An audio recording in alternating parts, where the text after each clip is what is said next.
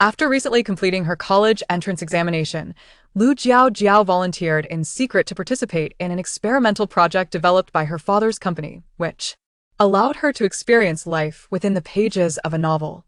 She found herself in a farming-themed story, assuming the role of a supporting character destined for demise. Determined to wholeheartedly embrace her existence as a mere paper figure, Lu Jiaojiao established a workshop, sold pastries, and promoted the cultivation of greenhouse vegetables, resolutely aiming to traverse the peaks of the male protagonists' and supporting characters' lives, leaving them with no escape. Should they wish to confront her, she would unleash her robotic army, revealing who the true loser is. Chapter 1. Entering the story. A supporting character who won't survive a single episode. Jiaojiao. Wake up, we have arrived. Rubbing her aching head, Lu Jiaojiao awoke to the sight of an exaggeratedly large pig head, letting out a startled scream and retreating to a safe distance. Huddled in a corner, she gazed at the pink pig nearby, a whirlwind of emotions surging within her. What are you? A pig. Upon realizing she did not recognize him, Yuan pouted and began to cry. I am your guide, not a pig. What guide? Lu Jiaojiao felt a blankness in her mind, unable to recall anything about such a guide. A minute later, Lu Jiaojiao tugged on Yuan's long ears, surveying her surroundings. So this is the farming novel I was transported into? Seeing she finally remembered, Yuan let out a sigh of relief and nodded eagerly. Thankfully, she recalled otherwise, as a newly appointed guide, he would be in quite a predicament. I never expected the original character's circumstances to be so dire, Lu Jiaojiao muttered under her breath. The room contained only a wooden plank bed, which she had just leapt from, and she could attest to its discomfort. Moreover, the walls were made of yellow earth, piquing her curiosity. Was it really possible to construct walls from dirt? Wouldn't it collapse? Was it sturdy? Would it fall? Lu Jiaojiao's inquisitive nature prompted a barrage of questions. However, now was not the time for such musings. Having recently finished reading the novel in just a few days after her exams, she recalled the fate of this character and gasped. The original character shared her name, Lu Jiaojiao, which is why her cousins had recommended the book to her. The story featured a protagonist, Yan Xiao, who experienced remarkable growth in an alternate historical farming setting. A modern university student, she had been transported into this world, gaining her first extraordinary ability of planting space.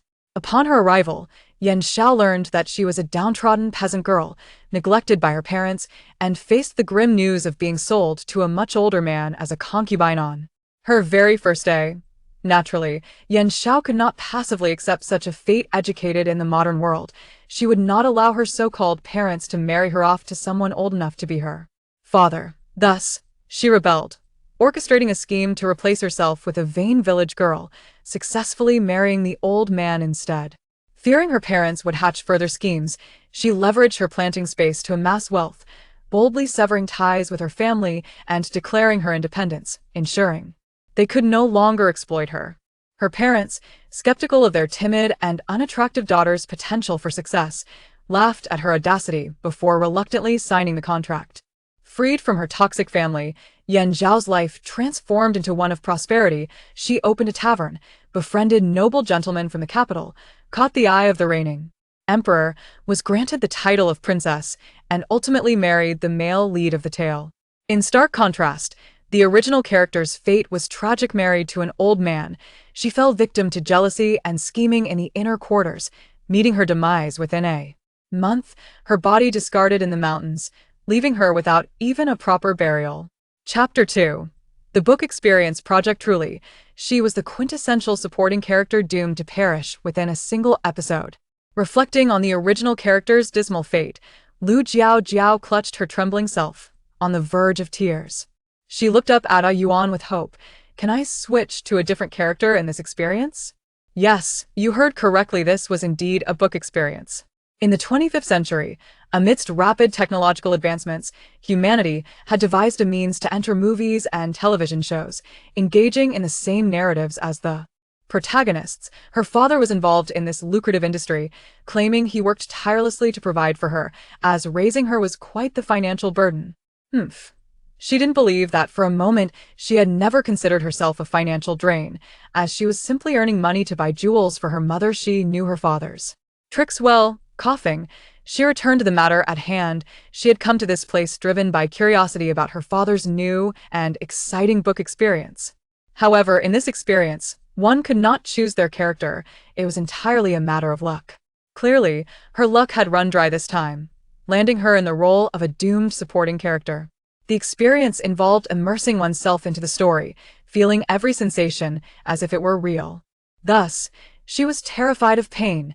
Noticing her reluctance, a Yuan sat before her and spoke apologetically. Unfortunately, once you enter the story, you must complete the project in this identity to exit, that is. The rule that I have to remain still while a wolf bites me? Lu Jiaojiao felt hopeless. A Yuan, having previously experienced the story of Lu Jingjing, felt sympathy for her plight. This was its first client, and it truly did not wish for her to suffer so. Yet, as a guide, it could only provide predetermined information and had no power to alter her fate. A Yuan was at a loss for words, and Lu Jiaojiao, too, felt disheartened. The prospect of switching characters or escaping the story was virtually impossible. But following the original character's plotline would drive her to madness. She certainly did not want that. Having just completed her college entrance examination, and with the holiday not yet over, she would rather remain her. At least she could survive until the mountain plot unfolded. Lu Jiaojiao, feeling despondent, rose from her spot and sat on the bed, resting her chin on her hands as she pondered how to evade her grim fate. Suddenly, a spark of inspiration lit up her mind. "Ah Yuan, do you have an experience manual? Please let me see it." She recalled noticing something important in the manual before her arrival. "Yes, I do." A Yuan rummaged through its belly pocket and produced a small booklet. Book Experience Manual. Lu Jiaojiao gazed at the title with satisfaction, eagerly diving into its contents. To ensure that esteemed customers have a pleasant experience within the story and to prevent unforeseen accidents, our company has introduced a second mode of experience selection. 1. Narrative choice. Follow the chosen character's story to its conclusion, with the option to return to reality. 2. Self-written plot. Alter the original narrative at crucial moments, embarking on a story that aligns with one's desires. Chapter 3. Yan Shao. Upon reaching this point, Lu Jiaojiao felt an immense sense of relief. At the very least, she could alter the narrative. With a newfound sense of assurance, she continued to peruse the other important notes in the manual. After finishing the Book Experience Manual, Lu Jiaojiao inquired, "Do you have a phone for emergency contact with the real world?" A Yuan replied, "Yes, but within the story, Book Experience users are limited to 3 phone calls." Lu Jiaojiao was aware of the 3-call limit, having read it in the booklet. Connecting to external devices is sufficient. Should any significant event occur, there would still be an opportunity to withdraw from here. A Yuan observed her reassuring demeanor, sniffing several times before murmuring softly, "However, there are certain stipulations for making a call with that phone." Lu Jiaojiao felt a sudden jolt, sensing that this was a trap. "Are there conditions for making a phone call?" "Father, are you making things difficult for your daughter?" "There are indeed conditions. The company has set this up to prevent users from idly passing time in the game. Thus, users must collect enough energy in order to use the phone to contact the outside world." A Yuan elaborated. Upon hearing this, Lu Jiaojiao felt as if a thunderbolt had struck her, leaving her stunned. "So, if I fail to gather energy as required, I won't even have the qualification to contact the outside?" A Yuan replied, "Theoretically, yes." Lu Jiaojiao collapsed onto her bed, her face reflecting a profound sense of despair. She finally understood the gravity of her situation. One should never be overly curious. Look at where she found herself, now how arduous it was. If she had simply stayed at home, enjoyed her 3-month vacation, and then proceeded to university, wouldn't that have been splendid? What was the point of her curiosity? She had only dug her own grave. So frustrating. "Jiaojiao, are you at home?" Lu Jiaojiao raised her head upon hearing the voice, quickly urging a Yuan to hide, fearing someone might enter and discover her. Once a Yuan had squeezed under the bed, Lu Jiaojiao stepped out to see who had called her. She was met with a slender, dark-haired girl standing beneath a tree in the yard. As she anxiously pondered who this stranger was and how to act, she suddenly noticed a name appearing above the girl's head. "Yuan Shao, she." She is the female lead? Lu Jiaojiao felt as though her entire worldview had been reshaped. How could such an ordinary face qualify as the heroine of a story? Goodness, at the very least, one would expect a character of more appealing appearance. Looking at this face, she would seriously question the male protagonists and the various male supporting characters' unwavering affections for her. A person's fondness for another is often tinted by the latter's appearance. If one disregards looks entirely, it is typically because the individual is at least moderately presentable. Otherwise, one cannot sustain any affection for long while gazing upon an unsightly visage. As Lu Jiaojiao pondered whether this novel might be a tale of overcoming adversity, Yuan Shao approached her with an amiable demeanor, as if they were the best of friends, and linked her arm. Jiaojiao, what were you doing inside just now? I've been waiting for you here for quite some time. It's so hot today that I'm sweating and thirsty. Could you please make me some sugar water? The more Lu Jiaojiao listened, the more her lips curved into a smirk. This heroine is quite amusing, standing under the tree, clearly not exposed to the sun, and yet she wishes for sugar water. How brazen! She couldn't believe that Yuan Shao didn't recognize the rarity of sugar in such a destitute village. Chapter 4. The main plotline commences. Most of the narrative focuses on Yuan Shao, while the character of this insignificant cannon fodder receives little attention. Furthermore, any plot that could potentially tarnish the heroine's image would surely not be elaborated upon. It seems that only by immersing oneself in the role can one gain a profound understanding. With this thought, Lu Jiaojiao tilted her head to look at Yuan Shao, offering an apologetic smile. I'm sorry, Yuan Shao, but my grandmother keeps the sugar, and I have no idea where she hides it. The original character's grandmother, named Zhang Dahu, became a widow while her 3 sons were still young. Later, she fled from their hometown to this place, bringing her family along. To establish themselves in such a distant location and maintain a sizable household speaks volumes about her resilience. It's clear that this grandmother is not an ordinary character. In the village, she is a formidable matriarch. No one dares to provoke her, and her family status has significantly improved as a result. Yuan Shao, having only met Zhang Dahu a few times, felt a sense of trepidation toward her. Given the original character's impression of her, it is understandable that she harbors genuine fear.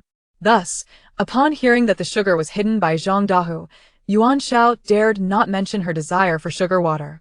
Seeing that she had successfully intimidated Yuan Shao, Lu Jiaojiao inquired, "Did you come to find me for something specific?"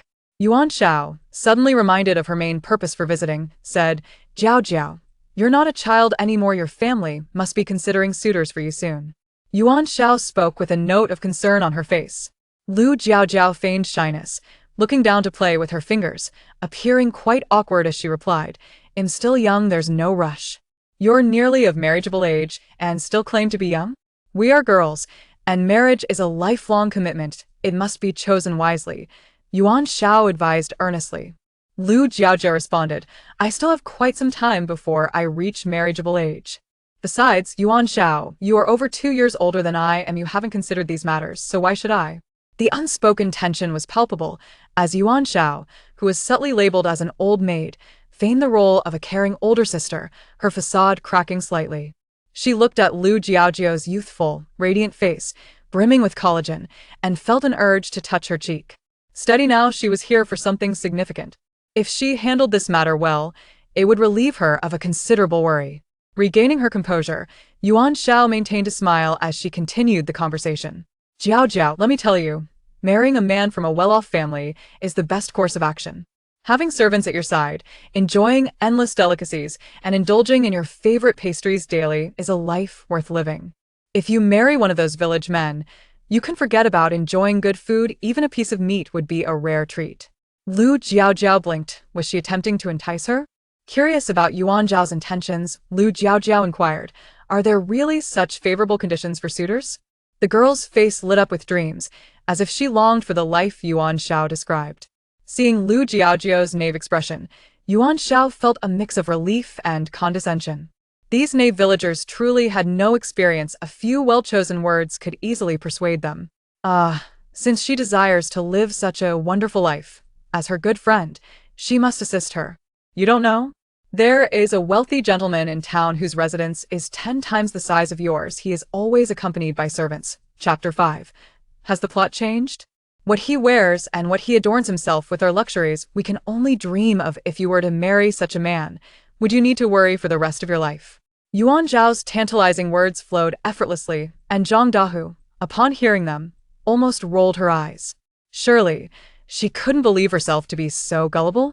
Just a few unverified, ethereal statements could leave her dizzy with excitement. It was becoming increasingly clear why the original character ended up marrying that wealthy old man. She had been deceived. It made sense. The original character, a sheltered girl who rarely ventured outside, came from a family that, while not affluent, was relatively better off in this village. Why would she marry an old man for a mere handful of money? Now it appeared highly probable that she had fallen prey to Yuan-Shao's words. An innocent girl, having seen so few men, would undoubtedly have expectations of her future partner. Who among young girls does not wish to marry well? It is understandable that a naive girl, lacking worldly experience, could be swayed by Yuan-Shao's brainwashing rhetoric. However, the author, determined to create a positive and resilient heroine who confronts challenges head-on, would naturally exclude such details that could cast a shadow on the female lead. The original host, this little Luo, successfully became the female lead, escaping the disastrous marriage arranged by her inept parents. The female lead?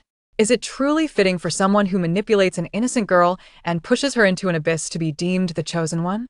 Lu Jiaojiao smiled gently, her porcelain-like face radiating a luminous glow under the sun, tilting her head as if she did not comprehend the implications of her friend's words. I am currently well-fed and well-rested, with no worries at all. After a lengthy discussion, Yan Xiao, who believed she had successfully hooked Lu Jiaojiao, nearly erupted into expletives upon hearing this statement. Are you a pig? Is marrying a wealthy man to become a noblewoman not appealing? My family does not lack for food and drink. I do not need to marry a wealthy man, I simply wish to wed someone who treats me well. As for you, Yan Xiao, I think you would be quite suited to the person you just mentioned, Lu Jiaojiao replied with sincere earnestness. Yan Xiao, taken aback, found herself at a loss for words. Deep down, she harbored a tinge of jealousy towards this young girl, pampered by the Lu family since childhood. Otherwise, she wouldn't have come here to discuss such matters with her. In her own home, she was not favored, and her life had been far from comfortable since arriving here. Each day, she was either forced to toil in the fields or serve their precious son. Her life was a struggle, and in stark contrast to Lu Jiaojiao, it was as if she were from two entirely different worlds. Of course, she longed to marry a wealthy man, but to be wed to a man nearing his demise, with several concubines already, was not something a learned university student like her would consider. Did that decrepit old man even deserve her? A disdainful smile crept onto Yan Zhao's face. With that, she stormed off, displaying an expression of indignation as if she felt misunderstood by her friend. Lu Jiaojiao silently observed Yan Zhao's retreating figure, biting her lip as she reflected on whether her words had altered the course of the narrative. After all, according to the original host's conclusion, she should have been quite convinced by Yan Zhao's words, sinking into her own fantasies, and not long after, disregarding her family's objections, she would have married in the town. No change at all, it's still the same. Chapter 6, the second of the Lu family. Despite the unchanged storyline, Lu Jiaojiao was undeterred. This was merely her first attempt. If success were so easily attained, what purpose would the mind serve? Merely as an ornament. Lu Jiaojiao was unfamiliar with the traditional stove, so she merely washed some vegetables in the kitchen. Fortunately, the character of Lu Jiaojiao had always been cherished at home. She had rarely ventured into the kitchen, so her lack of cooking skills raised no suspicions among the Lu family. Meals were typically prepared by her aunts and uncles, as was the case today. Lu Jiaojiao was playfully shooed away by the two women, so she sat on a stool beside her grandmother, who was gathering vegetables. Grandmother, let me help you. Zhang Dahua placed the gathered wild vegetables on the table and glanced at her. What's this? A change of heart? Usually, she would send the household boys to fetch her meals. It was rare to see her actively working. Having read this farming narrative attentively, Lu Jiaojiao instantly understood her grandmother's implication. Rubbing her head and blushing, she feigned a reformed demeanor. Grandmother, please forget my past foolishness. I now recognize my errors and will surely mend my ways. Lu Jiaojiao spoke solemnly, raising one hand with 3 fingers extended in a gesture of oath, prompting a playful glare from Zhang Dahua. Enough of these sweet words. Whether you truly understand will depend on your future actions. I will not let you down, grandmother. Lu Jiaojiao declared loudly, drawing the heads of her 2 busy aunts to peer curiously from the kitchen. Regardless of whether this pampered granddaughter would genuinely transform, Zhang Dahua felt a surge of joy at her words. She could be fierce with everyone, but when it came to this young granddaughter who lost her parents at such a tender age, she could not bring herself to utter a harsh word. Moreover, had it not been for the second son, how could a single woman like her have protected the family during times of calamity? Ultimately, she owed the entire Liu family a great deal to the second son and his family. If she mistreated their only daughter in their absence, her conscience would surely be troubled. Furthermore, her little Jiaojiao had always been a beloved girl, and she could never act the part of a cruel grandmother. Perhaps her sister's influence had contributed to his absence as well. Do not ask how she knew. As long as her eyes were not blind, she could see it clearly enough. Lu Jiaojiao gazed in exasperation at her little cousin, who was shrinking into a quail across from her heart filled with conflicting emotions. Just how terrified was this boy of the original host? She had merely glanced at him a few times, and he reacted as if it were the end of the world. It was utterly absurd. The original host was not the main character in this tale thus. Her presence was only briefly mentioned, particularly that of her brother, who was merely touched upon in passing. She genuinely did not know what the original host had done to this brother. Lu Jiaojiao poked at her food, musing in annoyance how challenging her role as a minor character truly was. Most of the labor in the Liu family's fields had been completed by the two robust men, and Grandma Liu and the aunts had only planted a few crops, which did not require much effort. After a morning of toil, they did not wish to continue, so the family gathered stools in the courtyard, sitting beneath the tree to chat. Chapter 7. The Disappearance of Father Liu. The Liu family was relatively small, having fled from hardship, and thus had no relatives in this area. Zhang Dahua had 3 sons. The original host's father was the second. To protect the family during their escape, he had drawn away the bandits, after which he vanished without a trace. The original host's mother passed away shortly after giving birth to her. Thus, in this household, only Grandma Zhang Dahua, her 2 sons, daughters-in-law, and grandchildren remained. Lu Jiaojiao found herself unable to interject in their conversations, so she opted to eat a wild fruit while listening to them speak. "Mother, little Yu is of age. Shouldn't we initiate his education?" Liang Qiao asked cautiously, gripping her clothing. It was no wonder she spoke so tentatively. Everyone knew that raising a scholar required considerable financial resources, especially since there was already one Lu Jun studying in the school. Adding little Yu would impose a significant burden on the family. Yet, what mother does not aspire for her son to have a bright future? While not expecting him to become a top scholar or attain high office, simply being literate enough to manage accounts would be a blessing. Upon hearing Liang Qiao's words, Zhang Dahua furrowed her brow, not immediately providing a response. Liang Qiao, sensing her disappointment, refrained from pressing further, understanding the family's circumstances, and skillfully shifted the conversation. As they continued to discuss, the topic unexpectedly turned to Yan Xiao, prompting Lu Jiaojiao to sit up straight and listen intently. "I heard from Aunt Zhu that Yan Xiao has caught the attention of a prominent family in town. She may soon be going to enjoy a life of luxury," Aunt Yu Cui remarked. Liang Qiao, clearly aware of the rumor, chimed in. "No wonder Yan Zhao's mother has been radiating joy lately. It seems she'll soon have a good son-in-law." Indeed, those two from the Yan family have been rather boastful of late, Yu Cui added with a hint of envy. Zhang Dahua shot a glance at her daughters-in-law, admonishing, "How others live their lives is none of your concern. Do not meddle. What good son-in-law could possibly be found? Moreover, why would a wealthy family desire to marry a peasant girl? One must not sacrifice everything for fleeting gains." Since their marriage, the 2 daughters-in-law had been subtly guided by Zhang Dahua, who understood that their aspirations could not compare to those of ordinary farmers. Upon hearing their mother-in-law's warning, they felt no surprise and naturally aligned with her viewpoint. Lu Jiaojiao had originally intended to glean more information about the female lead, but seeing their conversation shift to other topics, she leaned her chin in boredom, feeling drowsy. Noticing her idle demeanor, Zhang Dahua gently nudged her and inquired, "Why isn't Jiaojiao going out to play today?" Lu Jiaojiao felt a gradual sense of clarity enveloping her heart. It then occurred to her that the original owner of this body possessed a restless spirit, often darting out to frolic with the village girls at the slightest opportunity. Lu Jiaojiao had come to experience life within the pages of a book, and she was reluctant to shatter the persona she had adopted over trifles. Moreover, she reasoned that remaining idle was far less productive than seeking clues that might intertwine with the narrative of the story. Resolute in her decision, Lu Jiaojiao bid farewell to Zhang Dahua and stepped outside. As she emerged, she was greeted by the sight of earthen houses reminiscent of those encountered in history classes, alongside a few thatched cottages. Lu Jiaojiao could not help but lament the harshness of life in this place. Though the Lu family resided in an earthen dwelling, their tiled roof was certainly superior to the thatch of the others. With her striking beauty and the relatively comfortable life the Lu family enjoyed, the village matrons greeted her with warm smiles and cheerful hellos. Chapter 8. Lu Duo goes online. As Lu Jiaojiao strolled along, she discovered that the environment here was rather pleasant. The surroundings were adorned with vibrant greenery, and the nearby mountains were a lush emerald, evoking a sense of comfort. In the 25th century, where she resided, technology had advanced to meet humanity's myriad needs, yet it lacked in fulfilling spiritual fulfillment. Natural greenery like this had gradually receded from daily life amid technological progress, and by the time people realized it, the only abundant vegetation was found in ecological parks, cultivated through biotechnological methods.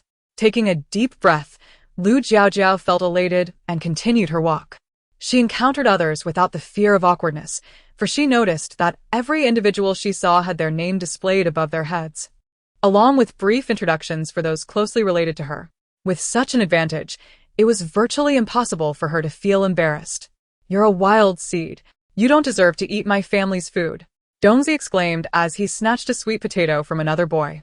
Hearing the commotion, Lu Jiaojiao approached, spotting a rascally child behind a haystack, watching intently as a boy desperately clutched the sweet potato and encouraging his companions to join in the theft. Having received a good education, Lu Jiaojiao felt compelled to intervene. Such behavior should be curtailed. If not, she would call the police. It was essential not to allow such negative influences to tarnish the youth of the nation. Children should be occupied with ample homework and extracurricular classes, leaving them no time to concoct mischief. Seeing that one mischievous boy had obediently begun to snatch the sweet potato, Lu Jiaojiao quickly halted her thoughts, rolled up her sleeves in indignation, and rushed over. She pulled the pitiful boy clutching the sweet potato aside. Gazing at the two startled rascals, she glanced at the names above their heads and said, "Wang Eru, you bully even your brother. That's simply unacceptable." Wang Eru was taken aback by Lu Jiaojiao's sudden appearance. His mother had always said that he could do anything to Xiao Wei as long as no one was watching. "My mother said, he's just a wild seed. I can treat him however I want. You're not my keeper." Lu Jiaojiao felt a surge of frustration, wishing she could give him a good thrashing. "Oh, you continue to bully others, do you? I see the village aunties are quite free at the moment. Why not call them over to witness your little performance?" she said, arms crossed, a smile radiating warmth, yet devoid of anger. This boy, clearly choosing a hidden vantage point to bully others, likely feared being discovered. Thus, finding a reason to frighten him would not be difficult. Wang Eru felt a pang of anxiety and retorted, You little tattletale. Lu Jiaojiao. How old are you to meddle in our affairs? You'll never get married. If someone as beautiful as me can't find a partner, then I guarantee you'll be destined to remain single forever, Lu Duo shot back. Wang Eru glared at Lu Jiaojiao in exasperation, but ultimately feared her threat of calling for onlookers, for if that happened, his mother would surely punish him severely. Chapter 9. The script seems off. Wang Eru, though young, is not lacking in wit. When matters turn personal, one's awareness sharpens in extraordinary ways. Once Wang Eru departed with his companions, Lu Jiaojiao turned her gaze towards a certain youth who anxiously clutched a sweet potato, fearful that it might vanish in an instant. Xiao Wei. That name hardly seems like one chosen by the Wang family. Given Wang Eru's name, it is evident that the Wang family is not particularly cultured. It would indeed be surprising for them to bestow such a name. They have gone. You need not worry about anyone seizing your sweet potato, Lu Jiaojiao said, bending down to address the boy squatting on the ground. Xiao Wei timidly lifted his head, glancing around to confirm that Wang Eru and his entourage had truly vanished, and gradually began to relax. "Thank you," he whispered, his voice so soft that it would have been inaudible without Lu Jiaojiao's keen hearing. "You're welcome," she replied, then glanced at the sweet potato with genuine suggestion. "If you fear that someone might come to snatch it away, it would be wiser to consume it." She found his behavior perplexing. Had it been her, she would have immediately stuffed her food into her mouth if anyone dared to try and take it, daring them to wait until her digestive system had completed its work. After pondering, the boy decided that despite the looming possibility of hunger later that evening, it was wiser to take small bites of the sweet potato to prevent any further trouble from Wang Eru. Lu Jiaojiao had come to assess the situation and certainly did not wish to remain idly watching him eat. Without uttering a word, she shrugged and continued walking forward. As they distanced themselves from the populated area, a curious creature emerged from her pocket, a yuan, the obedient toy that had been patiently waiting. Jiaojiao, there's a river. A yuan exclaimed with enthusiasm. Lu Jiaojiao looked ahead and, indeed, there lay a river. Upon reaching the riverbank, they were astonished to discover fish swimming in the water. And quite sizable ones at that. There are fish in there, a yuan exclaimed, drooling as he watched the merrily swimming fish. Lu Jiaojiao observed the fish, which displayed no fear of humans, and wondered, have these fish never been caught for food? Otherwise, how could they be so naively swimming about, blowing bubbles in the presence of people? A yuan, however, did not ponder such matters. Had it not been for the proximity to the village, he would have eagerly leaped into the water to catch fish for a meal. If no one eats them, that means they are all ours, he mused. Lu Jiaojiao tugged at his large ears. You have quite the imagination. This river is not yours to claim. Hee, am I wrong? So, can we catch fish to eat now? A yuan asked with eager anticipation. Lu Jiaojiao, feeling a pang of desire herself, nodded in agreement. The dishes prepared by her family were rather bland, and for someone who favored bold and spicy flavors, such meals were indeed unappetizing. The thought of spicy, grilled fish made her mouth water. However, such flavors require seasoning. Otherwise, could one truly enjoy fish simply roasted? It would be overwhelmingly fishy. Having visited the kitchen of the Lu family, she knew they lacked such seasonings, so. Lu Jiaojiao turned to a yuan, whose eyes gleamed as he gazed at the fish. A yuan, do you have any seasonings? She inquired, initially as a mere test, knowing Yuan was merely a guiding NPC and not expecting much. To her astonishment, he began to produce a plethora of items from his pocket: chili powder, peppercorns, barbecue sauce. Lu Jiaojiao was left utterly dumbfounded. Why does this plot seem rather off? Chapter 10. A yuan with a treasure chest. Could it be that an NPC comes equipped with a treasure chest? Lu Jiaojiao felt a sudden surge of excitement, her curiosity piqued by this peculiar entity named Ayuan. Despite her intrigue, she had no intention of pressing Ayuan for information just yet. Such hidden bugs often conceal secret storylines, and inquiring too soon might trigger quest. She preferred to enjoy a few leisurely days before embarking on any tasks. The fish in the river, seemingly oblivious to the harsh realities of life, were as slow-witted as foolish creatures, allowing Lu Jiaojiao to easily catch 2 large, plump specimens. Finding a suitable spot, she kindled a fire, while Ayuan produced a fish grill and prepared the catch, both of them engaging in a game while they waited. Delicious. So this is the flavor of fish, Ayuan remarked between bites. Observing the unworldly Ayuan relishing the meal, Lu Jiaojiao suddenly recalled something. You're made of code, right? Eating isn't an issue for you, is it? Ayuan took a few steps back, feigning a dramatic display of defecation. Startled, Lu Jiaojiao quickly called for a halt, expressing her utter disinterest and urging Ayuan to enjoy the fish. Once they had finished their meal, Lu Jiaojiao tended to the fire, aware that the dry weather could easily turn a slight breeze into a potential disaster if the flames spread to flammable materials. Standing at the foot of the mountain, with a dry mouth after the fish, Lu Jiaojiao reminisced about the wild fruits she had eaten at home. Are there fruits on the mountain? She inquired of Ayuan. Of course. There are several kinds. If you wish to pick some, I can guide you, Ayuan replied. Lu Jiaojiao was instantly thrilled. You've even added a navigation feature? Indeed, I am a versatile guide. Aside from the storyline you are experiencing, I can assist with everything else. My services are quite professional. Remember to mention me next time you embark on a book journey, Ayuan promoted. What a blatant advertisement. Nonetheless, Lu Jiaojiao was pleased that it would enhance her experience. She wasn't foolish enough to ignore a shortcut when one presented itself. Under Ayuan's guidance, she discovered a tree bearing unripe fruits and plucked one to taste. It was quite pleasant, tart, and sweet. It must still be immature. When ripe, it should be even sweeter. On the way back, she spotted the pitiful figure of Xiao Wei again. Lu Jiaojiao's eyelids twitched, pondering whether she was fated to cross paths with him so frequently. She observed him skillfully wielding a hoe taller than himself, digging with remarkable agility, which made her wonder about the ease of the soil. Tilting her head, she scrutinized his emaciated hands and the fruits nestled in his clothing. Approaching him, she lightly tapped his shoulder and offered him a few of the fruits. "I just picked these, here, take some." The young man pursed his lips, glancing at the fruits. "No need. Of course you do. I can't eat them all by myself, so take them." Without waiting for him to refuse again, she pressed the fruits into his hands and decisively turned away. Xiao Wei watched her retreating figure, his gaze lowering.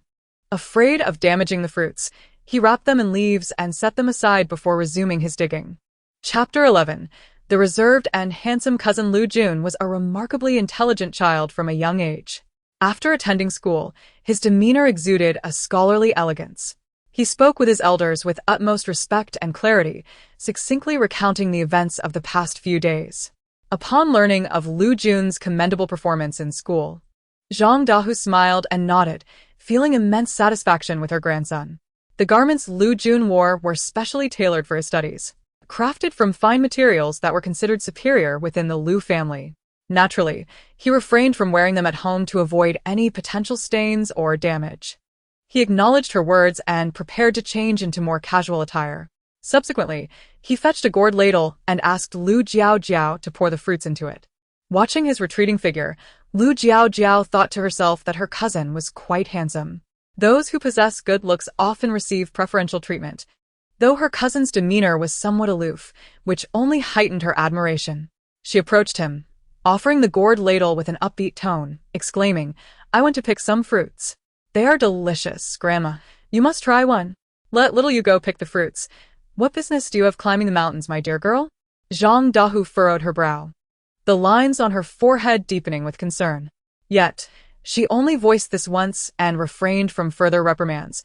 Acknowledging that wild fruits were readily available on the outskirts of the mountain, a brief excursion would pose no real danger. After all, her little grandson often ventured out with the village boys to gather some. Lu Jiaojiao, no longer a mere child, discerned that Zhang Dahu was acting in her best interest and chose not to sulk over a few words. After exchanging a few pleasantries with Zhang Dahu, Aunt and little Aunt emerged from the kitchen with dishes, followed by Lu Jun, who had quietly fetched bowls and chopsticks. Once everyone was seated, Lu Jiaojiao noticed someone was missing and looked towards Liang Qiao with a puzzled expression, inquiring, "Aunt, where is Xiaoyu? I haven't seen him." Liang Qiao, taken aback by her sister's sudden concern for her younger brother, paused in surprise before responding, Oh. Lu Jiaojiao nodded, accepting the chopsticks offered by Lu Jun. With no entertainment at hand, the meal concluded and boredom quickly set in. Resting her chin on her hands, Lu Jiaojiao reflected on her usual habits, envisioning herself in a virtual world, reveling with friends, only to be caught by her older brother with his stern demeanor. Here, however, the only amusement was in gazing at the stars. Speaking of which, the night sky was indeed beautiful, unlike the artificial starry heavens created by technology. Each star shone brightly. The true night sky should resemble this, with each star possessing its own unique characteristics and radiating distinct light. "What are you looking at?" A sudden voice startled Lu Jiaojiao, causing her to jump slightly. Upon recognizing the speaker, she shot him an annoyed glare. Chapter 12. The unusual Lu Jun. Did you float here? You walk without making a sound.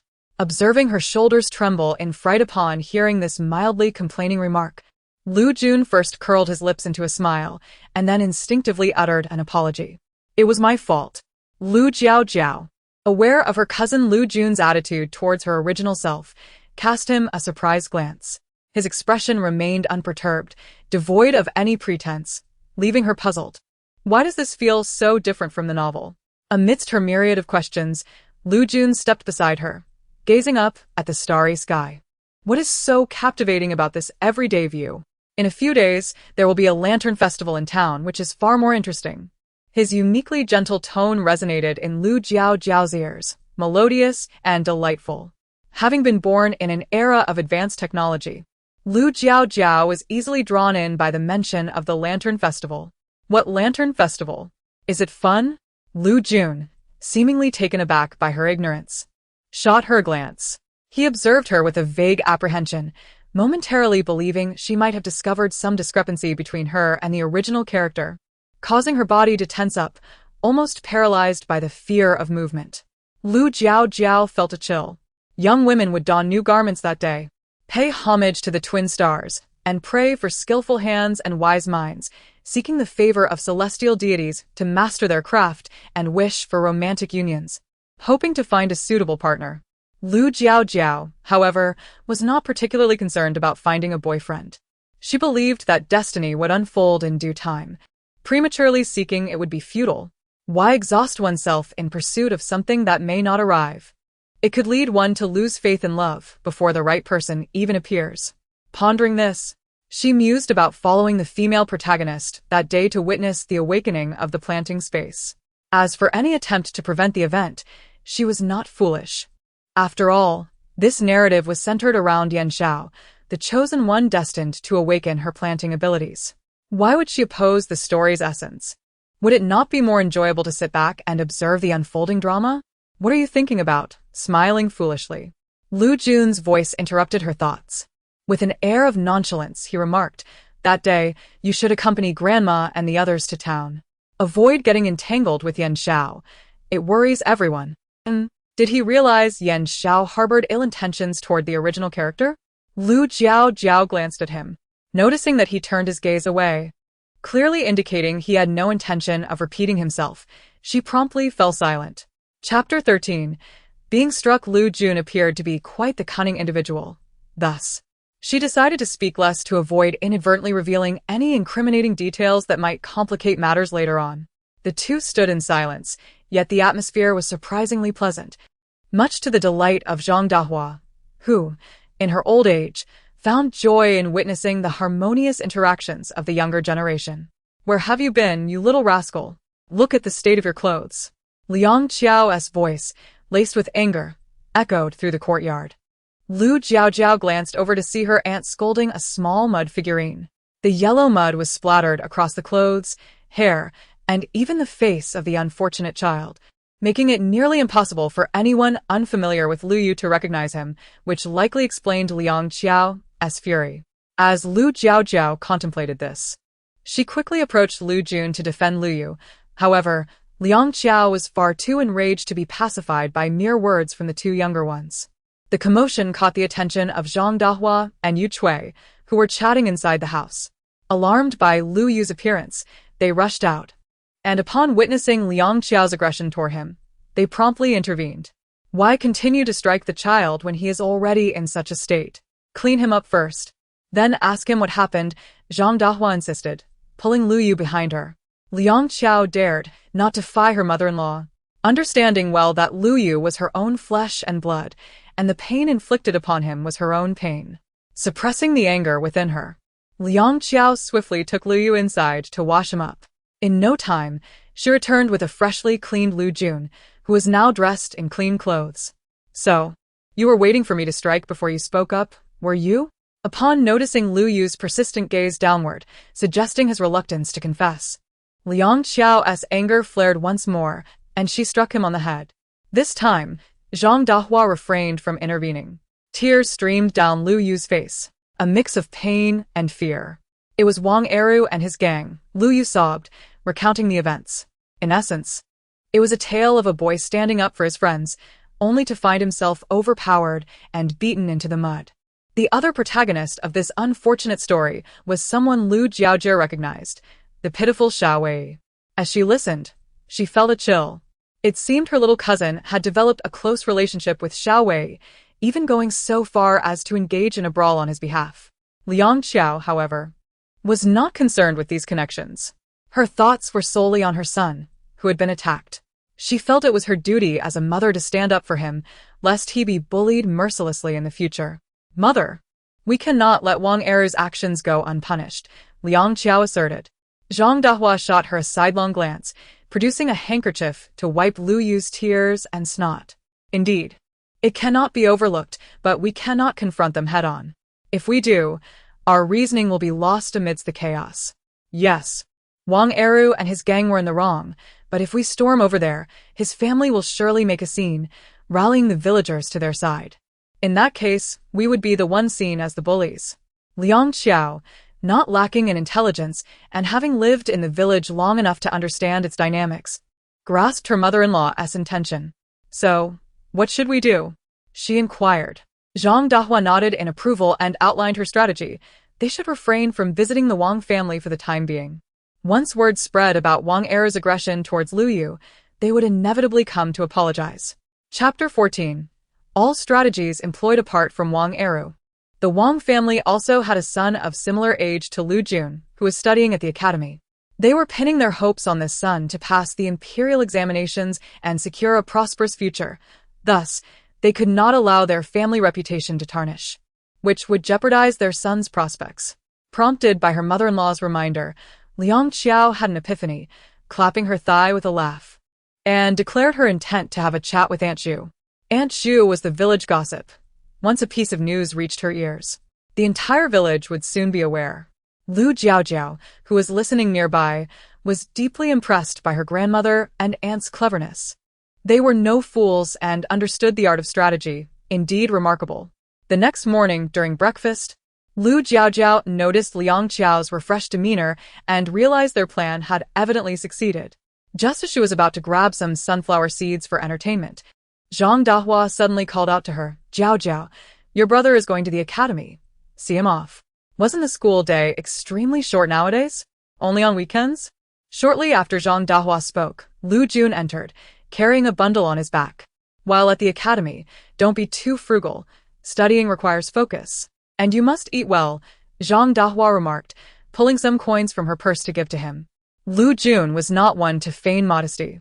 He thanked her and accepted the coins, saying, "I understand, mother. As long as you are content with your calculations." With a smile, Zhang Dahua pulled Lu Jiaojiao before her and added, "Let Jiaojiao see you off." Lu Jun glanced at Lu Jiaojiao and nodded.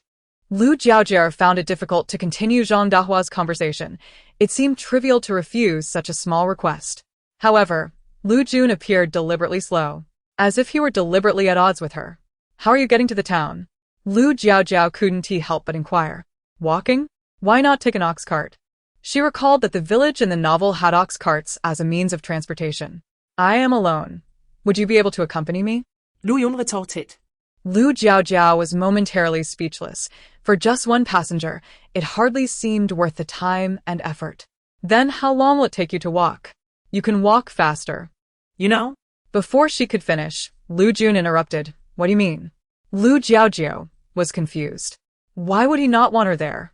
She was merely being a passive observer. After all, how could she affect anything? Lu Jun shook his head, exasperated. "You, an unmarried girl, observing a group of people arguing. Do you think that is appropriate? Aren't you worried about how it might affect your reputation, making it difficult to find a suitable match in the future?" Lu Jiaojiao truly did not expect Zhang Dahua to think so far ahead. She had assumed it was simply to accompany Lu Jun. Alas, raising a child comes with an inordinate amount of concern, she mused. She was only of a tender age, yet already contemplating marriage. How prudent. Yet, was it not a tad premature to ponder such matters? Lu Jun adjusted the bundle on his shoulder, saying, "You are approaching the age of marriage.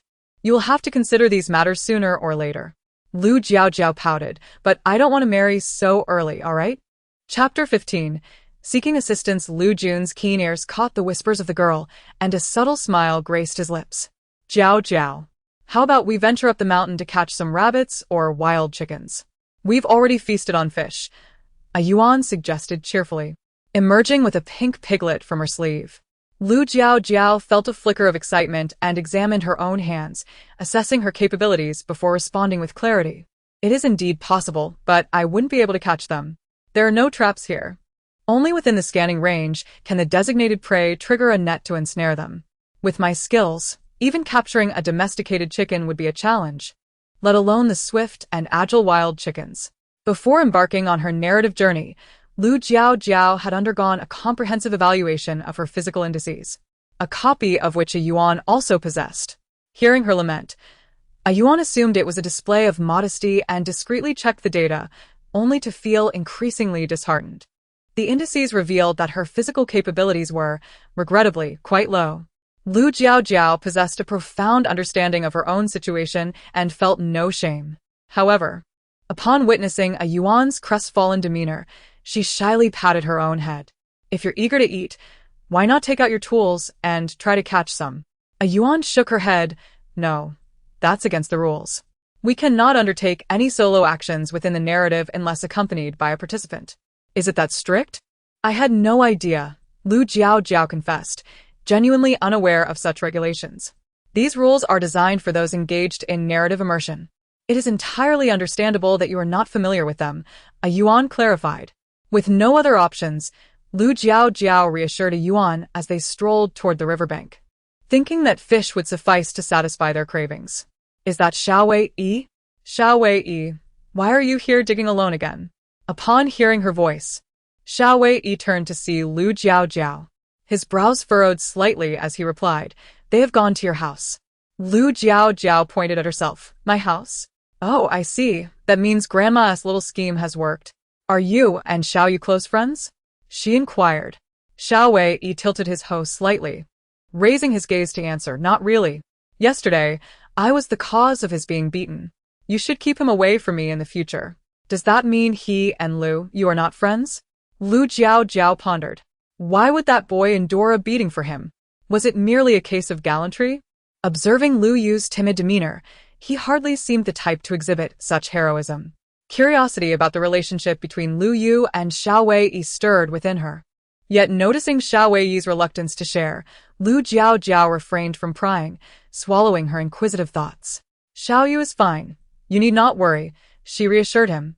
Xiao Wei-yi relaxed his grip on the hoe and resumed his digging. You must be nearing the end of your work. Once you're finished, will you accompany me to the mountain? Lu Jiaojiao asked. For reasons unknown, whenever she laid eyes on Xiao Wei-yi, she felt an overwhelming sense of his prowess, despite his current appearance being less than imposing. Chapter 16. To Lu Yu the boy lowered his head in contemplation, gently caressing his unfilled stomach.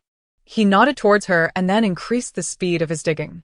Observing his earnest labor, Lu Jiaojiao refrained from disturbing him, finding a somewhat suitable spot to sit and quietly wait. The more she watched, the more she felt that Xiao Wei-yi was truly capable of enduring hardship. He worked efficiently, wielding the hoe with sincerity, devoid of any pretense. Despite the sweat streaming down his forehead, he did not pause to rest, clearly demonstrating his resilience. After approximately 10 minutes, Xiao Wei-yi approached with the hoe in hand, indicating it was time to leave. He had ventured into the mountains numerous times, often searching for food when hunger struck, making him far more familiar with the terrain than Lu Jiaojiao, who was new to this place. With this living map to guide them, the two swiftly located a burrow of rabbits, contentedly grazing, concealed behind a tree. The two of them were small and quiet enough not to be detected, as they observed 3 or 4 plump rabbits. Lu Jiaojiao's mind conjured up several dishes that could be made from them. The thought of spicy rabbit heads made her mouth water. She inhaled deeply, flexed her hands, and prepared to sneak up, thinking that perhaps the rabbits, having gorged themselves, might be too sluggish to escape her grasp, though she lacked athletic prowess. Dreams were meant to be cherished, after all, and they took up no space. Just as she was eagerly contemplating her plan to capture a rabbit, she was suddenly pulled back. She longed to be an active participant, unwilling to remain idly waiting. However, Xiao Wei-yi was remarkably swift in action. No sooner had he spoken than he had already darted forward. As she observed him stealthily approaching the rabbits, she dared not move, knowing that if she joined him, their chance at a meal would vanish. Holding her breath, she fixed her gaze on Xiao Wei-yi, silently cheering him on. While rabbits may not possess the wariness of other animals, their agility was not to be underestimated. Not wanting to squander the opportunity, he pounced at just the right moment, capturing the 2 closest rabbits in one swift motion, while the rest scurried away into the underbrush, disappearing from sight. Lu Jiaojiao, who had been intently watching, was exhilarated to see him actually catch 2 rabbits. She sprang forth, exclaiming, "Wow, you actually caught them. Impressive." The boy glanced at her and then at the rabbits in his grasp, ultimately offering one to her. I didn't contribute much. Why are you giving this to me? Lu Jiaojiao felt a pang of guilt, reluctant to accept a reward for her minimal involvement. In her understanding, one should receive only in proportion to their efforts. Yet here she was, a mere bystander, unsure of her right to take it, feeling the weight of the gift. Xiao Wei was taken aback by her refusal. After all, this rabbit was tangible sustenance, ample enough for a hearty meal for their family. Realizing her hesitance stemmed from her concern for Lu Yu, who had been bullied because of him, she softened. Accepting the rabbit on behalf of Lu Yu, she said, "All right, then I'll thank you, for little Yu." Xiao Wei nodded, then took his own rabbit and walked away. Chapter 17. She, too, was in despair. Holding a rabbit in her hands, it would be quite shameless to approach and take a bite. Lu Jiaojiao descended the mountain, clutching the rabbit. At that moment, she was alone. A Yuan, who had been stifled within her sleeve, crawled out to observe the rabbit with a look of wonder. "So this is a rabbit? I wonder if it's edible." A Yuan's eyes sparkled as it fixated on the rabbit, which, startled by the curious creature, shrank its head further into its body. This gluttonous gaze compelled Lu Jiaojiao to lift the rabbit onto her shoulder, issuing a stern warning. "This rabbit is meant to nourish Lu Yu. It cannot be eaten." Given her serious demeanor, a Yuan dared not look at the rabbit any longer, fearing it might succumb to the temptation. "Then let us catch one ourselves. If we can't eat what others give us, surely one we catch ourselves is acceptable." The notion was sound, yet a Yuan had forgotten about its uncooperative companion. "I can't do it, as I have previously stated." In reality, amidst the transformative advancements of technology, people have come to embrace the life of high efficiency. Who would choose to walk? Transportation now involves the use of identity recognition-enabled light-speed robots. Simply state your desired destination, and no matter the distance, you'll arrive in under 3 minutes. In a society where technology has reached near saturation, even the most impoverished can possess such a robot. Furthermore, pharmaceutical experts have developed numerous medications allowing individuals weighing over 200 pounds to shed excess weight without exercise or dietary restrictions, achieving the physique of a goddess or god within a month. Given these circumstances, who would bother with exercise to enhance their physical condition? In the minds of most people, exercising is regarded as a waste of time. With that time, they could be inventing a new patent. Living under such societal perceptions, even though she did not harbor a significant aversion to exercise, Lu Jiaojiao had seldom engaged in any dedicated physical training, having only been coerced by her parents to jog or take walks occasionally.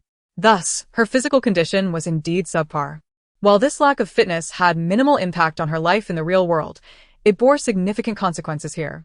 When it came to catching a rabbit, she feared that she wouldn't even get close before it vanished from sight. What could she do?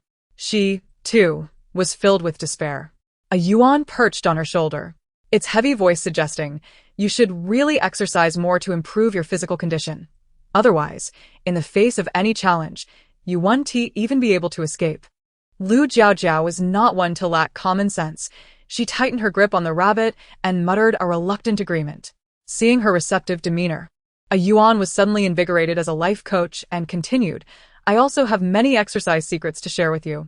As a Yuan grew increasingly animated, Lu Jiaojiao brought it closer to her face. "I understand, but could you please allow me to enjoy today in peace?" A Yuan flailed its limbs anxiously in the air, fearing that Lu Jiaojiao might drop it. If it were to get hurt, there were no experts around to repair it, and that would be the end of it. Chapter 18. The uncontrollable frustration. The little fellow appeared to possess little self-awareness regarding its own nature. With that pig-like visage, Lu Jiaojiao could hardly discern any semblance of an amiable smile upon its face. Like many of her peers, Lu Jiaojiao had an aversion to lectures and would often find herself instinctively opposing them. Fortunately, her rebellious phase was nearing its end. Thus, she offered minimal resistance to a Yuan's words, merely feeling a slight annoyance from the repetition. Moreover, observing her aunt's beaming countenance, it seemed that the Wang family had fallen into a predicament. Zhang Dahua and Liang Qiao were in the courtyard sunning the freshly prepared sauerkraut when they noticed Lu Jiaojiao cradling a rabbit and hurried over to inquire about its origin. Upon learning that it was a gift from Xiao Wei, Liang Qiao's expression darkened. Although she had once felt sympathy for the unloved child, Her son had just been beaten by Wang Eru, and even her patience had its limits when it came to directing her frustration at him. On the other hand, Zhang Dahua held a favorable opinion of Xiao Wei. Born into adverse circumstances, he was a resilient child, though it was unfortunate that he belonged to the Wang family. Well, That's acceptable, Liang Qiao remarked. This is compensation for my son's beating. Why should I refuse it? Zhang Dahua cast her an indignant glance and pressed the rabbit into Liang Qiao's hands. Then handle it yourself. No need for further complaints or trouble with someone else's child. Liang Qiao stamped her foot. Mother, do you take me for someone who would stoop to quarreling with a half-grown child? Then it's settled. Slaughter the rabbit. Prepare a nice meal for Xiaoyu. Zhang Dahua waved her hand dismissively. With the promise of meat at home, Liang Qiao had no objections and promptly agreed, setting off to tend to the rabbit. Meanwhile, Lu Jiaojiao, noticing the ample sauerkraut remaining in the tub, did not dawdle aimlessly. After washing her hands, she joined in to assist. Since she had previously helped with minor tasks, Zhang Dahua was no longer as surprised or teasing when Lu Jiaojiao volunteered to help with the sauerkraut. When dinner time arrived, a dish of rabbit meat graced the table. Liang Qiao's cooking was commendable, and the rabbit was particularly delectable, even enticing Zhang Dahua, who typically shunned greasy foods, to indulge in several pieces. Not to mention Lu Yu, the sprightly child, who devoured his share voraciously, hardly uttering a word during the meal as he focused intently on the meat. Lu Jiaojiao was a person of considerable resolve. When she set her mind to something, she acted upon it. After devising a plan with the Yuan that evening, she prepared to go jogging the following morning around 7 o'clock. The village was filled with children rising early to work, and Lu Jiaojiao's presence was no anomaly. Others assumed she had been summoned by Zhang Dahua to gather wild vegetables and greeted her before returning to their own tasks. Lu Jiaojiao ran all the way to the foot of the mountain. Though her pace was not swift, it felt exhausting for her. With weary legs, the thought of continuing to run was daunting. She perched herself upon a stone and said to a Yuan, "Let me rest for a moment. I shall resume shortly." Chapter 19. The gift of bread. She had only just begun, and if she were to relax now, her future expectations would undoubtedly diminish. To prevent such an eventuality, and given that she had just finished running, it would be unwise to sit down to rest.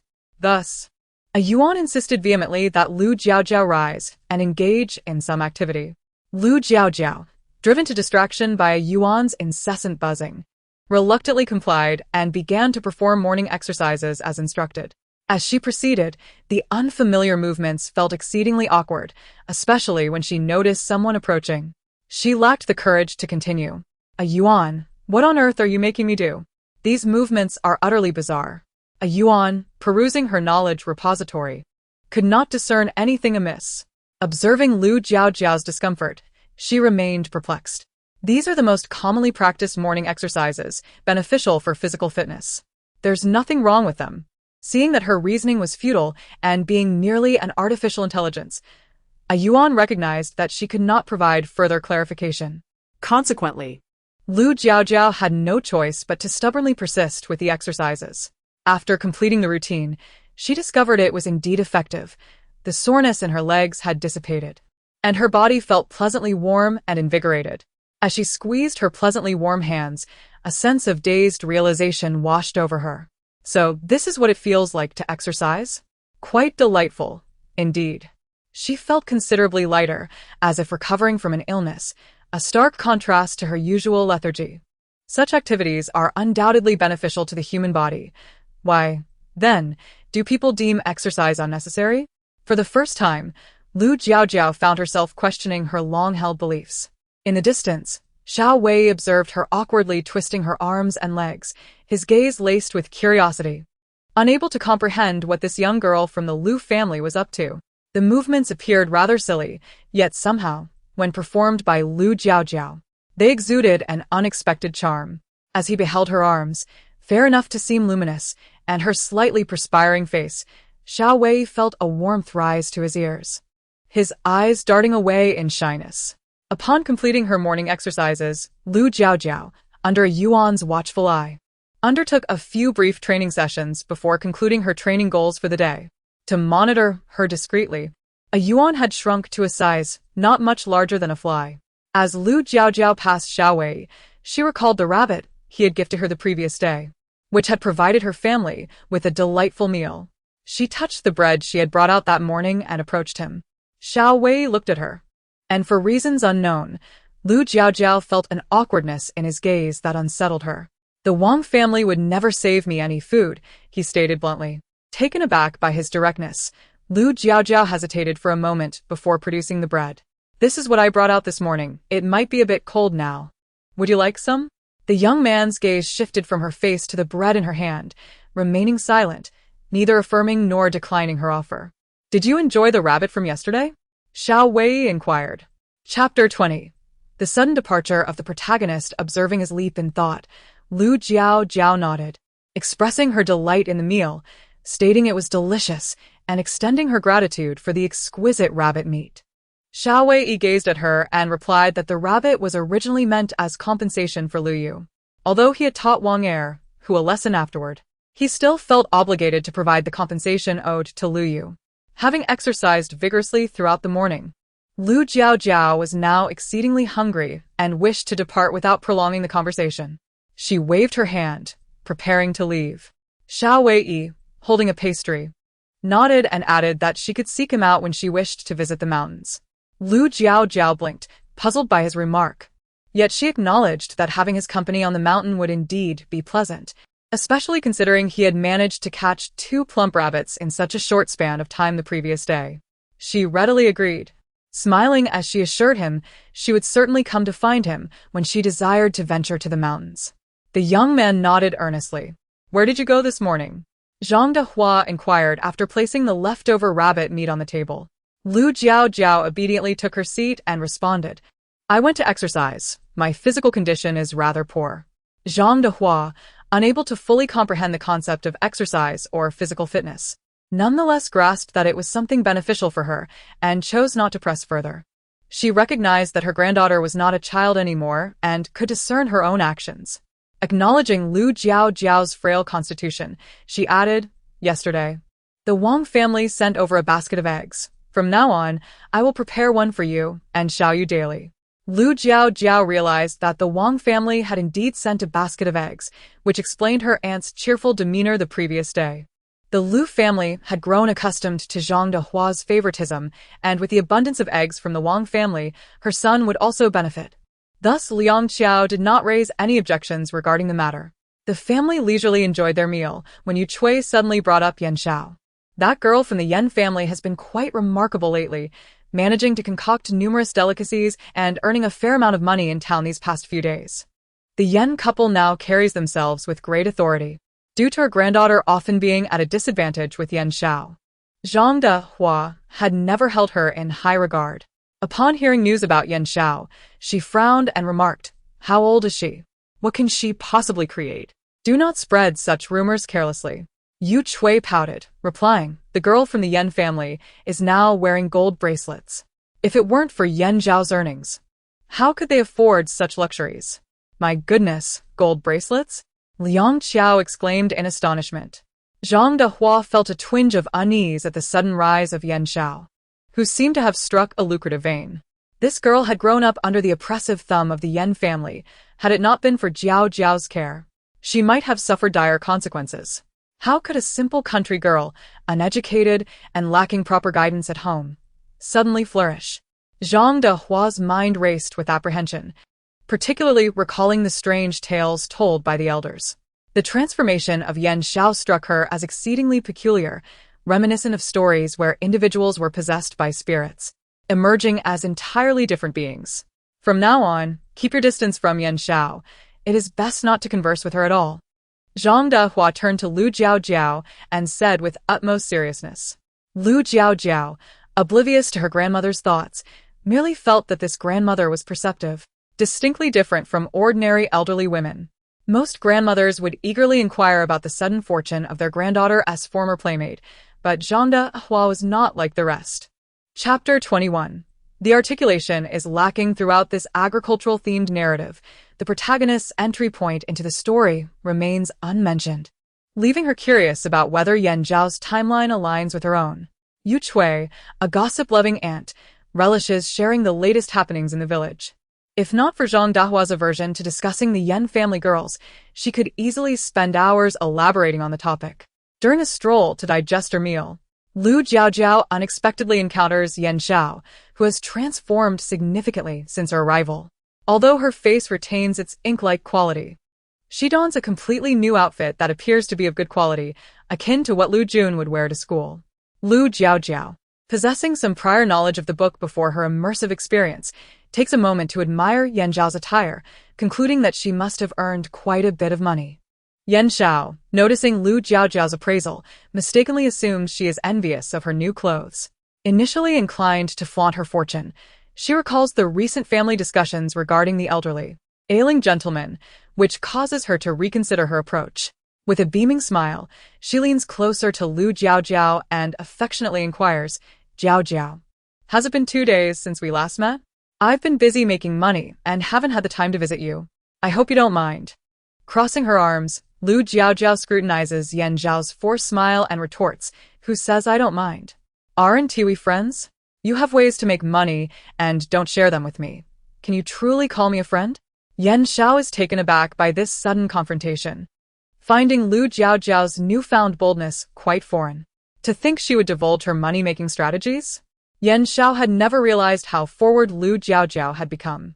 She scoffs internally, dismissing the idea of sharing her secrets, perceiving it as ludicrous. Yen Zhao's disdain for her thick skin grows. She muses that if it weren't for her, Lu Jiaojiao, a mere village girl, would hardly dream of entering affluent households. Believing she is aiding Lu Jiaojiao in leading a better life, Yen Zhao's smile widens. "Jiaojiao, I don't want you to struggle alone like I do. The ways to earn money are just that, methods. You are my best friend, and I will certainly teach you." At this juncture, Yen Xiao deliberately observes Lu Jiaojiao's reaction, noticing her eyes gleaming with excitement, which elicits a smirk from within. "You have no idea how grueling business can be. Enduring disdain from others while toiling tirelessly, I hardly have a moment to rest. Just look at how much weight I've lost." With this groundwork laid, Yen Xiao abruptly alters her tone, adopting an envious, yet jealous demeanor. "Alas, I am fated to toil endlessly. Only through hard work can one enjoy a good life. But you, Jiaojiao, are different. With your beauty, if you were to marry into a wealthy family in town, you would have to do nothing and could live a comfortable life as a distinguished lady. At that point, who could compare to you? Perhaps I would even have to rely on you." Listening to her repetitive rhetoric, Lu Jiaojiao stifles a yawn, finding Yen Zhao's lack of eloquence rather tedious. The art of persuasion appears to be a skill that eludes her. Chapter 22. Preparing to be trapped by her, she still hopes for the palace intrigue plot to unfold. Can't the heroine be a bit more supportive? Let her experience the sensation of her mind exploding. This same old rhetoric about persuading her to marry the old merchant has been repeated ad nauseum, lacking any novelty. "Dear sister." Lu Jiaojiao stifled the impulse to yawn, casting a sidelong glance at her and remarked, "I still believe it's quite pleasant to remain in the village. As for you, with such a profound understanding of the affluent lifestyle, are you aspiring to climb the social ladder?" Under the penetrating gaze of Lu Jiaojiao, which seemed to see through her very soul, Yan's face stiffened. Terrified that her facade would betray her true intentions, she quickly adopted an expression that conveyed, "If you say that, I'll be upset. I inquire about these matters for your own good. If we weren't friends, would I bother with such thankless tasks? Now, To have you question my sincerity is truly disheartening. For my benefit? Then how about this? My grandmother is also quite concerned about my marriage. Why don't you visit my home and discuss your idea of a suitable match with her?" Lu Jiaojiao replied, looking at her intently. Yen, who had never received even a modicum of goodwill under Zhang Dahua's watchful eye, felt her heart race. She dared not approach the Lu family to present her notion of a good marriage. Zhang Dahua was no fool like Lu Jiaojiao. She wouldn't be easily swayed. If she had the audacity to bring up such a topic, Zhang Dahua would surely unleash her wrath with a broom. The mere thought of such a dire fate made Yen raise her head and assert, "Jiaojiao, this is a matter between us young ladies. Discussing it with your grandmother would be utterly inappropriate. We are no longer children. We ought to have our own opinions." Lu Jiaojiao toyed with her hair and replied, "What's inappropriate about it? I believe it's quite fitting to consult Grandma since I still lack certainty in my decision." Hearing her incessantly reference that old hag, Yen felt a surge of frustration. Especially since her own plans had yet to materialize, it was not the right time to sever ties with her. She could only console herself, thinking that she would attempt to persuade Jiaojiao again during their next meeting.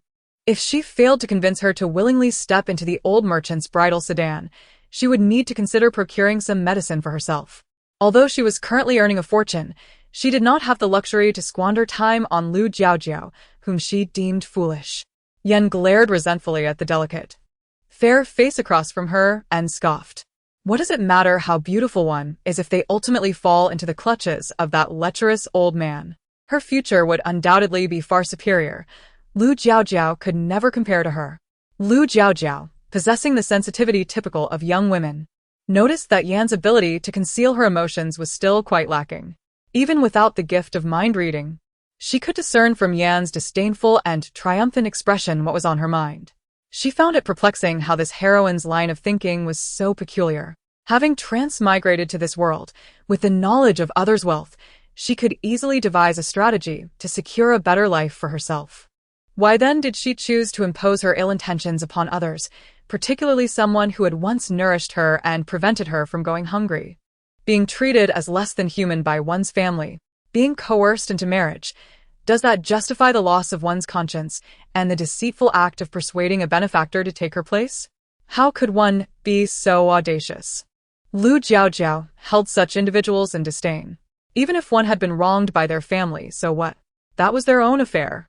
To neglect seeking solutions and instead direct their malice toward the innocent was simply incomprehensible.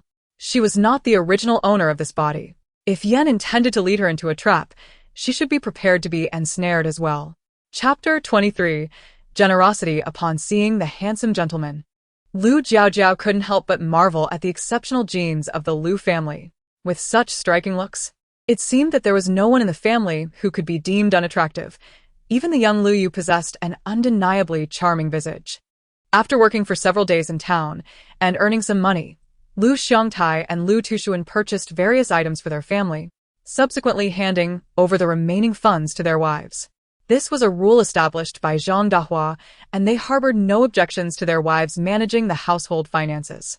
After all, men earn money primarily for their wives and children, thus entrusting it to their spouses is perfectly reasonable. Jiaojiao, this dress is a gift from your uncle. Take a look, do you like it? Lu Xiangtai said as he retrieved a pink skirt from the bundle. Naturally, Lu Jiaojiao was delighted to accept the thoughtful gesture from her elder. Upon opening the dress, she discovered that her uncle's taste was surprisingly refined, far from the stereotypical male aesthetic. Seeing her expression, Lu Xiangtai knew he had made the right choice and felt a surge of pride, urging her to try it on. If it doesn't fit well, we can make adjustments. Lu Jiaojiao also found great affection for the dress, nodding as she went to her room to change. You shouldn't keep buying things for Jiaojiao. If she needs something, I will buy it for her. Save your money for little you, Zhang Dahua remarked, casting a glance at her indifferent eldest daughter-in-law as she observed Jiaojiao heading to change. Lu Xiangtai waved his hand dismissively, declaring that he had never hesitated to purchase items for Lu Jiaojiao. She is family. As her uncle, it is my duty to buy her a few things. It hardly costs much, and besides, Lu Jun is now grown and can earn some money by copying books. It doesn't require a lot. Seeing her husband act like a wealthy benefactor made Yu Chui's heart ache. Their family now had only one son, and this year he was preparing for the imperial examination. Should he succeed, a substantial sum would be necessary to navigate the complexities of connections and seek advice from various scholars. Lu Xiangtai may seem affluent now, but would he still have the means to secure a bright future for their son? Yu Chui's feelings toward Lu Jiaojiao were quite complex. She did not dislike her. After all, she was an orphan who had lost her parents at a young age, and Yu Chui was not devoid of compassion. However, she felt that her husband devoted too much attention to his niece. Every time he stepped out with a bit of money, he would return with gifts for her, thoughtful provisions and delicacies, while he had never shown such meticulous care for their own son. This occasion was no different.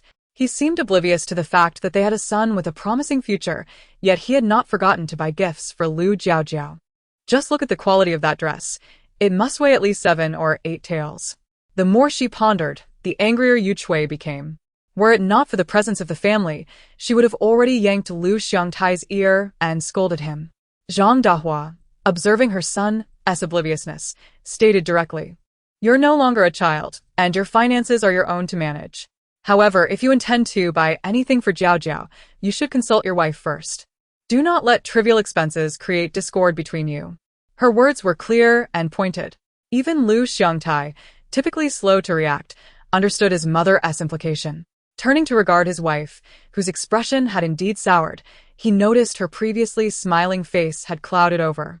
Yet, as the eldest son, Lu Xiangtai could not publicly chastise his wife in front of the family, though he resolved to have a thorough discussion with her once they were alone. Chapter 24. The arrogant Zhang Dahua. Rest assured, mother. Jiaojiao is such a good girl. She deserves to be cherished, and it won't cause any issues. Zhang Dahua tugged at her sleeve and continued, "Why should I concern myself with your affairs? Just ensure that the fire does not reach Jiaojiao. What you choose to do is beyond my control. If you feel emboldened enough to separate, so be it. I shall take Jiaojiao and trouble you no more." Observing the change in Yu Chui's expression, Zhang Dahua scoffed and added, "In short, anyone who dares to show Jiaojiao a sour face should promptly leave. Can Jiaojiao not handle such trivial matters?" Her words stirred Liang Qiao, who was watching the scene unfold. In their village, separations typically arose only from dire circumstances or the absence of both elders. The Lu family was relatively stable. If they were to separate, what would others think? They might even suspect it was instigated by her as a daughter-in-law. With her son Xiaoyu soon to begin school, how would the teachers perceive him if such troubles arose? Realizing this, Liang Qiao ceased to observe Zhang Dahua berating Yu Chui and quickly interjected, "Mother, what are you saying? The Lu family as well. Why discuss separation? If we were to part ways, it would complicate our ability to care for you and Jiaojiao." Zhang Dahua's tone remained unyieldingly stern. "Jiaojiao is sensible and will look after this old woman.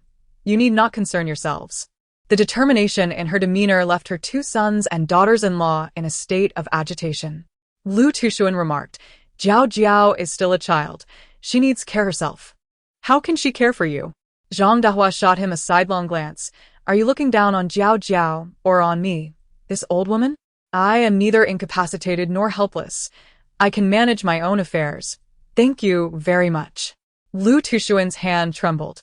"Did you not say that Jiaojiao would take care of you?"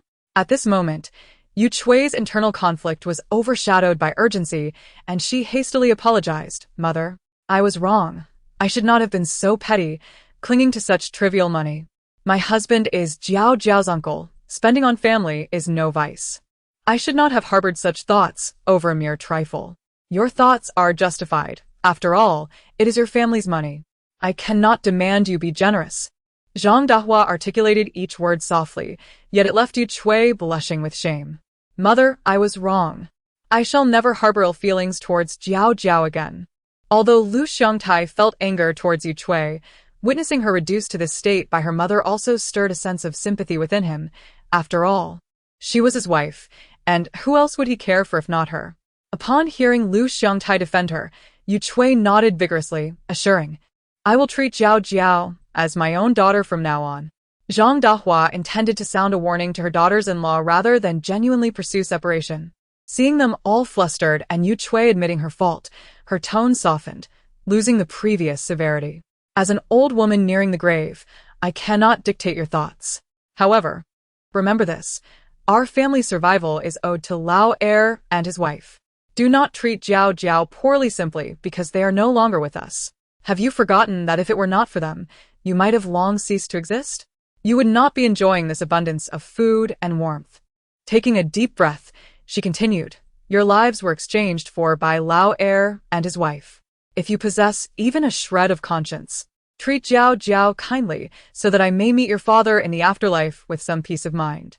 Do not let me leave this world burdened by guilt towards them, unable to face them below." The mention of the long-absent Lao heir weighed heavily on Lu Xiangtai and the others, particularly the eldest son, Lu Xiangtai, whose heart grew heavy with sorrow. Chapter 25.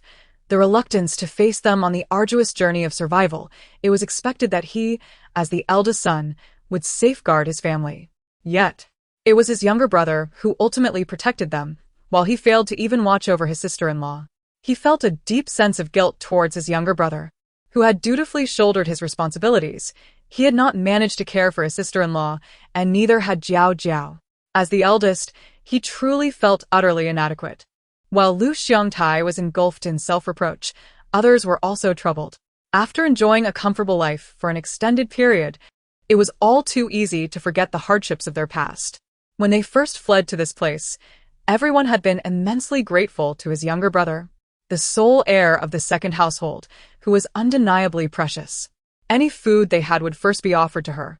However, as time passed, that initial gratitude seemed to wane, and they gradually forgot how they had survived, how they had come to enjoy their current good fortune, and the promises made regarding Jiaojiao, the cherished child of the second household.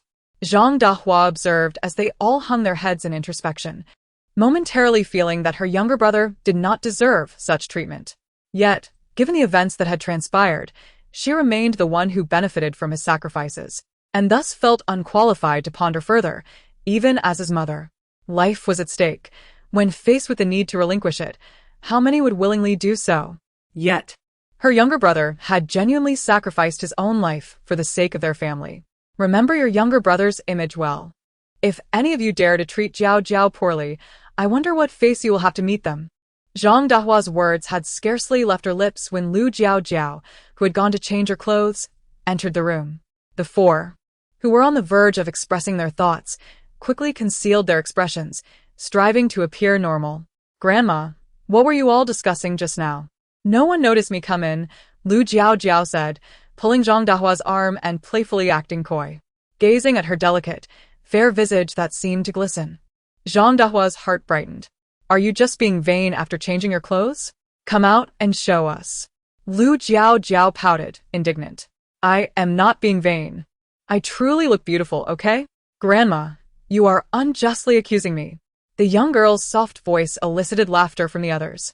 Indeed, Jiaojiao was lovely, and she looked even more stunning in the new dress her uncle had bought. Lu Xiangtai circled around her, stroking his chin, and with a serious demeanor declared, that dress your uncle bought is quite beautiful. Lu Jiaojiao nodded vigorously, affirming that the dress was indeed lovely. The adults, seeing her genuine delight in the dress, exchanged numerous light-hearted remarks to amuse her. What went unnoticed was that, upon witnessing their smiles, Lu Jiaojiao subtly exhaled a sigh of relief. The Lu family owned several hens that laid a considerable number of eggs daily, which were typically reserved for the children at home. Zhang Dahua had not intended to sell them.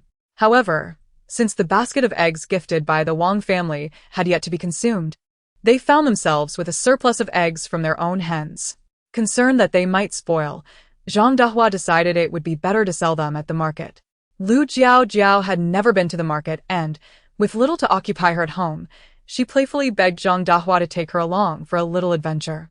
The market was not too far, and feeling unable to refuse her persistent requests, Zhang Dahua relented and brought her along. As they reached the village entrance to board the ox cart, they spotted Yan Xiao, who was preparing to climb aboard. Lu Jiaojiao took a moment to observe her closely. Yan Xiao, while loading the cart, noticed her as well. Is that Jiaojiao? Are you also going to the market? Upon boarding, Yan Xiao made a point of having her sit inside while she took a seat outside, directly across from Yan Xiao, thus depriving her of the opportunity to engage in further conversation. Chapter 26. A day without mischief is a day without joy. Lu Jiaojiao harbored no desire to engage in mind games with Yan Xiao. Observing Zhang Dahua's apparent intent to prevent their conversation, she found a certain satisfaction in it. The number of individuals heading to the town was scarce. Apart from the three of them, there was only Aunt Zhu, who carried a basket. As the village's gossip monger, Aunt Zhu was exceedingly curious about the recent subject of gossip, Yan Xiao. Since witnessing Yan Xiao ascend the ox cart, her gaze had remained fixated on the object she was guarding. Yan Xiao. What scheme for profit are you concocting this time? Yan Xiao possessed the memories of her current existence and was well aware of Aunt Zhu's character. She was a notorious chatterbox. Whatever tidbit she learned was sure to spread throughout the village within mere moments. Not one to be foolish. Yan Xiao chose not to divulge the truth to such an individual. Aunt Zhu held her in higher regard than warranted. As a mere girl, earning a little pocket money was already a stroke of luck. How could she possibly possess a business acumen? This sentiment may have seemed self-deprecating, yet Aunt Ju, with her years, could certainly discern the thoughts of a young girl. Internally sighing, she refrained from questioning Yan Xiao further, though her eyes remained fixated on the object concealed beneath the cloth. Lu Jiaojiao, too, felt a surge of curiosity regarding Yan Zhao's safeguarded possession. Nevertheless, she decided against pressing for answers, knowing that the truth would soon be revealed upon their arrival in town. After waiting for about 2 or 3 minutes, the driver, Grandpa Zhang, noticing the absence of additional passengers, took a sip of water and prepared to depart. Wait, there are still people here. Upon hearing of further business, Grandpa Zhang promptly set the reins down. Approaching him were a woman and Xiao Wei, whose demeanor suggested she was not to be trifled with. An introduction above her head revealed her to be Wang Lisher, mother of the notorious Wang Eru. Oh, so this is the mother of that troublesome child. Wang Lisher hefted her heavy basket onto the ox cart and, without a second thought, plopped herself down, neglecting to assist Xiao Wei, who remained standing. She then addressed Grandpa Zhang, indicating that he could proceed with the journey. However, Grandpa Zhang did not immediately set off. Instead, he regarded the upright Xiao Wei and inquired, "Xiao Yi, aren't you going to take a seat? He's tough as nails. What is the harm in walking a bit further? Riding would just waste 2 coins. Wang Lisha remarked, unreservedly expressing her irritation at the thought of not stirring up some mischief for Xiao Wei. Grandpa Zhang sighed, shaking his head. This was not his affair. Even if he wished to intervene, he could not. With a mind focused on profit, Wang Lisha urged Grandpa Zhang to hurry, lest they arrive too late and find no good spots left. There were other passengers on the cart, and Grandpa Zhang could not afford to delay the entire group for the sake of one person. With a resigned sigh, he turned and tugged at the reins, preparing to set off. As the cart was about to move, Lu Jiaojiao, who had remained silent until now, caught sight of Xiao Wei staring up at her with an earnest expression that finally swayed her resolve. Slapping her forehead, she declared, "Grandpa Zhang, let him get on the cart. I will pay for his fare." Her words startled not only Grandpa Zhang and the others but also Zhang Dahua, who sat beside her.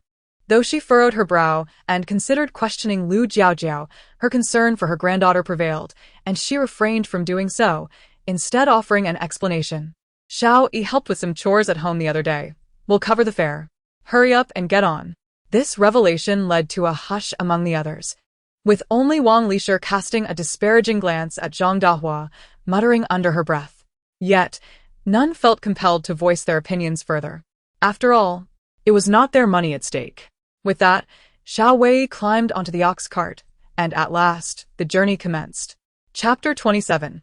Her fondness for food initially. Only Wang Lisher's place could accommodate them, but Zhang Dahua, fearing that Wang Lisher might concoct reasons to embarrass Xiao Wei, discreetly shifted aside, allowing him to sit next to Lu Jiaojiao. Generally speaking, there should be a degree of caution between the sexes. However, given that her granddaughter had not yet reached maturity, and Xiao Wei appeared younger due to years of hardship, Zhang Dahua did not dwell on it too much. Xiao Wei set down his backpack, pressing it with his hand. His head bowed in silence, maintaining a serene demeanor. The ox cart swayed and jolted violently, causing Lu Jiaojiao considerable discomfort. She longed for conversation to distract her, but the silence persisted, and Xiao Wei's demeanor suggested he intended to embody the adage that silence is golden for eternity. Thus, she quietly reached out to play with Yu. The town was not far from the village. Despite the ox cart's slow pace, it took merely an hour to arrive. Upon reaching the market, Xiao Wei disembarked, and as he shouldered his backpack, he was abruptly whisked away by Wang Lisher. Zhang Dahua, watching Xiao Wei being forcibly taken away, shook her head and handed the fare for the 3 of them to Zhang Dage, then called Lu Jiaojiao to find a spot to sell their goods. Once Zhang Dahua located a patrolling young man and paid him 10 won to rent a stall. She placed the basket on the ground and lifted the cloth covering it to reveal the eggs inside. Lu Jiaojiao was intrigued. It appeared that selling goods not only required an early arrival, but also a rental fee. No wonder her grandmother never seemed rushed or worried about finding a place to sell. Standing nearby, Lu Jiaojiao surveyed her surroundings. The streets were surprisingly wide and lengthy, perhaps due to the local government's effective management. The area was remarkably clean, with little litter, creating a pleasant atmosphere. Selling goods proved tedious. One had to remain vigilant, especially for commonplace items like eggs, which depended largely on luck, as there could be times when no one showed interest. Zhang Dahua, being a rather rigid matriarch, did not insist that her granddaughter remain by her side. Instead, she pulled out a few coins and encouraged Lu Jiaojiao to buy some meat buns or candied hawthorn. Although Lu Jiaojiao wanted to express her disinterest, seeing a child pass by with a vibrant candied hawthorn, joyfully savoring it, made her mouth water. Her little expression was not lost on Zhang Dahua, who promptly pressed the coins into her hand, cheerfully urging her to make a purchase. Blushing, Lu Jiaojiao giggled and hurried to buy a skewer of candied hawthorn from a vendor before heading to a bun shop to acquire 2 meat buns. She handed the buns to Zhang Dahua, recalling that they had not had time for a proper meal before leaving home, having only consumed a cake. Recognizing her granddaughter's thoughtfulness, Zhang Dahua was pleased to accept the buns, though she instinctively grumbled, "I brought pancakes. Why buy meat buns? Such a waste of money." After all, she had just given her granddaughter money for the candied hawthorn, leaving little to spare for the meat buns. This expenditure undoubtedly came from her own purse. Food that reaches the mouth is never a waste. Eat it while it's hot, she urged, placing the water jug beside her. Lu Jiaojiao took a bite of the candied hawthorn and wrinkled her nose at its excessive sweetness, finding it less than delightful. Meanwhile, at their egg stall, Xiao Wei and Wang Lishir had also paid the rental fee and commenced selling their homegrown vegetables. Since Xiao Wei joined the Wang family, he had become their indispensable labor, taking on nearly all the tasks in the fields. These vegetables were tended to solely by him, from planting to fertilizing, with Wang Lishir never having lifted a finger. Now, She boasted to customers with great pride. "Sister, I'm not exaggerating. No one else's vegetables on this street can match our freshness. I've nurtured them with care. They are guaranteed to be delicious. Would you like to try some? Your vegetables do look quite fresh. They appear appealing." An older woman remarked as she placed her basket down and glanced at the silent Xiao Wei behind Wang Lishir. Hearing this, Wang Lishir's spirit soared. This was a substantial order that could yield an extra 10 won, much to her delight. After all, she could simply have Xiao Wei deliver it without lifting a finger. "All right, just tell me how much you want, and once payment is made, I'll deliver it right to your door." The older woman examined the contents of the baskets, retrieved her coin pouch, and declared, "I'll take all of these. How much do I owe you?" The prospect of selling out before even fully opening was exhilarating for Wang Lishir, who beamed at the thought of the money soon in her grasp. She quickly weighed the vegetables and calculated the price. The woman paid for the vegetables, while the delivery fee would be settled upon delivery. Wang Lishir, confident that the woman was trustworthy, seized the coins, knowing she could not afford to let her temper get the better of her. She ordered Xiao Wei to deliver the vegetables and set off toward the clothing vendors. It had been over half a year since she had acquired new garments, and even that little wretch Yan Xiao had new clothes to wear, so she felt compelled to buy something for herself. As for the delivery fee, she had no concerns about Xiao Wei pocketing it. He would not dare, and if he did, she had ample reason to expel him from the Wang household. Upon delivering the vegetables to the woman, she indeed did not withhold the 10 won. Instead, noticing his meager circumstances, she gave him an additional 5 won. Cautiously cradling the few warm pastries he had purchased, Xiao Wei furrowed his brow slightly. The money was insufficient to buy more than 3 pieces. He resolved to earn more money in the future to buy a greater quantity, as these treats were his favorite. Reflecting on the light of his memories, he found himself seated next to her upon awakening that day, causing Xiao Wei's ears to blush unexpectedly. Chapter 28. Unable to protect her, his strength is still too feeble to protect her, as even the newcomer Yan Xiao surpasses him in power. How could he claim that he could safeguard Jiaojiao this time? The failure to protect her has left him with a lifetime of regret, endlessly tormented by remorse in a repetitive cycle. Xiao Wei's gaze hardened with determination as he carefully tucked the pastries into his embrace, contemplating Yan Zhao's next move. A fleeting thought crossed his mind, and he turned to stride towards the largest tavern in town. Meanwhile, for Lu Jiaojiao, selling eggs individually proved quite challenging due to the overwhelming competition. Within her line of sight, 3 or 4 vendors were present. Fortunately, luck was on their side. Although the number of buyers was limited, they managed to sell about 10 eggs. Zhang Dahua counted the remaining eggs in the basket and glanced at her sun-kissed granddaughter. Covering the basket with cloth, she turned to Lu Jiaojiao and said, "Go eat wontons." "Are we not selling the eggs anymore?" Lu Jiaojiao inquired, recalling that there were still a few unsold. Had a significant customer appeared while she was momentarily distracted and purchased the remaining eggs? The family did not lack the money from selling eggs, so Lu Jiaojiao was not overly surprised by this notion. Feeling genuinely hungry, she stood up and followed to eat wontons. At the wonton stall, the crowd was sparse, and after ordering 2 bowls, they were served shortly. The wontons were fragrant, prepared with rich bone broth, and the meat filling was substantial, devoid of excessive garnishes. Chopped scallions and cilantro adorned the bowls, making each bite delectable. With her hunger appeased, Zhang Dahua intended to take Lu Jiaojiao to purchase some cosmetics. Observing the young ladies in town, all adorned with various beauty products, she thought it only fair that her granddaughter should not be deprived. However, when she mentioned this, Zhang Dahua expected her granddaughter to be thrilled, but instead, Lu Jiaojiao appeared alarmed, repeatedly insisting that she did not need any. Seeing her genuine aversion to such items, Zhang Dahua was perplexed as to why her granddaughter would not appreciate the favored possessions of young girls, yet she refrained from insisting on a purchase. She considered that it could wait until her granddaughter developed an interest. After all, money would remain available, and cosmetics could not sprout wings and fly away. Thus, when Lu Jiaojiao and her companions found Zhang Dage, they spotted Wang Lisher seated on a cart, but Xiao Wei was nowhere to be seen. Oh. "So the eggs didn't he sell?" Zhang Dama exclaimed.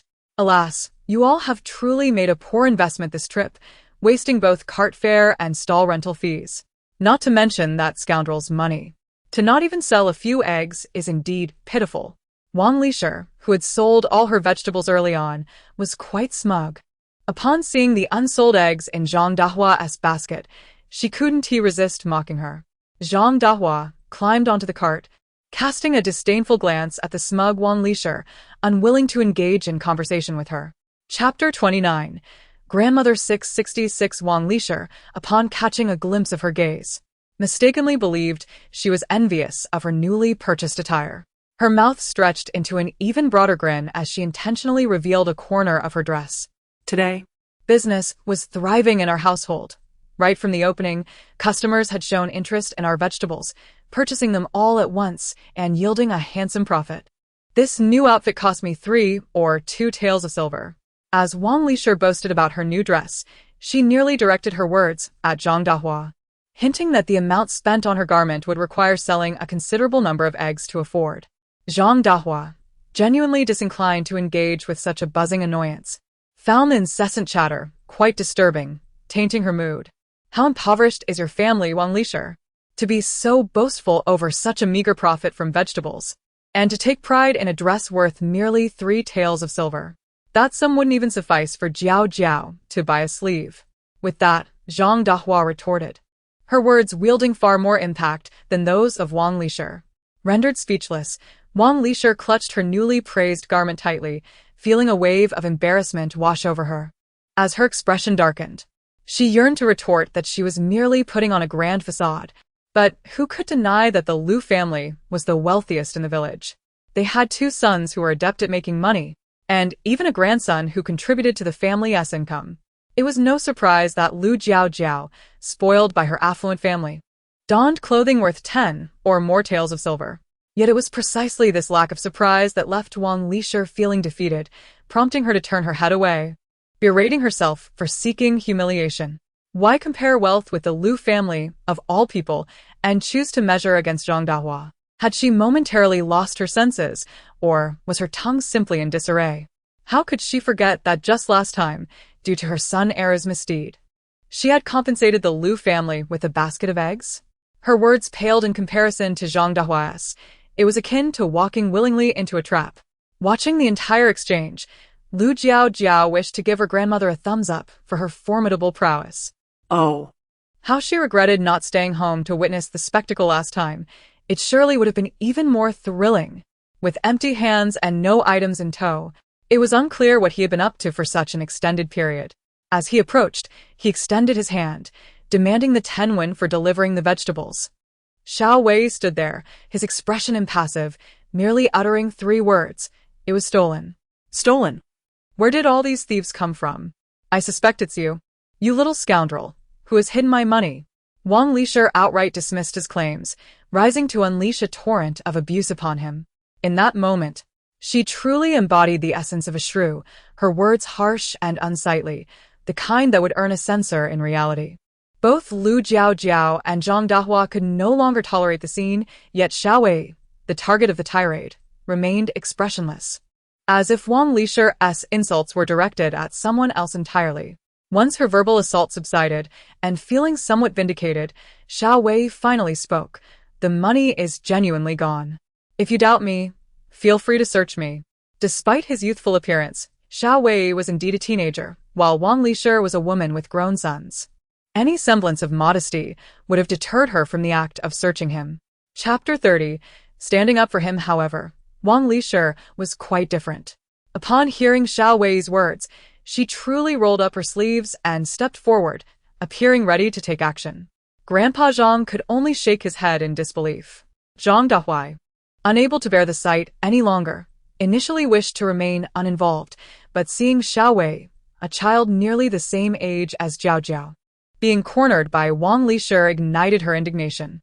Wang Lisher's actions were utterly reckless, daring to behave so brazenly in the middle of the road. Not to mention, Xiao Wei was not even her biological son. If she were to search him, how would he ever find a wife in the future? Would he not be the subject of ridicule? Wang Lisher, cease this at once. If you lay a hand on Xiao Wei today, I will ensure that your Wang family relatives hear of it. Do you believe me? Zhang Dahuai firmly grasped Wang Lisher's arm, enunciating each word with conviction. The fact that Xiao Wei, an outsider, resided in the Wang household was laden with taboos for her as the matriarch. Previously, the mistreatment could be overlooked, as it had not reached the ears of the public, and the Wang family members had chosen to ignore it. Yet, should this incident reach the ears of the elder members of the Wang clan, Wang Lisher's life would undoubtedly become quite difficult, perhaps even leading to accusations of misconduct. As Zhang Dahuai restrained Wang Lisher, the latter felt a surge of resentment, but upon reflecting on Zhang Dahuai's words, her face turned pale with dread. With Wang Lisher subdued, Xiao Wei looked at Zhang Dahuai, his eyes warming with gratitude. Thank you, Grandma Zhang. Zhang Dahuai waved her hand dismissively. What thank you? I merely spoke up because I, too, found her behavior intolerable. Xiao Wei gazed at her, then shifted his attention to the young girl who was winking at him, a gentle smile gracing his face. Xiao, I haven't taken much. Allow me to help you carry some. Madame Zhu watched with envy as Yan Xiao struggled with her burden, wishing she could snatch away even a couple of items. No need, Madame Zhu. I can manage. Yan Xiao turned aside, her eyes filled with disdain. This was her hard-earned money, and she certainly did not think Madame Zhu was worthy of touching her possessions. However, the items in her hands were indeed numerous, weighing her down considerably. Fearful of dropping anything, Yan Xiao quickened her pace, placing the items onto the ox cart. After easing her sore hands, she finally felt a sense of relief. Yan Xiao, how did you manage to buy so many things? You are quite extravagant. Wang Lisher, huddled in the ox cart, felt a surge of frustration upon seeing the pile of goods. I have money, so what if I bought them? It's not your family's money I spent. With that, she shot Wang Lisher a scornful glance. Wang Lisher, incensed, could only point at her, rendered speechless. Yan Xiao ignored her, organizing her purchases and ensuring everything was stacked securely, protecting her belongings from any would-be thieves. Returning to the village, Yan Xiao, who had not had the chance to exchange a few words with Lu Jiaojiao on the ox cart, initially intended to engage in her customary banter. Chapter 31. Cast out? She observed Xiao Wei and found it hard to believe he resembled a pitiable soul ejected from his home. Yet, this situation was exceedingly abrupt, and Wang Lisher did not strike her as a senseless individual. Would she truly cast someone out over a mere 10 coins? Surely, she wouldn't forsake such a free labor. Xiao Wei was not a child of the Wang family. Where would he go after leaving them? Moreover, it appeared that the Wang family would not provide him with any financial support. How would he survive on his own? The more Lu Jiaojiao pondered these thoughts, the more dismal her imagination became. Eventually, after consulting a few gossipy aunties, she resolved to seek out Xiao Wei, hoping to offer him some assistance. After all, they shared a history of catching rabbits on the mountain together, marking the beginnings of their friendship. According to the aunties, Xiao Wei had been assigned by the village chief to a thatched cottage at the foot of the mountain. This dilapidated dwelling had long been uninhabited. It sat vacant, and the village chief, seeing that Xiao Wei had nowhere else to go, had granted him this modest refuge. As Lu Jiaojiao gazed at the house before her, she felt a wave of confusion. Was it wise for anyone to reside in such a rundown structure? It bore an uncanny resemblance to a dangerous building. Jiaojiao? Xiao Wei, emerging with a broom, spotted her standing outside and momentarily wondered if he was mistaken. After blinking and confirming her presence, he called out to her. Seeing him, Lu Jiaojiao inquired, "Are you truly going to live here?" Xiao Wei nodded. Once tidied up, it can be made livable. For him, it mattered little where he resided. What truly mattered was being near Jiaojiao. Xiao Wei appeared to be a dependable individual, and Lu Jiaojiao felt she could not impede his decision. After all, if she were to stop him, where else could he go? To the Lu family? She mused that such a course of action might put her in a precarious position. "You haven't finished cleaning yet, have you? Let me help you," Lu Jiaojiao offered, picking up a cloth and searching for a basin as she spoke to Xiao Wei. Xiao Wei brought over a basin of water. "There isn't much to clean here." Lu Jiaojiao nodded. The room was quite bare, with only a table and 2 stools in sight, making the task manageable. They divided their labor, and before long, the room was tidied up enough to be habitable. As they wrapped up the cleaning, Lu Jiaojiao glanced around the empty space and asked, "Did the Wang family not provide you with any grain?" The Wang family would be more than pleased to have him return everything, even his clothes. The notion of them offering him food was preposterous. This answer was expected. Yet the absence of food raised concerns. "What will you eat?" Lu Jiaojiao pressed. "What do you plan to do moving forward?" She continued, "You can't possibly train yourself to endure hunger from this point on, can you?" Xiao Wei, however, was unconcerned about the lack of food. With his hands and feet intact, he thought it improbable that he would starve. Yet, realizing that his relationship with Jiaojiao was still in its infancy, a wry smile crossed his face. "What can a person like me, who has been cast out, do? Here, I have no support. I can only take one step at a time." Chapter 32. Dinner at home. Observing the pitiful demeanor, Lu Jiaojiao couldn't help but ponder over his future. She had noticed that the mountain in the village was abundant with resources. As long as Xiao Wei put in a bit of effort, he would certainly not go hungry. Speaking of hunger, she realized she was feeling a bit peckish herself. "You have nothing here. Why not come to my house for a meal? As for the future, we can think of a way later." Xiao Wei hesitated to accept immediately, politely expressing his reservations. "Would it be inappropriate for me to intrude upon your hospitality? Would you rather sit here and starve?" Lu Jiaojiao retorted sharply. "With nothing to your name, if you're still concerned about appearances, then you might as well let hunger take its course." Having memorized Lu Jiaojiao's various quirks and moods, Xiao Wei, upon hearing her words, relented and went inside to fetch the pastries he had failed to deliver the previous day, before heading to the Lu residence together. The Lu family typically had lunch at this hour, but today the atmosphere felt slightly peculiar with Xiao Wei's presence at the table. Everyone in the village was already aware that he had been driven out by the Wang family earlier that morning. Little did they expect that the very subject of morning gossip would be dining amongst them. Yuan Shui held her bowl, glancing between the obediently eating Lu Jiaojiao and Xiao Wei, whose dining manners rivaled her son's. She quietly speculated about the nature of their relationship, wondering how it had developed to such a level. She had never heard Jiaojiao mention Xiao Wei before. How was it that they had become close enough for her to invite him to dinner after he had been ousted? At the table, it was not only Yuan Shui who was curious. Lu Xiongtai and Lu Tushuan, the 2 brothers, were equally intrigued. However, they refrained from asking too many questions, mindful of Xiao Wei's presence. In contrast to their reservations, young Lu Yu appeared blissfully unaware of the underlying tension. Seeing Xiao Wei at the table filled him with delight, which manifested in his eagerness to share his favorite chicken leg with his newfound companion. "Brother E, have some chicken leg. If you don't want it, I'll eat it." Lu Yu idolized Xiao Wei, who seemed capable of excelling at anything.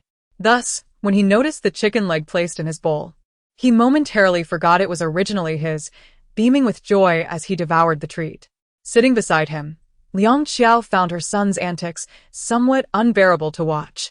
Meanwhile, Lu Jiaojiao was subjected to an inquisitive interrogation at home. The others were relatively mild, merely inquiring about the sudden closeness with Xiao Wei. However, her uncle, Lu Xiangtai, probed with an intensity akin to an investigator, occasionally displaying an inexplicable disfavor towards Xiao Wei, leaving Lu Jiaojiao utterly perplexed. What era does Yan Xiao come from? A yuan. Using its hoof to scratch its nose, pondered. It couldn't provide a direct answer to the experiencer, so it contemplated and offered a hint. Today, I am selling cold skewers. Cold skewers? Lu Jiaojiao searched her memory, and as a string of data surfaced, her eyes suddenly brightened. So, they were from the 21st century. By the 25th century, humans and computers had achieved seamless communication. Donning special devices would allow for a complete replication of information from the computer into the human brain, facilitating information sharing. Chapter 33. Human-machine information, sharing the thoughts within the human brain, can be executed through cerebral commands on a computer. This technology is mandated for nearly all children who have reached the age of 15, and she is no exception. Cold skewers, a popular delicacy of the 21st century, are favored for their affordability. However, in the health-conscious 22nd century, many snacks have been supplanted by nutritious foods, rendering such treats a rare sight on the streets. Thus, she is certain that Yan Xiao hails from the 21st century. The cold skewers sold by Yan Xiao are quite popular here. Perhaps we could venture to sell something ourselves? Lu Jiaojiao, feeling the monotony of her days, considered this a splendid idea. She had a wealth of culinary ideas in her mind. Earning money would be a simple endeavor. A yuan believed this could also serve as a valuable experience for the participants. Otherwise, having them languish at home without engagement would surely bore both the readers and the participants themselves. Have you thought about what we might sell? Lu Jiaojiao inquired, resting her chin in her hands as she searched her mind for delectable options. After a thorough mental exploration, she concluded that the most diverse culinary delights flourished in the 21st century. Subsequently, society shifted its focus towards longevity, resulting in a preference for bland foods, with medicinal cuisine becoming mainstream and stimulating flavors dwindling. The people here, evidently, lacked such health-conscious awareness, prioritizing immediate satisfaction over all else. After pondering various ideas, Lu Jiaojiao looked up and asked a yuan. Yan Xiao is the female protagonist of this novel, and here she is acknowledged as the chosen one. Will there be any repercussions if I oppose her? A yuan replied, Indeed, Yan Xiao is the protagonist, but she has only recently arrived here, and the narrative's essence has not yet fully aligned with her. Lu Jiaojiao's eyes sparkled as she remembered something amusing. So, you're implying that Yan Xiao does not yet possess the protagonist's halo, correct? The protagonist's halo is universally significant, with a sufficiently powerful aura. Even countless adversaries will eventually acknowledge you as their leader. In the 25th century, such halos could be purchased, with various types available to meet diverse requirements. For instance, there are halos for academic excellence, for being adored by goddesses, and for millionaire status, among others. As long as one passes the requisite tests and meets the stipulated conditions, they can acquire one. Of course, the prices for these halos are rather appealing, though they merely offer a slight edge over ordinary individuals, a yuan explained. One last question. Can her protagonist halo transfer? If we're going to make a move, let us make it significant, Lu Jiaojiao asked eagerly. A yuan was taken aback by her boldness. It had not occurred to them that Lu Jiaojiao would contemplate such an undertaking. Feeling a twinge of apprehension, yet adhering to the role of a professional guide whose primary aim is to ensure participants have a fulfilling experience within the narrative, a yuan nodded in affirmation, revealing that the protagonist's halo could indeed transfer, though the method of transfer was for Lu Jiaojiao to discover herself. For Lu Jiaojiao, this posed no challenge. She already harbored several ideas and would soon unveil the results post-experimentation. With a newfound purpose, she sprang from her bed, no longer languishing, and dashed into the kitchen. The Lu household enjoyed relatively comfortable living conditions. The kitchen boasted not only homegrown vegetables, but also several pieces of cured meat. Chapter 34. The aroma that makes even Uncle salivate in the kitchen. Lu Jiaojiao searched thoroughly and discovered fresh meat in the cupboard and a bag of potatoes on the floor. With the ingredients laid out before her, she summoned a recipe from her mind. She could make French fries and meat patties. Without hesitation, Lu Jiaojiao rolled up her sleeves and extracted several potatoes from the bag, preparing to peel them. As she glanced at a yuan, a sly smile crept across her face. A yuan, is this your only form? Can you transform into a human? Yes, I can turn into a person, but only for an hour. A yuan replied. That's fine. An hour is sufficient, Lu Jiaojiao assured. Thus, believing she had received comfort, a yuan was soon mercilessly pressed into labor, becoming an unwitting helper.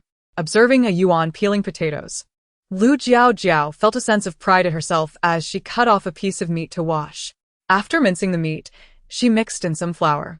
An hour later, the delicious aroma grew increasingly intense, causing Lu Xiangtai and Lu Tushun to swallow hard, their eyes irresistibly drawn to the kitchen, eager to discover what delectable creation awaited them. Just then, Yu Chui entered, followed closely by Liang Qiao, who arrived carrying a basket of freshly picked vegetables. Upon seeing their wives, Lu Xiangtai and Lu Tushun were utterly taken aback. Aren't you both in the kitchen? They had always assumed that the kitchen duties were solely the responsibility of the women in their households, so they had no reason to doubt that the individuals in the kitchen were indeed their wives. But what was the situation now? Their wives had just arrived home. Who was in the kitchen? Could it possibly be their mother? It could only be her, as Jiaojiao had never touched a spoon in her life and couldn't possibly cook. However, despite not having cooked in a long while, her culinary skills had not diminished, as evidenced by the mouth-watering aroma wafting through the air. What are you all doing standing around? Aren't we eating?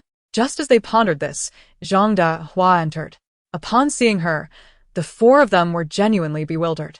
At that moment, Lu Tushun swallowed again and remarked, could the person in the kitchen be Jiaojiao? Under normal circumstances, no one in the family would believe such a claim. But now there was no one else. It was either her or perhaps Lu Yu had suddenly grown overnight. What kitchen? Jiaojiao is in the kitchen? Zhang Dehua was a bit slow to grasp the situation. Lu Xiangtai responded, it seems so. Just as he spoke, he saw his mother dash into the kitchen as if rushing into a fire to save someone. Worried for Lu Jiaojiao's safety, Lu Xiangtai and the others quickly followed Zhang Dehua. Meanwhile, Lu Jiaojiao had just plated the freshly fried French fries and, upon seeing them, smiled as she presented her creation. This is what I just made, Grandma, give it a try. Zhang Dehua, who had been prepared to rescue her granddaughter, exhaled a sigh of relief upon seeing Lu Jiaojiao's beaming face. She shot a glare at Lu Xiangtai, who was nearest to her, before graciously accepting a French fry. Is this made from potatoes? Zhang Dehua inquired, tasting the familiar flavor. Yes, it's called French fries. Uncle, you should try some too. Lu Jiaojiao nodded, handing the bowl to Lu Xiangtai while going to fetch the freshly made meat patties.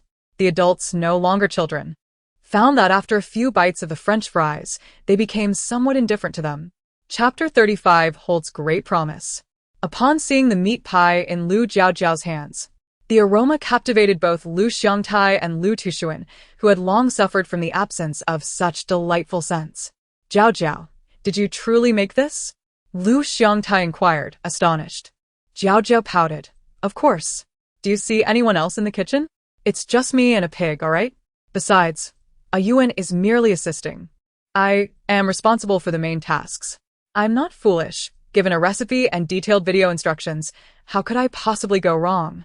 Observing Lu Xiangtai relishing the food, the others, who had initially intended to wait for him to test it for toxicity, could no longer contain themselves and began to feast without needing Jiaojiao's encouragement. After finishing the last morsel, Lu Xiangtai wiped the grease from his mouth and sighed. Had I known Jiaojiao's cooking was this delectable, I would have let you into the kitchen more often. Just think of how many delightful dishes I could have enjoyed. Zhang Dehua shot him a glance, remarking that Jiaojiao was not there to toil as a servant. If he was craving something, he should let his daughter-in-law prepare it. Lu Xiangtai chuckled, patting his belly. Nothing she makes could compare to Jiaojiao's cooking. I'm not asking her to cook every day. Once every 10 days would suffice. Jiaojiao's meat pie was indeed exquisite, if sold. It would undoubtedly earn more than what the Yen family's girl could make. Liang Qiao chimed in recently. Everyone in the village has been talking about how Yan's girl has finally grasped the art of cooking. Her food is said to be incredibly delicious, earning more than what they could cultivate in an entire year. She considered it an exaggeration, noting that who had truly tasted Yan Zhao's creations? In her opinion, they could not possibly rival Jiaojiao's meat pies. Originally, she intended to gradually introduce the idea of starting a business. But her aunt's sudden mention of it took Jiaojiao by surprise. What business? It's just food we make for ourselves. How could we sell it? Zhang Dahua stated firmly. She did not want her granddaughter to be like Yan Xiao, constantly outselling goods. Selling items is not as straightforward as it seems. One must endure much toil to earn a meager profit. Jiaojiao, didn't he lack money? Why work so hard? Isn't it more pleasant to sit at home and enjoy watermelon? Unlike Zhang Dahua, Lu Xiangtai viewed the prospect of business as a viable path. Yet recognizing his mother's current stance, he wisely refrained from voicing his thoughts. Jiaojiao anticipated her grandmother's disapproval. Her grandmother had a soft heart. Once she prepared a few gentle words, she would surely be on Jiaojiao's side. During dinner, to break down the family's defenses, Jiaojiao prepared several snacks, with the spicy hot pot being the most popular among them. Satisfying everyone's cravings, Jiaojiao felt a growing closeness with her family, particularly with Lu Yu, who, previously wary of her, now tugged at her sleeve, playfully demanding food. Excited about the potential of her business, Jiaojiao looked at the remaining food and decided to send some to Xiao Wei, who had no provisions. Upon seeing familiar snacks like fries on the table, Xiao Wei felt a warmth swell within him. What are you daydreaming about? Hurry and eat. This is the result of my efforts in the kitchen today, Jiaojiao remarked. Noticing his dazed expression, she tilted her head and waved her hand in front of his eyes.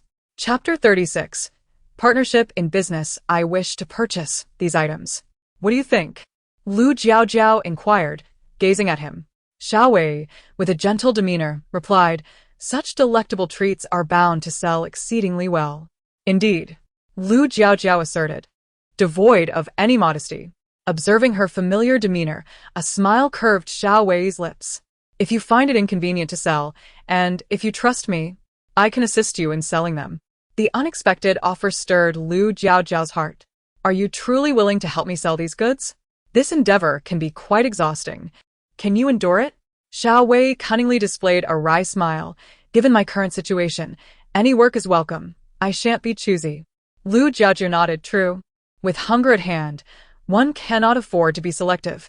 Filling one's stomach is of paramount importance. As they contemplated collaboration, she realized the necessity of establishing a set of rules. Initially, Lu Jiaojiao intended to draft a contract directly with him. She shared her thoughts with Xiao Wei, and he expressed no objections.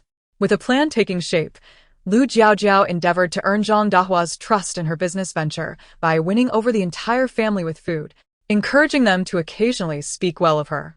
Zhang Dahua had never been particularly opposed to Lu Jiaojiao's entrepreneurial pursuits. Her previous concerns merely revolved around the hardships of selling goods. However, upon learning that Xiao Wei would be selling the food, assisted by his two daughters-in-law, her reservations dissipated entirely. Having successfully won over the family, Lu Jiaojiao's journey to financial success commenced. Her strategy involved selling low-cost food items in the village, while Xiao Wei would handle sales in the town. On the first day, after sending Xiao Wei off on the ox cart, the Lu family set up a stall at their doorstep, displaying skewered vegetables, fries, and popcorn. Centrally located in the village, many passers-by frequented their doorstep. When they saw the stall resembling a bustling market, curiosity piqued among onlookers. Is your family selling something? Inquired a passerby, a man carrying a hoe, eyeing the peculiar assortment of items. Lu Xiangtai picked up a skewer from the pot, dipped it in a bowl beside him, and, in front of the gathered crowd, took a bite, savoring it with audible delight. This is chuan xiang, the most delectable fare. I assure you, after one skewer, you'll crave another. What is chuan xiang? I've never heard of it. It must be a ruse, retorted a skeptic. Yet, noticing Lu Xiangtai swallow several times, he began to doubt his own skepticism. Observing others with a similar mixture of disbelief, yet captivated by the skewers, They stirred the vibrant red sauce with anticipation. As the crowd's appetite became undeniable, Lu Xiangtai finally announced the price for the Chuan Chuan Xiang. 1 won per skewer if you wish to try. Come and have a few. This village, nestled between mountains and rivers, was not overly affluent, yet it could hardly be deemed impoverished. Thus, upon catching a whiff of the enticing skewers priced at just 1 won, many with coins in their pockets approached the stall to indulge in the flavors. Chapter 37. Floating Towards Infinity. Ah, how spicy. If you find it too hot, then don't buy it. Let me enjoy another skewer. You think I care? I relish this kind of spiciness. It's what gives the flavor its depth. Who would have thought that wild vegetables could be so delectable? Had I known they could be prepared this way, I wouldn't have squandered them. Seeing the business prosper, Lu Jiaojiao felt immense joy as she delivered the vegetables. With more people gathering at the Lu residence, a host of children began to join in the revelry. Noticing the unsold fries and popcorn, a light bulb went off in Lu Jiaojiao's mind. She decided to share some with the children, albeit in modest portions. Indeed, children have an insatiable appetite for such treats. Once they finished what they held, they clamored for more. Lu Jiaojiao, with a cold and indifferent smile, quoted the prices for these 2 items. The children had no money. They could enjoy them for free, but when it came to paying, they were at a loss. Having savored those snacks, the sweet and fragrant aroma wafting through the air was simply overwhelming. The popcorn and fries were reasonably priced, affordable for the villagers, and the incessant pleas from the children compelled a group of parents to make purchases. After buying, they watched the men nearby devouring skewers. Panting from the heat, yet unable to resist shoving more into their mouths, the enticing aroma piquing their appetites. As the children clutched their snacks, the parents couldn't help but buy a few skewers as well. Once everything was sold out, Lu Xiangtai cheerfully conversed with the patrons, thanking them for their support on this overcast day before retreating inside with the money jar. Jiaojiao, today we've made quite a profit. He shook the jar, listening to the sound it made. Zhang Dahua shot him a disapproving glance, reminding him that they had merely commenced their business and should remain grounded. Lu Xiangtai winked at Lu Jiaojiao, who returned a knowing look. Grandma, let us see how much we earned today. All right, let us take a look. Lu Dahua nodded eagerly and called for Lu Xiangtai to bring the money jar to the table. They poured out the contents, eager to count. Lu Xiangtai, having anticipated this moment, swiftly emptied the jar and distributed small heaps of coins for everyone to count together, expediting the process. The copper coins, though individually small, appeared plentiful when amassed. Except for Lu Yu, who was not entrusted with counting, everyone else shared in the task. I have a total of 100 coins, declared Lu Xiangtai. I counted 90 coins, announced Lu Tushuan. 123 coins, added Zhang Dahua. 80 coins, chimed in Liang Qiao. 97 coins, said Yu Chui. As the counts were reported, everyone turned to each other. Lu Jiaojiao, not wishing to keep them in suspense, revealed, I have 130 coins. With the totals in hand, Lu Xiangtai, who had some experience as a bookkeeper, quickly calculated their earnings. Did we truly earn so much? It's only the first day, and we've already made over 500 coins. If we continue like this, our family might be able to build a grand house. Though young, Lu Yu understood that 500 coins was a substantial amount, and he too became excited, especially at the thought of living in a large house. Declaring he would help out to earn even more. Let us not forget, it's Jiaojiao's delicious food that brings in the money. Do you really think this fortune fell from the sky? Zhang Dahua, with a clear mind, acknowledged that while it was joyous to earn so much on the first day, a word of caution was necessary. There was a genuine concern that they might become overly exuberant with their newfound success. Chapter 38. Earning money and building houses. One might truly believe that money is easily earned, only to suffer significant losses in the future. The Lu family's character is commendable, and they're not among those impoverished households. They've seen a bit of the world and will not lose their senses over a mere sum of money. However, this profit is derived from their first venture into business, which inevitably brings them joy, presenting a new avenue for income. Yet, upon Zhang Dahua's reminder, their minds were suddenly cleared. Indeed, while this business may seem lucrative, the money is not earned through their own hard work. It is reliant on Jiaojiao's efforts. Without her, they would not have produced those delicacies, let alone made any profit. Once they comprehended this, their smiles became rather awkward, and they dared not look at Lu Jiaojiao, fearing she might perceive them as unreliable elders. Observing their expressions, Lu Jiaojiao could not help but smile and said, "I merely contributed some ideas for small items, and aunt and sister-in-law worked alongside me. We will all be busy selling together. This money is earned by our family collectively, and we cannot afford to lose anyone." The individuals caught in the awkwardness realized she was offering them an escape, warming their hearts. "You child, always saying such things to comfort us. We are well aware of our own capabilities. If not for you guiding us, we would not have made it this far," Liang Qiao said as she gently squeezed Lu Jiaojiao's hand. Yu Chui echoed her sentiment. "Indeed, this money is earned thanks to Jiaojiao. We understand well that without you, we would not have been able to create these dishes." Lu Jiaojiao, feeling a tinge of guilt while touching her head, smiled sheepishly.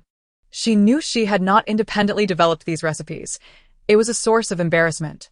However, she could not voice this, as her experience had been rooted in village life, with her interactions limited to local folks. If she claimed these recipes were handed down to her by others, they would hardly believe it. It was better left unsaid. After all, this is a fictional world. According to the rules of narrative experience, any unreasonable actions she undertook would be rationalized by the storyline, naturally supplemented by the plot. Thus, she need not concern herself with such matters. Subsequently, the discussion turned to how to allocate the earnings. Initially, Lu Jiaojiao contemplated that the profits from their business should be divided according to labor. However, following an offhand comment from Lu Xiongtai, she began to see the significance of building a new house. For instance, she longed to replace her uncomfortable, rigid bed. Moreover, although the Lu family's current house is constructed with tiles, making it sturdier than Xiao Wei's thatched dwelling, it still has its shortcomings. The walls are made of mud, allowing unwelcome intruders from time to time. In her room, she had encountered spiders, centipedes, and cockroaches several times. Initially, she had been too afraid to sleep soundly, worried that those creatures might crawl onto her bed or even into her mouth, leading to a bizarre transformation akin to Spider-Man. Shaking her head, Lu Jiaojiao acknowledged that while such thoughts lacked scientific grounding and were purely whimsical, the prospect of actually consuming such creatures was quite distasteful.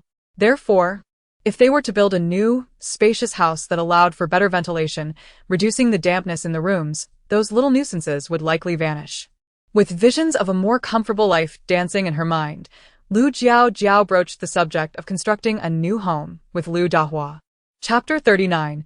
Disdain. The Lu family would undoubtedly approve of building a new house.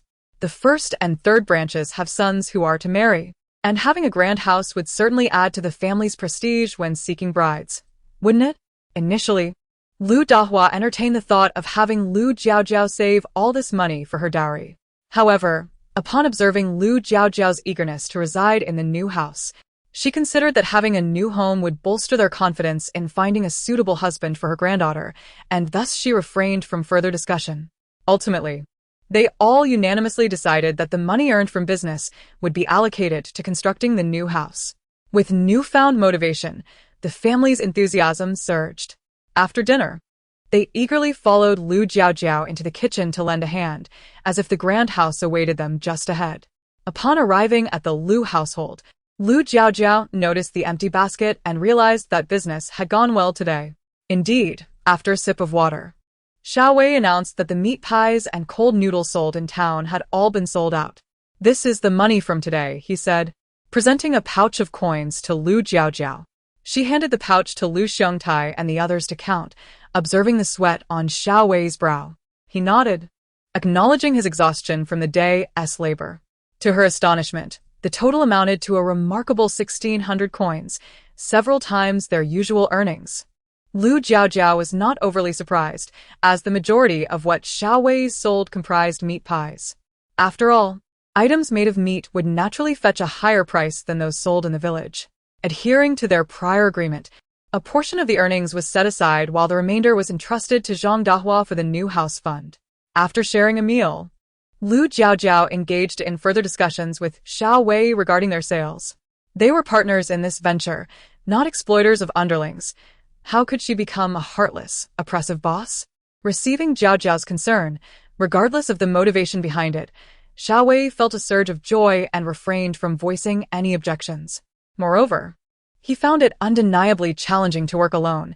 His throat felt parched and strained from the day's exertions.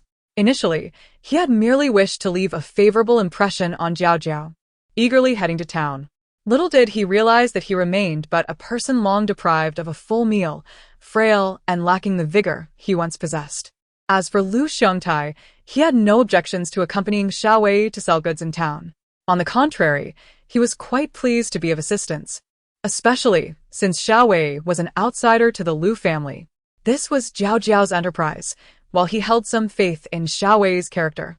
Witnessing it firsthand would surely provide greater peace of mind. At this moment, Yan Xiao, who had just returned home from dinner, scoffed upon hearing that the Lu family had begun a business venture, dismissing the matter entirely. To her, the Lu family merely sought to mimic her success now that they had observed her making money. Yet, She knew well that business was not something just anyone could engage in. It required a myriad of strategies to earn such sums. Chapter 40. What day is it today?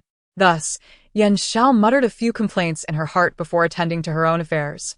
Since the Yan family did not visit the Lu family today to witness the bustling business scene, they naturally did not have any reminders for Yan Xiao.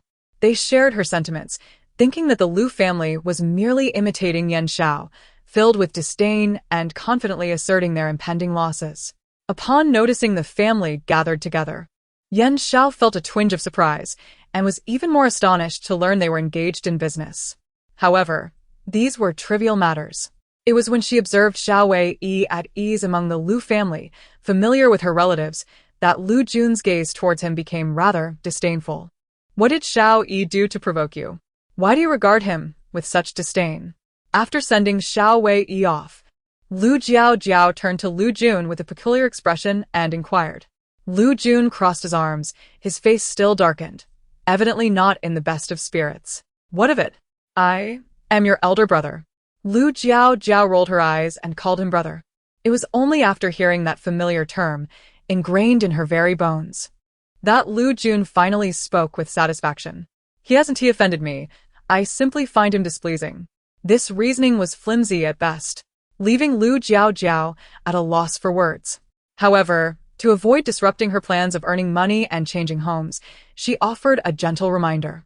Xiao Yi is now my business partner. You must refrain from behaving like that in front of him. It could affect his mood, which in turn may impact my earnings. Lu Jun paid no heed to how it might influence Xiao Wei's disposition. Why should it concern him? Yet, upon hearing his sister's intentions to prioritize his mood for financial gain, the bitterness in his heart dissipated instantly, and he promptly relented. For your sake, I shall refrain from such conduct in the future. At most, I shall engage in some covert actions behind your back. Seeing him agree, and noting his earnest demeanor, unlike those who profess one thing while practicing another, Lu Jiaojiao felt a wave of relief wash over her. After addressing this matter, Lu Jun led her to her room and showcased the garments he had purchased for her long ago. These are for you. Try them on. Lu Jiaojiao gazed at yet another new outfit, a peculiar feeling stirring within her. What day is it today? Why are there so many new clothes? Lu Yong replied. Has my father bought you more clothes? He was not surprised. His father often indulged his sister with new attire, a routine he had grown accustomed to. Lu Jun paused for a few seconds before gritting his teeth and retorting, he is not even related to you. Why should he buy you clothes? On cloudy days, I take them back to him, and you too. Why accept his gifts? Are you two quite familiar? Feeling perplexed by his anger, Lu Jiaojiao, for some reason, felt a sense of guilt under his scrutinizing gaze, shrinking her neck and softly replying, I suppose we are somewhat acquainted. Lu Jun was furious. Acquainted? Is he more familiar with you than I, your brother, who has watched you grow up? Lu Jiaojiao retorted, I've hardly exchanged a few words with you. How could I be as close with Xiao Wei? Of course, such thoughts remained unvoiced, as she dared not utter anything that might provoke his ire.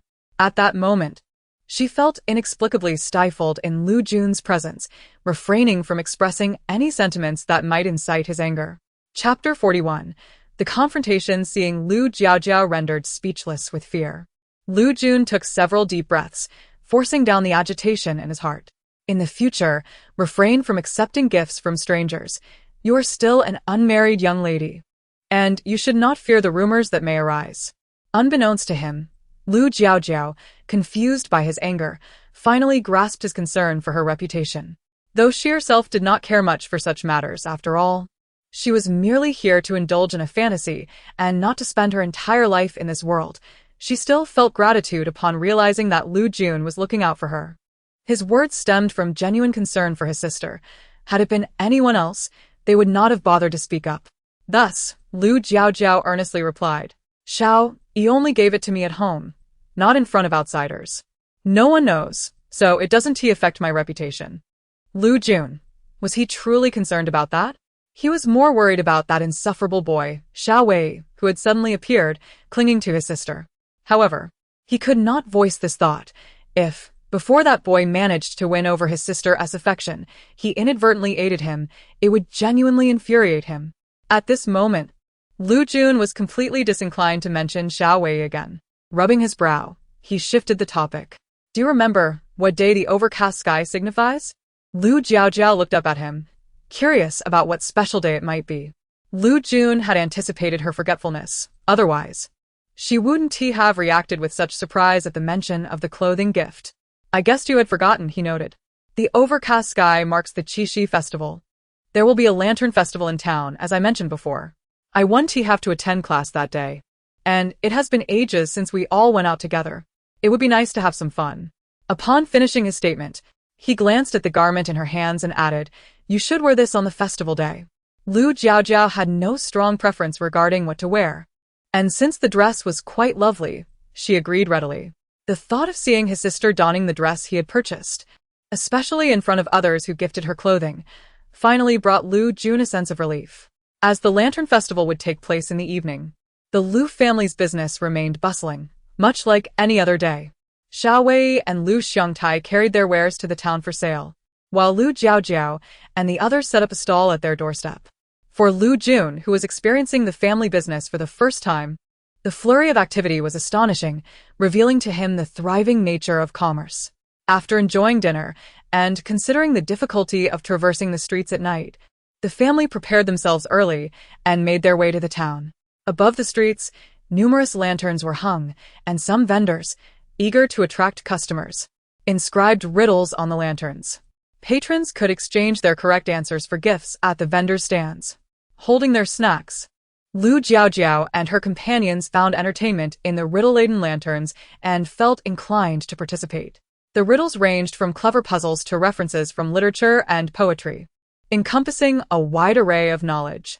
While these may pose a challenge for the average person, they were not daunting for Lu Jiaojiao, who had experience with information sharing through computers. To avoid dampening the enthusiasm of others and recognizing that her knowledge could be seen as an unfair advantage, she decided to remain silent out of self-awareness. "Which lantern do you fancy?" Lu Jun inquired, glancing at Lu Jiaojiao, who was busy admiring her surroundings. Wearing the dress that Lu Jun had purchased for her, Lu Jiaojiao's appearance brought him extra joy, causing a smile to linger on his lips. "Are you capable?" Lu Jiaojiao asked, nibbling on a candied treat, tilting her head to observe him. Chapter 42. A corrupted heart. Lu Jun was in high spirits and was too lazy to argue with her. "Which lantern do you wish for?" "I shall fetch it for you, believe it or not." Was he not being a tad too self-assured? Lu Jiaojiao harbored some doubts about Lu Jun. In order to avoid inflicting any psychological trauma on her dear brother, she pondered for a moment and pointed to a relatively simple question that would yield an easily attainable lantern. "Are you looking down on me, brother?" Upon scrutinizing the question inscribed on the lantern, Lu Jun raised an eyebrow and inquired. Lu Jiaojiao rolled her eyes, neither affirming nor denying. "I am merely considering your feelings." She had heard from Aunt that her brother was soon to participate in the imperial examination, and she genuinely wished not to discourage him. Should he be disheartened, it would adversely affect his studies. Lu Jun was well aware of his sister's character. After hearing her words, he lightly tapped her forehead, clicked his tongue, and set off to write the answer. Observing his confident demeanor, Lu Jiaojiao felt a wave of relief and returned to admiring the beautiful lanterns.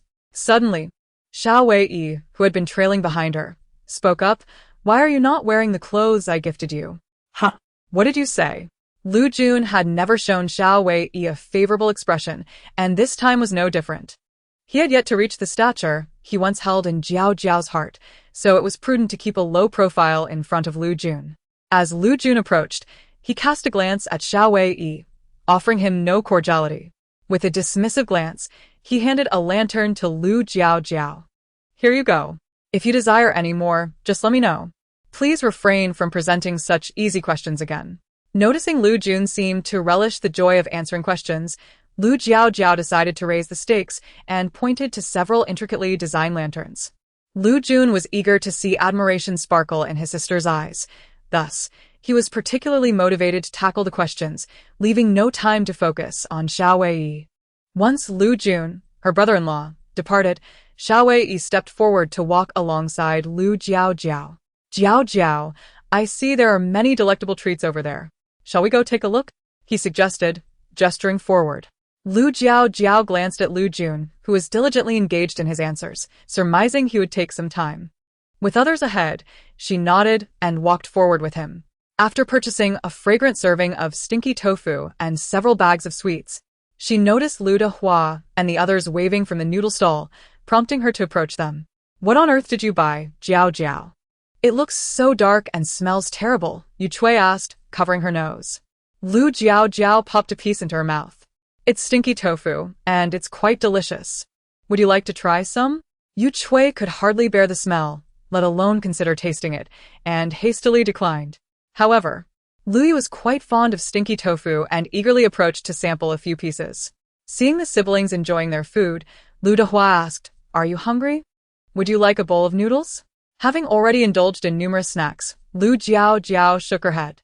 No, Grandma, I've been eating and am quite full. I couldn't possibly be hungry. Lu Dehua, having not been separated from her for long, recognized her honesty and said nothing further. When the noodles arrived, Lu Jiaojiao felt it inappropriate to linger any longer, and she continued her exploration with Xiao Wei. Chapter 43. Mocked by a passerby originally intending to inquire whether he was a flower seller engaged in some promotional activity. She found herself unable to voice the question before the individual hastily departed. What was the meaning of this?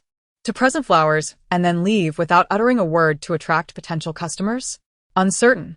Xiao Wei, with a dark expression, glared fiercely at the bouquet in Lu Jiaojiao's hands. It was the Qixi festival. How could he have forgotten that this day allowed unmarried men and women to express their affections for one another through the act of flower giving? If they found each other agreeable, after some interaction, they might even have their families propose marriage. This was one of the traditional means to facilitate connections. Back then, he and Jiaojiao were not well acquainted, and he had forgotten about this custom while attending the Lantern Festival in town. Seeing that Xiao Wei was equally perplexed, Lu Jiaojiao decided not to dwell on it, treating the bouquet as an unexpected gift.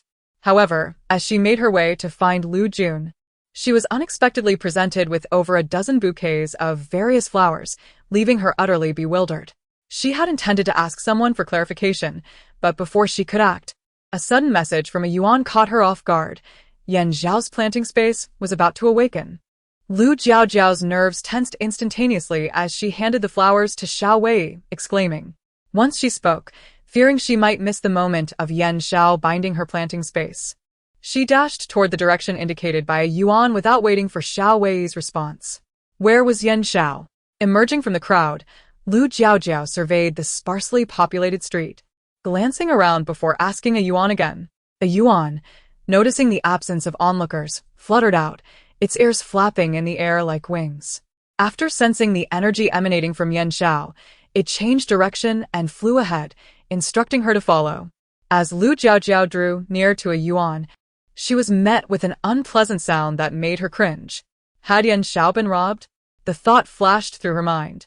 No way could this woman, in such a state, truly possess any money?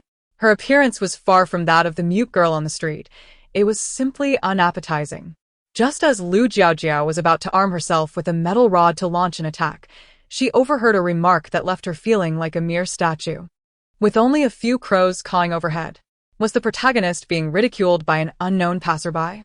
Giggling softly, despite recognizing it was inappropriate, she found herself stifling laughter. She was there to help, so she had to hold it together. A yuan, do you think I can handle those two men if I charge at them now? A yuan, examining the burly figures of the two men and then glancing at Lu Jiaojiao's petite frame, honestly advised. Perhaps it would be best to wait for Yan Xiao to trigger her own space and rescue herself. We should avoid getting involved. Lu Jiaojiao shot a glance at a yuan, affixing a label that did not align with the core socialist values. Gripping her tool tightly, she eyed the dark alley, took a deep breath, and as she made her first 2 strides forward, before she could swing her weapon, the 2 would-be robbers suddenly burst forth, shouting as they fled. What on earth was happening? Chapter 44. Yan Xiao awakens the planting space. Yan Xiao has vanished. A yuan's voice echoed. As Lu Jiaojiao rushed into the alley, she found it desolate, devoid of any presence.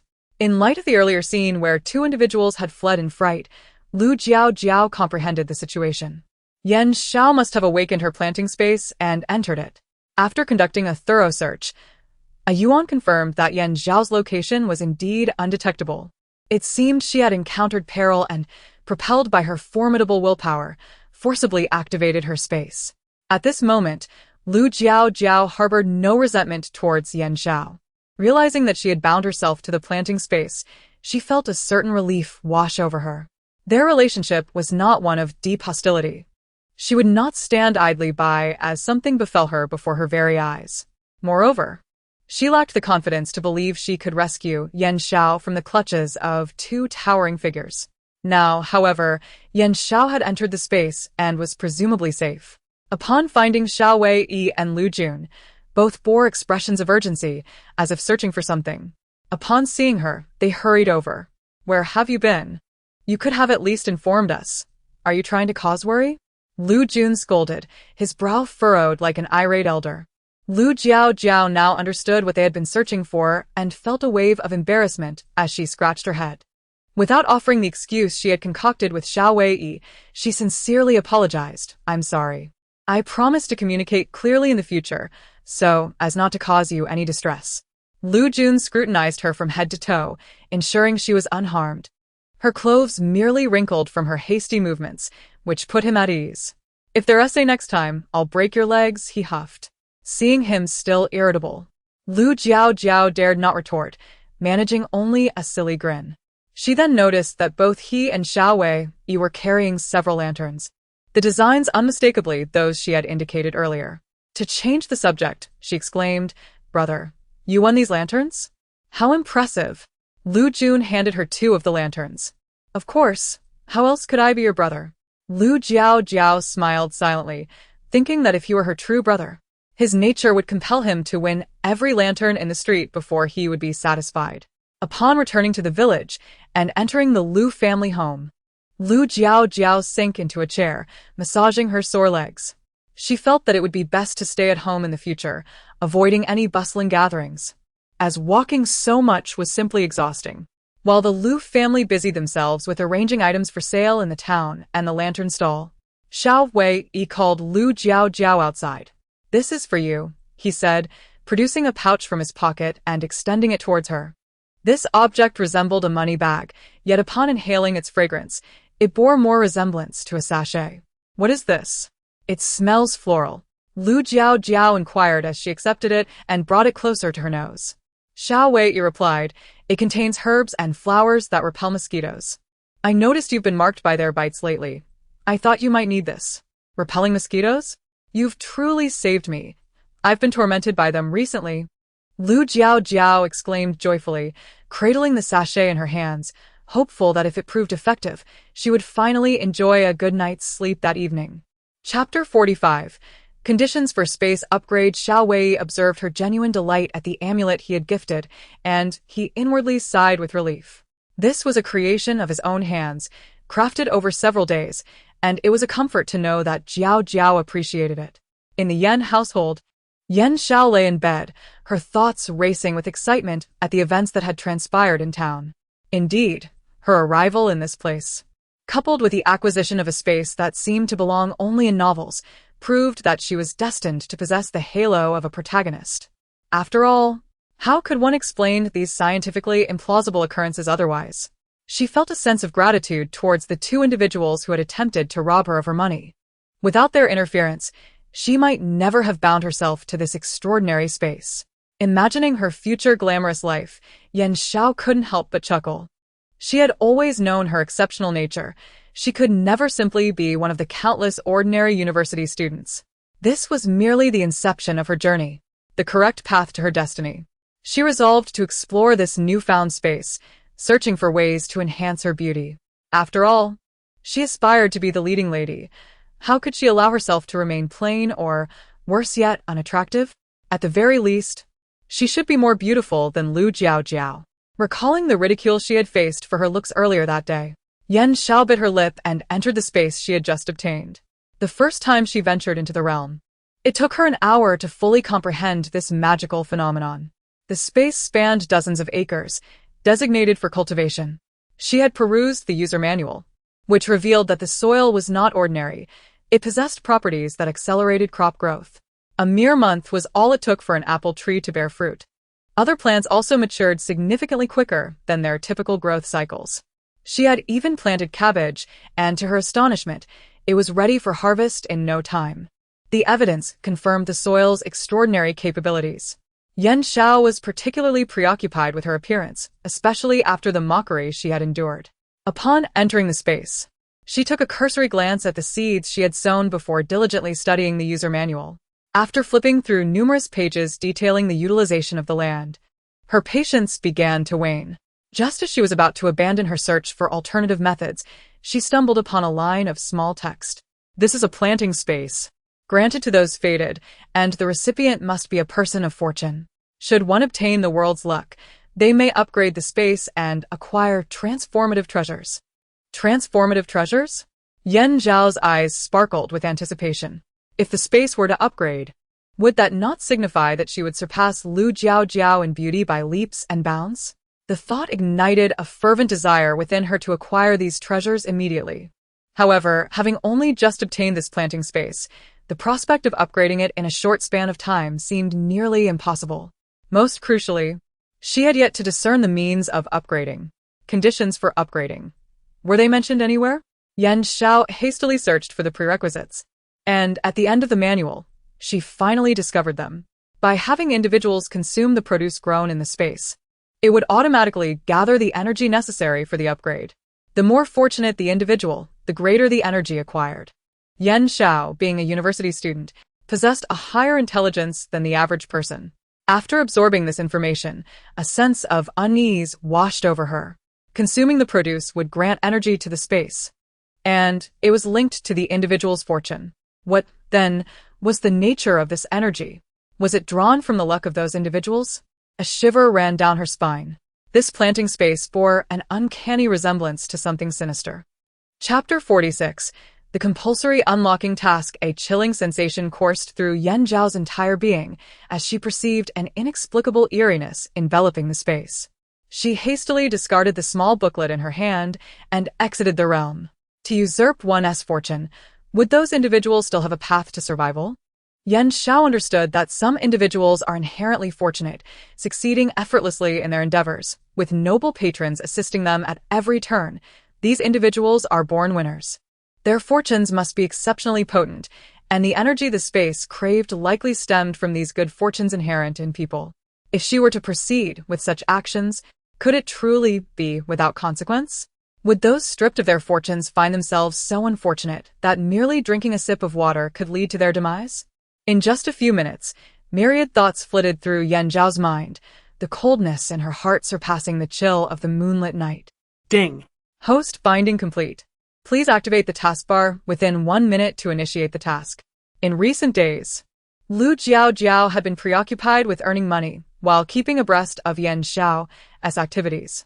Upon arriving at the Lu family's vicinity, she naturally did not extend any cordiality towards them. Observing the thriving business at the Lu family's doorstep, she could not help but hurl a few barbed remarks, though they went unheeded. After dinner, as was customary, the Lu family counted the day's earnings. Lu Jiaojiao silently calculated the profits amassed over the recent days and spoke to Lu Dehua. Surely the money earned at Grandma's is sufficient to build a house? Lu Dehua had indeed also tallied the funds, confirming that they were adequate for construction. However, erecting a house entailed numerous tasks, far more complex than merely stating the intention to build. I shall inform the village chief and seek workers to commence the project. The Lu family had originally fled here during a calamity, and although the authorities permitted their settlement and allocated land, there was no assurance that this land would be theirs to dispose of in the future. She harbored concerns that constructing a house could lead to unforeseen troubles, and it would be wiser to resolve the situation now to alleviate her unease. Lu Dehua's apprehensions were shared by others, and the initial excitement of having a brick and tile house was now tinged with worry. As the eldest, Lu Xiongtai wished to inquire further. But considering the presence of Lu Jiaojiao, a younger member, and Xiao Wei, an outsider, he refrained from probing further, intending to address it later. Upon returning to her room, Lu Jiaojiao inquired with a yuan about Yan Zhao's recent developments. Are you certain she spends her days merely making items to sell, without engaging in any other activities? This tranquility hardly resembles the life of a protagonist who has acquired an extraordinary advantage. Moreover, given Yan Zhao's character, it seems improbable that she would refrain from orchestrating significant events to showcase her capabilities. What perplexed her most was that, according to the narrative's progression, at this juncture, the cannon fodder, Lu Jiaojiao, should voluntarily substitute for Yan Zhao in marrying the town's elderly official, allowing Yan Zhao to gradually distance herself from her family's storyline. A yuan clumsily flipped in the air and responded, Yan Zhao is still the same as before, selling goods. Furthermore, she seems to have created something delicious that is quite alluring. She is earning several times more than before. Delicious? Lu Jiaojiao mused, tapping her lips thoughtfully. Chapter 47. Exchanging for an oven. Could it be that her cultivation space harbored some recipes or mystical springs capable of rendering food exceptionally delectable? She had merely perused novels, knowing only that the female protagonist acquired a cultivation space, transforming from an unremarkable farmer into someone extraordinary. Little did she know what else her space contained beyond the land that accelerated crop growth. Regardless, as long as the items within her space did not bring her trouble, she had no concern for their nature. Lu Jiaojiao beckoned a yuan over. Look at how much energy I have collected now. Initially, she believed this energy was solely for communication, which rendered her somewhat indifferent. After all, in the narrative, communication could only be utilized thrice and was limited to calls from the real world, making it rather inflexible. However, upon a yuan informing her that this energy could also be exchanged for tangible items, her enthusiasm was instantly ignited. She had long desired to bake a cake. If she could exchange for an oven and a refrigerator, it would greatly simplify her endeavors. A yuan promptly checked the collected energy, noting it had reached 230 points. Shall we exchange for something? Lu Jiaojiao contemplated and decided to prioritize the oven. She had recently purchased too few items, and having an oven would enable her to create a plethora of fresh dishes. I wish to exchange for an oven. Do you think it can be done? The refrigerator costs 200 points, leaving 30 remaining. Are you certain you want to proceed? Absolutely, let us do it. This one will suffice. See if you can use it. Should any issues arise, I can take responsibility for repairs, Lu Jiaojiao remarked. Having never encountered such an archaic oven, she curiously touched it and, after mentally retrieving information about this type of oven, inquired, this oven requires electricity to operate. Is it functional here? A yuan twirled in the air, explaining, since the protagonist of this novel is Yan Zhao, only items from her era can be utilized. However, considering various factors, these exchanged items receive certain concessions. This oven can function without electricity. Relieved to hear it required no power, Lu Jiaojiao eagerly pressed the start button. The oven indeed powered on, prompting her to dash to the kitchen, retrieve a chicken leg, and place it inside to test. Not bad at all, she remarked, savoring a bite of the chicken leg and expressing her satisfaction. Noticing a yuan eyeing her hungrily, she chuckled and handed over the chicken leg. Are there any materials for cake making among the exchanged items? Although I could buy them here, it's quite a hassle, and even milk and flour are not easily obtainable. The flour here is unsuitable for cakes, even for making steamed buns. It has a somewhat dark hue. If I could exchange for them, it would be much more convenient.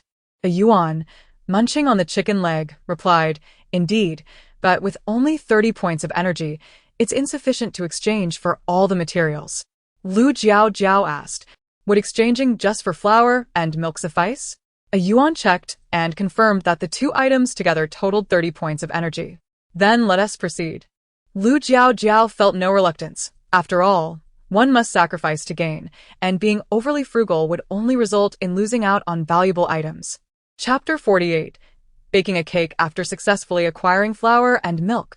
Lu Jiaojiao weighed the amount of flour and felt confident that she could create several delightful cakes, accompanied by a few cookies. Speaking of cakes, the snow-white substance known as cream seemed quite delectable. How wonderful it would be to replicate it. If she succeeded, she could also make treats like cream puffs. The allure of delicious food propelled her forward, and after researching methods for making cream, she found herself eager to begin. Despite it being late at night and the potential for attracting attention in the kitchen, with thoughts of her culinary ambitions occupying her mind, Lu Jiaojiao rose early the next day. After completing her morning routine, she hurried into the kitchen, startling her aunt, who was preparing breakfast. By noon, when it was time for lunch, Lu Jiaojiao proudly presented her finished cake. What is this, Jiaojiao? It looks like snow, inquired Zhang Dahua, gazing at the creation in her hands. Lu Jiaojiao placed the cake on the table, sliced it into small pieces, and offered a piece to Zhang Dahua. This is cake. Please try it, Grandma. Having never encountered such a delicacy before, Zhang Dahua was intrigued, especially as a delightful aroma of milk wafted from the cake. Upon tasting it, her eyes sparkled with delight. It was truly delicious and suitable even for the elderly. For those of advanced age, whose teeth had mostly fallen away, the soft texture was just right. Lu Jiaojiao originally intended to sell these cakes, and with her first successful attempt receiving validation, she beamed with joy. Grandma, do you think I could sell the cake? Selling is feasible, but the ingredients for this cake are quite substantial. Not many villagers would be willing to buy it. It would likely need to be sold in town, Zhang Dahua replied.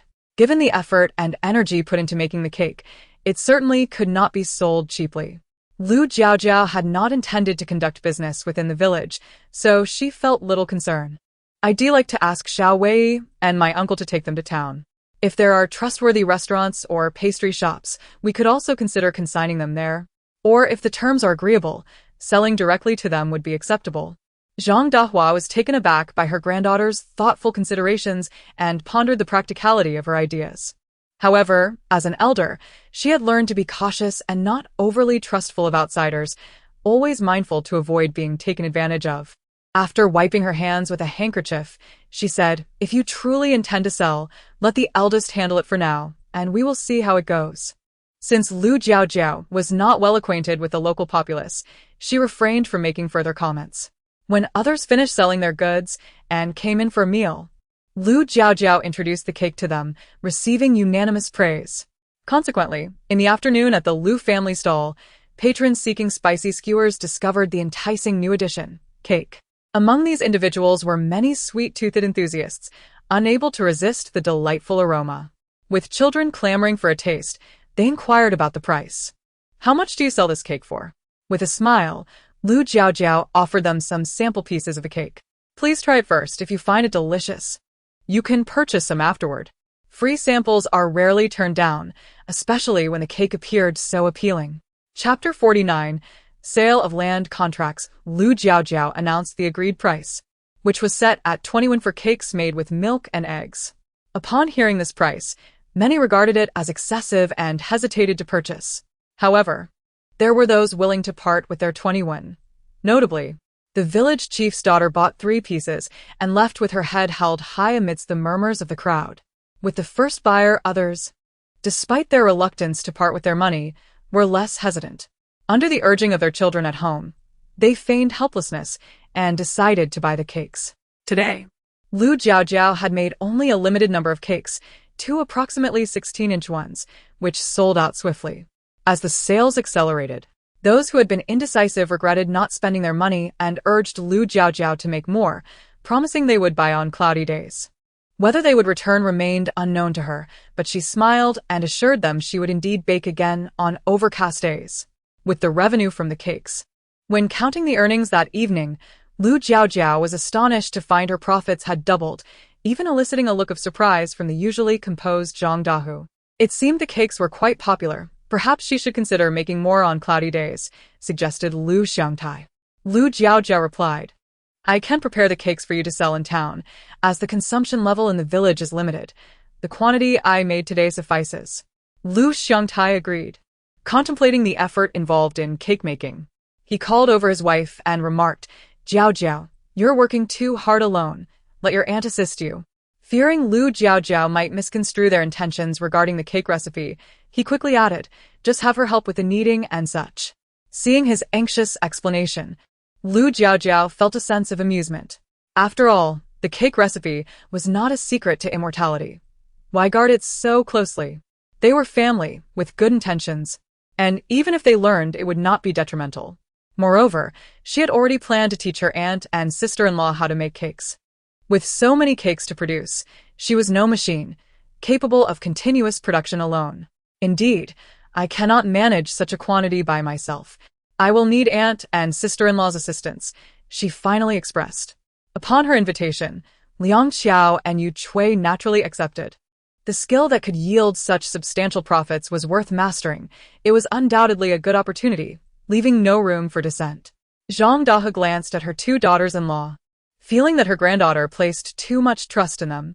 With thoughts of their occasional cunning in mind, she sighed internally, hoping they would not let Jiaojiao's kindness go to waste. After discussing this matter, Zhang Dahu informed them, I spoke with the village chief today. We can use this land for building houses, but we must pay 10 taels of silver to obtain the land contract. For the Lu family, 10 taels was not an insurmountable challenge, and both Lu Xiangtai and Lu Tushuan agreed to the plan. Zhang Dahu continued, I will give the money to the village chief on a cloudy day, and once we secure the contract, we shall begin hiring workers to construct the houses. Given their years of work experience, Lu Xiangtai and Lu Tushuan knew many people and readily took on the responsibility, promising to ensure the houses would be beautifully built. Chapter 50 seemed to present a different persona. Due to the financial incentives and provision of meals, a considerable number of individuals arrived, and the pace of work was remarkably swift. During the construction of the house, aside from Xiaowei taking the cakes made by Lu Jiaojiao to sell in town, the family's business in the village had come to a halt, redirecting their focus entirely on the building project. This time, she noticed that Yan Zio had seemingly become considerably more beautiful. While her features had not undergone significant changes, the once coal-black complexion had transformed dramatically, now exhibiting a much fairer tone. However, the young woman's eyes bore an added layer of shadow, detracting from the overall charm of her otherwise delicate face. Yet, her reluctance to step forward did not imply that Yan Zio was willing to overlook her presence. As Lu Jiaojiao attempted to bypass her, Yan Zio swiftly positioned herself directly in front of her, her gaze cold and unyielding. Lu Jiaojiao, have you been living comfortably these days? Her voice was frigid, sending a chill down Lu Jiaojiao's spine. Particularly, those eyes, when fixed upon her, resembled a venomous serpent, causing goosebumps to rise on her skin. Yan Zio maintained her gaze, suddenly breaking into a sinister smile. Why is it that you are so fortunate, blessed with such a wonderful family and doting relatives, receiving everything effortlessly, while I must sacrifice everything for a mere step forward? Lu Jiaojiao. What does that mean? Before she could ponder the implications of Yan Zio's words, she turned and walked away. Her steps were heavy, as if a storm cloud loomed overhead. This version of Yan Zio deepened Lu Jiaojiao's confusion, instilling an unsettling feeling that something was amiss, beyond her expectations. Upon returning home, Lu Jiaojiao closed the door and summoned a Yuan. What has happened to Yan Zio? She seems like a different person. A Yuan, perplexed by Lu Jiaojiao's words, responded. Yan Zio is still Yan Zio. What has changed? Observing the confusion on a Yuan's face, Lu Jiaojiao sighed and inquired further. Can you tell me about her recent happenings? Is there only this one incident? For reasons unknown, Lu Jiaojiao felt an undeniable sense of disquiet. Based on previous accounts, Yan Zio had managed to remain composed, even devising substitutes to cope with her family's circumstances. It seemed illogical for her to now descend into despair without considering alternative solutions, as this did not align with her established character. Even if she lacked the opportunity to act against Lu Jiaojiao, she would surely seek other means. Pressing her aching head, Lu Jiaojiao asked, aside from this, has anything particularly noteworthy occurred in her life?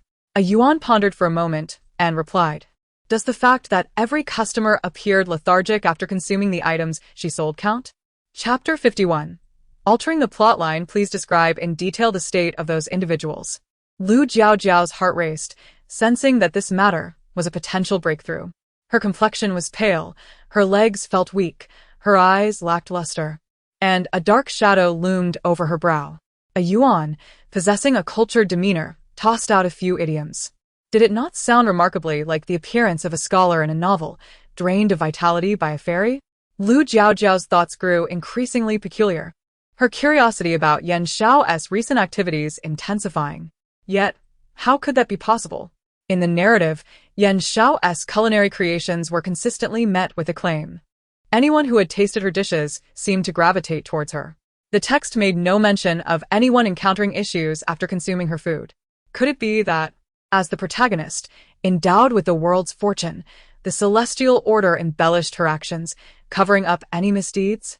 Even acts that contradicted the core socialist values could be justified for her? Lu Jiaojiao felt a headache brewing. How had the narrative world deviated from its intended path? What was she to do? Surely, she could not shout in the streets during Yan Shao's sales, declaring her wares harmful to health and a cause for early demise. Such an act would surely invite a violent backlash, making it impossible to avert the continuation of these events. If only there were a surveillance device that could keep her informed of Yan Shao's whereabouts, it would afford her time to prepare for any eventualities, unlike now, when she could only follow aimlessly and speculate. Lowering her gaze to observe a Yuan, who was grooming itself, she contemplated its treasure chest capabilities and asked with anticipation, a Yuan, can you remotely broadcast Yan Shao's daily activities? Indeed, I can, but it requires energy to activate, a Yuan replied. Currently, your remaining energy is insufficient to exchange for a remote monitoring device. So, with enough energy, you could report on Yan Zhao's movements? Lu Jiaojiao inquired. A Yuan nodded, confirming her suspicion. Exactly. If you're eager to know, accumulating energy should be your priority. At last, Lu Jiaojiao felt a sense of clarity. The ability to monitor was reassuring. Her greatest fear was being oblivious to Yan Shao's actions, left without any means of response. The narrative had indicated that upon her arrival, Yan Shao had initially earned some money in the town before establishing a business in the village, garnering widespread affection and paving the way for her beneficial connections. Now, however, the Lu family had supplanted this storyline. While the Yan couple reveled in the wealth Yan Shao generated, their behavior in the village becoming increasingly ostentatious, with few remaining untouched by their influence. In such circumstances, it was only natural for others to harbor grievances, making it implausible for them to further Yan Shao's connections. From this, Lu Jiaojiao sensed that the source of energy was likely linked to pivotal plot points. By altering the narrative within the novel, she could acquire energy. The energy she had previously gained stemmed from her modification of Yan Shao's business storyline in the village. Henceforth, as she continued to change other plot lines, accumulating the energy necessary to activate the remote monitoring device would undoubtedly be a manageable task. Chapter 52. What does she wish to do? Currently, the plot appears to be firmly established as Lu Jiaojiao is carried into the old gentleman's courtyard. At this point, she merely awaits the acquisition of this energy value. However, her immediate concern is to ascertain whether the items sold by Yan Shao possess any issues. Once confirmed, she plans to have a Yuan conduct an examination. That evening, Xiao Wei presented the earnings of the day to Lu Jiaojiao, who then shared her concerns with him. The following day, upon receiving the buns crafted by Yan Shao, she instructed a Yuan to scan them. Is there anything unusual about these buns? Lu Jiaojiao inquired. A Yuan replied, these buns are devoid of any harmful substances. However, the flour used is rather peculiar. Consuming them will siphon off a portion of one's fortune. The more one eats, the greater the loss of luck. Fortune? Are you jesting? Eating a bun could diminish one's luck. Lu Jiaojiao found this notion utterly alarming. Furthermore, considering that Yan Xiao is the protagonist of the novel, a character meticulously crafted by the author as a virtuous figure, how could her planting space harbor such malevolent energy capable of stripping away fortune? A yuan.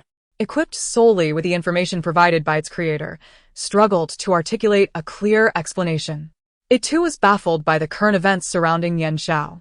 The peculiarities of the enhancements bestowed by her author were confounding, as the planting space was ostensibly a tool to elevate her to the pinnacle of her life. Yet, given the present circumstances, it was unclear who was truly the instrument of whom. These thoughts, however, a yuan kept to itself, as it was designed specifically for Lu Jiaojiao's growth, meant to guide her towards understanding rather than delivering blunt truths. A yuan adjusted its hooves and remarked, "Indeed, these buns serve as a medium for siphoning the consumer's fortune, but whether that fortune ultimately accrues to Yan Xiao or elsewhere remains uncertain." "It cannot possibly be with Yan Xiao," Lu Jiaojiao asserted with conviction, having recently encountered her. If Yan Xiao had absorbed such fortune, her demeanor would surely differ from the current state of submissiveness she exhibited. Thus, it dawned on Lu Jiaojiao that perhaps the mischief lay with the binding of the planting space. Recalling her previous encounter with Yan Xiao, she suddenly remembered a crucial piece of information. Today, Yan Xiao was to be sent to the town by the Yan family. She had previously focused entirely on the food she had prepared, nearly forgetting this significant detail. Glancing at the now pitch-black sky, Lu Jiaojiao asked, "Is Yan Xiao truly being sent away? Surely, she cannot be so naive as to wait passively for her departure?" Throughout the ordeal, she had shown no signs of resistance. Upon arriving at the old gentleman's household, she had even prepared an extravagant dinner for the family, enduring the deliberate provocations of the old gentleman's concubine with nary a reaction, maintaining a facade of obedience and compliance. A yuan relayed the gathered information to Lu Jiaojiao in full. "How peculiar," Lu Jiaojiao mused, stroking her chin, sensing that Yan Xiao was perhaps biding her time and preparing a grand feast. Is Yan Xiao planning to ensnare that family using the provisions granted by her planting space? Yet, if that were her intention, she need not place herself in such jeopardy. Surely, she could orchestrate matters so that the servants of the old gentleman procure her creations without subjecting herself to servitude. What a perplexing maneuver this is. Chapter 53 witnessed significant developments. A young woman, in the bloom of her youth, willingly accepted the role of a concubine. If not for compulsion, one could only surmise she was lacking in common sense. "Jiaojiao, your energy has surged. An increase of 200 points, exclaimed a yuan, who was taken aback by the sudden rise in energy. It is only natural that Yan Xiao has entered old Yuan's courtyard, resulting in the energy being credited. Jiaojiao responded with calm composure. A yuan scratched her head in confusion, pondering why altering the crucial narrative point concerning Lu Jiaojiao would yield only 200 points when it ought to be 500. "Where did you see that?" Jiaojiao inquired, surprised that a yuan could perceive the energy gained from changing the plot. "It is written in the employee manual. Since we cannot disclose this information to the participants nor reveal it before the narrative unfolds, I refrained from mentioning it," a yuan explained apologetically. Jiaojiao expressed her understanding of the hardships faced by the workers. What transpired with Yan Xiao? Or has the storyline been altered too drastically? She speculated. A yuan fell silent for a few moments, observing a notable absence in the character roster of the novel, before announcing, "Old Yuan's character has exited." What does it mean that he has exited? Does it imply he no longer has a role? "He has died," Jiaojiao mused quietly. The implications of this situation indicated a darkening of the female protagonist's character. Now, Jiaojiao was eager to learn about Yan Zhao's circumstances and promptly asked, "Can these energy points be exchanged for a remote monitoring device?" "The remote monitoring device requires 200 energy points. You have enough," a yuan replied. "Then please assist me in the exchange." After a yuan procured the remote monitoring device, she handed Jiaojiao a pair of glasses and 2 Bluetooth earphones. As soon as Jiaojiao donned the glasses, the scene before her transformed, and a cacophony of sounds filled her ears. "You wretched creature, is this your doing? With the master gone, you shall not take a single step beyond this threshold," barked a robust woman, delivering a resounding slap to the downcast Yan Xiao, who staggered back from the force. Yan Xiao lifted her head, her expression devoid of emotion, and did not utter a word in her defense.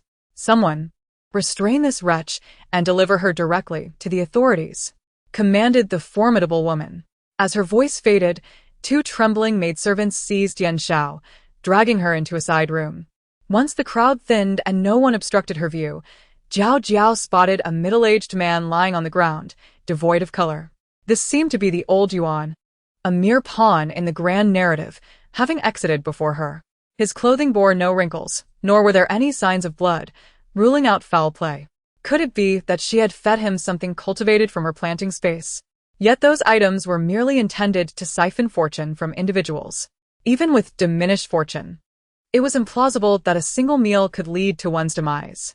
Unless Jiaojiao had orchestrated something against old Yuan prior to today, perhaps she had devised a scheme over the course of 10 or 20 days, ensuring that everything consumed by old Yuan had passed through her hands.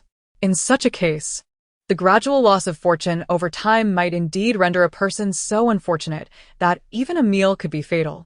After all, old Yuan was merely a pawn, and his fortune was unlikely to be substantial. After enduring days of fortune depletion, his life force had gradually waned, ultimately resulting in his untimely demise over a mere meal. Chapter 54. The planting space is a high-tech product, of course. All of the above is merely her conjecture. She cannot ascertain the truth of the matter. To return to the main topic, Lu Jiaojiao felt the camera shift, and once again, she beheld Jiaojiao. At that moment, Jiaojiao was vociferously questioning something, her expression tinged with a hint of madness. "Did you not say that as long as I seized the old man's fortune entirely, you would no longer compel me to undertake other tasks? Now that the person has been eliminated by you, why do your words hold no weight? I refuse to comply. Should you coerce me into labor again, I would rather we perish together. After all, I have lived long enough. It suffices. Am I afraid of death? Indeed, I am terrified. Yet, treating me as a mere puppet is unbearable for anyone. If I cannot dictate my own fate, I might as well end it all." Listening to her, Lu Jiaojiao raised an eyebrow. She had not anticipated that Jiaojiao possessed such a fierce spirit. However, in the next instant, Lu Jiaojiao pondered the true purpose of Jiaojiao's impassioned words. "Very well, you have made your declaration. Once the space ascends to the second level, you shall no longer impose mandatory tasks upon me. Should you persist in this manner, I will initiate the destruction protocol, leaving you with no means of resistance." Lu Jiaojiao mused, "Ah, so this is a negotiation." After observing for a while longer, she noted that Jiaojiao appeared ready to rest. Lu Jiaojiao removed her glasses and headphones, instructing Yuan to put them away. It seemed that Jiaojiao's planting space was not necessarily a beneficial entity. Yuan remarked, "I have detected that the planting space is indeed a high-tech product, though I am uncertain if it originates from your era. Is it possible for high technology to create something as extraordinary as a spatial entity?" Lu Jiaojiao pondered, intrigued by such advancements. In her reality, she had never heard of humanity developing personal spatial products. Yet, she was not omniscient enough to determine whether this creation stemmed from her own time. If only she could reach out to her father, he was at the pinnacle of technological advancement. If Jiaojiao's planting space truly derived from reality, he would likely possess some insights. Regrettably, she could not contact them now, let alone seek external assistance. With a sigh, Lu Jiaojiao continued, "My previous assumptions were indeed correct. Jiaojiao's actions were driven by coercion. However, I am uncertain whether everything cultivated in her space possesses the ability to seize one's fortune. Perhaps I could attempt to infiltrate the planting space and see if I can breach its defenses?" Yuan suggested, but Lu Jiaojiao shook her head. "We do not yet comprehend the nature of that space. If it also harbors offensive capabilities, Yuan would undoubtedly gain nothing of worth. It could even result in our self-destruction, complicating our future endeavors. Moreover, it appears that space contains numerous valuable items. As I cannot overhear its dialogues with Jiaojiao, it would be prudent to exercise caution." She had already requested Xiaowei to keep a vigilant eye on those purchasing food from Jiaojiao in town.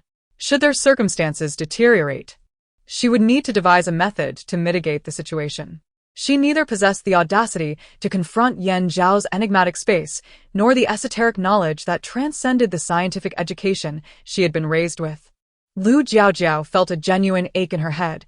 She had merely intended to explore within the narrative of a book, yet here she was, embroiled in a contest of skills. Chapter 55. Yan Xiao has returned. This is not merely a contest of intelligence, nor solely a test of diverse knowledge. Is it too much to wish for her to enjoy a moment of respite? The unfolding of events has left her questioning whether this tale is one of rural life or fantasy, as the narrative seems to race in an oddly bizarre direction. Lu Jiaojiao, in a state of discontent, realizes she cannot simply disregard everything and indulge in her own amusement.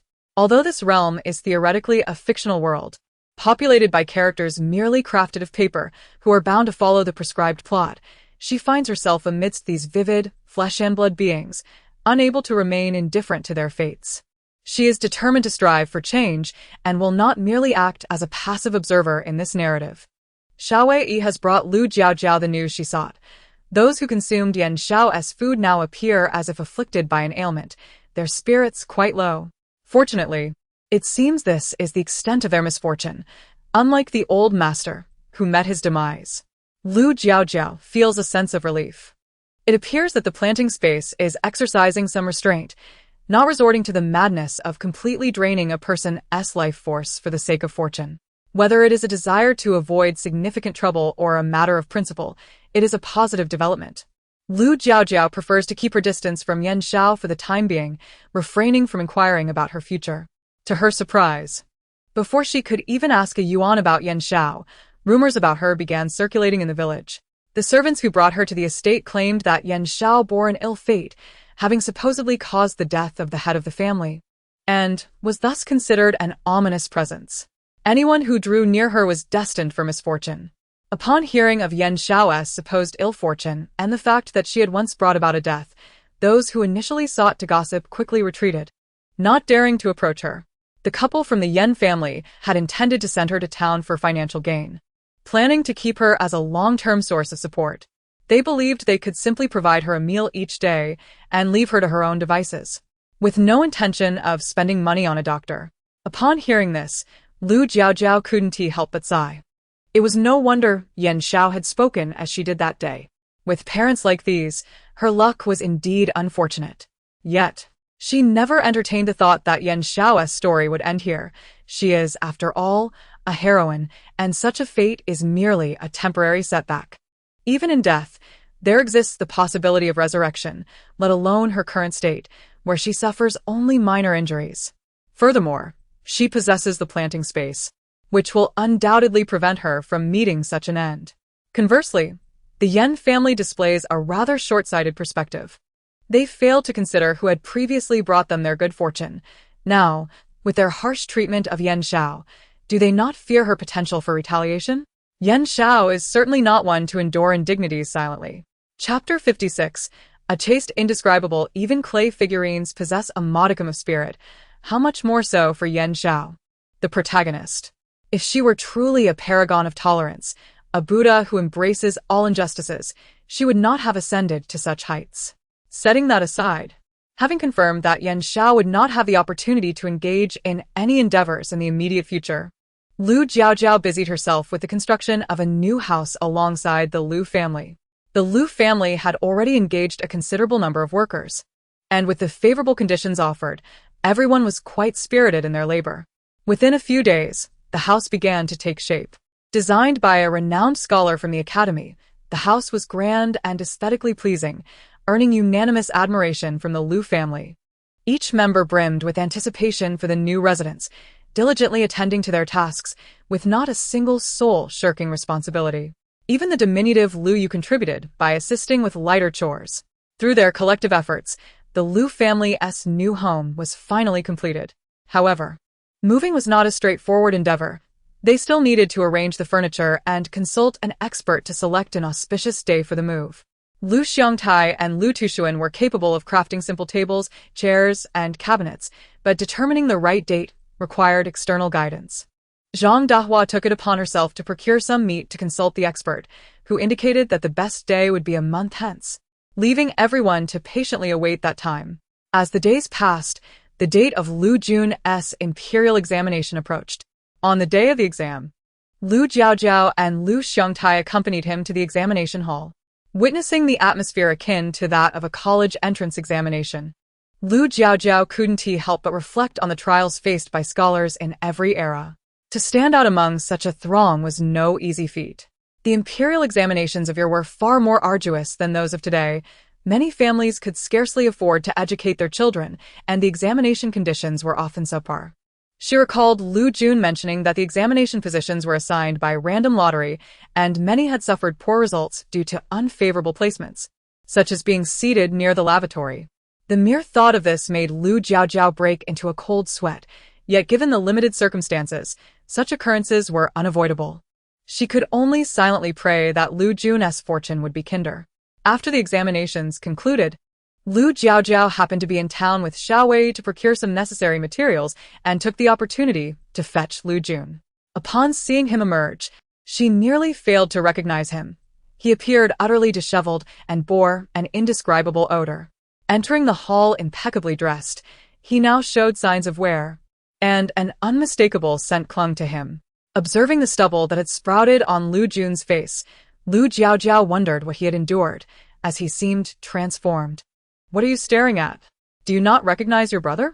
Lu Jun remarked, noticing her dazed expression, and said with a hint of melancholy. Embarrassed, Lu Jiaojiao managed to smile, touched her head, and suggested, "Shall we grab a bite to eat first? I cannot endure this odor. I'll wash up at a friend's house. You go to the restaurant and I will join you shortly." With a look of disdain, Lu Jun replied, clearly overwhelmed. Following his suggestion, Lu Jiaojiao and Xiaowei proceeded to the place he had indicated to wait for him. The proprietor of the restaurant regularly supplied the Lu family with pig's blood balls and pork skin jelly, thus maintaining a cordial relationship with them. Whenever they dined there, they received discounts, and the food was generally quite good, making it a favored spot for the Lu family. Upon their arrival, the proprietor welcomed them, seated them, and discussed the recent popularity of a certain cake that had been selling exceptionally well. Chapter 57. The scholar, upon hearing the words of the manager by Lu Jiaojiao and Xiaowei exchanged glances. Lu Jiaojiao inquired, "Is Manager Li intending to introduce cakes into the Lu family and sell them here?" Manager Li nodded, clearly perceiving the potential profitability of the cakes. If sold at the restaurant, they could generate substantial revenue. Had they not observed the long queues at the pastry shop down the street, with eager customers waiting to purchase cakes? If he were to sell these, it would undoubtedly enhance the restaurant's earnings significantly. What he was contemplating, Lu Jiaojiao and Xiaowei could surmise. Yet agreeing to such a venture was no trivial matter, for their manpower was insufficient. Currently, the entire Lu family was mobilized to ensure a steady supply for the pastry shop, and if they added Manager Li's side to the equation, they would truly be well-intentioned but powerless. Lu Jiaojiao preferred to eschew the intricacies of the business circle and candidly expressed her stance to Manager Li. For her, it was simple: accept what orders they could, and for those they could not, it was better to forego the earnings. Having dealt with them numerous times, Manager Li discerned that she was not speaking falsely and did not press the matter, though a sense of regret lingered. After all, it was a missed opportunity for profit. Your Lu family possesses great skill. Everything you produce is delectable. Have you never considered opening a workshop? Hiring some long-term workers could yield considerable profits. This would provide you with more leeway in purchasing, wouldn't it? Manager Li pondered. These matters depend on my elders. We two youngsters cannot make such decisions. Lu Jiaojiao replied. Manager Li gazed at the two astute young individuals before him, chuckling softly, utterly unconvinced by her words. Despite their youth, their capabilities were remarkable. He found it hard to believe that there was no voice of authority in their household. While he harbored doubts internally, he refrained from verbalizing them. He called for a servant to attend to them and then busied himself with other matters. Lu Jun was astute, deftly diverting the family's attention with just a few words. Observing his calm demeanor, devoid of any hint of disappointment, the others felt reassured and ceased their inquiries. Days later, the announcement of the scholar's list was posted, with Lu Jun's name gracing the top line as the first and only scholar in the village. On the day the news spread, the Lu family was inundated with visitors, predominantly villagers bearing homegrown vegetables or eggs, arriving to extend their congratulations. Lu Jiaojiao calculated discreetly, aside from the Yen family, It seemed that everyone from the village had come, particularly those with eligible daughters. Seeing Lu Jun's face, which had become rigid with forced smiles, Lu Jiaojiao found amusement in the situation. Being a scholar was indeed no easy feat since Lu Jun's distinction as a scholar. Lu Jiaojiao noticed a marked shift in the family circumstances. The most conspicuous change was the increased number of matchmakers visiting. Each time she witnessed Lu Jun's attempts to rebuff their advances, she could not suppress her laughter. Spring had arrived, and it was an unstoppable force. After another matchmaker departed from the Lu household, Lu Jun, feeling exhausted, sipped his tea and sighed heavily. Mother, if any more matchmakers come, please inform them directly that I will not be considering marriage for the next couple of years. They need not return. While Yu Chui, who had been delightfully contemplating which daughter might be worthy of her son, suddenly felt her smile vanish as her lips straightened into a line. You are not young anymore. When will you contemplate marriage? Chapter 58. Not considering marriage, Yu Chui's tone was quite heavy, yet it could be understood. After all, every parent hopes that their son, upon achieving success, will marry a virtuous wife, leading a fulfilling life. Mother, these young ladies are not suitable for me. Would it not be better to find a similarly educated partner once I secure a more prestigious title? Lu Yun explained slowly. Yu Chui was not an ignorant villager. She had often been enlightened by Zhang Dahua. Upon reflecting on her son's words, she found them to hold merit. Currently, her son was merely a scholar, and the matchmakers visiting them were recommending girls of decent standing, like the village chief's daughter, but there were no better options available. If her son were to attain the status of a jiren or even higher in the future, would she need to worry about finding a daughter-in-law? At that time, there would be young ladies from good families waiting for him to choose from. Having come to this realization, Yu Chui felt a refreshing sense of clarity. She looked at Lu Jun with newfound anticipation and decided not to press him further regarding the matchmaker's recommendations. If any matchmaker visits in the future, I will tell her to let you focus on your studies and not to squander the promise you made today. Lu Jun smirked, assuring her, Rest assured, mother. Observing the pride in his demeanor, Yu Chui chuckled, playfully teasing him as she cleared the cups from the table and headed to the kitchen. Lu Jun turned his head to see Lu Jiaojiao, who was shelling peanuts, propped her head on her hand. He beckoned her with a finger. Come over here and shell some. Lu Jiaojiao glanced at him, but remained unmoved. Why would I come over, when you're not helping me? How do you know I want to help you? Lu Jun retorted. Lu Jiaojiao scoffed. I haven't seen you do any household chores, all right? At her words, Lu Jun fell silent, realizing she spoke the truth, and his earlier bravado diminished. He moved a stool closer to her and began to shell the peanuts. His hands were fairer and more delicate than those of most women, making for a pleasing sight. Young master, I never knew you could do this. I thought you only knew how to eat and study, Lu Jiaojiao teased as she observed his skill. Raising an eyebrow, Lu Jun replied, aside from bearing children, there is nothing I cannot do, dear sister. Lu Jiaojiao laughed heartily. Wrong. There's one thing you can't do. What is it? You can't experience menstruation, she exclaimed, bursting into giggles. This left Lu Jun utterly speechless as he regarded his mischievous sister and playfully ruffled her hair. After shelling a large bowl of peanuts, he clapped his hands and asked, What delicacy are you preparing now? Lu Jiaojiao packed away the remaining peanuts, saying, I'm making peanut brittle. You must try some later. I'm not fond of sweet foods. When you have a time, make me some spicy rabbit. Lu Jun bluntly stated his preferences. That's fine, but remember to buy the rabbit. Isn't there plenty in the mountains? Just have Xiao Wei catch one for you. Lu Jiaojiao shot him an incredulous look, exasperated by his audacity. How could he expect others to do the work while he simply waited to eat? She picked up the peanuts and walked away, momentarily disinclined to engage with him further. Seeing her leave, Lu Jun hurriedly followed. Are you upset that I asked Xiao Wei to catch a rabbit? Upset? Why would I be upset? Are you not still my brother? Why do you always side with him? After news of Lu Jun's disinterest in marriage spread, matchmakers indeed continued to visit. However, whenever Lu Jiaojiao accompanied Lu Jun outside, she consistently encountered several envious glances from young ladies, making her too fearful to venture out with him again, feeling quite uneasy. Chapter 59.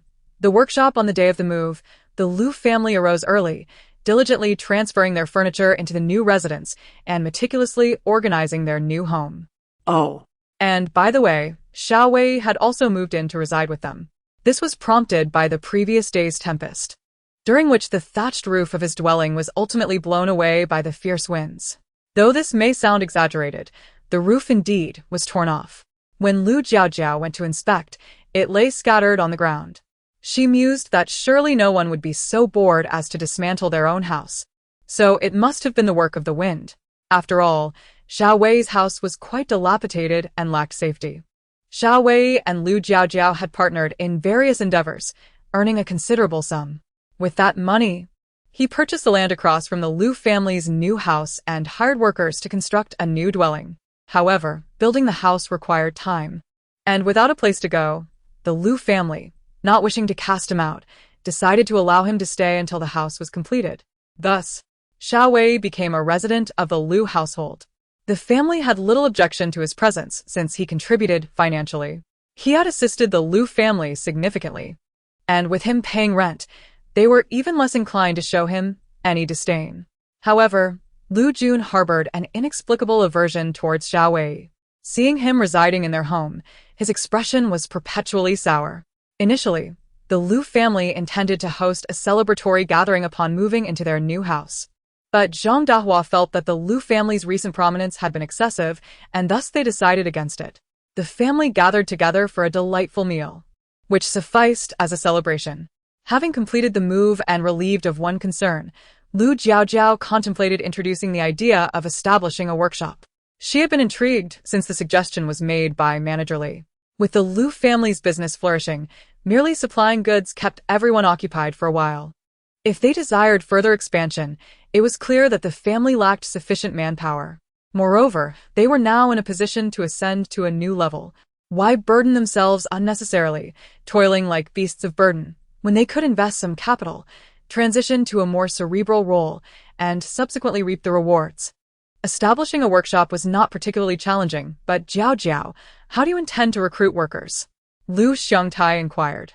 Lu Jiaojiao turned to Zhang Dahua, grandmother. What are your thoughts on finding people from the village? Most would only indulge in harmless gossip about others, and there wouldn't be any significant issues with these individuals. Zhang Dahua expressed her trust in the fellow villagers with whom they had shared their lives, stating, "That sounds good. Once you determine the wages, I'll speak to the village chief about this matter." As they swiftly finalized the workers' arrangements in just a few exchanges, Lu Xiangtai and Lu Tushuan exchanged glances, shrugging in acquiescence to their decisions. "Where do you plan to build the workshop, Jiaojiao?" Lu Tushuan asked. Lu Jiaojiao replied, "What about the piece of land next to our house?" She had heard from her grandmother that that parcel also belonged to the Lu family. "All right, that land is quite spacious. It will suffice for establishing a workshop." Chapter 60. Did something go awry? The Lu brothers were indeed action-oriented, and with each day of delay costing them a potential profit, they swiftly set their plans into motion the following day, enlisting a few acquaintances to establish a workshop. Unlike constructing a house, which is a time-consuming endeavor, the workshop was completed in a mere 5 days. Once it was finished, the Lu family disseminated news about job openings, attracting numerous idle villagers eager to inquire about employment opportunities. After deliberation with the Lu family, Lu Jiaojiao concluded that hiring long-term workers would be more beneficial. By selecting honest individuals and providing proper training, they could mitigate future recruitment concerns. The suggested wage, based on the advice of Lu Xiangtai and Lu Tushun, was set at 600 won per month. This remuneration was quite generous, especially considering the Lu family's flourishing business, which had not gone unnoticed by the villagers. Although accepting such work might seem beneath them, the skills they would acquire could alleviate their financial worries in the future. Many candidates sought employment at the Lu family workshop, though the size of the workshop limited their intake to just 15 workers. Zhang Dahua was entrusted with the responsibility of selecting candidates, favoring those who maintained a tidy appearance, exhibited efficiency in their tasks, and were characterized by their honesty and reserved demeanor.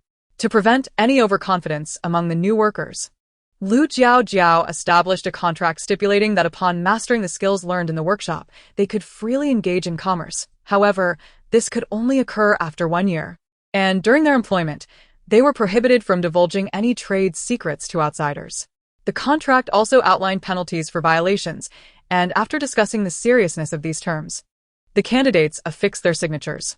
With the team assembled, the 4 women of the Lu family began instructing them in cake making and various types of cookies. After extensive experimentation, Lu Jiaojiao had successfully constructed 10 ancient-style ovens, sufficient for the workshop's needs.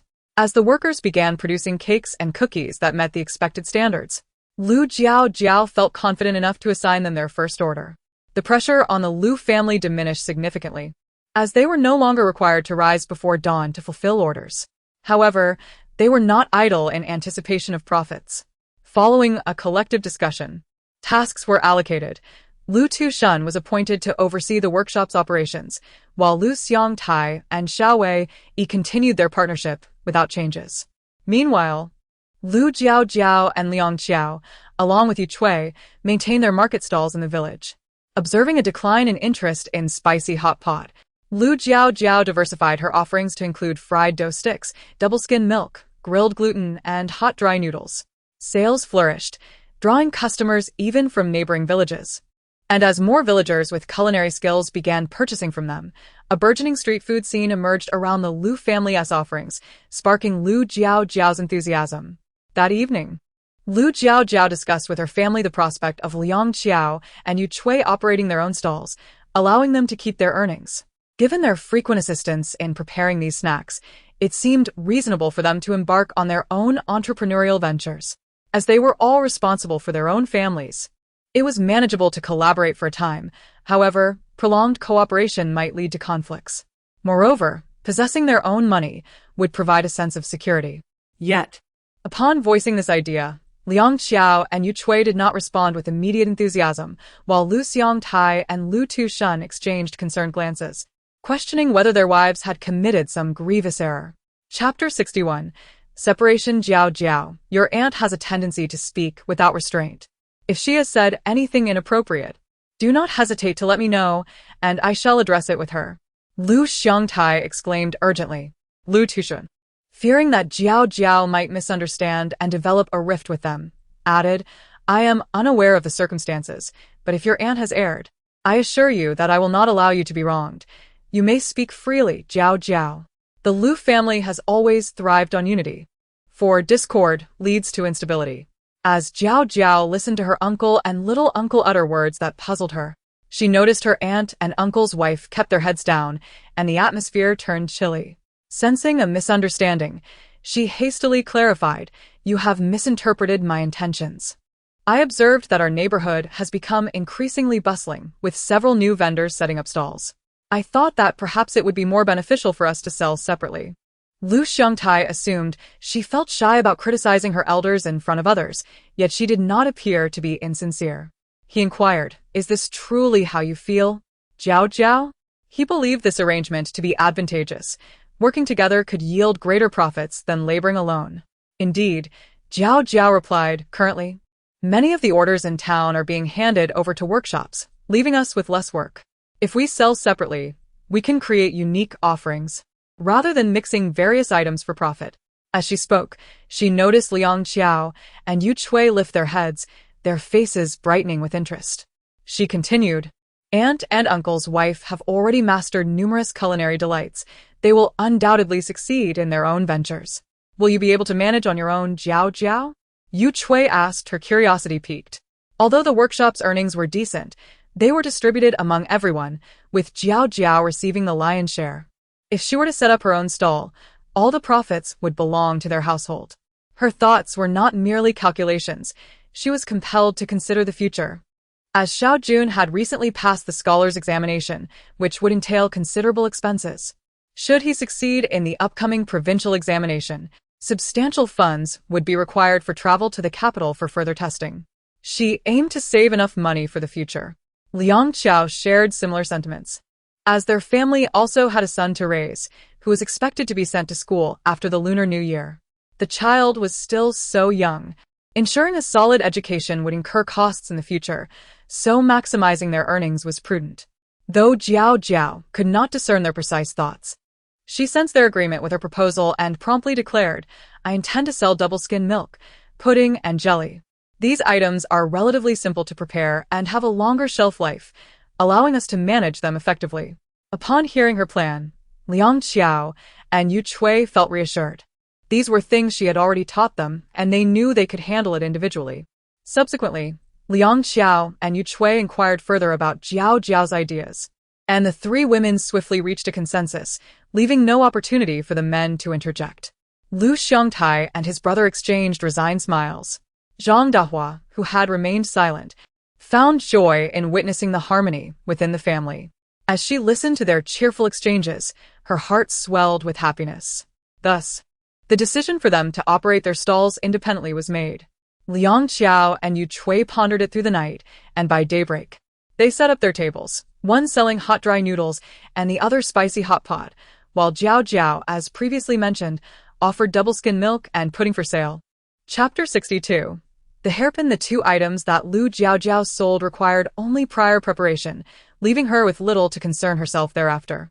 Although her business was comparatively lackluster when juxtaposed with Liang Qiao and Yu Chui, she paid it no mind. After a few days, Zhang Dahua, noticing her languidly seated for too long, took over her spot, encouraging her to explore beyond the confines of her home. Do not languish indoors all day. It could drive you to madness, she advised. By nature, Lu Jiaojiao was somewhat of a homebody and did not find being indoors tiresome, especially since there were countless tasks to attend to daily. Reluctantly pushed out by the elder for a breath of fresh air, she wandered aimlessly. Upon reaching the entrance of the Yen residence, she realized with a tinge of concern that she had not seen Yen Xiao for several days. Even the ostentatious couple from the Yen family had become infrequent figures in public. While pondering these thoughts, the previously closed door of the Yen household swung open, revealing a man starkly different from Yen Fu, whom she had encountered before. The once vibrant and rosy-faced man now appeared ghostly pale, his face lined with additional wrinkles and streaked with more white hair, making him seem a decade older. Had he perhaps consumed those dishes prepared by Yen Xiao? Lu Jiaojiao felt a chill run down her spine, suddenly recognizing that Yen Xiao was even more formidable than she had anticipated. Her unabashed gaze lingered on him, and although Yen Fu's condition seemed dire, he could not help but notice her presence. Yet, with little time for pleasantries, he shot her a glare before shouldering an axe and departing. That evening, perhaps disturbed by the incessant chirping of crickets outside, Lu Jiaojiao found herself in a somber mood. She sat alone on a stone bench in the courtyard, silently gazing at the moon, motionless. Jiaojiao. The voice of Xiao Wei emerged from behind her. He approached and seated himself across from her, his youthful face now adorned with a newfound air of maturity and resolve, rendering him somewhat captivating. "Are you in need of something?" she inquired, compelled to break the silence, as he remained taciturn. After a brief pause, he nodded, retrieving an object wrapped in a handkerchief from his pocket and placing it on the stone table. "For you." Though he contemplated the sentiment internally, he did not allow it to show. As Lu Jiaojiao unwrapped the handkerchief, revealing a silver hairpin adorned with delicate floral embellishments, she could no longer contain her curiosity. "Why did you buy this for me?"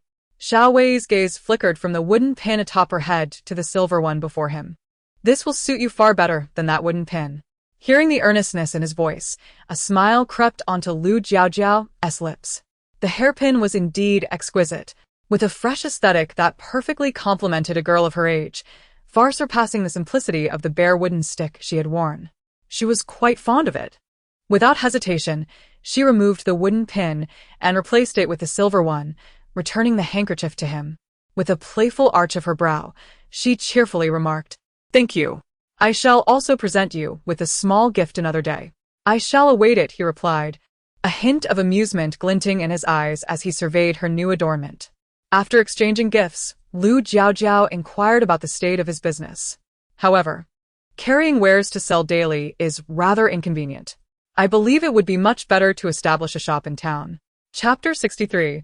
Do not be misled unknowingly, however. Based on her understanding of Xiao Wei, he would not engage in actions without adequate preparation. This sudden proposition, had he already sought out possibilities? "Have you visited the shop?" Xiao Wei nodded, revealing that he had indeed explored several options recently and had even sought information from others. He had identified a potential target, yet nothing was finalized. Given his words, It seemed he held a favorable opinion of that shop. Is it that you lack sufficient funds? Would you like me to contribute? Lu Jiaojiao inquired. I have enough. I merely wish to take you to see it, Xiao Wei responded. Lu Jiaojiao was puzzled. Aren't you the one renting the shop? Why would I need to see it? Perhaps it was the dimness of the day that caused her to misinterpret his expression. She felt a fleeting look of melancholy cross the youth's face after her question. After a moment, she heard Xiao Wei's voice again. Aren't we partners? Naturally. Renting the shop is a mutual endeavor, and you possess decision-making authority as well. True to his word, the following day, Xiao Wei took Lu Jiaojiao to the town to inspect a promising shop. Upon seeing the premises, Lu Jiaojiao accompanied Xiao Wei as he explored the space, finding it quite satisfactory. Although not particularly spacious, it boasted a small compartment equipped with a stove, ideal for kitchen use, which would facilitate future culinary endeavors. Additionally, its location was not overly remote. While it was not situated amidst the bustling streets, it was still accessible. As she entered, she noted that the surrounding area comprised residential houses, and the attire of passers-by indicated a decent standard of living. The consumption level here was undoubtedly several times higher than that of the village. Conducting business in such an area would likely yield favorable outcomes. Have you inquired about the rent? Lu Jiaojiao whispered to Xiao Wei. I have. It is 15 taels per month, Xiao Wei replied. Lu Jiaojiao had not conducted any price research on the shops in town, but she felt that the rent was quite reasonable. With this in mind, she refrained from voicing her thoughts and instead asked Xiao Wei, what do you think? Agreed, Xiao Wei answered succinctly. Subsequently, Xiao Wei efficiently summoned the shop owner, and after signing the necessary documents, he paid a year's rent up front. Upon returning to the Lu household to share the news, everyone was taken aback. They had not anticipated the two of them to be so decisive, silently securing a shop without any prior indication. The speed of their actions left them utterly astonished. You two are far too resolute. Why didn't you discuss it with us first? If you wish to rent a shop, you should have asked your uncles to gather some information. Others may take advantage of your inexperience, and you wouldn't even realize it, Zhang Dahua lectured them sternly. Lu Jiaojiao chuckled softly, knowing she had only learned of it herself the day before. Grandma, Xiao Yi and I are not children. We cannot be easily deceived, she said, resting her head on Zhang Dahua's lap and playfully coaxing her. Her granddaughter's charm proved effective, alleviating some of Zhang Dahua's irritation. You. Zhang Dahua gently poked her forehead, unable to bring herself to utter any harsh words. Chapter 64 presents an air of disdain. Engaging with numerous individuals while selling goods, she has never shown any sign of timidity. Her actions flow seamlessly, as if she could not be easily deceived. As for the young man, Xiao Wei, there is no need for her, an elderly woman, to elevate her status and assume the role of an elder to offer him counsel. This young man emerged from the Wang family with nothing, yet has excelled in business within the town. A feat that is unparalleled and certainly not indicative of someone easily duped. Zhang Dahua gazed at their striking faces, which seemed far too exceptional for such a modest locale, and let out a quiet sigh. The fortunes of descendants are their own. As a woman nearing the end of her days, she resolved to worry less. Xiangtai, on a cloudy day, gather a few individuals to tidy up that shop, she instructed. Lu Xiangtai responded affirmatively, assuring her not to worry. The news brought by Lu Jiaojiao and Xiao Wei has significantly increased the pressure on Liang Qiao and Yu Chui. Initially, they believed their earnings from their stalls over the past few days were substantial enough to bolster their confidence at home. Little did they anticipate that their niece, without making a fuss, had already acquired a shop of her own. This revelation pierced their inflated egos, deflating their spirits. Liang Qiao and Yu Chui exchanged glances, filled with resentment towards Lu Jiaojiao, each silently vowing to strive harder in hopes of securing a shop of their own in the coming year. They completely overlooked the fact that the shop belonged to both Lu Jiaojiao and Xiao Wei, not solely to Lu Jiaojiao. Tidying up the shop was not particularly challenging. After all, when the shop's owner rented it to them, he had already removed everything movable, leaving behind merely 2 valueless tables and a few chairs. Lu Xiangtai deemed these items still usable, opting not to discard them. Instead, he sought to have the chairs and tables painted, making them presentable. Once organized, Lu Jiaojiao and Xiao Wei after deliberation, resolved to transform the shop into a pastry establishment. With a workshop at home, they had an ample supply of goods. To attract their initial wave of customers, Lu Jiaojiao planned to prepare matcha cakes, chocolate cakes, mousse cakes, and other treats that had yet to be sold. These ingredients were difficult to procure in this area, and given the limited time, she could not possibly find them all at once. Fortunately, she exchanged for these items with a yuan, as they required minimal energy. Otherwise, she would have faced bankruptcy. Once the goods were ready for sale, Lu Jiaojiao and Xiao Wei wasted no time. On an auspicious day for opening, they hung firecrackers outside the shop and invited Lu Jun's teacher to be their guest of honor, seeking to invite good fortune. The grand opening commenced. The array of products available in their shop was unprecedented in the town, and with Lu Jun's teacher and a gathering of supportive classmates present, business thrived. Not to mention, once Lu Jiaojiao announced the various discounts on desserts available that day, customers continued to flock in. They had enlisted 6 individuals to assist. And even with their combined efforts, Lu Jun, Lu Xiongtai, and the others found themselves quite busy, a testament to the flourishing business. Lu Jun had initially brought his teacher and classmates along to help his sister attract customers. Of course, these young men merely spoke casually. They were studying the classics, not texts that encouraged deceit. Furthermore, those who could afford an education surely could spare a few coins for sweet treats. Although Lu Jun displayed a look of disdain, he was not stingy, generously offering his classmates and teacher some delectable snacks, such as cookies, to take home. Chapter 65. A disruptive visitor. The first day's earnings were promising, and after several days of tension, Lu Jiaojiao finally felt a sense of relief. After establishing her dessert shop for a few days, the owner of the pastry shop, who had been sourcing supplies from the Lu family workshop, unexpectedly arrived to demand an explanation.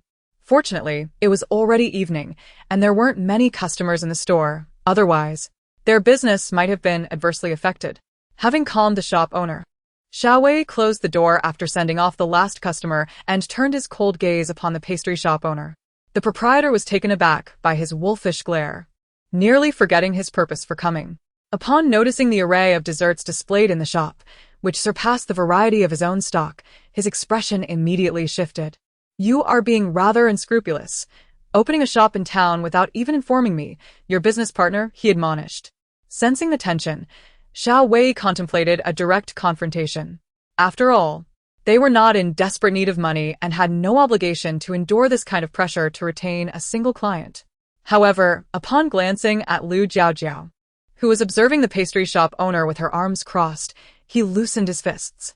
Lu Jiaojiao, oblivious to his gesture, smiled and replied, "Running a shop is our prerogative. You are neither a family member nor a friend. I see no reason to inform you." The pastry shop owner glared incredulously. "Why should you not inform me? Your business relies on my support, and you think it acceptable to keep me in the dark?" Seeing Lu Jiaojiao, a delicate young lady, he scoffed and turned to Xiao Wei, his demeanor indicating a reluctance to engage with women. "Let me be clear. Your new shop has severely impacted my business. If you wish to retain me as a valuable client, it would be wise to close your shop, lest you find yourselves with nothing at all." His words carried an unmistakable threat, yet Lu Jiaojiao found it genuinely amusing. She could not comprehend the source of the owner's misplaced confidence, believing they were somehow dependent on him. After all, he was merely one customer. Losing their supplier would be far more detrimental. Oh. Then simply refrain from sourcing from the workshop, Xiao Wei replied, his expression unyielding, unfazed by the threat.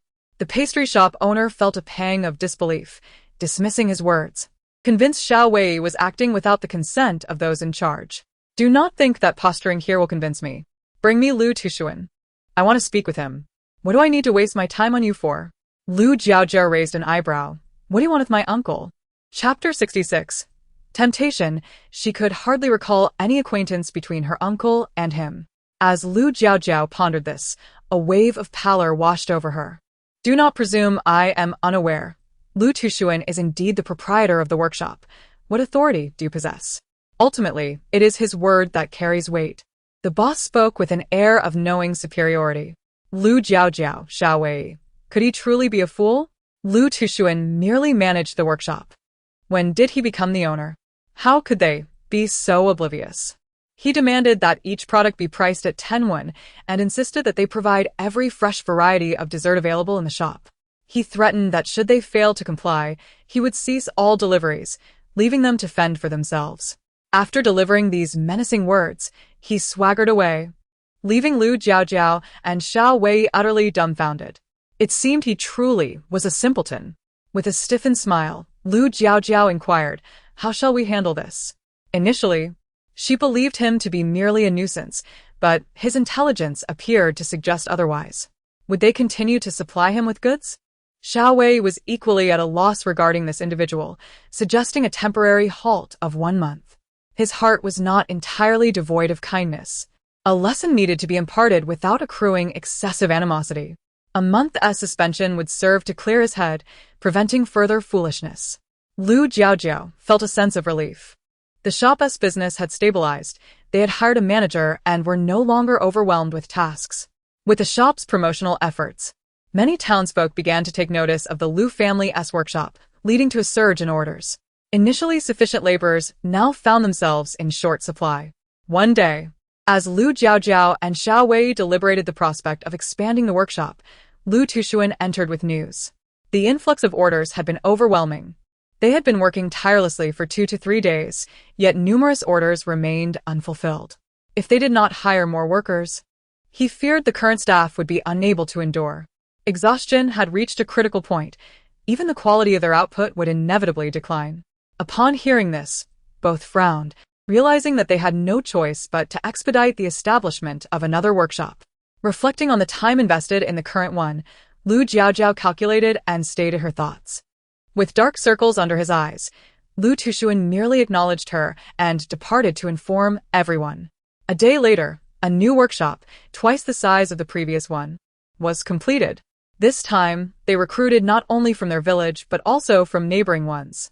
The call for temporary workers had spread, and those who arrived were eager to prove themselves, diligently contributing to increased efficiency. After fulfilling the orders, they conducted a thorough evaluation of the new workshop's workers, compensating only a select few while retaining the majority. Wages and conditions were increased by 21, while all else remained unchanged.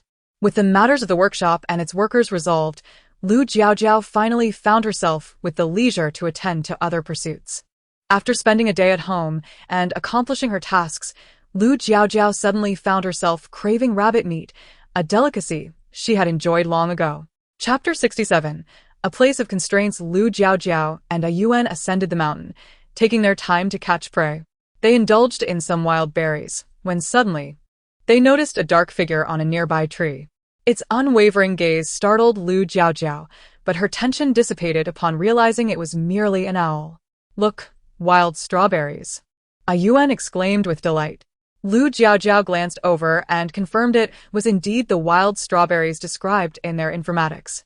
Known for their delectable taste, they were not to be overlooked. The duo promptly set about gathering them. After depleting the patch, they departed, savoring the delightful flavor of the berries. Yuan, "What has the protagonist been up to lately?" Lu Jiaojiao inquired as she munched. Yuan has been at home, not engaging in much. However, the Yen family has fallen, now. Yen Xiao is in charge, leaving the couple with little room to speak, Yuan replied. This revelation triggered a memory in Lu Jiaojiao of Yen father's demeanor, prompting her curiosity. What did she do? She likely prepared the produce from her spatial garden for them, Yuan continued, popping a wild strawberry into her mouth. Interestingly, Yen father is quite perceptive. After a few meals prepared by Yen Xiao, he sensed something was amiss. However, he did not suspect the true nature of it. He merely thought that Yen Xiao had poisoned them. And then, Yen Xiao, noticing his suspicions, exacerbated his thoughts, using an antidote as leverage. Now he is utterly obedient. Doing whatever she commands, he has practically become her subordinate. Lu Jiaojiao was taken aback. It was remarkable how Yen father managed to endure such constraints. To hold someone's lifeline is indeed powerful, Lu Jiaojiao mused. Is Yen Xiao fully recovered now? With the spatial garden, she should have healed, Yuan remarked. Not quite. It seems that the spatial garden is deliberately neglecting her, not providing the necessary treatment, Lu Jiaojiao pondered silently. It appeared that Yen Xiao possessed an advantage. with many areas still under constraint. Having exchanged such thoughts, Lu Jiaojiao turned her attention to her surroundings, recalling something important. Are the things on this mountain safe to consume? Will there be any issues? In this world created by the author, any place not mentioned is undoubtedly safe, a Yuan replied. A true paradise. Lu Jiaojiao smiled. The two continued their ascent, spotting edible wild vegetables, which Lu Jiaojiao collected in her basket. I found a wild chicken, a Yuan exclaimed, pulling a net from her pocket and handing it to Lu Jiaojiao, urging her to proceed. The thrill of catching the chicken filled Lu Jiaojiao with excitement. This was a momentous first. The wild chicken appeared plump, yet its long wings posed a risk of flight. Let us clip its wings to prevent it from escaping, she suggested. As a true foodie, a Yuan surveyed the area anxiously and produced a pair of scissors, handing them to Lu Jiaojiao. After a moment's contemplation, Lu Jiaojiao grasped the chicken's wings and snipped them. It was unfortunate that this slow creature, having not yet feasted, was destined to become a meal. She bound the chicken's legs with twine and stowed it in her backpack, buoyed by a sense of enthusiasm. With such a fortuitous start, surely greater treasures awaited. Embracing this hopeful thought, Lu Jiaojiao was astonished to discover, after only a few more steps, a familiar sight, a fluffy white creature. A rabbit. Chapter 68. Boss Chi. Lu Jiaojiao and A Yuan's eyes sparkled with excitement as they exchanged glances, without uttering a single word. A Yuan expanded and blew a bubble towards the rabbit. In an instant, the once lively creature collapsed to the ground, and the bubble encasing it burst. This effortless display left Lu Jiaojiao, who was poised to pounce with a net, utterly astonished. What was that bubble? It was remarkably powerful. A Yuan revealed the object in her mouth, which could produce electrified bubbles, rendering the rabbit unconscious due to the shock. This tool was indeed impressive, and Lu Jiaojiao gave it a thumbs up. After collecting the rabbit and weighing it in her backpack, she nearly twisted her ankle. The glint in her eyes hinted at a suspicion that perhaps she had sought a mentor, for how else could she have become so adept? Reflecting on the recent past, it was still he who had taken on the role of the hunter. Regardless of their disbelief, everyone felt a sense of delight when they dined on meat that evening. As orders to the workshop increased day by day, the owner of the pastry shop, from which they had been sourcing goods, found his business dwindling after the absence of cakes and the emergence of several competitors. Eventually, he could no longer endure and decided to pay a visit. When Lu Jiaojiao saw him this time, he appeared completely transformed. His awkward expression, reminiscent of a bashful girl, almost made her laugh. Ahem, Boss Chi. What brings such a busy person like you all the way here? Boss Chi was indeed the pastry shop owner, more delicate than she. She and Xiaowei had initially planned to ignore him for a month, yet he arrived at their doorstep well before that time had elapsed. Boss Chi cast a glance at her, pondering if this young woman was attempting to dismiss him. However, considering the recent state of his business, any lingering resentment dissipated entirely. This was trouble of his own making. Even if Miss Lu intended to make things difficult for him, he would have to endure it. Miss Lu, let us not discuss other matters. I acknowledge my previous mistake in speaking disrespectfully. I hope you can overlook past grievances and continue supplying my shop. Once he articulated his thoughts, Boss Chi found it was not as daunting as he had anticipated. Yet Lu Jiaojiao was taken aback by his directness after only a few days. But, such matters cannot be resolved with a mere sentence, can they? Surely, it requires a couple more, no? She teased, her smile radiant. Upon hearing this, a wave of embarrassment washed over Boss Chi's tense face. Previously, he had been misled by his own assumptions. After days of hidden ridicule from rivals, he realized that the most decisive figure in the Lu family workshop was this young girl. It was indeed humbling, as she had deftly outmaneuvered him. Miss Lu, I understand my errors now, so please, spare me the mockery, Boss Chi said, scratching his head with a rueful expression. Chapter 69. Strict family regulations. Lu Jiaojiao had no intention of deliberately causing trouble for him. She merely found Boss Chi rather amusing and couldn't resist exchanging a few words with him. After all, in her and Xiaowei's eyes, he was not a malicious person.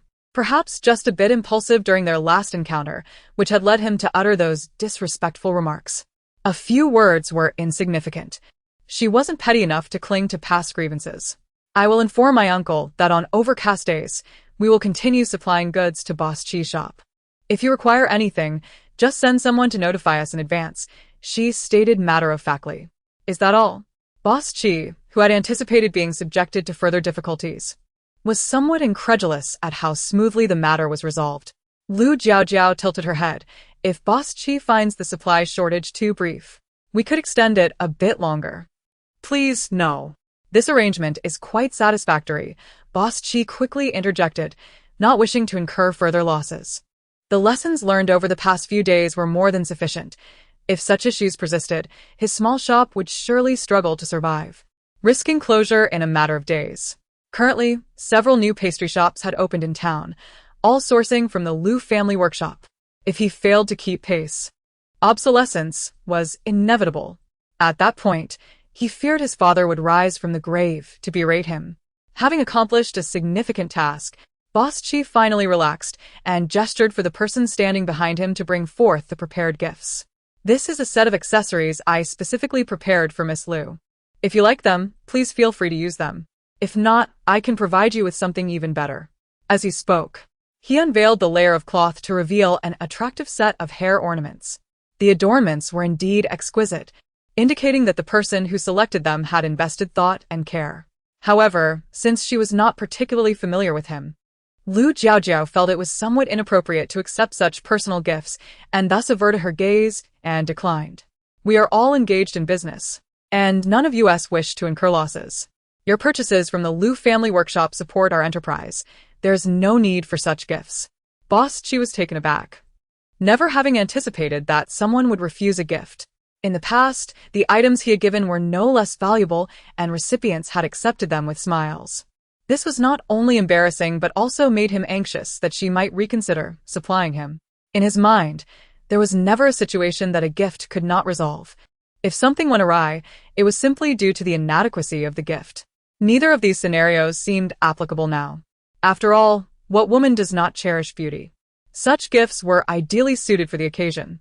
As his thoughts swirled, Boss Chi, with a hesitant demeanor, placed the set of hair ornaments before Lu Jiaojiao and said, Miss Lu, this is an apology gift. If you do not accept it, I shall be quite unsettled. Seeing that he was adamant about her acceptance, Lu Jiaojiao could only muster an excuse. My family is rather strict. I truly cannot accept this. Strict family regulations? He had never encountered anyone whose elders were concerned with such trivial matters. Boss Chi was momentarily bewildered.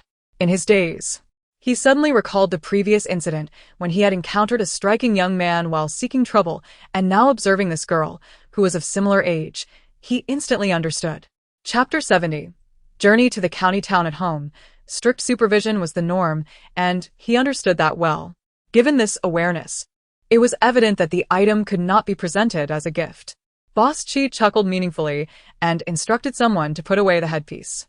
After reassuring Lu Jiaojiao that he would not act foolishly again, he diverted to the workshop and placed an order with Lu Tushuan, contentedly walking away, with his hands clasped behind his back. In discussing this matter, the busy members of the Lu family suddenly realized how swiftly time had passed. August was just around the corner. Following the provincial examination, there was an upcoming test in the provincial capital known as the Xiangshi, or the autumn examination, held in August. Those who made it onto the official list would attain the title of Jiren.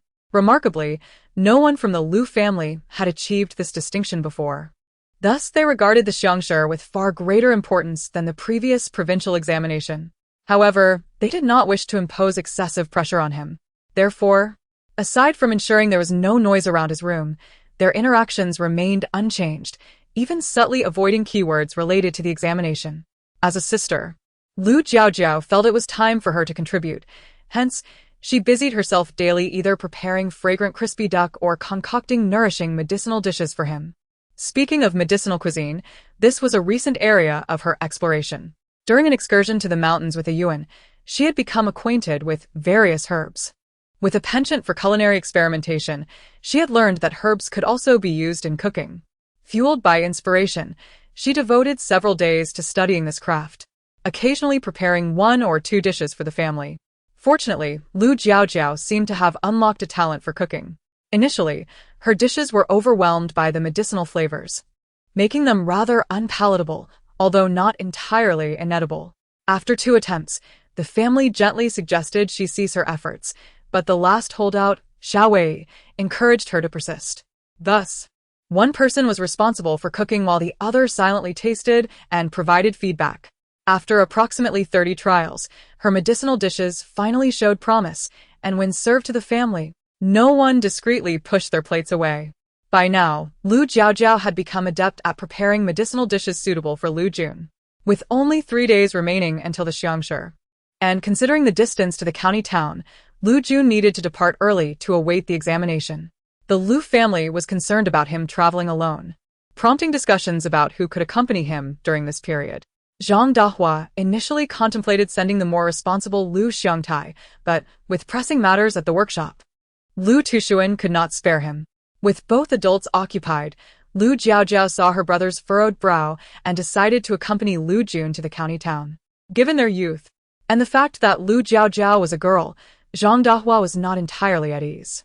Ultimately, in an unexpected turn, Xiao Wei came to mind, prompting a spark of inspiration in the elderly matriarch, who clapped her hands in delight. Thus, the 3 of them set out together. On the day of departure, as Lu Jun received 3 bundles, he was taken aback by this unexpected arrangement. The elderly woman's stubbornness was formidable, and Lu Jun found himself unable to argue against her decision. Indeed, there was no better way to ease the family's worries.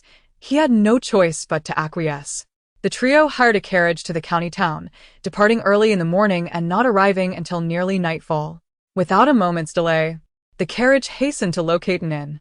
Chapter 71. Cold dishes and cold rice. Finding the inn proved to be quite a challenge. Their arrival was not particularly early, and due to some acquaintances who had made prior arrangements, they discovered that several inns were fully booked. As dusk approached, the 2 men grew increasingly anxious. In this unfamiliar place, none wished to spend the night without a place to rest, especially with a delicate young lady in their company. Eventually, it seemed as though fate had heard their silent plea. After inquiring at numerous inns without success, they were about to seek lodging with local residents when, at the last establishment, fortune smiled upon them. 2 rooms had just become available due to a last-minute cancellation. With accommodations now secured, the trio was eager not to let this opportunity slip away and promptly paid for the rooms. However, a new dilemma arose regarding the allocation of the rooms. The focal point, Lu Jun, expressed his discomfort at sharing a room with anyone else. Upon hearing this, Lu Jiaojiao readily agreed, allowing him to stay alone. And Xiao Wei had no objections either. To their surprise, Lu Jun interjected, clarifying that he had no qualms about sharing a room with his sister, as she was family, implying that Xiao Wei should take the other room alone. As Lu Jiaojiao absent-mindedly patted her flat stomach, she did not protest. But Xiao Wei, relishing his solitary arrangement, chimed in with concerns that Lu Jiaojiao might disrupt his rest, suggesting that the original decision was indeed the better course of action. Naturally, as an older brother, Lu Jun shot him a disapproving glance before carrying both Lu Jiaojiao's and his own belongings into the room. Finally, it was time for dinner. With their stomachs growling, they nearly erupted in exasperation when the waiter brought out their meals. The dishes were either so cold that the oil had congealed or bland, and the rice was still cold, barely edible. "Is this all you have to offer?" Lu Jun asked, struggling to mask his displeasure. The waiter, seemingly embarrassed by the unsatisfactory fare, flushed and replied apologetically. Lu Jun inhaled deeply, unsure of how to articulate his thoughts. Noticing his silence, the waiter ventured, "If there's nothing else, I shall take my leave." "Wait a moment," Lu Jiaojiao interjected. "May I ask if I could use your kitchen? We are willing to pay." The waiter, merely a servant, dared not make such decisions and promised to inquire with the innkeeper before hastily departing. Once the waiter was gone, Lu Jun turned to Lu Jiaojiao. "You wish to cook?" She nodded affirmatively. He cast her a thoughtful glance but refrained from questioning where she would procure the ingredients. After the waiter confirmed that the kitchen was available for their use, Lu Jiaojiao wasted no time, heading down to prepare a meal for the sake of their hunger. Though the 3 dishes were few, they were generously portioned, and with the ample rice, the trio found themselves satisfactorily full. Having finished their meal, they could finally relax. Upon returning to their room, Lu Jiaojiao glanced around before stepping out again, returning with blankets and pillows in hand. Chapter 72. Aspiring to create skincare products in the morning, the three of them enjoyed a warm breakfast. Lu Jun remained at the inn, engrossed in a book, while Lu Jiaojiao and Xiao Wei ventured out for a stroll. What do you think about opening a shop here? Lu Jiaojiao inquired. As they walked, she observed that this truly was the provincial capital, with a cost of living several times higher than that of their town. Moreover, there were many affluent young ladies. If they could establish a business here, it would undoubtedly be profitable. Perhaps selling desserts? Xiao Wei pondered. Lu Jiaojiao paused in front of a shop selling cosmetics. Let's take a look before we decide, she said, and the two entered the store. The shop was quite spacious, with 8 attendants ready to assist customers. Are you looking to purchase some blush? A cheerful attendant approached with a smile. I would like to browse first, Lu Jiaojiao replied. The attendant then opened several boxes of blush specifically set aside for customers to examine. These are the latest favorites among young ladies. Would you care to try them? The vibrant colors promised to enhance one's complexion significantly. However, the quality of the powder was questionable if one's skin was not adequately moisturized. It could lead to a cakey appearance. Naturally, in a shop of this size, she could not ascertain if all their products were of such caliber. After all, understanding one's clientele is paramount in the business world. Recommending the store's prized items to ordinary customers would be futile if they couldn't afford them. Setting down the blush box, Lu Jiaojiao suddenly recalled the small brushes used for makeup application. Do you sell any makeup tools? She inquired. Tools? What kind of tools? The attendant caught off guard. Admitted that in his years at the shop, he had never encountered a customer seeking such items. You know, those small brushes like calligraphy brushes. They make applying powder and blush much easier, Lu Jiaojiao elaborated. The attendant shook his head in frustration, claiming he had never seen such items. Are you sure you're not mistaken, miss? With a thoughtful smile, Lu Jiaojiao picked up a mirror. How much is this mirror? She asked. It's quite clear and costs 21, the attendant replied. Before she could reach for her purse, Xiao Wei stepped forward and handed over the money. Once outside the shop, Lu Jiaojiao set the mirror aside. What do you think about me opening a store here to sell skincare products? She asked Xiao Wei directly, without any pretense. It wasn't that she lacked caution. She simply wondered if he was, like her, here to experience the narrative of a novel. Each time she created something, he would name it before she had the chance to speak. After several instances, she had grown somewhat indifferent. Moreover, it seemed he too was here for an adventure, having never commented much on her creations and occasionally even assisting her. Thus, she felt no need for reservations. They could be friends and navigate the story together without any hidden agendas. Those items are difficult to produce, Xiao Wei remarked succinctly. These are not concerns. I am well aware of what I am doing. With the versatile Yuan by my side, I can procure whatever materials I need, she assured him. A Yuan offered materials for various creations at remarkably low prices. Given her current energy levels, she should be able to exchange for higher quality items. Xiao Wei gazed at her with an almost luminous expression, his demeanor growing increasingly gentle. Chapter 73. After the examination. The cuisine at the inn was neither exquisite nor dreadful, it was merely average. With the onset of autumn and the temperature dropping, a warm pot of soup would have been delightful. As for the soup, it was accessible to anyone willing to pay 10 coins, a small price for a comforting meal. Observing the quality of fish in the kitchen, Lu Jiaojiao purchased one from the innkeeper to prepare a nourishing fish soup. In such chilly weather, with no stove to provide warmth indoors, sipping a hot soup proved to be quite a comfort. The following day, as Lu Jun was to take his examination, he was confined indoors, with sustenance limited to what could be found within.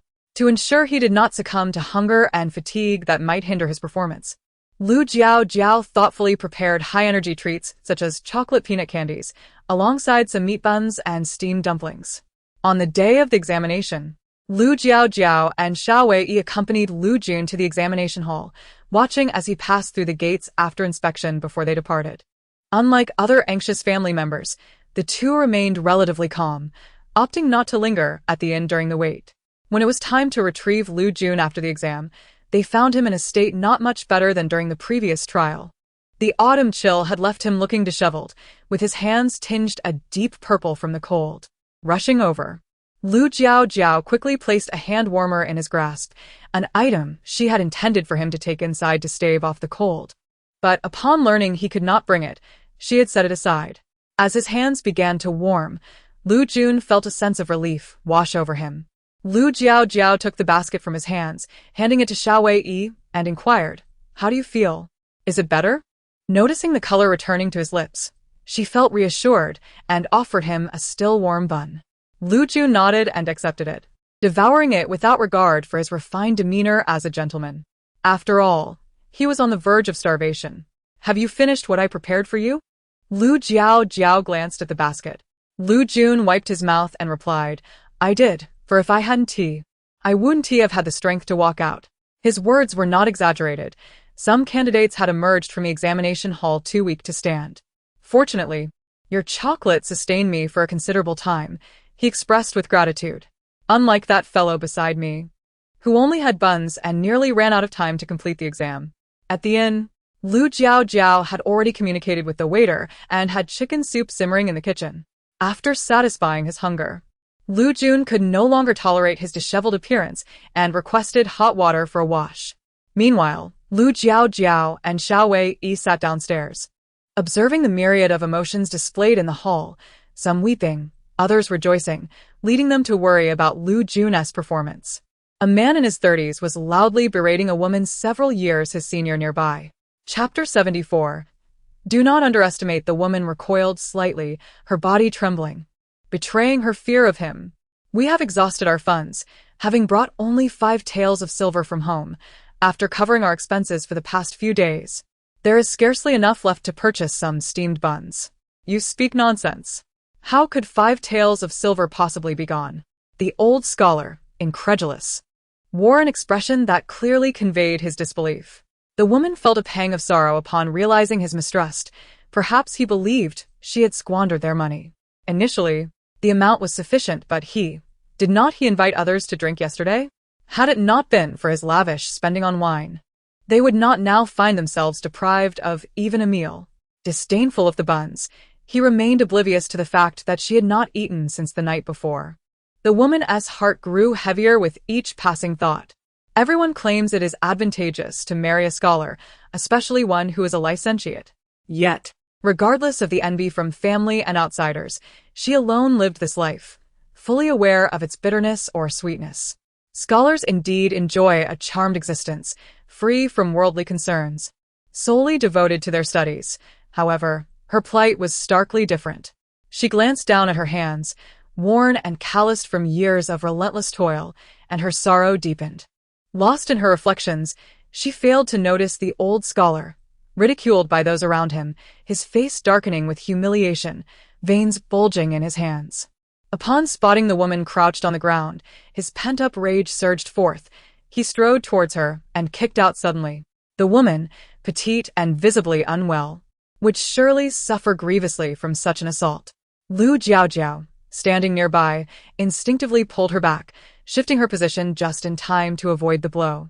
"Who are you to meddle in others' affairs?" The old scholar, his anger boiling over, spat out the words without thinking.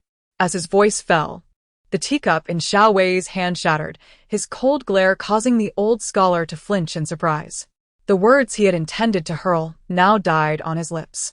Not wishing to incur Xiao Wei's wrath or suffer a beating, the old scholar shot a fierce glare at the woman who had instigated the situation, seized her, and hastily retreated. "If you are concerned about that woman, I can check on her," Xiao Wei remarked, noticing Lu Jiaojiao's unwavering gaze upon them.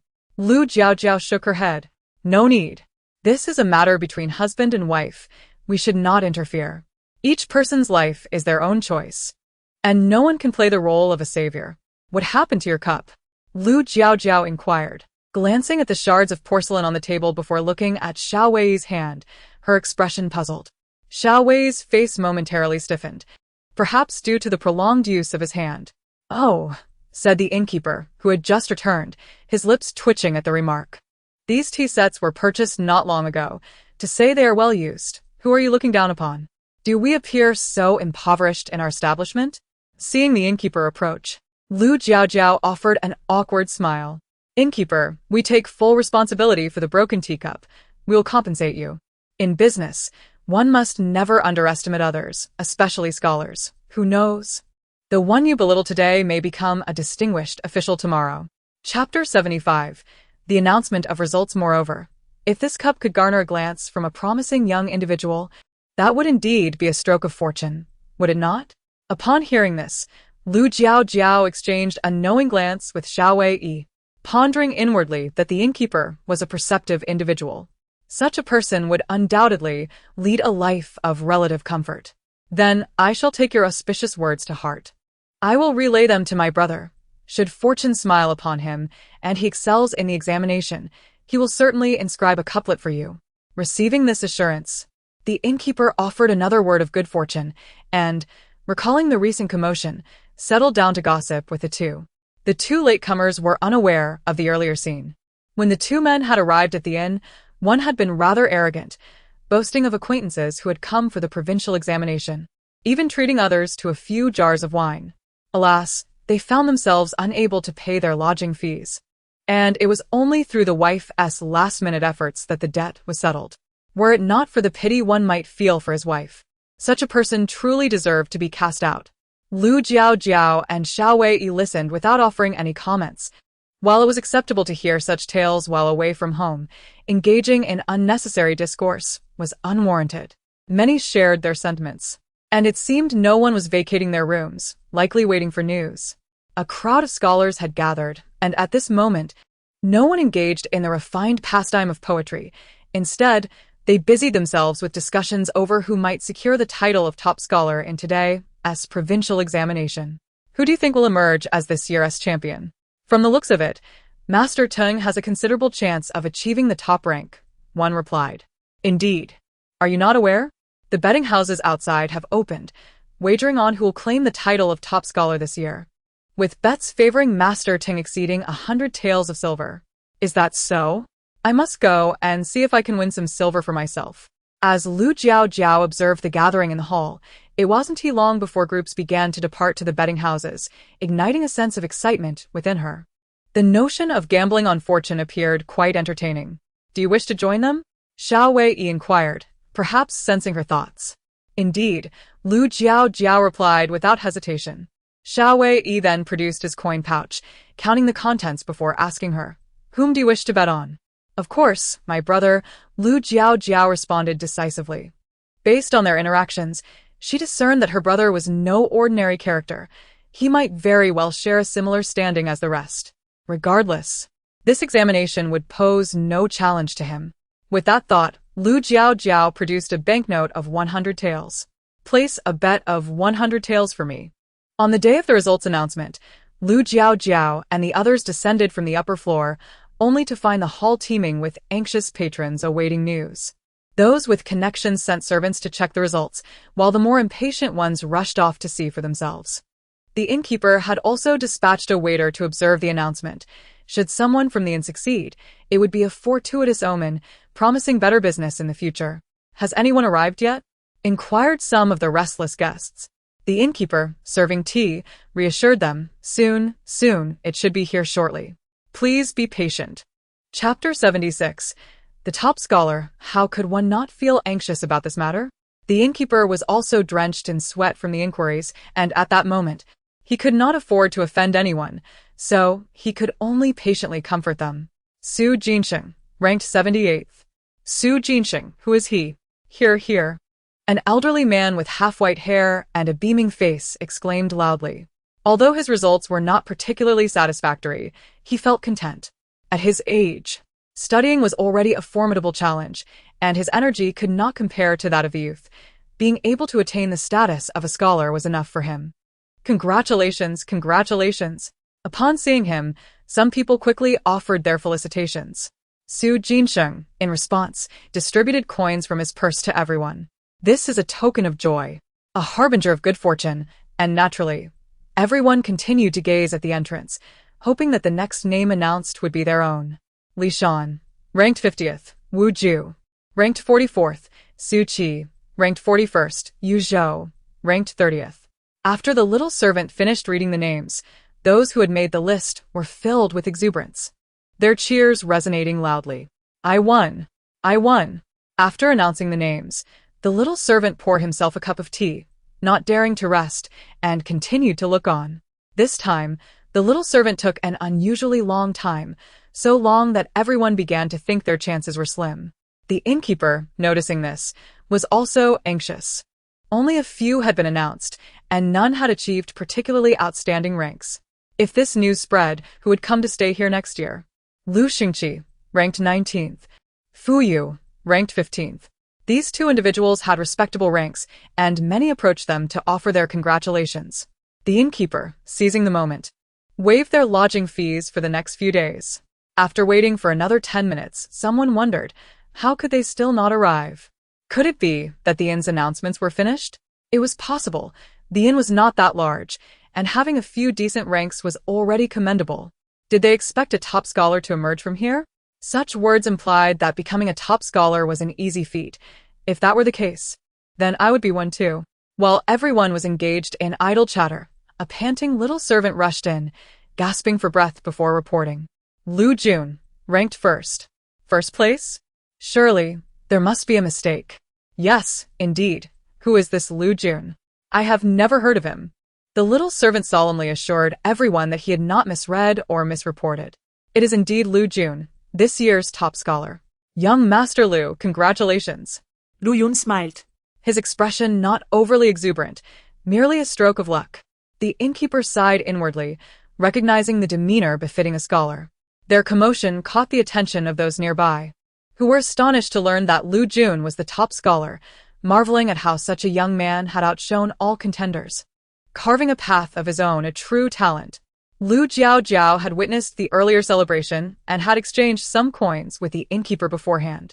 Now, seeing the guests come to congratulate Lu Jun, she smiled and distributed the coins alongside Xiao Wei. The innkeeper, not forgetting the matter of the inscription, observed the vibrant atmosphere and promptly summoned the necessary materials for writing. Young Master Lu, please inscribe a few words for our humble inn, so that it may also bask in the joy of this occasion. Chapter 77. The threshold is about to be crossed again. Lu Jun, embracing his new identity with a smile, penned the word success in the imperial examination for the innkeeper. Upon seeing these auspicious characters, the innkeeper beamed with delight and had them displayed prominently. This marked the first occasion in years of Aaron's operation that a guest had achieved such remarkable results in the provincial examination, warranting a celebration. The innkeeper, recognizing the value of Lu Jun's endorsement for business, generously waived not only their lodging fees for the past few days, but also the cost of their meals. Descending the stairs, Lu Jiaojiao spotted the amiable young waiter reprimanding a rather disheveled individual, prompting her to pause for a moment. Upon recognizing the man, her brows furrowed slightly. Wasn't he this the same person who had caused her wife distress? He was also a guest at the inn, yet now found himself in the role of a servant. Confused, she observed the humiliation etched on his face and the words exchanged with the waiter, realizing he was unable to pay for his room and was thus obligated to work instead. Are you all preparing to leave, young Master Lu? The waiter inquired cheerfully, tossing a cloth he used for wiping tables toward him. Perhaps it was due to having endured a long journey in such a carriage before, but despite the familiar jolting, it was not as unbearable this time. The skilled driver managed to shorten their travel considerably, and upon arriving at the village, they coincidentally arrived just in time for the Lu family's dinner. News of Lu Jun's success in the examination had already reached the Lu family, thanks to swift messengers from the town. Fortunately, as the evening grew late and mealtime approached, guests refrained from visiting to offer their congratulations. Otherwise, Lu Jiaojiao mused, her brother would have been overwhelmed with obligations and perhaps gone hungry. Eat up. You have truly brought honor to our Lu family this time, Zhang Dahua joyously encouraged, serving Lu Jun a generous portion of chicken leg. Hearing this, Zhang Dahua's eyes glistened with emotion. Such a good child, such a good child. Lu Xiangtai and his wife, Yu Chui, were equally elated. It seemed that the threshold of the Lu household would soon be overwhelmed by matchmakers. Yu Kui, filled with pride at her son's achievements, no longer harbored the anxious desire for a daughter-in-law to join the family. With a title to his name, What was there to worry about? Perhaps, as her son suggested, it was better to wait. Who knew if he might secure another honor, potentially attracting noble ladies as prospective brides? Yu Chui did not possess the confidence that Lu Jun would attain the title of the top scholar, but she silently contemplated that. Given his current momentum, advancing further in the upcoming examinations was not beyond the realm of possibility. After all, there was ample time. Why rush? Was it not a sign of dizziness or fatigue to hurry through time? Chapter 78.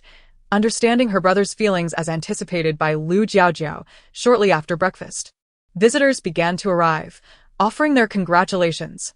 Even she, who seldom engaged in conversation with the village women, found herself ensnared in awkward small talk. As for the topic of conversation, can you believe it was about finding a boyfriend? With a stiff smile, Jiaojiao struggled to find a way to conclude the discussion. Jiaojiao, look at your brother. He is of marriageable age now, and you ought to consider your own future. Otherwise, all the good men will be taken. I have a nephew who resides in town. He is the accountant for a large shop. While he may not match your brother's handsomeness, he is certainly not lacking in merit, and his family is financially stable. If you're interested, I could arrange for you to meet him. Furthermore, my sister's son is a remarkable young man, quite charming, and I am sure you would take a liking to him. At that moment, Lu Jiaojiao regretted having stepped out to entertain such visitors. She should have remained peacefully in her own room instead of indulging in this social frivolity. This expression encapsulated her current sentiment. Observing their relentless chatter, Jiaojiao felt overwhelmed and hastily concocted an excuse to extricate herself. Aunts, you must be thirsty. Allow me to fetch you some water. Without giving them a chance to detain her, she swiftly fled. Now, she truly comprehended the feelings her brother, Lu Jun, must have experienced when besieged by matchmakers. Indeed, one must not take delight in another's misfortune, for breakfast could turn into a bitter experience. Those with intentions of marrying into the Lu family harbored numerous thoughts. The Lu family was among the wealthiest in the area, and with the recent elevation of their household status, having a scholar in the family, the prospect of a future official was enticing. Who wouldn't he wish to forge a connection with such a family? However, Lu Jun had long declared his disinterest in marriage. Today, there were indeed a few subtle inquiries, yet his stance remained unchanged. Thus, the focus shifted entirely onto Lu Jiaojiao, the sole eligible young lady. Would they dare to offend Lu Jun, the future official, in their quest for a match? Though impoverished, the less fortunate have their own means of survival. Since the path of Lu Jun appeared arduous, they sought a different route. Moreover, Lu Jiaojiao was a girl of commendable qualities and a respectable lineage, without a single flaw. She was the most outstanding in the surrounding villages, cherished at home, and under the protective wing of her brother Lu Jun. Marrying her would certainly be advantageous. These visitors were quite chatty, lingering at the Lu residence for 2 to 3 hours, leaving the hosts utterly exhausted. Jiaojiao, did you sneak away in the middle of it? I turned my head, And you vanished.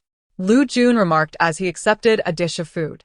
Lu Jiaojiao pouted, addressing her brother, who had indirectly invited trouble her way. If it weren't for you, would I have been pestered by them about introducing me to suitors? Lu Jun's expression darkened at the mention of suitors. What suitors? You are still so young. What marriage? I have no intention of this. Being forced into matchmaking is quite disheartening, Lu Jiaojiao replied with resignation. I shall speak to them, ensuring they do not trouble you again. Do not dwell on such matters. There is plenty of time ahead. Lu Yun is short hair. Chapter 79. Crafting skincare products. Lu Jiaojiao expressed that as long as no one pressured her, she could remain single for a lifetime. Why would she invite someone into her domain when she could live blissfully alone? Were snacks unappetizing or games unenjoyable? Zhang Dehua was increasingly displeased with the matchmaking efforts concerning her granddaughter. These women, who appeared so frugal in daily life, dared to covet her precious granddaughter. Was this merely a fantasy? Had she known their true intentions, she would never have allowed them to cross her threshold. Nor would she have extended her hospitality with fine delicacies and tea. It was utterly distressing. Jiaojiao, disregard their chatter. They are like toads aspiring to feast on swans. Dreaming invite. Zhang Dehua remarked with disdain. Anyone would feel discontent if their cherished granddaughter was eyed by such unremarkable families. Their household lacked nothing. Jiaojiao could support herself even if she never married. Why endure such tribulations? It was not merely Zhang Dehua and Lu Jun who were unhappy. The smiles of others had also faded. Quietly, they resolved to reconnect with the villagers, as maintaining relationships was essential, and they needed to nurture those bonds. Unbeknownst to Lu Jiaojiao, their thoughts were far from her mind. She had made up her mind to remain at home, avoiding the pressures of forced matchmaking. She had not forgotten her intention to create skincare products and exchanged relevant materials with a yuan, beginning her preparations. The fragrance felt slightly overwhelming, yet it was quite moisturizing. She applied a bit to her hands, inhaling the scent and murmuring softly. According to the time, he should be busy. Why has he come here? Today, feeling somewhat fatigued, she decided to rest for half the day. Xiao Wei seemed to sense her thoughts and explained, I came to see you. Lu Jiaojiao acknowledged him with a brief "oh," continuing her work. Are you making skincare products? Indeed, Xiao Wei moved closer to observe, seemingly detecting the overpowering aroma. He glanced at the various small bottles on the table, selecting one to hand to her. Try adding this. It should lessen the scent. Skeptical, yet encouraged by his confidence, Lu Jiaojiao accepted the bottle and incorporated its contents. After another whiff, her eyes brightened. It has truly become lighter. How did you know? Someone once told me. Xiao Wei replied, his focus unwavering as he watched her, speaking in a low tone. Lu Jiaojiao's heart raced, a vague image flickering through her mind. What was happening? She shook her head, momentarily feeling overwhelmed as if her thoughts were too cluttered. Noticing her reaction, Xiao Wei's expression turned anxious. Are you alright? I'm fine. Just felt a bit dizzy for a moment. It's nothing now, Lu Jiaojiao reassured, twisting her neck slightly. Despite her words, Xiao Wei's brow remained furrowed. If something's bothering you, please share. Don't keep it bottled up. I truly am fine, don't worry. By the way, you seem quite knowledgeable about this. If you have time, could you lend me a hand? Lu Jiaojiao sought his assistance. Xiao Wei, eager to spend more time with her, readily agreed to help. With his support, many tasks became significantly easier, and they avoided unnecessary detours. Lu Jiaojiao had studied engineering, adept with computers. But her knowledge of this subject was limited to what she had learned in general courses. She was not an expert, merely aware of how to mix the ingredients. Achieving perfection would require time, careful consideration, and experimentation. Chapter 80.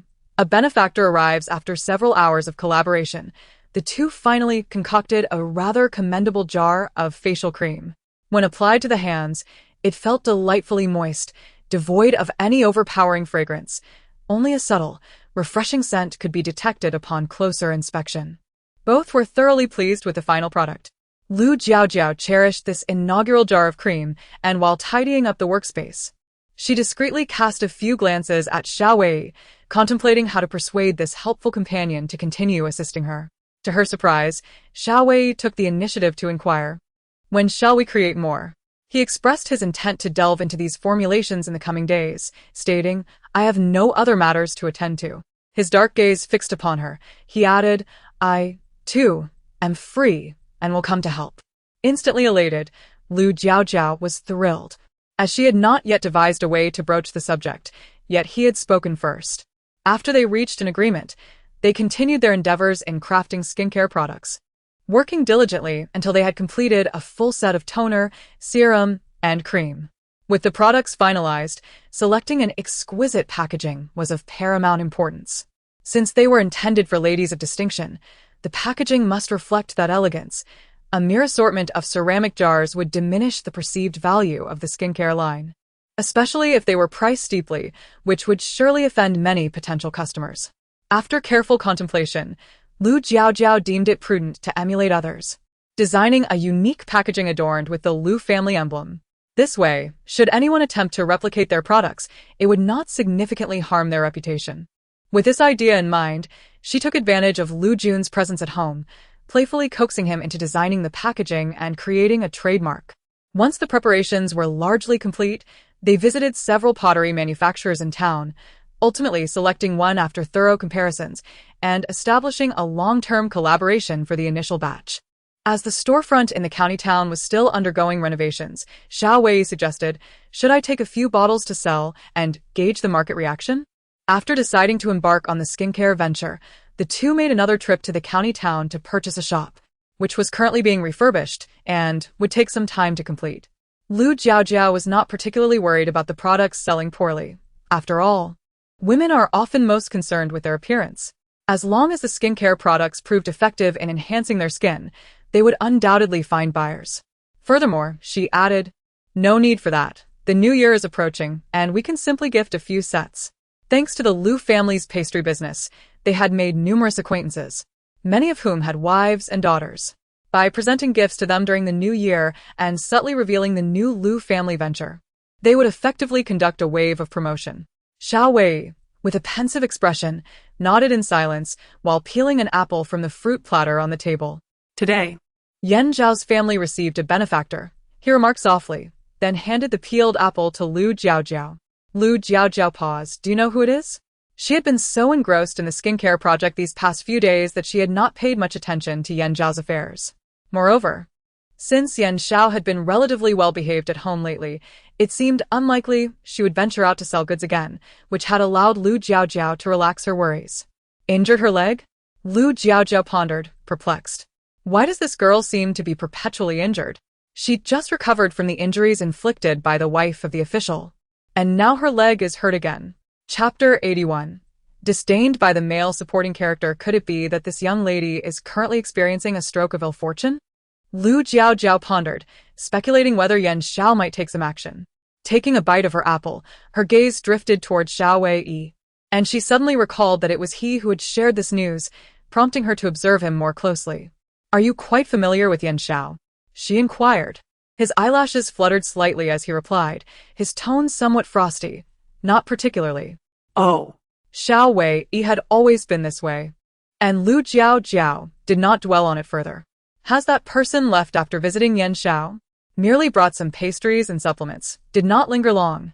However, according to the Yan family, a noble has taken a liking to Yan Xiao and will soon come to the village to propose. propose? Will Yan Xiao truly agree to marry someone so easily? Impossible, she thought to herself. Her future husband was someone of exceptional stature, one who stood above all others.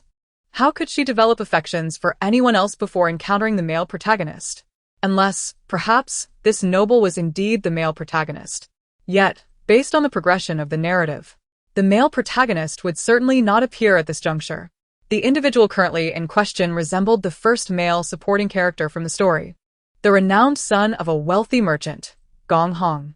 Having not yet seen him, Lu Jiaojiao was hesitant to make any assumptions. She resolved to inquire with the Yuan later that evening to ascertain whether the first male supporting character had indeed made an appearance.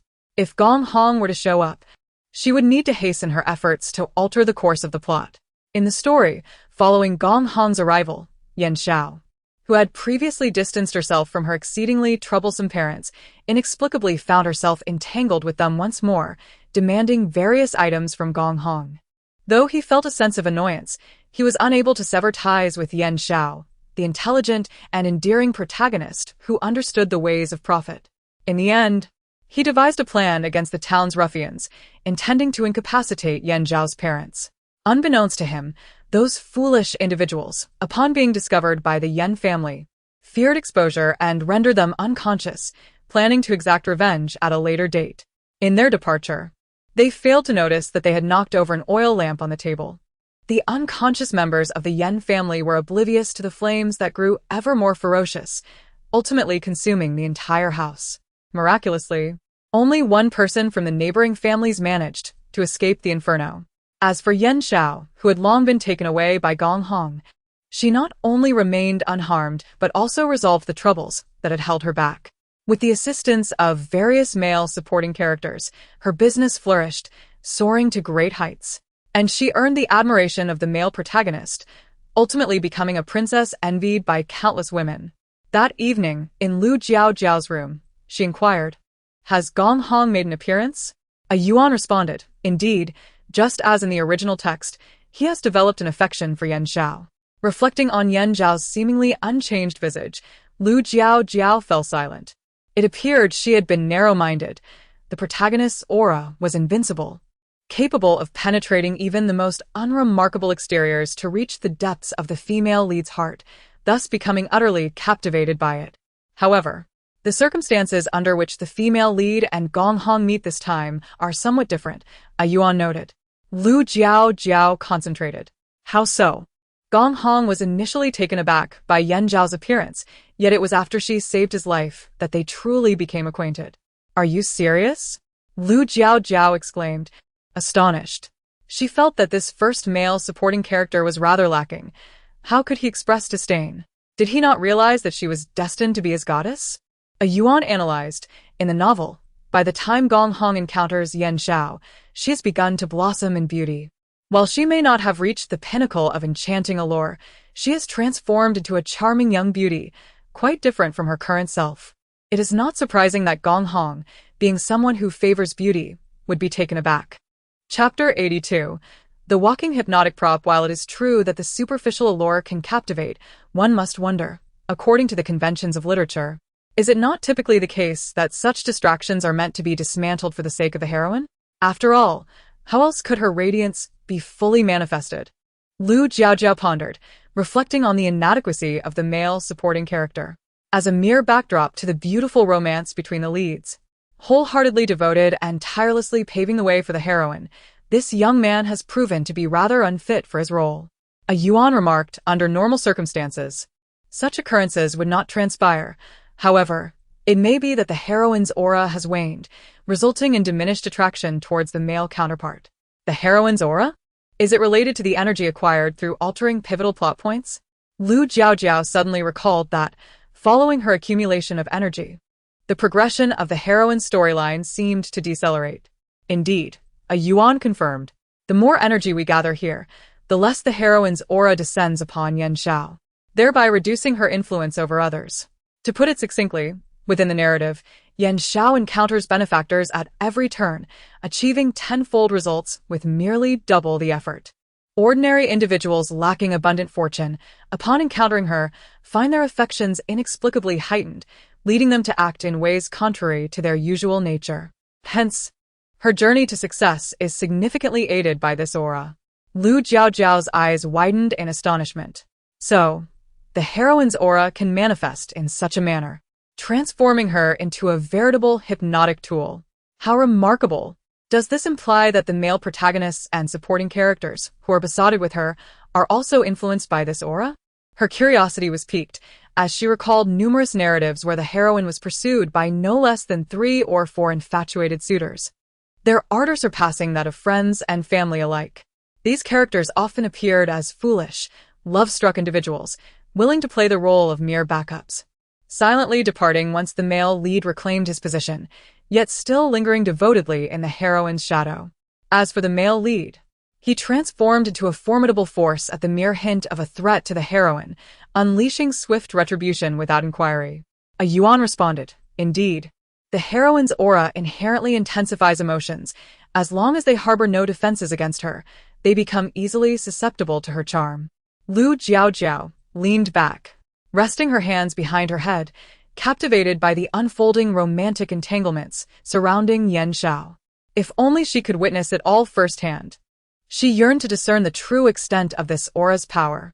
Had Yan Xiao yet to communicate with the entity residing in the planting space? Did her appearance not hold significance for it? In the original text, it was quite eager to assist Yan Xiao in blossoming into an unparalleled beauty. Even if there had been some minor discrepancies this time, it should not pose a significant issue. After all, both parties stand to gain from mutual benefits. Sacrificing Yan Zhao's interests would yield little advantage for it. Initially, she had thought the entity merely sought to impress upon Yan Xiao its potency. However, after such an extended period of silence, the lack of activity was perplexing. Given that the first male supporting character had already emerged, capturing him could facilitate their progress and provide a shortcut to their goals. With this thought, Lu Jiaojiao could not help but shake her head. How awkward it was that she found herself considering their circumstances. Chapter 83. Did Yan Xia underestimate the counterfeit? Lu Jiaojiao. What kind of potion is this? Its effects are remarkably swift. It rivals bleach in efficacy. Even during her era, there were no products that worked this quickly. Without actually possessing it, I cannot make an accurate assessment, a Yuan candidly admitted. Lu Jiaojiao turned over and remarked, regardless of its effectiveness, the results are evident. I'm feeling a bit drowsy. It's time for bed. A Yuan obediently leapt down from the bed and retreated to her own corner. Good night, Jiaojiao. Good night. The following day, Lu Jiaojiao was quite curious about the potion's effects. Upon hearing a Yuan mention that Yan Xia had left the house, she hurriedly followed suit. At the entrance of the Yan residence, she found Yan Xia slowly moving with the aid of a cane. Indeed, her leg was injured. The potion works remarkably well. In just one night, it has lightened my skin so much. In a few days, I should be as fair as Lu Jiaojiao, Yan Xia said, pulling out a delicate mirror, gazing into it with satisfaction. There's no need to constantly compare yourself with her. As long as you continue to heed my advice, I assure you, you will transform into a heartthrob, a Yuan assured her. Yan Xia silently stowed away the mirror. Didn't you say she's the protagonist? If I'm not comparing myself to her, who should I compare myself to? That was before you entered this narrative. Now, with my assistance, she is merely a flat character devoid of independent thought. You need not waste your time fixating on her, a Yuan replied. all right. Then, what is our next step? Now that you have made contact with Gong Hong, wait until you've sufficiently boosted his favorability before proceeding with other matters. Boosting favorability? This sounds akin to playing a dating simulation game. Besides, how could Yan Xia claim to be the protagonist? The true heroine of the story is Yining.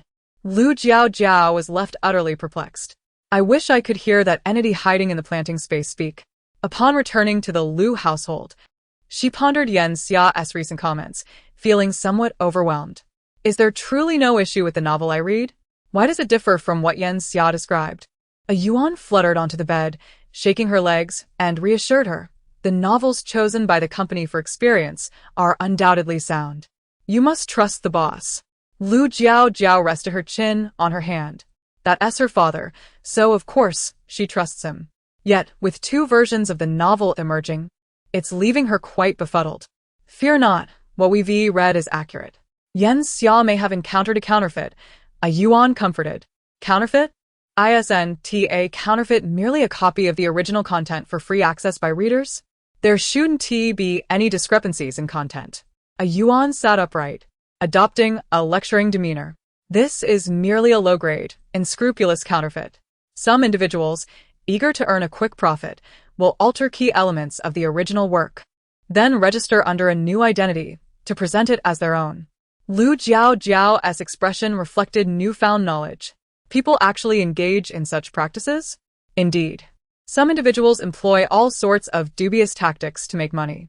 I suspect Yan Xia must have read an altered version of the novel, leading her to believe you are the protagonist, a Yuan explained.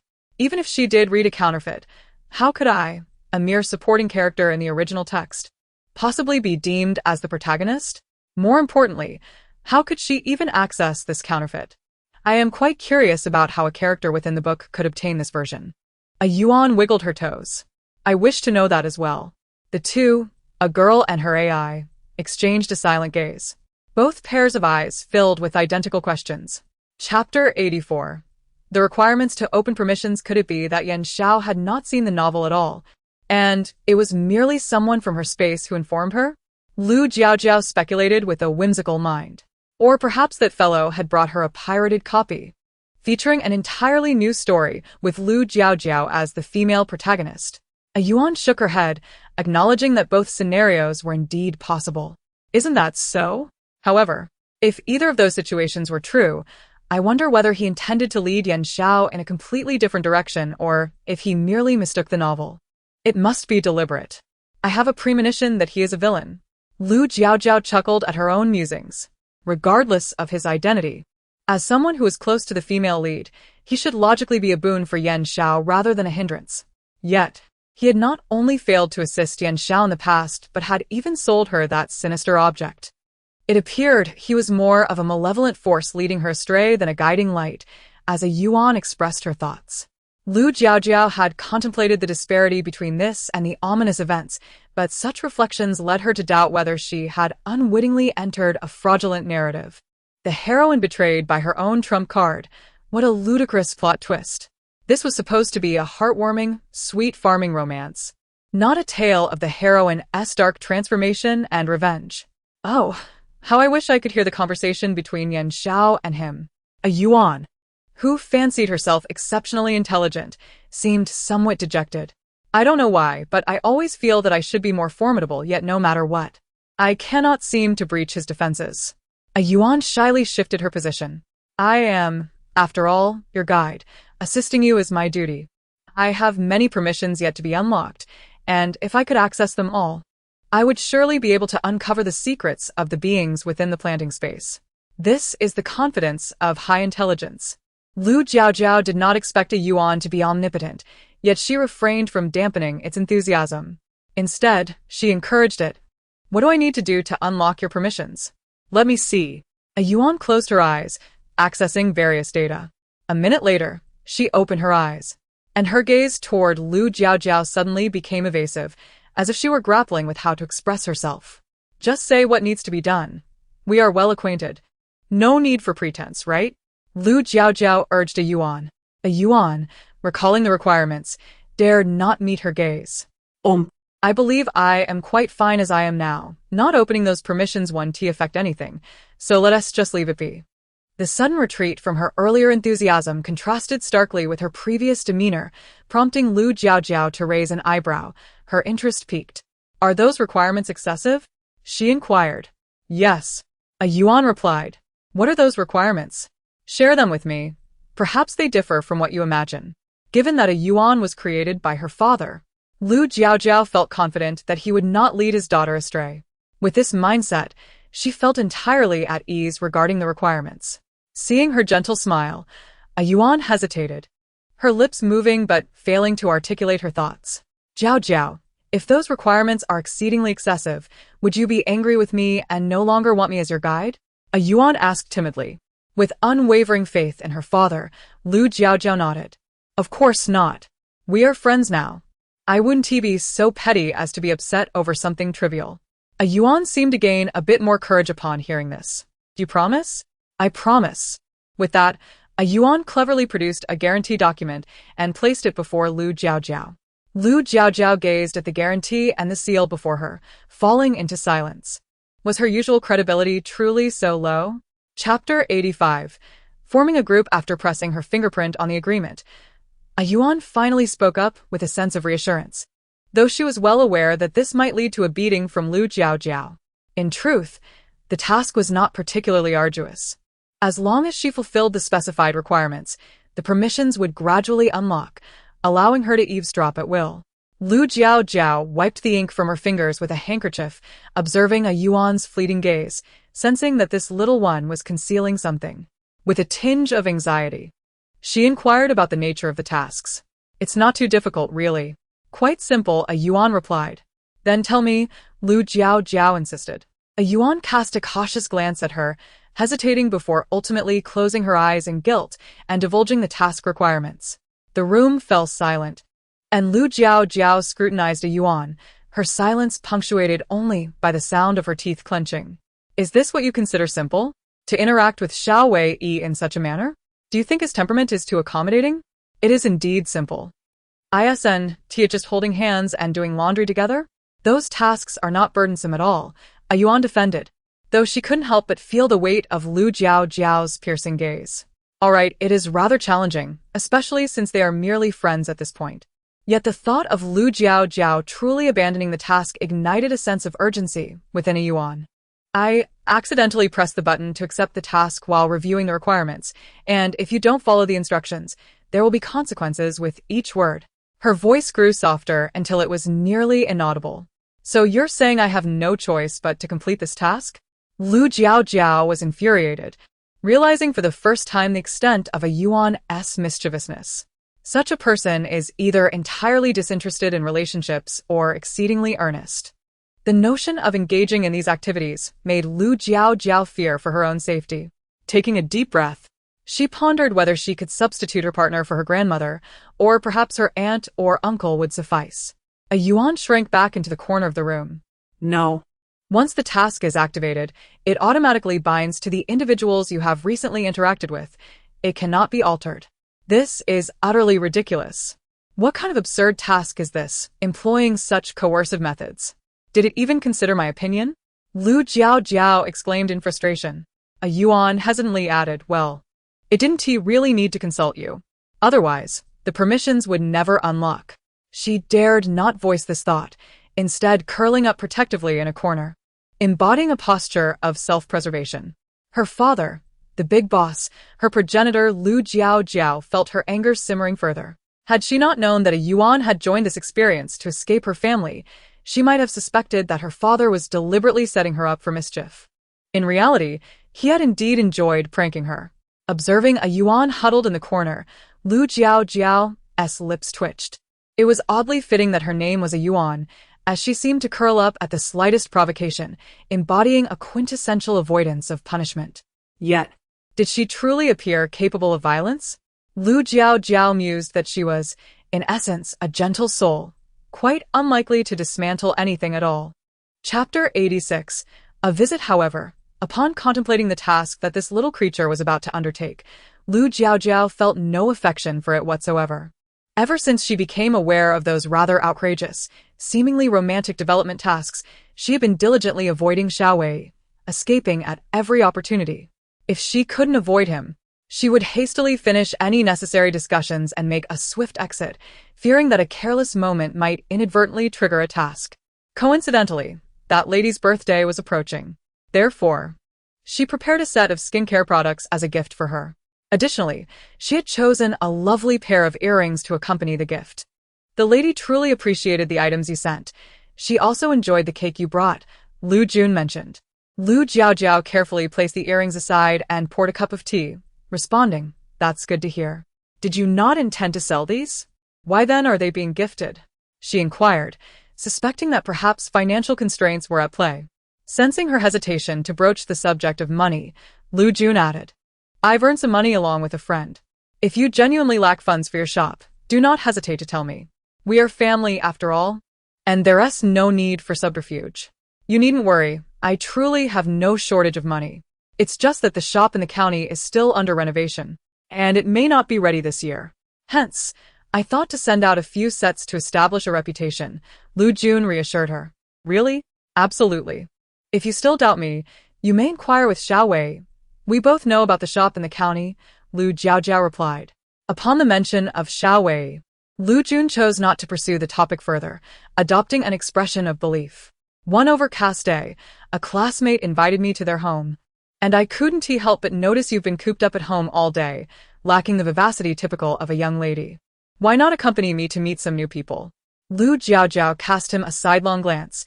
That is your friend, not mine. What purpose would it serve for me to go? We would merely stare at each other in silence. The very reason for you to go is that you do not know him. Besides, his family has a girl about your age. Surely there will be common ground?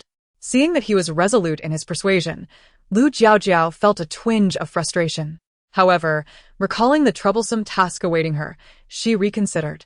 Xiao Wei was currently residing at the Lu household, and remaining there, constantly crossing paths with him, instilled a sense of unease. It would be far better to venture out and alleviate the tension, rather than hide from him like a mouse avoiding a cat. What time shall we go? Lu Jun immediately replied, we'll set off after breakfast. all right. Nodding in agreement, Lu Jiaojiao then asked, what is your classmate's family background? Should we prepare anything for the visit? His father is the chief clerk at the county office, so he can be regarded as a gentleman in this small town. He invited me over to peruse some newly acquired books, and he invited many people, just a couple of close friends. So, Just dress as you would on a normal day. No special preparations are necessary, Lu Jun said, taking a sip of tea. Lu Jiaojiao nodded in understanding. Chapter 87. A gift of gold ornaments. The two conversed for a while until darkness enveloped the sky. Lu Jun rose, suggesting it was time to dine. The Lu family, now enjoying an improved quality of life, often included several meat dishes at each meal. Today, Liang Qiao had prepared braised fish heads, steamed pork, and rib soup. Upon seeing Lu Jun and Lu Jiaojiao seated, Zhang Dehua handed them chopsticks, playfully remarking, I thought you two were so engrossed in conversation that you had lost your appetite. Lu Jun quickly donned a sheepish expression, replying, Grandma, please do not tease us. It's just that I haven't seen Jiaojiao for a few days, and I was preoccupied with thoughts of her. I lost track of time while we spoke. She shot him a knowing glance and served him a piece of steamed pork. All right then, I see you two share a strong bond. Let us eat. This steamed pork was taught to your aunt by your sister, and it's quite delicious. Do give it a try. Absolutely, I shall savor it, he responded enthusiastically. In their household, there were no strict rules against conversing during meals, and as they ate, the conversation shifted from the younger generation to gossip about outsiders. I saw the two from the Yen family today. They were out flaunting their gold ornaments, said Yu Chui. Her expression was one of genuine disdain, devoid of envy. It's quite tacky, really. I wonder what they're trying to show off. Indeed, the first and third branches of the family had their own businesses now. And with Lu Xiongtai and Lu Tushun earning well from their workshop, they were financially secure, making it unnecessary to envy anyone. Liang Qiao interjected, I heard from Aunt Zhu that those trinkets were gifted by some wealthy young master. I wonder who he is. Bestowing such gaudy items upon a young lady, does that signify affection for Yan Xiao or a lack thereof? As a mother herself, she struggled to understand whether this affluent young man genuinely admired Yan Xiao and sought to win over her parents with valuable gifts, or if he merely instructed his servants to select trinkets to present. Is Gong Hong involved again? Lu Jiaojiao pondered, contemplating the nature of the relationship between this male supporting character and Yan Xiao as she continued to eat. Who knows? To me, These gifts hardly seem suitable for a young girl. What kind of maiden would want to adorn herself with such things? They only serve to age one considerably. Yu Chui remarked with a pout. Liang Qiao added, I also heard from Yan Su that this time, all the gifts were of this nature. I wonder what Yan Xiao feels about it. Liang Qiao harbored no fondness for Yan Xiao, recalling how the girl had previously played the victim to gain sympathy from Jiaojiao, receiving numerous favors in return. It was hard to believe she could genuinely like her. Suddenly, Yan Xiao had taken to creating peculiar delicacies to earn money, displaying a somewhat petty triumph. She concealed her wares, traveling in a bullock cart, meticulously wrapping them to avoid scrutiny, skillfully deflecting inquiries. It was unclear who she was trying to guard against. Throughout, Liang Qiao maintained her disdain for such individuals. now. Having caught the attention of a wealthy young master, she seemed to have abandoned her ambitions, biding her time as if awaiting marriage. It was a rare outing for her. Yet she encountered the unsettling gaze of someone that made her uncomfortable. Like Liang Qiao, Yu Chui also held a disfavor towards Yan Xiao, for similar reasons. Nonetheless, in moments of gossip, topics flowed easily, and who cared about personal sentiments? Chapter 88. A sense of failure observing the animated gossip between the two women. Lu Jun couldn't help but smile, yet he refrained from adopting the scholarly demeanor that would have silenced them. Zhang Dahua, on the other hand, frowned at their conversation, especially since it revolved around Yan Xiao. She regarded her granddaughter with concern, but chose not to intervene. It was beneficial for Jiaojiao to hear this. She needed to understand that Yan Xiao was not a person of good character and did not hail from a respectable family. It was crucial that she did not fall prey to Yan Xiao's manipulations as she had in the past, foolishly offering her services and support. Lu Xiongtai and Lu Tushun felt somewhat awkward, unable to express their discontent in front of the younger generation and the outsider, Xiao Wei. They could only listen with flushed faces. Through the gossip shared by her aunts, Lu Jiaojiao gleaned some insights, piecing together the narrative of the novel and roughly understanding its progression. Upon returning to her room, Lu Jiaojiao inscribed her thoughts onto paper. She realized that Gong Hong would soon bring Yan Xiao into his fold. As a skilled moneymaker, Yan Xiao would undoubtedly generate substantial profits for Gong Hong, thereby capturing the attention of the influential elites in the capital. With this newfound wealth, Gong Hong began to recruit capable individuals, becoming restless under his father's control. He sought to connect with the ambitious princes competing for the throne, using money to orchestrate his rise from the lowly status of a merchant to a respected figure within the court. However, the path to achieving scholarly distinction was fraught with obstacles. Merchants were prohibited from participating in the imperial examinations, and acquiring a title was not a simple endeavor. In the narrative, Gong Hong relinquished half of his family's fortune to the prince to gain entry into the examinations. Although he ultimately succeeded in entering the court, he remained ensnared by the clutches of imperial authority. Lu Jiaojiao was uncertain whether Yan Xiao would take any drastic actions upon her departure, and she harbored considerable wariness toward her. In the original text, while Yan Xiao did not commit any egregious acts against the Lu family, her careless words had inadvertently caused great distress. For instance, she had led to Lu Jiaojiao's dismal marriage, culminating in a tragic end. Additionally, after entangling herself with the male protagonist and various supporting characters, she had derailed Lu Jun's promising career with the mere utterance of a country bumpkin, short-sighted, effectively ruining his future. The so-called virtuous and beautiful heroine remained blissfully unaware of the profound impact her seemingly casual remarks had on others. Little did she realize that her words had irrevocably influenced the lives of the male protagonists, who only wished for her safety and happiness. Because her words held weight, Lu Jun, who possessed abilities rivaling others, ultimately failed to secure even a minor official position. Lu Jiaojiao's grandfather, having vanquished countless external threats for the court, spent his later years in neglect, his military symbols confiscated and subjected to the mockery of others. Clutching her pen tightly, Lu Jiaojiao pondered whether she had been excessively lenient. The majority of the Lu family's misfortune stemmed from her actions, yet she had never harbored significant animosity toward Yan Xiao. In fact, she often thought that if Yan Xiao did not intend to harm the Lu family, then she herself would refrain from any retaliatory actions. Ultimately, not having lived through those experiences, could she truly empathize? Furrowing her brow, she realized that relying solely on the text of the novel made it difficult to regard Yan Xiao as an adversary. What's wrong? A Yuan sitting at the table, munching on cookies and swinging her legs, inquired, sensing Lu Jiaojiao's mood. Nothing, Lu Jiaojiao replied. I just suddenly feel like I am trying to immerse myself in the narrative of the novel. Yet I can never truly see myself as Lu Jiaojiao. It feels like a failure. Chapter 89.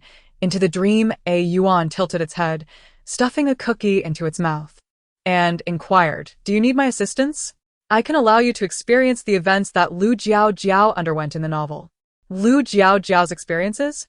In the narrative, she merely plays a minor role, appearing only sporadically, primarily serving as a supportive sister bringing food to Yan Xiao during the early chapters.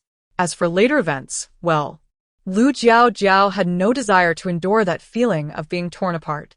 The mere thought of that scene sent shivers down her spine. Forget it. It's unnecessary. Truly unnecessary? Facing the eager gaze of a Yuan, Lu Jiaojiao nearly ground her teeth in response. Absolutely not. Oh, came a Yuan's despondent reply. Lu Jiaojiao squinted her eyes and vigorously ruffled its head. May I observe the plot involving other members of the Lu family? She still yearned to witness the circumstances surrounding them, contemplating how best to approach Yan Xiao. She had been viewing matters too much from the perspective of an observer.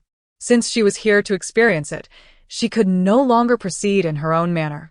She must adopt the persona of Lu Jiaojiao, embodying the identity of a member of the Lu family. In a dream, will the authenticity be heightened? Moreover, dreams are easily forgotten. She desired to see things with her own eyes to extricate herself from herself. A Yuan replied, This is not an ordinary dream. It allows you to transform into a spirit and enter a genuine world, with scenes far more vivid than any 10D experience. Rest assured, you will understand once you see it. With a Yuan's confident assertion, Lu Jiaojiao found it difficult to question its validity. Thinking that trying it out wouldn't hurt, she agreed to attempt it upon falling asleep. After consuming a mysterious item given by a Yuan, she lay down, closed her eyes, adjusted her breathing, and gradually emptied her mind. Half an hour later, a Yuan, watching over her, suddenly noticed her brow furrowing and her body trembling, indicating that she had officially entered the dream. It pulled her blanket up and tucked the corners securely, vigilantly keeping watch without blinking. In the dream, Lu Jiaojiao walked alongside the Lu family up the mountain, but the rain was torrential that night. Although Zhang Dahua was still relatively robust for her age, her stamina was waning, and with anxiety consuming her, she merely wished to find someone quickly. The mountain path was slippery, and she nearly lost her footing and fell. Worried for Lu Jiaojiao, Zhang Dahua felt increasingly restless in such weather. How could she possibly relax, wanting to search personally? You're all moving too slowly, and the path is treacherous. At this rate, how will Jiaojiao wait for us to rescue her? Lu Xiangtai's words struck Zhang Dahua's heart like a hammer. She closed her eyes briefly and glanced into the dark mountain ahead. Lu Jiaojiao trailed behind Lu Xiangtai and Lu Tushun, contemplating whether to continue following them. After all, the manner of Lu Jiaojiao's demise in the novel was indeed quite terrifying, and she had no interest in experiencing that in the slightest. Just as she pondered this, Lu Jiaojiao felt an intense force tugging at her, and the surrounding scenery became blurred, fading into complete darkness. Chapter 90. The Notion of Disappointment. The following day, Lu Jiaojiao opened her eyes, the vivid images from her dreams still lingering in her mind, leaving her somewhat uncertain whether she was still the ethereal spirit, powerless in all her endeavors, or a tangible human being once more. A Yuan who required no sleep had kept her gaze fixed upon Lu Jiaojiao throughout the night. Upon witnessing her awakening, the atmosphere around her shifted from a serene tranquility to an intense, compelling presence, as though a new soul had taken residence within her. A Yuan regarded her with trepidation, anxious that the previous night's dream might have left her agitated, and thus fell silent, choosing to accompany her in quietude. It was not until an hour had passed that the sanguine hue in Lu Jiaojiao's eyes gradually faded, and she seemed to regain her former demeanor. Yet, a Yuan could not shake the feeling that something about her had changed, an intangible oddity that eluded verbal expression. Lu Jiaojiao recalled Lu Jun's invitation to visit a classmate's home. After preparing herself, consuming a light meal, and meticulously packaging a set of skincare products, she also gathered some freshly made pastries from the workshop. Together with Lu Jun, they set off for the town in a horse-drawn carriage. The carriage, specifically crafted by artisans, was designed to absorb shocks, ensuring a comfortable ride despite the fragile nature of the pastries. Upon arriving at her classmate's residence, Lu Jiaojiao noted the impressive architecture of the Zeng family home, marked by two imposing lions at the entrance and the family name elegantly inscribed in gold powder, exuding a sense of grandeur. "Young Master Lu has arrived. My young master has been awaiting you inside. Allow me to escort you both in," announced a young servant, who quickly approached upon spotting Lu Jun, extending his arms in welcome. Having visited the Zeng household several times, Lu Jun was somewhat familiar with the servant. He handed over the pastries that Lu Jiaojiao was carrying and casually inquired, "Has Brother Zeng invited those individuals today? Have they all arrived?" Lu Yu nodded, gesturing for Lu Jiaojiao to follow him as they proceeded to the reception area of the Zeng residence. As they walked, Lu Jiaojiao mused that the Zeng family certainly exhibited a grandeur that surpassed her own family's, pondering the beauty of one day purchasing a residence in the county, adorned with blooming peach blossoms. "I shall go welcome young Master Zan, and will not be entering," the servant stated. "My young master is already within." Lu Jun led Lu Jiaojiao inside, where she immediately spotted two rather handsome young men. "Brother Zeng, Brother Su," Lu Jun called out as he approached. The two young men, engrossed in their reading, looked up and smiled upon seeing Lu Jun. They were about to jest with him when their attention was drawn to the young lady accompanying him, leaving them momentarily speechless. "Who is this young lady?" Brother Zeng inquired. Brother Su, equally intrigued, had not heard of the promising scholar Lu Jun having any romantic inclinations, and found himself curious about the connection between the two. "This is my sister. She has been cooped up at home lately, and our elders encouraged me to take her out for some fresh air. I hope you will not hold it against Lu for having interrupted your pleasant gathering," Lu Jun said, gently pulling Lu Jiaojiao forward with a warm smile. Hearing this, both Brother Zeng and Brother Su waved their hands in protest, assuring him it was no trouble at all. After all, with Lu Jun's amiable demeanor and the beauty of his sister, there was no cause for disappointment. Chapter 91. Zeng Sisi, Zeng Yuan, and Su Jinji subsequently introduced themselves to Lu Jiaojiao. As the host, Lu Jiaojiao was the only lady present, and being educated individuals, they were well aware of the proprieties between men and women. Thus, they sent a servant to summon Zeng Yuan's sister to accompany Lu Jiaojiao. "Miss Lu, please take a seat. My sister is quite sociable and will be here shortly," Zeng Yuan politely remarked. As Lu Jiaojiao settled down, Lu Jun placed the items he held onto the table and looked at Zheng Yuan and Su Jinji. This is a small token prepared by my siblings. Would you care to sample it? The two exchanged glances, and Su Jinji inquired, are these pastries from your family's workshop? Zheng Yuan shared the same suspicion.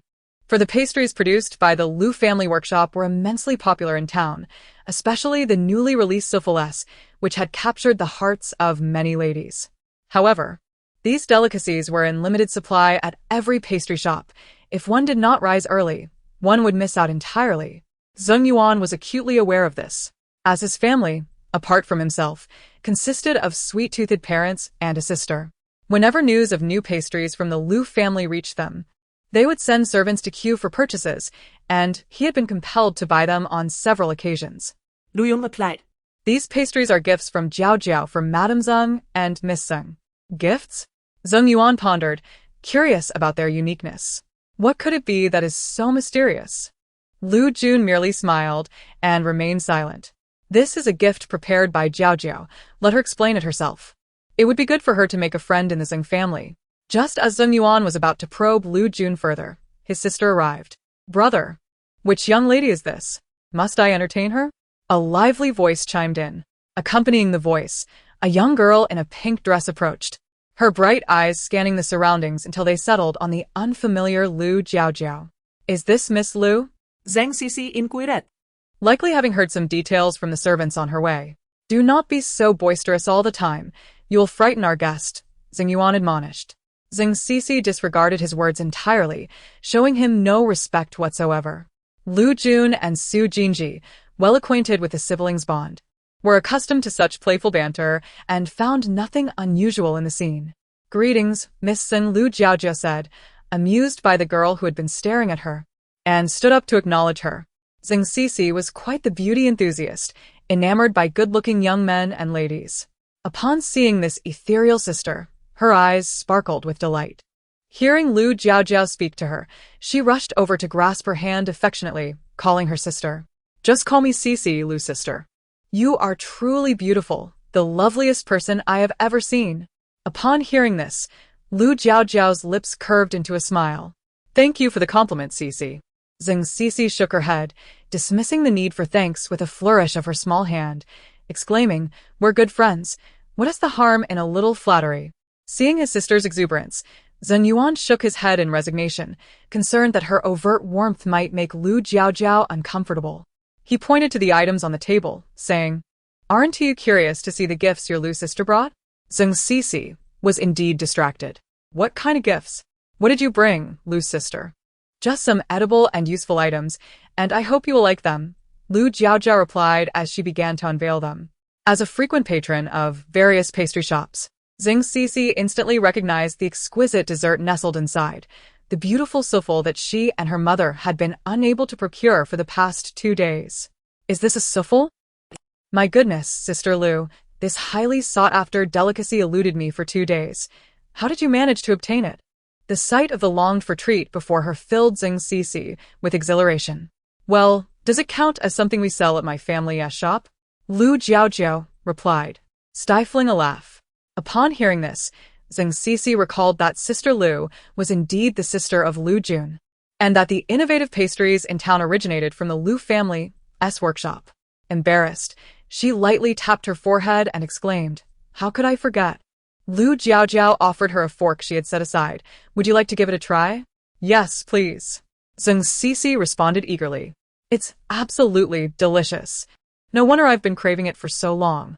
Watching her relish the treat, even Zheng Yuan, who typically had little fondness for sweets, and Su Jinji, couldn't help but glance longingly at the food box several times. Lu Jiaojiao and Lu Jun noticed their covetous looks, exchanged a knowing smile, and felt an undeniable sense of pride. After all, this was a product of their own creation, and its popularity brought them immense joy. I've packed 4 souffles inside. Would you care to try some? Lu Jiaojiao inquired. With the invitation so graciously extended, Zheng Yuan and Su Jinji, who genuinely wished to taste the treat, readily accepted. Upon savoring the first bite, they were utterly astounded, realizing that their previous aversion to sweets had caused them to miss out on such a delightful indulgence, an egregious oversight, indeed. especially Zheng Yuan, who, with a mournful gaze directed at his sister, lamented the countless delectable treats he had overlooked right under his nose. Cece, am I still your elder brother? With all these delicious offerings, you never thought to call me before. Who told you to lack discernment? If I had invited you, I would have had to eat less. Zhang Sisi retorted, una bachet. Oh, you silly brother. If only you were more attentive, you would have seen how father always fights to enjoy the sweets we buy. You should have known how delightful they are. Otherwise, how could our father, who also avoids sweets, have become so greedy? Zheng Yuan was momentarily at a loss for words, opting instead to focus on relishing the delectable dish. What are you all consuming? It looks rather ferocious. Upon entering, Zhan Xiao was taken aback to see his friend and Miss Xing devouring their food like starving souls. Was this truly his most refined friend? Surely, he had not wandered into the wrong room. Yet, upon seeing their lifted faces, Zhan Xiao's expression twitched. He realized he was indeed in the right place. Brother Zhan, you've arrived, Zheng Yuan said, feeling a bit awkward as he met Zhan Zhao's astonished gaze. Thankfully, the food had been finished, and he promptly retrieved a napkin to wipe his mouth, pretending as if nothing had occurred. What are you eating? It smells quite delightful, Zhan Xiao inquired, curiously sniffing the air. A souffle? What is that? I've never heard of it. Is there any left? I'd like to try some, he exclaimed. Recalling Lu Jiaojiao's earlier words, Zheng Yuan nodded and offered a portion from the food box. Zhan Xiao, intrigued by this novel delicacy, couldn't he resist the temptation and took a bite after inspecting it closely. Chapter 93. The sweet tooth. After finishing her dessert, Zhan Xiao gazed at the empty small plate, lingeringly placing it on the table. She noticed the food box beside her and, despite her curiosity about whether more of those delightful treats remained inside, felt it inappropriate as a guest, especially a scholar, to indulge such rudeness. Thus, she reluctantly shifted her gaze away. In contrast, Zheng Sisi savored her souffle with great enthusiasm and eagerly approached the food box to discover what else it might contain. Upon finding several differently colored morsels that resembled pastries, Zheng Sisi inquired of Lu Jiaojiao, Sister Lu, what is this? I have never seen anything like it at the pastry shop. Lu Jiaojiao seized the opportunity to promote her family's workshop, replying, these are new desserts soon to be launched by our workshop, called macarons. They should be available in the market in the next couple of days. Then I shall certainly come to support you, Zhang Sisi exclaimed. Taking a small bite of a pink macaron, her eyes narrowing with delight as she relished the flavor. This macaron is exquisite, Sister Lu. Your workshop chefs are truly remarkable. Having tasted this novel treat, her curiosity was piqued further by another item in the box. And this one, Sister Lu? Zheng Sisi asked, retrieving a slice of cake adorned with fruit. This is a chocolate mousse cake, Lu Jiaojiao explained, noting that she had not anticipated producing this chocolate cake so soon. She was currently striving to minimize her exchanges with a yuan, opting instead to reduce her dependency on him for supplies. Consequently, she had been transforming regular flour into low-gluten flour for use in her workshop. Additionally, she had learned to prepare double-skim milk using fresh milk rather than exchanging for double-skim milk powder from a yuan. The chocolate she used was a fortunate find during a recent visit to the county town, where she encountered a vendor selling chocolate beans. Regrettably, the quantity she procured was limited, sufficient only for a few creations. To establish a consistent supply chain for mass production, she needed to identify a reliable source. The vendor, seemingly deceived, had exchanged his goods for this new product after selling on the street for several days. When he spoke of it, his face was still clouded with resentment, feeling he had been taken advantage of. Although she had suggested he leave her a message if he found the individual responsible, the matter was left to chance in the vastness of the crowd. Chocolate? I have never heard of it, Zheng Sisi responded, her expression one of confusion, a sentiment echoed by the others present. However, she was not one to dwell on such matters. If she had not heard of it, so be it. As long as the food was in her possession. She scooped a spoonful into her mouth, the bittersweet flavor eliciting a sense of novelty and excitement. Is this chocolate mousse cake also a new dessert from your workshop? Will it be available for purchase in a few days? Zheng Sisi inquired. If that were the case, she would need to persuade her mother to provide her with extra funds, ideally coaxing her along to the pastry shop, thus enabling her to enjoy a variety of desserts without spending a dime. She was indeed quite clever. Lu Jiaojiao shook her head, dispelling Zheng Cici's hopes. We can barely produce enough chocolate mousse cakes for tasting. We certainly cannot sell them yet. What? Does that mean I won't be able to enjoy this in the future? Zheng Cici's excited demeanor instantly faded. Not quite, as long as we can acquire the ingredients. We can make it whenever we wish. The challenge lies in locating those ingredients, Lu Jiaojiao thought to herself. Chapter 94. Troubles once the cake is ready for sale. I shall certainly support Sister Lu. Upon hearing this, Lu Jiaojiao's lips curled into a slight smile. Observing Zheng Cici indulging in bite after bite of cake, Zheng Yuan, Su Jinji, and Zan Shao, who typically paid little heed to their appetites, unexpectedly felt a void in their mouths and yearned for a taste of those macarons and cake as well. Ahem, brother Zheng, having traveled such a distance to visit your home, do you not offer us some refreshments? Su Jinji remarked to Zheng Yuan. Upon hearing this, Zheng Yuan promptly fetched the macarons, swiftly grabbing one and popping it into his mouth. Naturally, we must entertain our guests. Here, take as many as you desire. Su Jinji and Zan Shao glanced at the 4 macarons before them, casting a disparaging look at Zheng Yuan. Just these few, and he claims it's ample? They had never realized before how adept Zheng Yuan was at fabricating tall tales. With only 4 macarons available, Su Jinji and Zan Shao, despite their cravings, did not possess the audacity to take more than 1 each. Afterward, Zheng Yuan offered the remaining ones to Lu Jun and Lu Jiaojiao. Once they had finished the contents of the food box, the atmosphere gradually settled, restoring their demeanor of elegant gentlemen. Lu Jun and the other male guests engaged Zheng Yuan in discussions about their newly acquired books, while Lu Jiaojiao accompanied Zheng Cici to her courtyard. The previous room was warmed by several braziers, providing a cozy environment. Stepping outside, however, the cold wind whipped around them, causing the 2 young ladies to shiver. They hastened to Zheng Cici's courtyard, where the warmth enveloped them, providing immediate relief. Clutching the hand warmer brought by the maid, their icy hands began to warm gradually. Zheng Cici invited Lu Jiaojiao to sit beside her. Noticing the item in the maid's hands, she suddenly remembered that Sister Lu had sent something besides food. She called for the maid to bring it over and, upon receiving it, instinctively weighed it in her hands. It had some heft to it. What is this, Sister Lu? Lu Jiaojiao, cradling the warm hand warmer, explained, it is a cream for the face. Prolonged use can make the skin moist, smooth, and fairer, making makeup application considerably easier. Initially, Zheng Cici, believing it to be a mere trinket for girls, was taken aback by these words, but soon thereafter, she was overtaken by unrestrained joy. What is this? Does it truly have such remarkable effects? If it does, that would be splendid.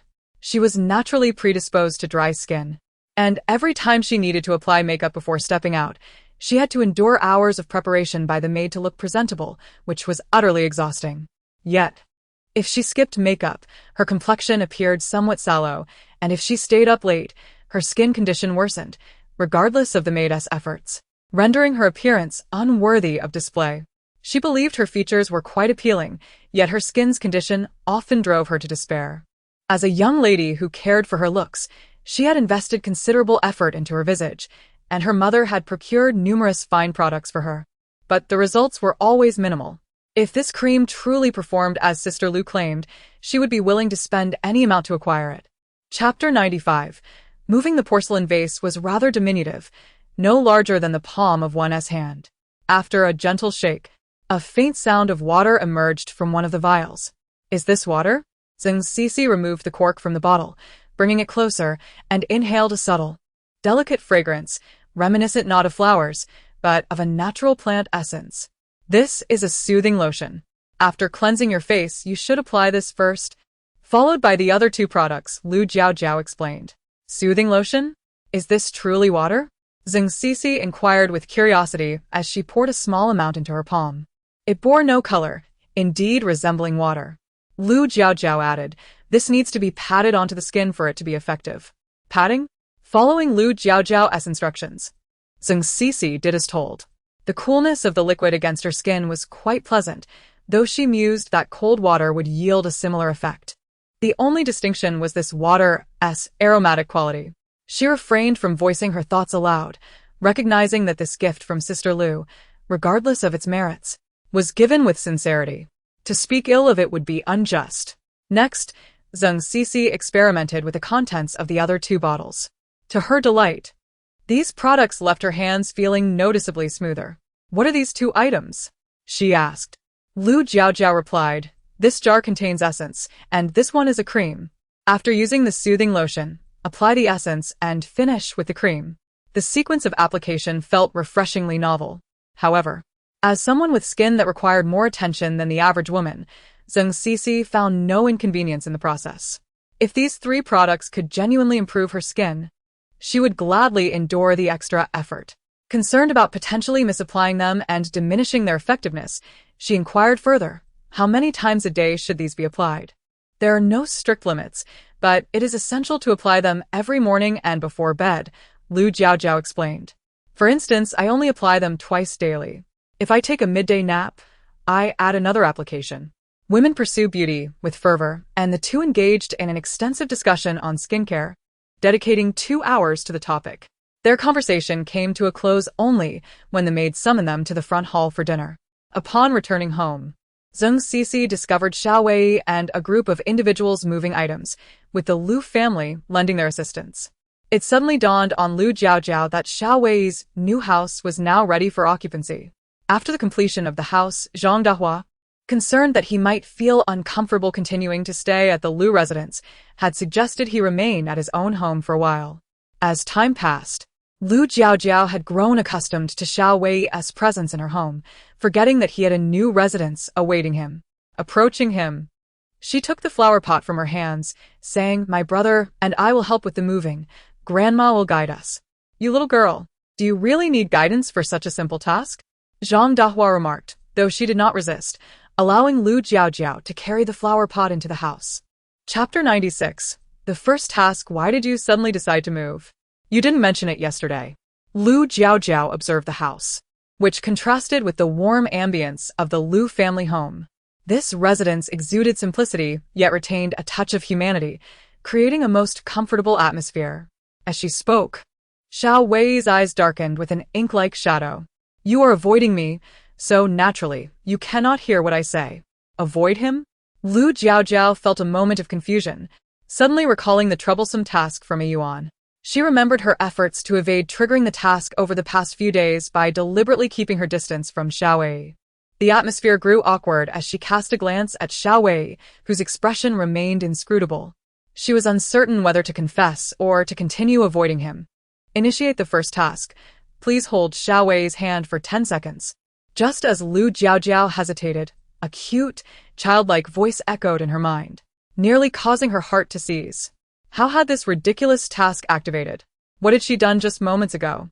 Side task. If you are contemplating continuing to evade, it will only act once the red luck mark on the male protagonist disappears. It's not foolish. As Lu Jiaojiao retreated several steps in an attempt to distance herself from the source of the task, the warning voice returned. Step back one more time for a reward of 1 click. Lu Jiaojiao instantly halted. Please continue the task. If the task does not commence within 3 seconds, refer to the aforementioned punishment. A series of garbled words. 3, 2. Before the countdown could conclude, Lu Jiaojiao swiftly grasped Xiao Wei's hand. Ignoring his astonished expression, she silently counted to 10 in her mind, then lingered for a few more seconds for safety, her heart racing as she released him. Phew, would this suffice? Congratulations, you have completed the first task. Please continue with your efforts. Lu Jiaojiao finally felt a sense of relief. What is wrong with you? Even in his surprise, Xiao Wei maintained an air of composure, revealing none of his emotions, leaving Lu Jiaojiao anxious and uncertain whether he was angry or indifferent. Facing his expression and those piercing eyes, Lu Jiaojiao forced a smile and said, I twisted my ankle earlier, so I helped you. Do you believe me? Standing straight, Lu Jiaojiao felt her excuse was rather flimsy. Yet he earnestly inquired, Does your foot hurt? Lu Jiaojiao replied, Should I say my foot is perfectly fine and there's nothing wrong? That's good. Xiao Wei furrowed his brow, gazing intently at her. The next moment, she suddenly felt herself lifted off the ground. It was only when she found herself seated on a chair inside the house that she processed what had just occurred. especially as she watched him crouch down with purposeful movements, causing her heart to race. "No need, I assure you, my foot is fine." As she nearly huddled into the chair, a trace of amusement flickered in Xiao Wei's lowered gaze. He stood up and instructed, "Stay here and don't move. I will fetch something for you." With that, he exited, treating Lu Jiaojiao like an obedient child. Feeling guilty for his trust, Lu Jiaojiao silently apologized to Xiao Wei numerous times, and seizing the moment he was absent, she decided to slip away to avoid any further awkwardness. Chapter 97. Side Quest, Matchmaker A Yuan come out. A Yuan, who had been hiding, gradually revealed herself. Upon seeing Lu Jiaojiao's sulky expression, she instinctively shrank her neck. Under Lu Jiaojiao's glare, she hurriedly attempted to absolve herself of any blame. "That task did not originate from me. It was initiated by another side quests program. It has nothing to do with me. But you accepted this task, you troublesome one," Lu Jiaojiao retorted, exasperated. Her keen hearing discerned that the cheerful voice announcing the task was entirely different from the gruff tone of the pink pig-like A Yuan. She must have been deaf to fail to recognize them as two distinct intelligences. With no room left for argument, A Yuan conceded, though she genuinely did not perceive the task as troublesome. She had observed the red thread of fate connecting Xiao Wei to Jiaojiao. He was destined to be her husband, and the side quest was orchestrated by a matchmaker to unite them. Moreover, completing this task would yield substantial benefits for both herself and Jiaojiao, prompting her to question why it was viewed unfavorably. A Yuan, devoid of human emotions, found herself perplexed by Jiaojiao's inner turmoil. Why the distress? This was not an arduous task. Simply follow the directives, and it would suffice. Yet, as an entity composed of various algorithms, she could never fully comprehend the essence of Lu Jiaojiao. Jiaojiao, seated despondently, with her chin resting on her hands, reflected on the recent events. Xiao Wei, he was quite admirable, handsome, and capable of thriving independently, making him an excellent candidate for a boyfriend. However, if they were to develop feelings for each other over time, her current predicament, engaging in actions that could be misconstrued due to a seemingly arbitrary task, felt rather disingenuous. To her, love should unfold gradually, akin to the steady flow of water, culminating naturally at the right moment. What kind of forced strategy was this? Would Xiao Wei even be able to accept it? The thought of him discovering the truth filled her with trepidation, making her wish to vanish into the ground. A Yuan, bound to Lu Jiaojiao, could sense her internal conflict, yet, having always adhered to task requirements, she was baffled. Why the inner struggle? This was hardly a challenging endeavor. Simply execute the task as instructed. However, A Yuan was merely a program and could never embody Lu Jiaojiao's humanity. She was a young woman, freshly 18, imbued with moral principles since childhood, and had yet to immerse herself in the vibrant complexities of society. Having never experienced a passionate romance or navigated intricate interpersonal dynamics, her moral compass was set higher than most. Even if she genuinely liked Xiao Wei, it felt inherently unfair to act upon a task without his knowledge. After all, she had no insight into his feelings towards her. Was she merely a potential romantic partner, an ordinary friend, or someone of little consequence? In that moment, Lu Jiaojiao's thoughts spiraled. What did she truly think of Xiao Wei? Previously, she believed she only regarded him as a collaborator and friend. Yet today, as the temperature seemed to rise, whether due to the weather or her own flustered state, she found herself dizzy with realization. For a fleeting moment, she was grateful for this troublesome task that had allowed her to shed certain reservations and connect with him. Truth be told, Xiao Wei fit her aesthetic perfectly, his every gesture resonating with the fantasies of youthful affection. Yet, she struggled with these feelings, habitually suppressing any burgeoning emotions deep within her heart. Feigning ignorance and maintaining a safe distance, she silently labeled him as a distant friend, attempting to convince herself that her intentions were entirely platonic. Chapter 98. System No. 008. However, it seems that she is now somewhat inclined to engage in a sweet romance. At the Yen residence, Yan Zhao's injuries have nearly healed, and her complexion has significantly improved due to a certain item in the spatial realm, now resembling the fair tone of her previous life. According to the entity, if she continues utilizing it, she might attain beauty comparable to that of the protagonist, Lu Jiaojiao. The 008 system, residing within the cultivation space, scoffed at its host's excessive fixation on appearances. Fortunately, even when it found itself in dire straits, binding with her did not relinquish control to her. Instead, it cleverly utilized her to replenish its depleted energy reserves. Otherwise, given Yan Zhao's character, she would have likely consumed all its energy solely for her beautification, without a thought to assist in its recovery. Your utmost priority is to win over Gong Hong. You must not allow him to entertain thoughts of siding with Lu Jiaojiao. 008 warned. As Yan Xiao caressed her fair-knit visage, gazing into the mirror, she reassured, "Rest assured, Gong Hong has never had the opportunity to interact with Lu Jiaojiao. They are complete strangers. How could he possibly side with her? Regardless, you must invest effort into Gong Hong. Do not forget that Lu Jiaojiao is the true protagonist. You are merely an inconsequential passerby," 008 retorted. Protagonist, protagonist. Yan Zhao's face contorted in frustration as she hurled the mirror onto the table. Could you refrain from constantly reminding me that Lu Jiaojiao is the protagonist? Each time I hear it, it incites a surge of rage within me. 008 remained indifferent to her emotional turmoil. For it, replenishing sufficient energy was of paramount importance. I am merely cautioning you not to be complacent. Once you seize all the fortuitous energies belonging to Lu Jiaojiao, a mere fraction of that power will transform you into the most beautiful woman in this narrative. Do you still require my assistance? The prospect of becoming the most beautiful stirred something within Yan Xiao. No woman is devoid of a desire for beauty, especially one who has never possessed a pleasing visage in both her lifetimes. As she envisioned the possibilities of her future, her previously agitated spirit began to calm considerably. Are you certain that bringing Gong Hong to our side will indeed aid in usurping the protagonist's aura? 008 had previously informed her that if the formidable fortune surrounding Lu Jiaojiao were dismantled, it could gradually transfer the protagonist's halo to her. In that event, she would ascend to the pinnacle of life, akin to a triumphant supporting character. Though 008 found her skepticism irksome, it conceded to placate her, recognizing that she was its only available ally. Of course, I have mentioned to you that Gong Hong is one of the pivotal male supporting characters in this tale. Lu Jiaojiao's ascent to such heights is inextricably linked to Gong Hong's substantial familial wealth.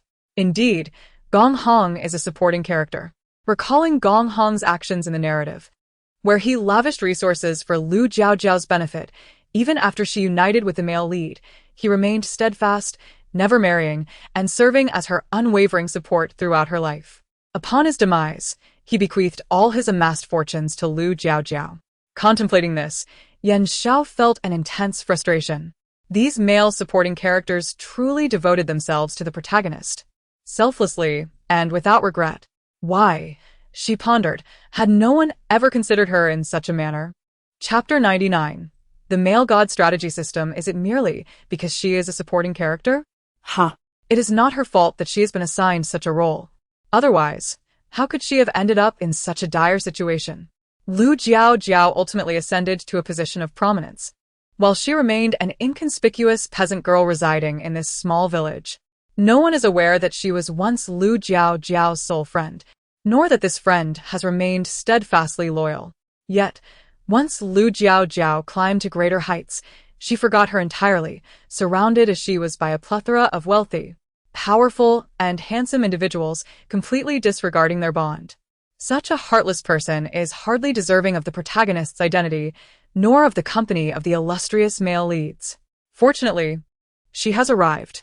She observes whether Lu Jiaojiao, devoid of any golden finger assistance, can still reach such lofty heights. Since Yan Xiao discovered that Lu Jiaojiao is the protagonist in this novel she has entered, she has felt envy. No wonder Lu Jiaojiao possesses a beauty that captivates at first glance. Simultaneously, she harbors jealousy, for in her eyes, Lu Jiaojiao's success in the narrative hinges entirely on the male leads, with no effort on her part.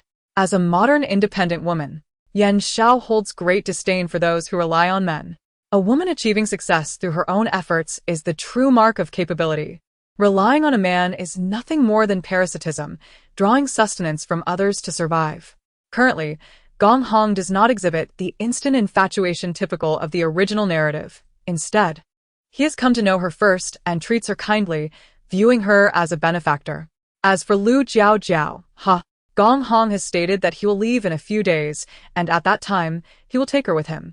Lu Jiaojiao will not have the chance to ensnare Gong Hong as depicted in the novel. 008 finds it quite absurd that this woman is always portrayed as reliant on men for success. What about her? Is she to be considered successful merely through a series of cognitive enhancements? This is utterly foolish. Fortunately, after binding to her and realizing her intellect was insufficient for success, it altered its programming to become the male god strategy system. However, with its current capabilities, it can only provide her with products to lighten her skin. For anything beyond that, she must first elevate Gong Hong's affection towards her to a certain level. Reflecting on this, 008 glanced at Gong Hong's current level of affection for Yan Xiao. Gong Hong, son of Huang Shang, male supporting character. Affection level, 20. Such a meager figure. It is baffling how Yan Xiao, in her naivety, believes he will not gravitate toward Lu Jiaojiao. Does her mere acquaintance with him hold any weight? Foolish girl. Knowing him first and winning his favor cannot possibly compete with fate's orchestrations. As she continues to indulge in her daydreams, 008 advises. You should focus on enhancing your appearance in the coming days. When Gong Hong arrives, ensure he has no regrets about taking you with him. Yan Xiao replies, I understand. After all, men are drawn to beauty. Though she presently appears as an ordinary yet fair young woman, her extensive experience in modern life is not without merit. Her makeup skills are commendable. Previously, her skin tone was too dark, rendering any makeup application unnatural, and at that time, she was preoccupied with earning a living, lacking the funds to purchase cosmetics. Now that her complexion has improved, with the right makeup, she can transform her modestly attractive face into one of striking beauty. Chapter 100. Vegetable greenhouses. While 6 Fun's beauty may not surpass that of Lu Jiaojiao, it remains her utmost endeavor at present. Fortunately, once she seizes some of Lu Jiaojiao's protagonist aura, she will transform this unremarkable appearance. After all, enduring this visage for a lifetime would render her efforts in this narrative futile. Her remarkable opportunity signifies that she was destined to be the main character, while Lu Jiaojiao is merely a supporting role. Much like those characters in novels, designed solely to grant the heroine golden fingers, only to retreat into the background. 008. How much of the heroine's aura has been stripped away? With a nonchalant demeanor, 008 fabricated a response. 2. Why is it only 2? Haven't I successfully attracted Gong Hong? Yan Xiao expressed her discontent with his figure, suspecting 008 was spinning tales to deceive her. Attracting? Please, take a good look in the mirror at your own face. With that appearance, how could you possibly attract Gong Hong? Stop dreaming. Focus on raising his favorability towards you. The depletion of the heroine's aura will surely accelerate thereafter. Though Yan Xiao felt displeased by 008's remarks regarding her looks, she refrained from clashing with it as she had before. She still relied on it to trample Lu Jiaojiao, the original heroine, beneath her feet. It was not yet time to sever ties. I understand. I will strive to make Gong Hong dependent on me. Gong Hong was a businessman, and she possessed the knack for making money. Even if her current appearance was less than desirable, with some clever strategies, she could still ensure that Gong Hong remained reliant on her as a source of wealth. As for Lu Jiaojiao's modest family business, it scarcely warranted her attention. Merely 2 small workshops, nothing more. In this barren little village, they might be considered affluent, but in the county or the capital, the profits from such a trivial enterprise would hardly suffice for the noble ladies to acquire a set of hairpins. Furthermore, her workshop merely produced cakes and similar items, posing little threat to her. Lu Jiaojiao may have had a variety of skills, yet she was limited to creating confections, which, if consumed excessively, would soon lose their appeal. It would not be long before her business declined. After all, she could not compare to the breadth of what Yan Xiao could offer. Only able to create one type of product? That's hardly a path to fortune. Before she entered this narrative, Yan Xiao had worked in various restaurants, hotels, and even street food stalls, giving her a far greater culinary expertise than Lu Jiaojiao, who merely relied on a few dreams to craft trifles. Could she ever rival her? Absurd. 008 held a similar disregard for Lu Jiaojiao's modest business. For it, the matter of energy was paramount, and it had no desire to expend effort on trivialities. At this moment, the seemingly weak and scorned native, whom Yan Shao looked down upon, was busy designing vegetable greenhouses. This shift in her side quest had taken an unexpected turn, transforming from a matchmaking task into a grand mission for the welfare of the nation. Courtesy of the saintly system. Her inaugural task required her to construct a vegetable greenhouse and promote it within their town, aiming for nationwide adoption within 3 years. How could she articulate that she lacked such grand ambitions? All she truly desired was to tend to her modest plot of land and lead a simple life with her family. Yet, when Lu Jiaojiao was in a state of discontent, the side system, sensing her internal conflict, administered an electric shock experience package, compelling Lu Jiaojiao to diligently design the vegetable greenhouse. Fortunately, designing the greenhouse was not a formidable challenge for Lu Jiaojiao. Otherwise, she might have truly faced dire consequences. After all, the side quest stipulated that if she failed to design the greenhouse within 10 days, construction would commence, and she would have to endure further electric shocks. Chapter 101. The dupe at long last, the design draft for the vegetable greenhouse was completed. After meticulously reviewing the marked data, I set down my pen and stretched my neck and wrists. Yuan, stay here. I shall go for a meal and bring back something for you shortly. Yuan nodded obediently, reminding me to bring plenty, as she felt her body was consuming much energy lately. Lu Jiaojiao, are you even human? Still growing? In recent days, Lu Jun had returned to the academy, which would continue classes for about 10 days before the new year, specifically catering to students preparing for the spring examinations. Jiaojiao, I wonder why the business at the workshop has been lackluster today, Lu Tushuan remarked to Lu Jiaojiao. As Lu Jiaojiao chewed on a piece of bamboo shoot, she inquired, have you heard any unfavorable rumors lately? Lu Xiongtai and Lu Tushuan exchanged glances and shook their heads in unison. So it doesn't seem like someone is envious and spreading negative news to undermine the Lu family's business? However, Lu Jiaojiao disagreed with this notion. Based on her estimations, the workshop's current offerings were far from reaching saturation. Thus, it was implausible for business to experience abrupt downturns. Moreover, in the realm of commerce, there is invariably a transitional period. It is unnatural for a flourishing business one day to become neglected the next. Uncle and younger uncle, let us not rush to conclusions. We shall wait a few days before assessing the situation.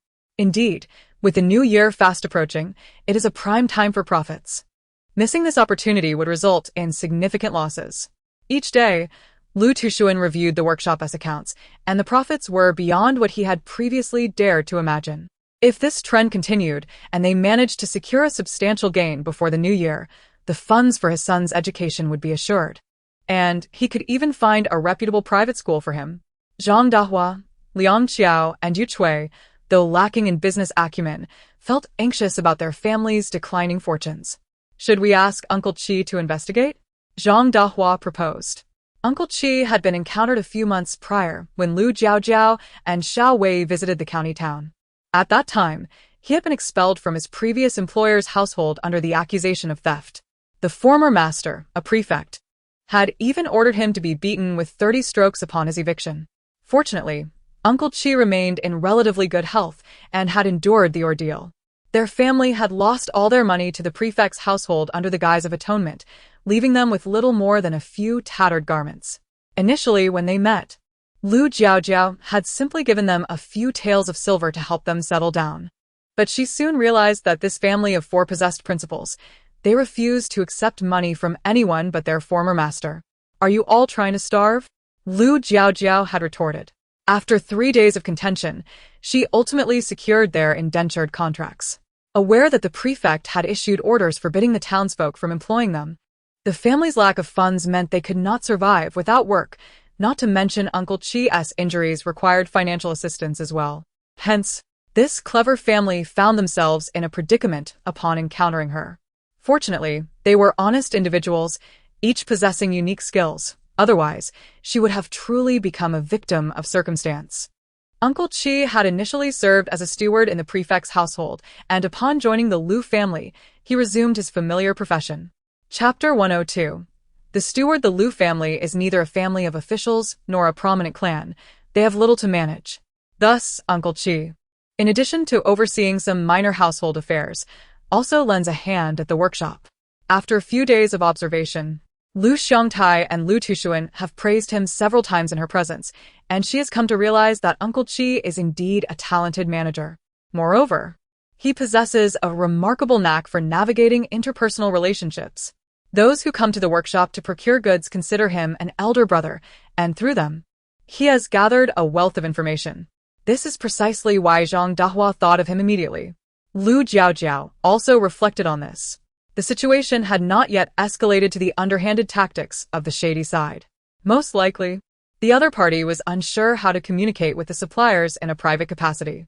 However, if they were to approach the suppliers directly or request an investigation from the county office, it would inevitably harm relations and leave a negative impression. In business, one must tread carefully to avoid offending others. Every small grievance counts. It is far wiser to conduct a discreet investigation first, and once the truth is uncovered, to devise a plan. For the time being, this person harbors no intent to drive the Lu family's business to ruin. They are merely an obstacle in the path. All right, after dinner, I will discuss this matter with Uncle Chi, Lu Jiaojiao replied. Observing her family's troubled expressions, she comforted them. The products from the workshop are well known to us all. We will not incur significant losses. For the next few days, let us simply reduce the number of cakes produced. Could it be that someone is envious of our family's flourishing business and has spread some malicious gossip? Yukui suggested. She felt this was quite plausible, as within hundreds of miles, who was unaware of the Lu family's profitable workshop. Everyone was eager to join in the work. It would be reasonable for someone, consumed by jealousy, to tarnish their reputation and diminish their business. After all, aren't such narratives common in stories? I believe so. Recently, I have heard several disparaging remarks about our family, claiming that the goods produced in our workshop are unworthy and that only the ignorant country folk would desire them. It infuriated me to the point that I almost rushed over to correct her. Liang Qiao exclaimed, seething with anger. Zhang Dahua listened with growing concern. A tall tree attracts the wind. Our family has not faced such troubles before. As they spoke, her appetite waned, and she set down her chopsticks, feeling disheartened. As I grow older, each day is a gift, and I simply wish to live out my remaining days in peace. Yet I know my son, daughter-in-law, and granddaughter are all deeply invested in the workshop. I cannot let my own unease prevent them from pursuing their endeavors. Otherwise, life may become even more difficult than before. Lu Jiaojiao placed a tender piece of soft yam into Zhang Dahua's bowl, saying, Grandma, do not burden yourself with these worries. This matter is in our capable hands. With so many of us, should we fear a hidden adversary? But what if this is the work of someone with influence? Zhang Dahua lamented, her greatest concern lying in this possibility. Lu Jiaojiao had not considered that angle. Such actions would hardly be the work of someone with genuine power. Those with the ability to instigate change would not resort to such underhanded tactics. They could easily employ a more direct approach to halt production altogether. Lu Xiongtai concurred, recognizing that it was indeed unlikely that any prominent figures would expend their efforts on such trivial matters. It was more probable that this mischief stemmed from jealousy. Chapter 103. Reporting to the authorities. Ultimately, the power of the Lu family is still rather limited. Although they have earned some money, to those individuals, they are akin to ants, easily crushed with a mere step. Therefore, to live a peaceful and stable life, it is essential to have a solid backing. Someone formidable to rely on. Lu Jiaojiao poked at her rice, suddenly realizing that the side quest might be orchestrating some plans for her. Let us wait for Uncle Chi to gather information before devising a strategy. For now, let us eat, as the food is getting cold, Zhang Dahua remarked. Having steadied her emotions, there is no point in worrying about such matters. It is better to temporarily ease one's mind and not succumb to anxiety before trouble even arises. As everyone resumed their meal, Lu Jiaojiao noticed that Xiao Yi was conspicuously absent. Grandma, has Xiao Ji's home been organized? Can we start cooking? Why hasn't he come to eat? After confirming her feelings, Lu Jiaojiao subtly changed how she addressed Xiao Yi. After finishing her last bite of rice, Lu Jiaojiao approached Uncle Chi to discuss the excessive loss of customers at the workshop. The following day, she sought out the village head, requesting his assistance in finding a few proficient workers for agricultural tasks. Although she had studied plastic manufacturing in her coursework, it had been a long time since she had practiced, and she felt somewhat rusty. Thus, she dared not produce too much, opting instead to conduct a small experiment to see if it would succeed. Upon entering her room and cautiously lifting that translucent film, Lu Jiaojiao finally felt emboldened to proceed. The individuals the village head found were indeed quite capable. Within a day, they had constructed a sturdy framework for the greenhouse, ensuring that it would withstand even the winter snows. While Lu Jiaojiao focused intently on creating the plastic film, Uncle Chi, from the conversations with his acquaintances who came to collect goods, gathered some valuable information. Uncle Chi conveyed that someone had mentioned to them that the pastries produced at the Lu family workshop contained substances that induced an insatiable craving for more, causing them to fear potential repercussions and hesitate to procure supplies. Lu Jiaojiao was taken aback by this revelation. She truly did not fathom who could concoct such a malicious rumor. That substance, known as five-stone powder, is indeed a topic of taboo. Spreading such slander against the Lu family workshop, even in the absence of truth, would inevitably instill trepidation in the shopkeepers. After all, it is wise to avoid anything associated with that. Uncle Chi, please go to the county office and speak with the magistrate about this matter. Remember to bring a gift, including the skincare set, she instructed. The county office has a dedicated department that addresses issues related to food safety among merchants, a provision established by the author to alleviate some troubles for the protagonist, Yan Xiao. This department represents an official stance. As long as they ascertain that the food produced by the workshop is safe, the rumors will naturally dissipate. Upon hearing Lu Jiaojiao's request for him to approach the authorities, Uncle Chi felt a pang of apprehension. Common folk generally harbor a natural trepidation towards dealings with officials, holding them in inherent reverence. This matter is difficult for us to handle. It is best left to the county office, Lu Jiaojiao concluded. Chapter 104. When she was amused, Uncle Chi contemplated. Indeed, the information he had gathered was scant in utility. For instance, the most critical point was that they merely claimed someone had informed them of the matter. Yet, when asked about the identity of that individual, no one could provide a coherent answer. Each person described a different figure, and the instigator remained shrouded in mystery. After his reflections, Uncle Chi set off to prepare gifts and, on his way, encountered Lu Xiangtai. Upon learning that Lu was heading to the county office, Uncle Chi, feeling a twinge of unease, decided to accompany him. The county office, a place designated for the resolution of public affairs, indeed yielded different results when one presented a few tokens and uttered a few courteous phrases. Before long, the two men had summoned the constable in less than an hour. Seeing both her uncle and younger uncle present, and knowing Uncle Chi to be a man of considerable acumen, Lu Jiaojiao, a young maiden yet to be wed, refrained from intruding and instead busied herself in the room, crafting greenhouse film. Fortunately, with the assistance of her grandmother and a few other womenfolk, she devoted an entire day to producing enough film to cover several acres of land. Aunt Tian, if we can just roll them up, it will suffice, Lu Jiaojiao remarked. Aunt Tian and Qilerong were Uncle Chi's wife and daughter, who had accompanied him to the Lu household. Aunt Tian was an adept cook, often lending a hand in the kitchen, while Qilerong assisted her with various tasks akin to a diligent apprentice. Very well. Once we have rolled up the film, it will possess a certain weight, Aunt Tian replied, as they stored the rolled material in the room. Liang Qiao observed, still perplexed as to the purpose of this item. After a day of toil, if it proved to be of no use, the young girl would surely face a reprimand. Jiaojiao, can this contraption truly yield cucumbers and tomatoes in the dead of winter? Yuku inquired. Indeed, it is essential for ensuring that our heroine, Yan Xiao, has sufficient ingredients to conduct her business and ascend to the pinnacle of her life. While some elements here transcend the era, various ingredients such as cucumbers, tomatoes, and potatoes already exist, Lu Jiaojiao responded. This revelation left Yu Chui and the others momentarily stunned. After a brief pause, they gazed at her earnest expression, unable to voice their disbelief as if she were merely indulging in whimsical daydreams. Very well, let's treat today as a moment of amusement for her. If this truly comes to fruition, why should we, the common folk, toil diligently in the fields? We might as well follow her lead and goof off, they mused.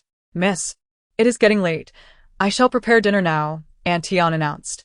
Reluctant to dampen her spirits, Yu Chui and Liang Qiao chimed in. We shall assist Aunt Tian.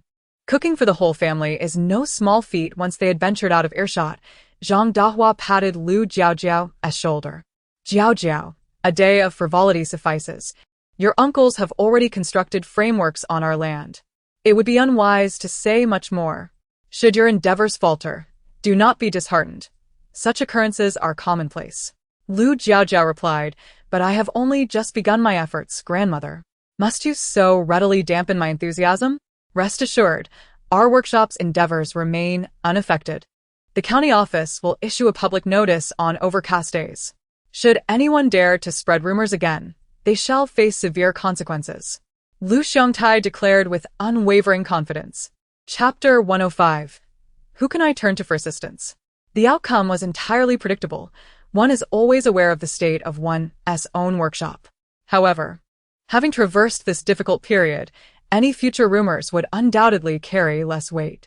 Lu Jiaojiao addressed her uncle and younger uncle. Please extend some discounts to the shops that regularly procure goods from our workshop in the coming days. For any orders they receive within a month, allow them to collect their goods first.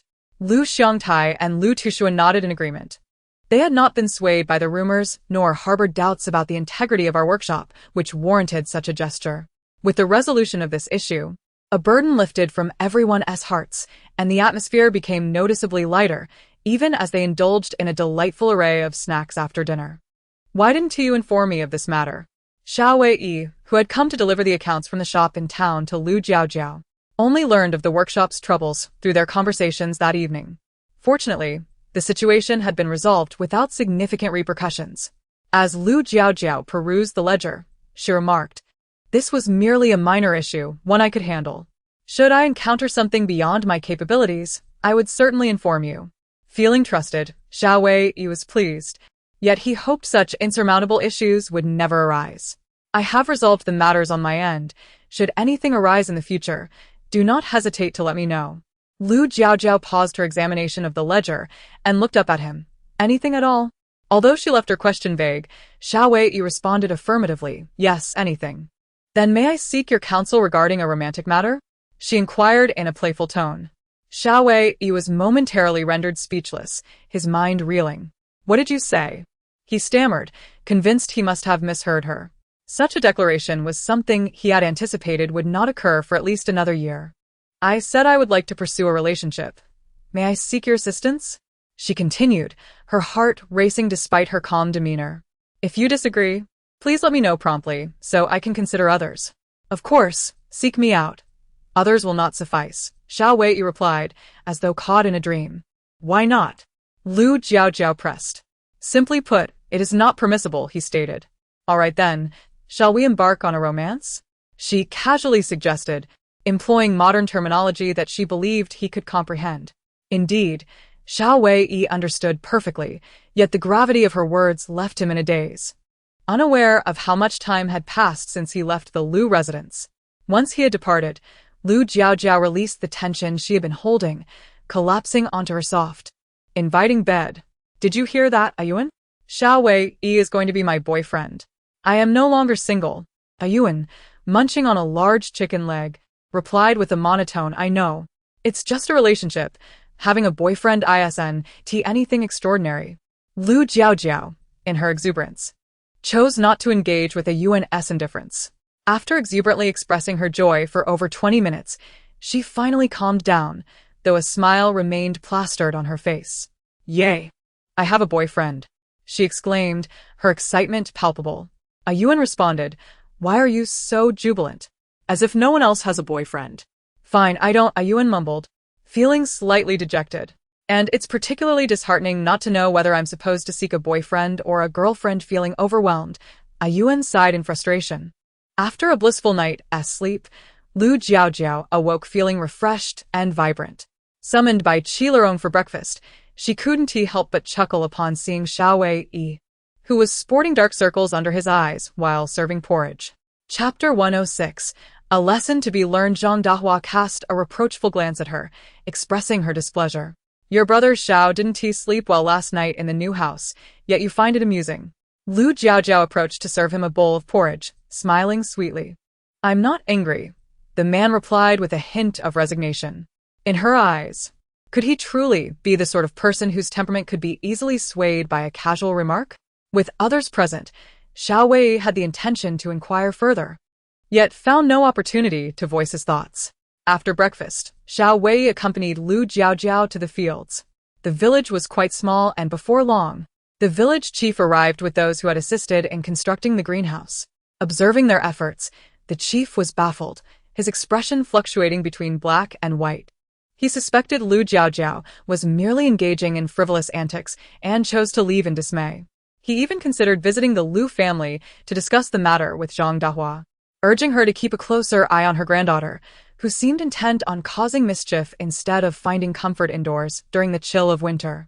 Unbeknownst to Lu Jiaojiao, the village chief had labeled her actions as nonsensical. Yet, gazing at the greenhouse taking shape, her eyes brimmed with anticipation. As noon approached, the construction of the greenhouse was completed. Lu Jiaojiao entrusted Qilarong with a sum of money to distribute. Then, noticing the sunlight gently breaking through the clouds, she eagerly retrieved various vegetable seeds from home and, alongside Xiao Wei and Qilarong, began planting them. Once they finished, Qilarong looked anxiously at the oddly constructed greenhouse. Questioning, Miss, do you think the seeds will actually thrive? They aren't typically planted in winter, and in this cold, will they survive? We mustn't waste the seeds. They will undoubtedly flourish, Lu Jiaojiao assured confidently. This greenhouse is sound, and the weather here isn't overly frigid. There's no need for additional warmth, such as fire, to raise the temperature inside. In the past, she had approached all endeavors with such unwavering assurance. Upon returning to the Lu household, Zhang Dahua noticed the hose in their hands and inquired about their activities. After learning the details, her eyes widened in disbelief. Had it not been for Xiao Wei's presence, Lu Jiaojiao would have surely faced a reprimand. This foolish girl, wasting seeds, she truly needs a lesson. At the dining table, the couples from the main and third houses exchanged glances, noting Zhang Dahua's displeasure, and refrained from conversation. Lu Yu, in particular, nestled closer to his mother, quietly eating without demanding anything. Lu Jiaojiao set down her bowl and, as expected, was called away by Zhang Dahua. The others exchanged looks, contemplating whether to intervene.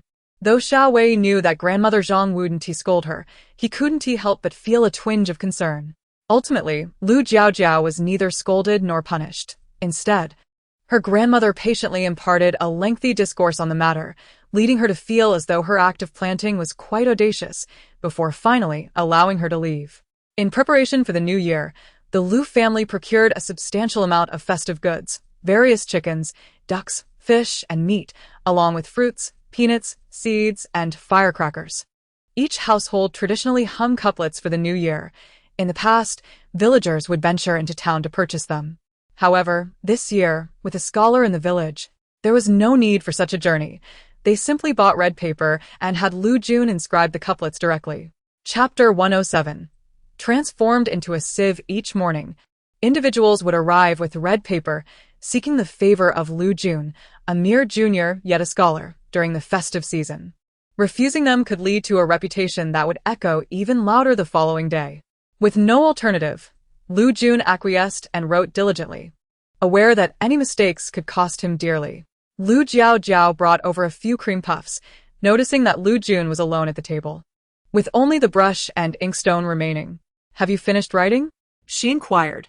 Yes, I've completed all the village's requests, Lu Jun replied, pouring himself a cup of tea. Here, have some to fill your stomach. We will eat later, Lu Jiaojiao said as she placed the plate on the table. After spending half a day writing, Lu Jun indeed felt a pang of hunger. He did not hesitate to take a fragrant puff and savor it. Being a scholar is not an easy task, Lu Jiaojiao remarked as she noticed the nearly depleted ink. Lu Jun responded with a sympathetic glance. They exchanged smiles, finishing the puffs while Lu Jun enjoyed the warm milk tea she had brought.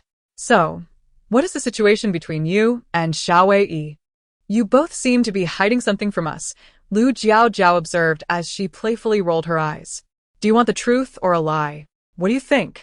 With a chuckle, Lu Jiaojiao replied, the truth is, we are a couple now. The lie is that we have no relationship beyond that. A couple? When did this happen? Have you told Grandma and the others? Lu Jun's expression suddenly turned grave, resembling a stern guardian catching a child in early romance. Hearing his words, Lu Jiaojiao confirmed her suspicion. This elder brother of hers might very well be an experiencer of this narrative, just as she was. Oh dear. Her brother, herself, and Xiao Wei, this agricultural tale had turned into a sieve, with experiencers clustering together. Nevertheless, before any of them revealed their identities, Lu Jiaojiao felt it prudent to remain silent. What if they were unable to speak of it? She decided to hold her tongue, shaking her head as she continued to portray the spoiled persona of Lu Jiaojiao. This is our youthful affair. Why involve the adults? Lu Yun looked her.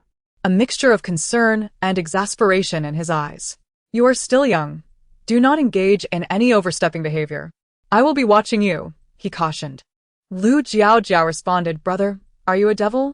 We are enveloped in pink bubbles of romance, and you intrude upon it? Yet, faced with Lu Jun's unwavering gaze, which suggested he would report any indiscretion, she fell silent. Which brother monitors his sister's love life like this?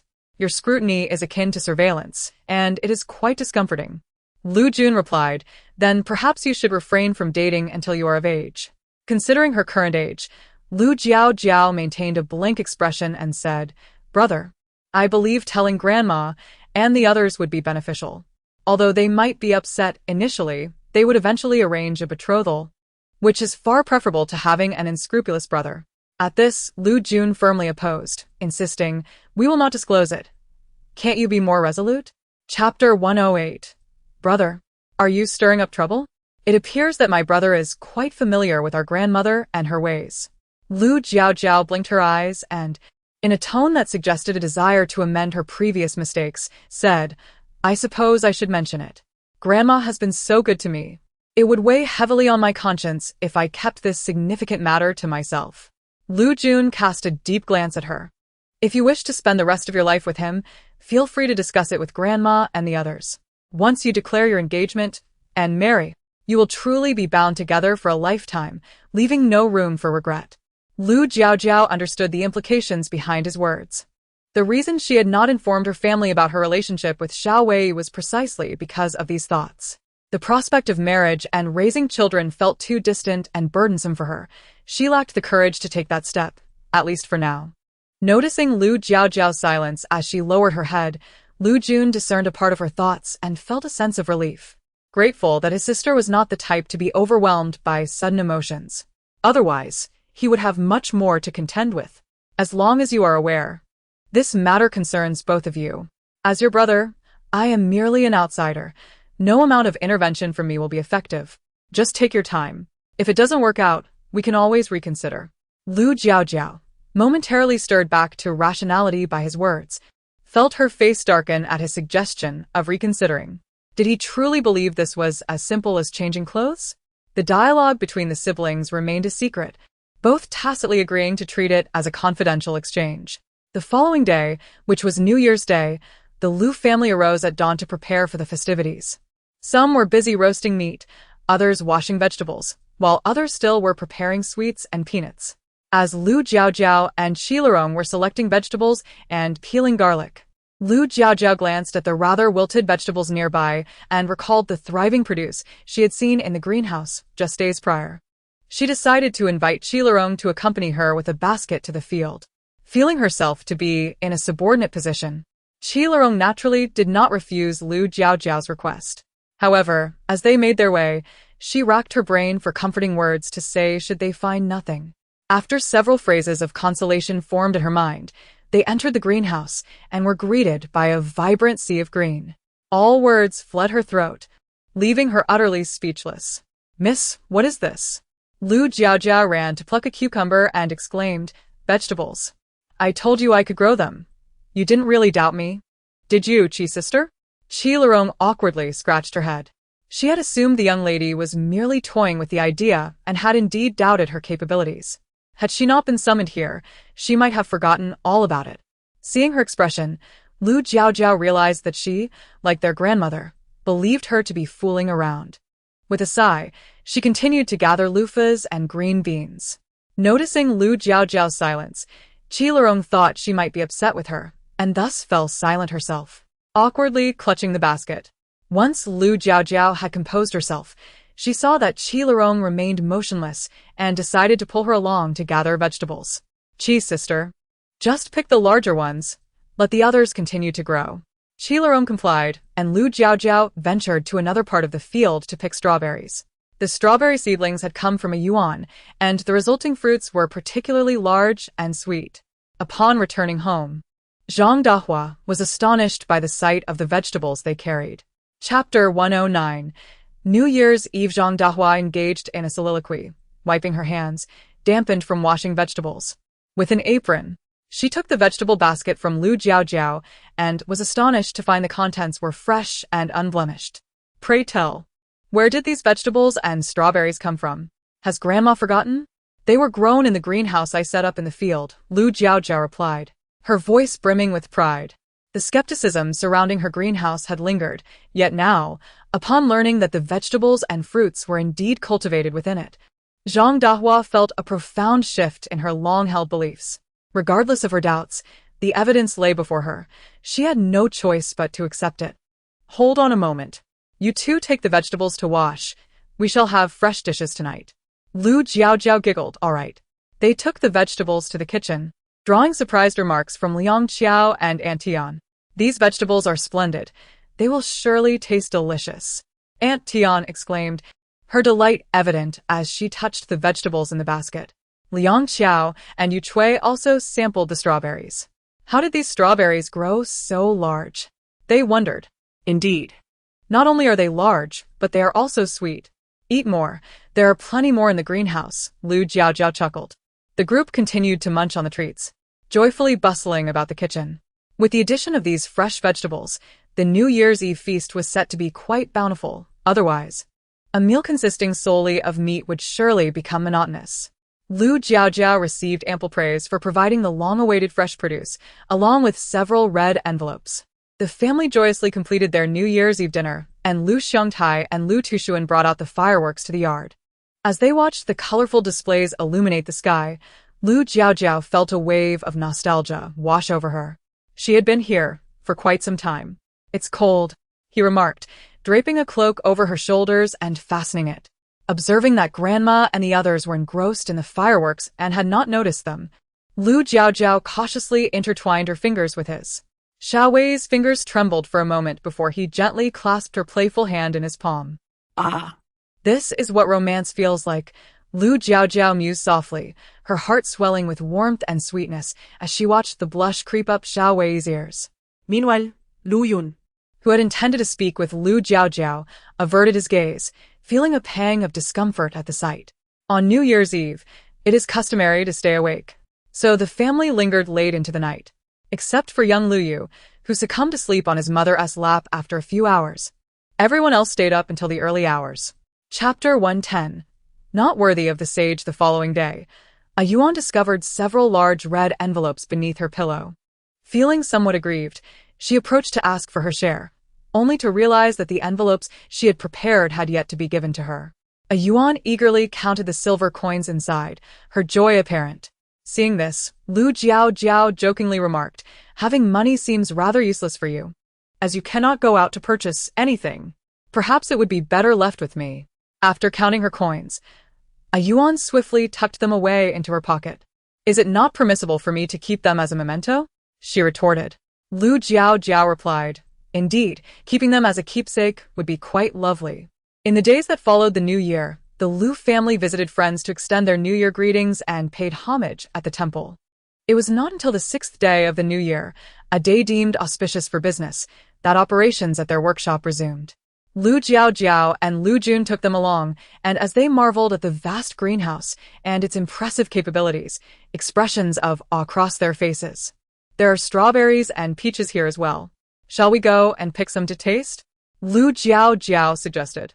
Zheng Xixi, having never tasted such delights in winter, readily agreed and followed Lu Jiaojiao past the vegetable section toward the fruit area. Once they had wandered off, Zheng Yuan nudged the cucumber by his side and mused. Was this vegetable greenhouse conceived by Brother Lu? His reasoning was not without merit, for he knew that apart from himself, the rest of the Lu family could barely read a few characters. How could they possibly create such intricate contraptions? Lu Yun, disowning Zheng Yuan's thoughts, Refrained from taking advantage of his sister's accomplishments and shook his head, glancing at Lu Jiaojiao, who was busy picking peaches with Zheng Cici. This vegetable greenhouse was crafted by Jiaojiao. I cannot take credit for such ingenuity. Miss Lu? How is that possible? Zheng Yuan was incredulous. In his eyes, young women were akin to his mother and sister, who devoted their efforts solely to attire and grooming. How could they possibly have any expertise in such matters, let alone create something so remarkable? Lu Jun, unfazed by Zheng Yuan's disbelief, merely stated the truth and chose not to argue further, regardless of whether Zheng Yuan believed him or not. Furthermore, Zheng Yuan's inquiry was not merely out of curiosity about the greenhouse's creator. Speak plainly. What do you wish to convey? Lu Yun prompted. Faced with such directness, Zheng Yuan felt no embarrassment nor need for pretense. This vegetable greenhouse is a boon for the nation and its people. If it were to be widely adopted, it could benefit many. Lu Jun's smile faded as he responded. Why should the affairs of the Lu family concern others? We are not worthy of such sage-like pretensions. To speak of national benefit and the welfare of the populace is the very essence of a sage, is it not? Zheng Yuan continued. If this vegetable greenhouse catches the attention of those in power, it could be advantageous for your career, perhaps allowing you to surpass us all. Zheng Yuan's words were genuinely spoken from a place of friendship, though he harbored some subtle thoughts. He would never suggest anything detrimental to Lu Jun or the Lu family. This is Jiaojiao's creation, Lu Jun reiterated firmly, regardless of how alluring Zheng Yuan's propositions might be. Zheng Yuan, undeterred, continued, but you are kin, are you not? Moreover, this endeavor holds great potential for the entire Lu family. Chapter 111. The benefits. Having said that, Zheng Yuan added, Miss Lu is not the type to be bound by such matters. If you can go further, she will be pleased for you. Lu Yun remained silent, gazing at him for several seconds with a smile that was both enigmatic and knowing. Are you attempting to secure achievements for your father? Indeed, Zheng Yuan replied candidly, without a hint of shame. Although his father currently held a modest position as a clerk in the county office, he harbored ambitions for promotion. Upon encountering such an opportunity, it was only natural for him to keep watch for his father. Seeing him admit it so readily, the tension that had gathered within Lu Jun dissipated. He chuckled. You certainly do not let any opportunity slip by. While it was inappropriate for Lu Jun to pry into the private affairs of the Zheng family, he noted Zheng Yuan's fervent gaze and remarked, You may speak with Jiaojiao later. If she consents, then it shall be so. His implication was clear. He did not intend to interfere, and as long as Miss Lu gave her approval, the Zheng family could report upward and vie for recognition. Thank you, Zheng Yuan expressed gratefully. Aside from Lu Jun, the rest of the Lu family was amiable, and he perceived that Lu Jun was granting this favor to the Zheng family out of respect for him. Lu Yun glanced at Zheng Yuan, whose eyes were filled with gratitude, and chose not to elaborate further. For the Lu family, gaining the favor of those in higher positions would facilitate future endeavors, ensuring that no chaotic troubles would disrupt their peace. Zheng Yuan expressed his thanks once more. When he and Lu Jun had filled their basket, Lu Jiaojiao and Zheng Cici approached, each carrying a basket of fruits. How did you manage to gather so many? Zheng Yuan inquired, feeling somewhat embarrassed. It's no trouble, there are plenty more in the greenhouse. We can pick a few more baskets, and the remainder will suffice for our family. Rather than let them rot here, it is better to share them with everyone, Lu Jiaojiao replied. Unlike Zheng Yuan, Zheng Cici was straightforward and had no ulterior motives. When her good friend offered her some gifts, she saw no reason to be coy. She accepted graciously, knowing she could reciprocate later. Brother, these are gifts from Sister Lu. Just accept them. Why are you being so hesitant? Can't you be a little more straightforward like me? Zheng Yuan shot a disapproving glance at his somewhat naive sister, but chose not to say anything hurtful. Before they boarded the carriage, Zheng Yuan told Lu Jiaojiao, On a rainy day, my father and I will trouble you again. Thank you. As their carriage departed, Lu Jiaojiao was left pondering the meaning of his words. What did Zheng Yuan mean? She asked Lu Jun, who was equally perplexed. Lu Jun did not conceal the truth and recounted his earlier conversation with Zheng Yuan in the vegetable greenhouse. Are you implying that Zheng Yuan wishes to report the greenhouse matter to that higher authority? After hearing this, Lu Jiaojiao found it utterly absurd. What kind of sentiment prompted Zheng Yuan to utter such a thing? Do not assume that I am completely oblivious. Zheng Yuan's father is merely a lowly clerk. While he may have some connections in this small place, being able to speak with someone of high standing is more than mere boasting. Chapter 112. The real deal, are we nearing the level of launching rockets? She had a mission to promote vegetable greenhouses, yet one must always proceed with caution, avoiding haste and superficial gains. This much she understood. Observing Lu Jiaojiao's expression, Lu Jun realized she had misinterpreted the situation and offered a gentle reminder. The Zheng family had connections in the capital, and transmitting certain information to that influential individual was hardly an insurmountable task. Someone? Could it be that the Zheng family was a hidden faction of second-generation officials? Lu Jiaojiao was taken aback. Did those in power truly relish the thrill of a counterattack? Residing in a remote area, only to reveal one's identity when provoked, leaving the opponent in shock.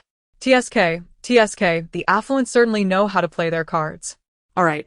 I understand. What are your thoughts on this matter, brother? Lu Jiaojiao inquired of Lu Jun. He replied that it was advantageous for their family to engage in business with backing. Lu Jiaojiao nodded in understanding. Indeed, appropriate bargaining could be beneficial, she quipped. Moreover, that individual lacked for nothing. Lu Jiaojiao mused. Her brother was indeed impressive. She could only look up to him in admiration. Naturally, once they had spoken of it, action was imperative. Apart from meals, Lu Jiaojiao spent the remainder of her time in her room meticulously organizing documents and reports. In truth, even without Lu Jun's remarks, she could foresee the immense benefits that success in this endeavor would bring to the Lu family. Setting aside their business, it would significantly influence Lu Jun's career. If the Lu family thrived, Lu Jun's future prospects would undoubtedly be promising. The imperial examination indeed presents an opportunity for ordinary individuals to transform their fortunes. Yet the extent of such transformation ultimately hinges on the judgments made by those in power. If the Lu family were merely a typical farming household, even if Lu Jun excelled in the palace examination, he would likely end up as a mere county magistrate, with no remarkable career in sight. Lu Jiaojiao was born into a position that many aspire to attain but few can reach, yet she was not oblivious to certain truths.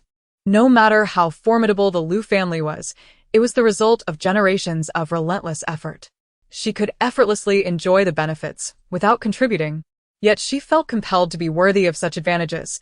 Thus, she diligently pursued knowledge. After completing the materials intended for Master Zheng, Lu Jiaojiao gazed into the night sky, momentarily lost in thought. Given this opportunity, if she failed to seize a significant outcome, it would be a disservice to the chance presented to her. When the Zheng father and son visited the Lu family, Lu Jiaojiao, considering herself no negotiation expert, invited Lu Jun to join her conversation with Master Zheng. After explaining the principles of the vegetable greenhouses, she noted the perplexed expressions on the faces of those present and decided not to elaborate further. Upon showing Master Zheng the greenhouses, he appeared as if he had stumbled upon mountains of gold. His eyes wide with amazement as he repeatedly proclaimed it a blessing for the court and the people. Lu Jiaojiao smiled faintly. Whether it was a blessing for the court or the populace, she was no sage and bore no obligation to determine that. However, it was undoubtedly a boon for the Lu family. Chapter 113. Windmill and Threshing Machine. Moreover, please kindly pass this to Uncle Zheng as well. Although Zheng Zhubo is unfamiliar with agricultural matters and cannot discern the functions of these two items, he refrains from uttering any disparaging remarks, especially since they are presented by Lu Jiaojiao, who has successfully established a vegetable greenhouse. What is this? This is a windmill. After the harvested rice is dried, it is necessary to separate the sturdy grains from the empty husks and chaff, which is where this device comes into play. Observing Zheng's father and son, along with Lu Jun, meticulously studying the blueprints as if they were students attentively listening to a lecture, Lu Jiaojiao felt an overwhelming sense of pressure. Well, It essentially functions as a manual blower where the rice is placed in a wooden trough. As the rice falls, the wind generated blows away the lighter husks and chaff. Additionally, after the rice is milled, the separation of the grains from the bran can also be accomplished using the windmill. This is not particularly difficult to construct, Lu Jun remarked. Indeed, it is quite manageable. Any skilled carpenter should be able to create it, Lu Jiaojiao replied. And what is this? After hearing Lu Jiaojiao's explanation, Zheng Yuan perceived that this young woman is truly a treasure, capable of devising such ingenious tools. He then pointed to another diagram and inquired further. Lu Jiaojiao explained, that is a threshing machine. By stepping on this pedal, it will rotate, allowing the rice to be placed on top for threshing. She then succinctly elaborated on the principles of these two devices. Upon completing her explanation, Zheng Zhubo expressed his astonishment. Indeed, one must not underestimate the ingenuity of the common folk. With a few years of cultivation, they can devise such beneficial tools for the populace. Truly, one must not underestimate them. Thank you, Miss Lu. Rest assured, what is rightfully yours shall not be diminished in the slightest, Zheng Zhubo assured. Lu Jiaojiao and Lu Jun exchanged glances, both astonished, as they had not anticipated him to speak up before they finished their points. It must be said that navigating the bureaucratic realm indeed requires a unique caliber of individual. Even a mere clerk must consider numerous matters. Given that he has already acknowledged their contributions, Lu Jiaojiao and Lu Jun naturally would not contradict him, allowing him to save face and omitting their prepared statements. Eager to acquire these three invaluable items, Zheng Zhubo was keen to hand them over immediately and did not linger at the Lu residence for long, hastily departing with Zheng Yuan. Lu Jun trusted the Zheng family, and coupled with Zheng Zhubo's reassurances, he felt even more at ease. With this pressing matter resolved, Lu Jiaojiao's sense of urgency gradually subsided. However, with nothing to occupy her hands, boredom began to set in. The workshop was manned by her uncles, and the shop in town had someone overseeing it, leaving her with little to do. After finishing a peach, Lu Jiaojiao contemplated the skincare store that would soon be opening. She felt that merely selling lotions and creams seemed insufficient. Perhaps she should consider offering additional products? Her mother, a PhD in medicine, specialized in skincare and produced beauty pills and weight loss tablets. As their only daughter, she had learned quite a bit from her, and she felt confident in crafting about 10 different types of pills. Indeed, the knowledge she has acquired will one day prove invaluable. She should not have harbored grievances against her mother for the rigorous academic schedule. In her heart, Lu Jiaojiao sincerely apologized to her mother. The pills she can create would hold significant appeal for women here, ensuring they would sell well. She decided to start with beauty pills to establish the store's reputation. Chapter 114. Beauty pills. The beauty pills are a secret formula devised by her mother. In an era marked by remarkable advancements across various fields, the beauty pills produced by the Lu family have managed to establish their foothold, which speaks volumes about their extraordinary efficacy. The primary benefit they offer is the ability to enhance skin firmness, effectively minimize pores, and significantly combat blackheads and acne. With prolonged use, they can also render the skin increasingly fair. However, the absence of equipment to extract the essence of medicinal herbs here raises concerns about the quality of the final product. Lu Jiaojiao sighed, resting her chin on her hand, contemplating the possibility of acquiring the necessary equipment. Yet, she mused, if she continued to rely on familiar conveniences, what room would there be for growth? Her mother had once managed to concoct a potion on a desolate planet that could sustain a person for 20 days without food or water. Reflecting on her mother's fierce demeanor, Lu Jiaojiao felt a tightening in her resolve. Life here seemed like a leisurely vacation compared to her reality, where she was constantly inundated with knowledge. Escaping to this place was undoubtedly the most correct and audacious decision she had made in over a decade. With a silly smile, Lu Jiaojiao neatly folded the paper and tucked it away before rushing off to find Xiao Wei to procure the herbs for her beauty pills. "Where are you off to?" asked Zhang Dehua, who was sitting in the yard making shoe insoles with her aunt. Noticing Lu Jiaojiao's change into a lovely dress and her meticulously arranged hair, giving off an air of someone about to embark on an outing, Lu Jiaojiao waved the paper with the names of the herbs and replied, "I'm going to the town to buy some herbs." "Herbs for what? Is someone unwell?" Zhang Dehua inquired, puzzled. I recently perused some books and thought I might try my hand at making some pills, since I'm quite idle, Lu Jiaojiao responded vaguely. Over the past few days, Yu Chui had observed Lu Jiaojiao's thoughtful demeanor and refrained from asking too many questions, merely suggesting, "How much are you buying? Can you carry it all by yourself? Do you want your uncle to accompany you? No need to trouble him. He is still busy." "I'll just take Xiao Gu along," Lu Jiaojiao said, hastily departing before they could inquire further, leaving Zhang Dehua and Yu Chui exchanging glances. "Mother, why do I feel that Jiaojiao is acting strangely?" Yu Chui pondered, noting that she had never seen her dress so elegantly for a visit to Xiaowei, a stark contrast to her usual straightforward demeanor. Zhang Dehua, having encountered countless individuals in her lifetime, sensed that her granddaughter's little secret was hardly something she could conceal. However, she contemplated the implications of voicing such observations. "Never mind. Focus on your shoe insoles." Upon arriving at Xiao Weiyi's home, Lu Jiaojiao found him without difficulty and informed him of her plans to visit the town. He asked no further questions, quickly gathered his things, summoned Shi Dinyo to prepare the horse, and set off with Lu Jiaojiao in the horse-drawn carriage to the town. In the town, there was a pharmacy run by people from the capital, renowned for its comprehensive selection of herbs and high-quality products. Lu Jiaojiao examined several items, feeling quite satisfied, and handed the names of the herbs to the young apprentice, instructing him to gather the necessary ingredients. Chapter 115. Purchasing vegetables. The ingredients required for the beauty pills are not particularly rare herbs, thus, they can all be found at this apothecary, albeit at a rather steep price. "Miss, this totals 180 taels of silver," the young apprentice stated, having neatly packaged the herbs. 180 taels is indeed somewhat exorbitant.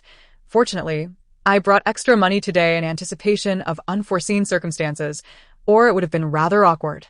Lu Jiaojiao retrieved a 200 taels silver note and handed it to the apprentice. Upon seeing the money offered, the apprentice cast a peculiar glance at Xiao Wei beside her before returning with 20 taels change. The two then departed the apothecary with their herbs. "Shall we dine?" Xiao Wei hesitated momentarily after exiting the pastry shop. It had been quite some time since their last visit. Upon spotting them, Manager Li did not summon a server, but approached them personally. It's been ages since I last saw you, Brother Xiao and Miss Lu. I was just thinking of dropping by your workshop at Lu's place. I did not expect you both to arrive today," he said with a smile, pouring each of them a cup of tea. Xiao Wei tested the temperature of the tea before placing the cup in front of Lu Jiaojiao. "I accompanied Jiaojiao to purchase some herbs today," he explained. Manager Li was taken aback and quickly inquired, "Is someone at home unwell?" "That cannot be delayed. I know a good doctor. Would you like to meet him?" Lu Jiaojiao shook her head, offering an embarrassed smile. Despite her modesty, Manager Li did not exhibit any condescension. The youth should keep themselves occupied with various tasks," he remarked. Lu Jiaojiao merely smiled in silence.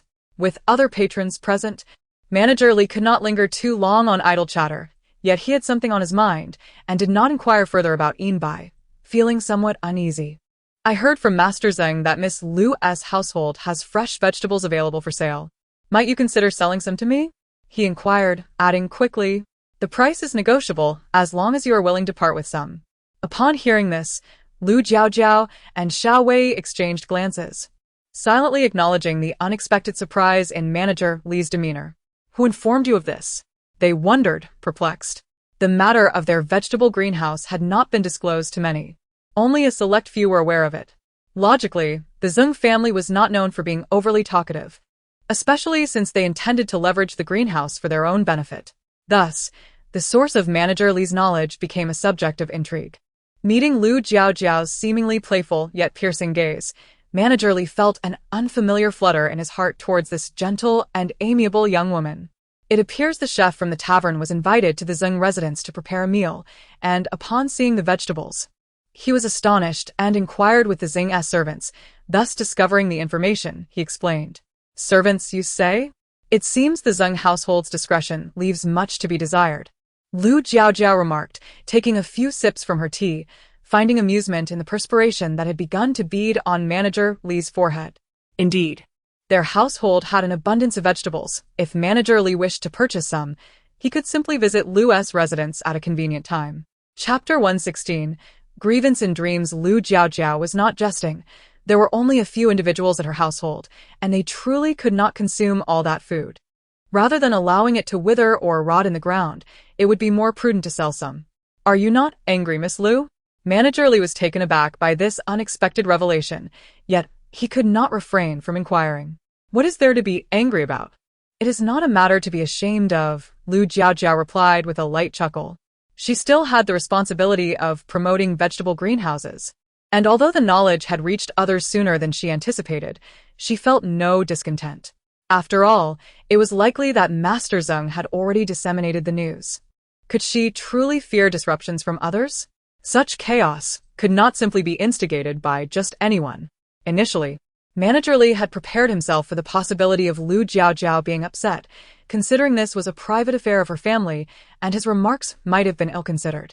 Then I must thank you, Miss Lu. Business at the tavern has not been particularly good these days, which is why I thought to procure some vegetables. Knowing that your family has fresh produce, I dared to make this request, he explained. Subsequently, Manager Li informed Lu Jiaojiao that he would be sending for the vegetables on a cloudy day, and then called for a waiter to take their order, including 2 signature dishes from the tavern as a complimentary gesture, leaving in high spirits. By the time the two had finished their meal, 30 minutes had elapsed. Xiao Wei went to settle the bill while Lu Jiaojiao remained seated, waiting for him. Today has been rather rushed. I apologize for making you dine here first. A gentle voice reached Lu Jiaojiao's ears. In the bustling tavern, such voices were common, and Lu Jiaojiao paid it little mind. She noticed Xiao Wei concluding the payment, gathering the medicinal herbs from their table, and preparing to approach her when she suddenly heard a familiar voice. What grievance could there be? I used to lack the funds to enjoy meals here. The voice belonged to Yan Xiao. The man in the embroidered robe wore a look of compassion and said, I shall ensure you will never endure such hardships again. Gong Hong chuckled lightly, requesting a private room, and he and Yan Xiao followed the waiter upstairs. What are you looking at? Nothing. Let us go. Daniel has already procured the goods and is waiting outside, Xiao Wei responded, taking the medicinal pouch from her hands. Qi Daniu had also come to town with a procurement task from Aunt Tian, which was why he had not accompanied them earlier. Upon exiting the tavern, Qi Larong was indeed waiting for them and hurriedly brought the carriage over upon seeing them emerge. Once aboard the carriage, Lu Jiaojiao continued to ponder the 2 individuals they had just encountered. Was that person Gong Hong? She inquired of a yuan. A yuan, currently in the form of an earring on her ear, communicated through their minds in the presence of others. Indeed.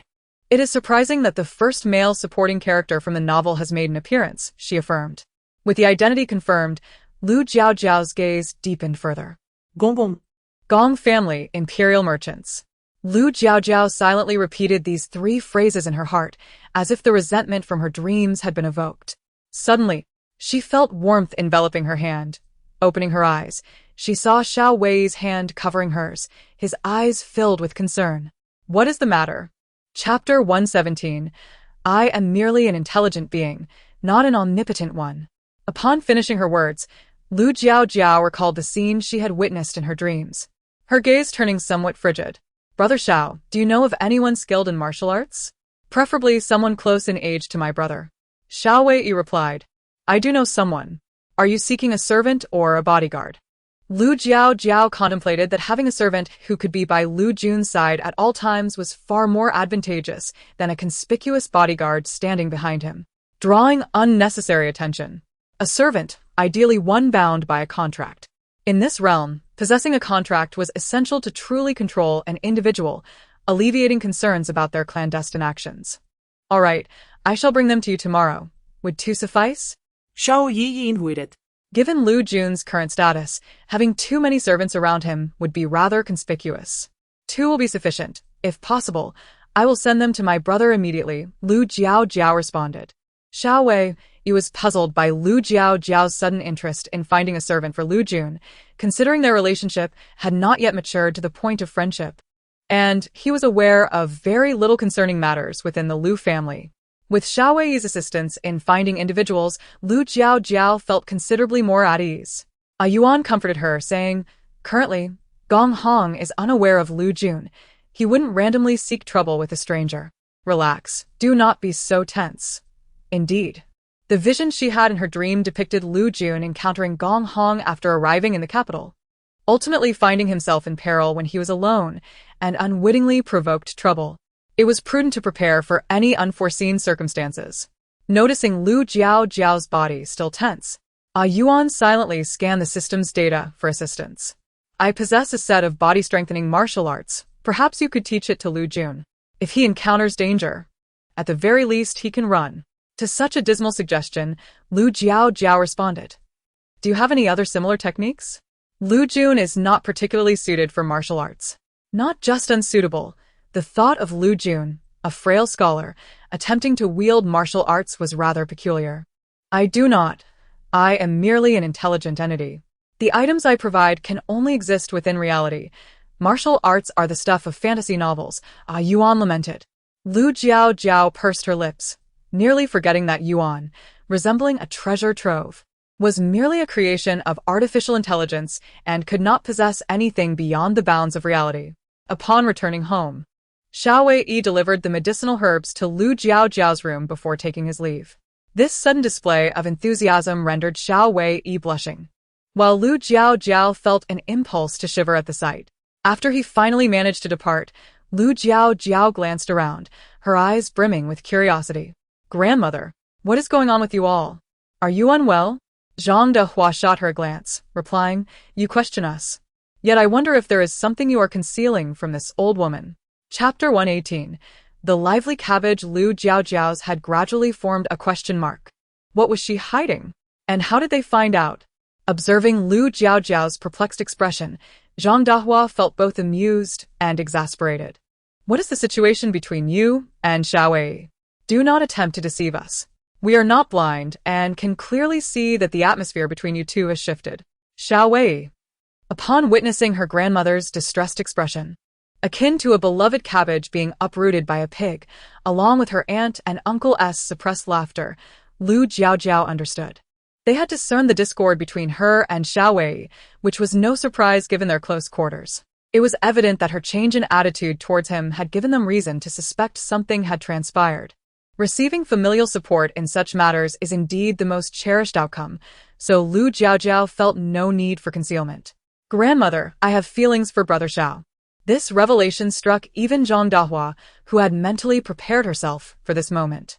Xiao Wei appeared to be quite honest and reserved, yet unbeknownst to their family, he had captured Jiaojiao's heart. One must not judge solely by appearances. When did this happen? Zhang Dehua inquired, her impression of Xiao Wei generally favorable, otherwise. If it had been someone else, her temperamental nature would have likely led to a harsh reprimand for the boy. Yet, despite her good opinion of him, there remained a significant difference between viewing him as a grandson and as a prospective son-in-law.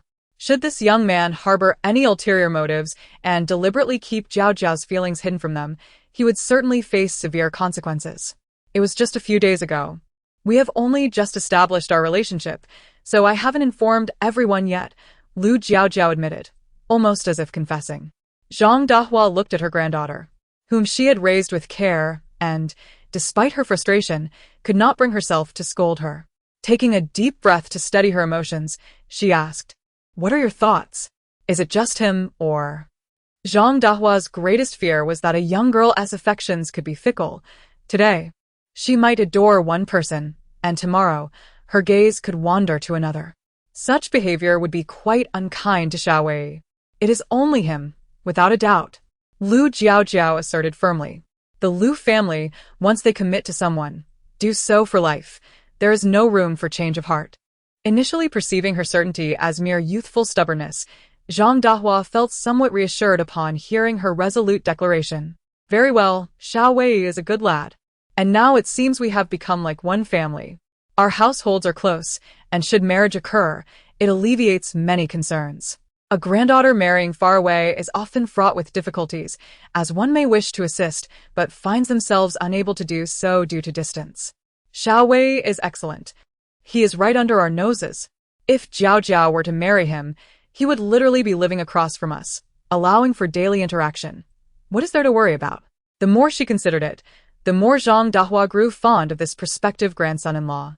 Counting the days on her fingers, she decisively proclaimed, I calculate that you will reach adulthood next month. On that day, you should officially set your marriage, and thereafter, you may choose any time you wish to wed. Chapter 119. The Decline of Affection Upon Discovering Their Circumstances.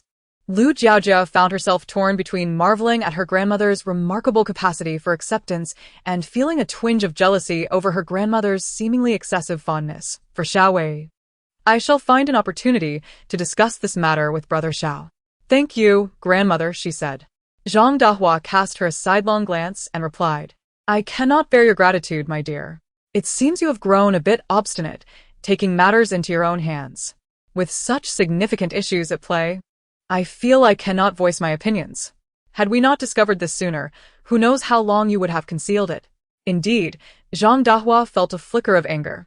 After all, this little granddaughter was raised under her watchful eye, and she had never anticipated that she would make such decisions so swiftly.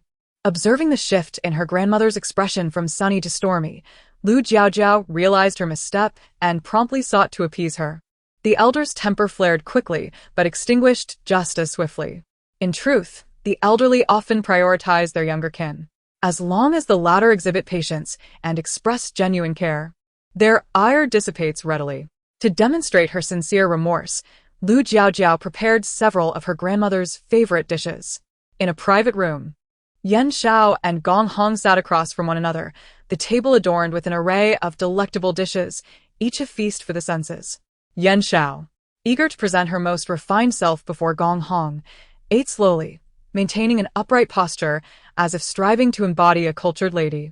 However, she failed to consider that Gong Hong was also a renowned gentleman in Kyoto, accustomed to interacting with young ladies meticulously groomed by their families. Without any formal training in etiquette, how could she possibly compare? Her overly affected demeanor did not earn Gong Hong's admiration. Instead, it left him with the impression that she was merely a farmer's daughter, unfit for high society. As he observed her exaggeratedly savoring each bite, akin to counting grains of rice, Gong Hong felt a pang of discomfort. He longed to urge her to act naturally, yet he feared it might wound her sensibilities. Throughout the meal, he endured the eye-watering sight, choosing to remain silent. Meanwhile, within the confines of the cultivation space, the 008 system nearly succumbed to exasperation upon reading the display. Gong Hong, son of Huang Shang, male supporting character. Affection level, 18. Has Yan Xiao lost her senses? Unable to capture a man's heart, her affection level, already low, has now plummeted further after so many days without improvement. Truly a fool. Could such a woman truly be worthy of serving as the host for the male god strategy system? She might very well bring all the male deities' affection to zero.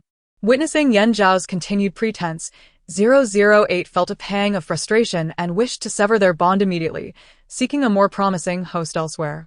Startled by 008's outburst while sipping tea, Yan Xiao reflexively jolted, spilling warm tea onto her hand. Chapter 120. The correct strategy thus, he contemplated.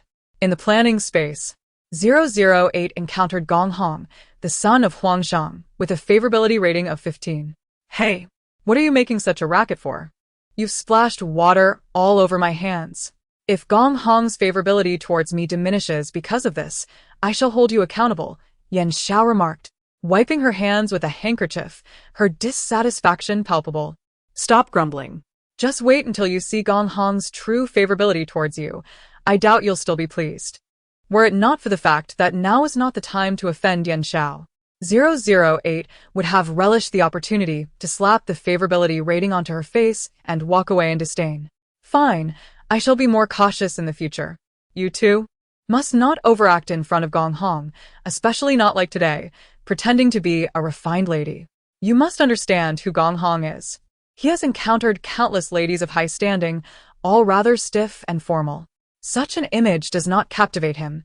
If you continue to mimic them, not only will he find you unrefined, but he will also conclude that you are a pretentious woman. In the presence of such a man, you must exhibit a side that diverges from the typical lady to capture his attention. Having expressed so much, 008 had truly exerted himself. If Yan Xiao still failed to grasp how to navigate the situation and ended up ruining everything, it would indeed be akin to attempting to elevate a pile of mud. Initially, Yan Xiao did not perceive any fault in her actions. She believed that showcasing a side distinct from that of a peasant girl would endear her to Gong Hong. She thought it would convey that, even without a prestigious background or proper guidance, she could embody the grace and elegance of those noble young ladies. However, after 008's admonition, Yan Xiao suddenly realized the grave misjudgment in her thinking. Indeed, Gong Hong was the son of a royal merchant, and his esteemed lineage spoke volumes. His family contributed a significant portion of the national treasury. How could such a person lack the company of genuine noblewomen? With their decade-long cultivation of poise and demeanor, how could she, unaccustomed to restraint, possibly compare? Her previous demeanor must have appeared quite unrefined in Gong Hong's eyes. Clenching her handkerchief tightly, an uneasy feeling washed over her. In her modern life, she was merely an ordinary individual. Had she not found herself in this realm, she would never have encountered someone of such distinguished lineage and appearance. The thought of abandoning him was unfathomable.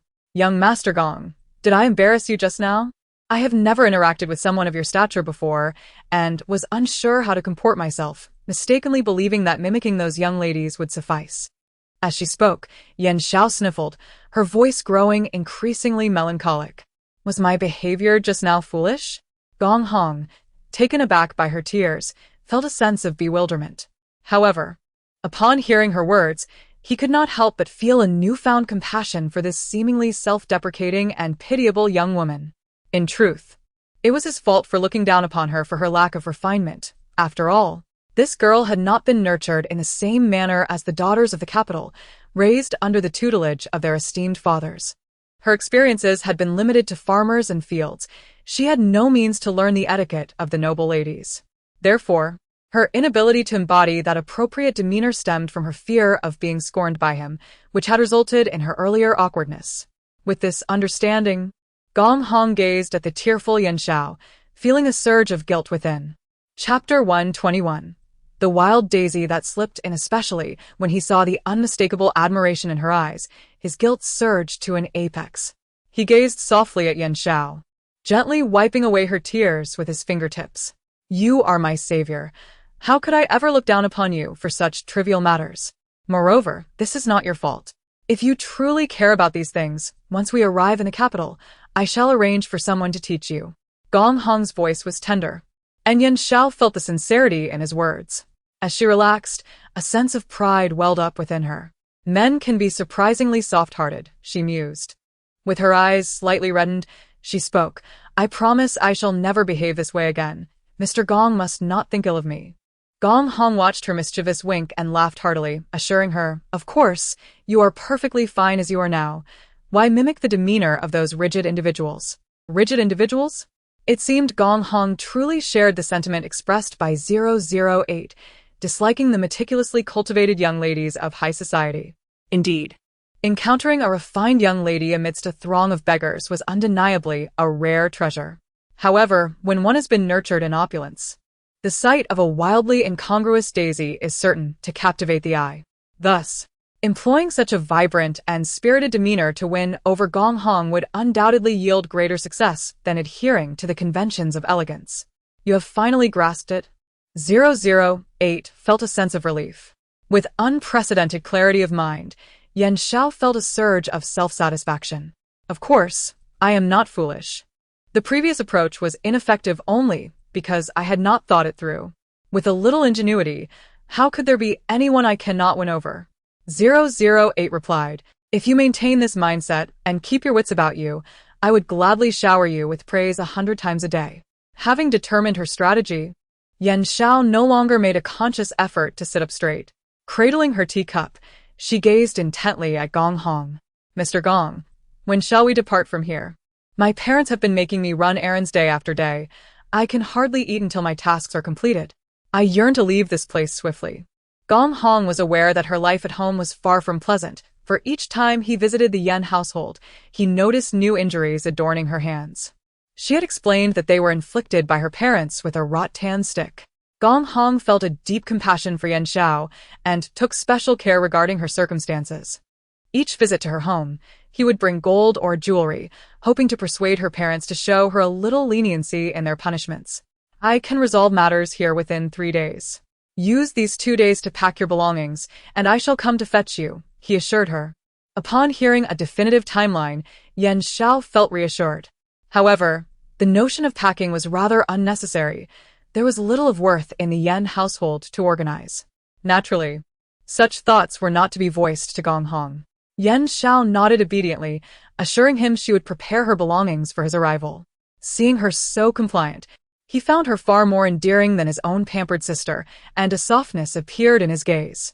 As Yan Xiao observed this, she considered his influential background, and, almost inadvertently, remarked, "To think we are leaving so soon while I long to escape that household. The thought of not being able to see my close friends again evokes a sense of reluctance." Gong Hong assumed she was genuinely lamenting the prospect of parting from her friends and offered consolation. "You can spend these last few days with her, and once in the capital, you may write her letters, cannot you?" Yes. "I can indeed write letters. How could I have forgotten that?" Yan Xiao exclaimed, her smile brightening. Chapter 122. After a moment of laughter, Yan Xiao seemed to recall a troubling matter, expressing her sorrow. "Illiterate?" Gong Hong was momentarily taken aback, but quickly discerned Yan Zhao's background as a peasant girl from a small village, where her closest friends were likely of similar standing. He had visited her village several times, and the number of families living in brick houses could easily be counted on one hand. In such circumstances, sending a son to a private school could be considered a significant achievement, and it was nearly impossible for girls to receive an education. With this realization, Gong Hong felt a flicker of disdain. A person who could not read would bring no value to their friendship. There was also the possibility that she was merely trying to ingratiate herself now that she was enjoying a better life. It would be wiser to shed such burdens early on and prevent her from clinging to him.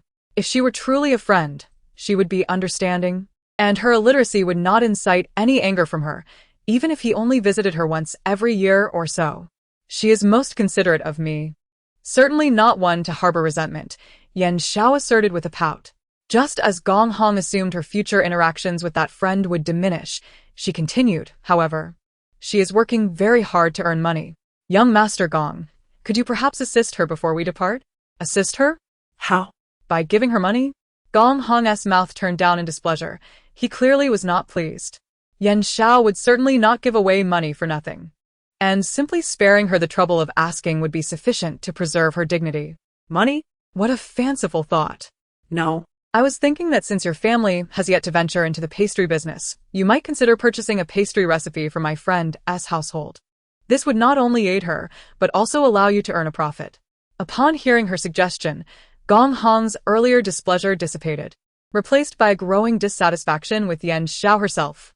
Purchase a pastry recipe? Ha! Did she truly believe there was anything in such a small village worthy of his investment? Was she intentionally trying to squander his money? If she had simply asked for a monetary gift, he might not have been so irate. After all, he had plenty to spare. But to buy a recipe? Did she think him a fool, easily deceived? If he were to trust her completely and invest in a recipe only to tarnish the Gong family's reputation by selling pastries, who would be accountable for that? Sensing his growing discontent before he could voice it, Yan Xiao pointed to the empty dish on the table and said, "My friend, whose given name is Jiaojiao, produces pastries that are quite popular here. Almost every pastry shop in the town stocks her goods. The 2 pastries we just enjoyed were also made in her workshop." "Those pastries were made by her family?" Gong Hong exclaimed in astonishment. He had indulged in those pastries several times over the past few days, simply because they delighted his palate. He could not resist ordering them again today. He had tasted many pastries, including those prepared by the royal chefs. But if the pastries from the Lu family could rival those, and possessed a uniquely enticing flavor that left one yearning for more, then indeed, if they were truly her friend's creations, the idea of acquiring the recipe was worth serious consideration.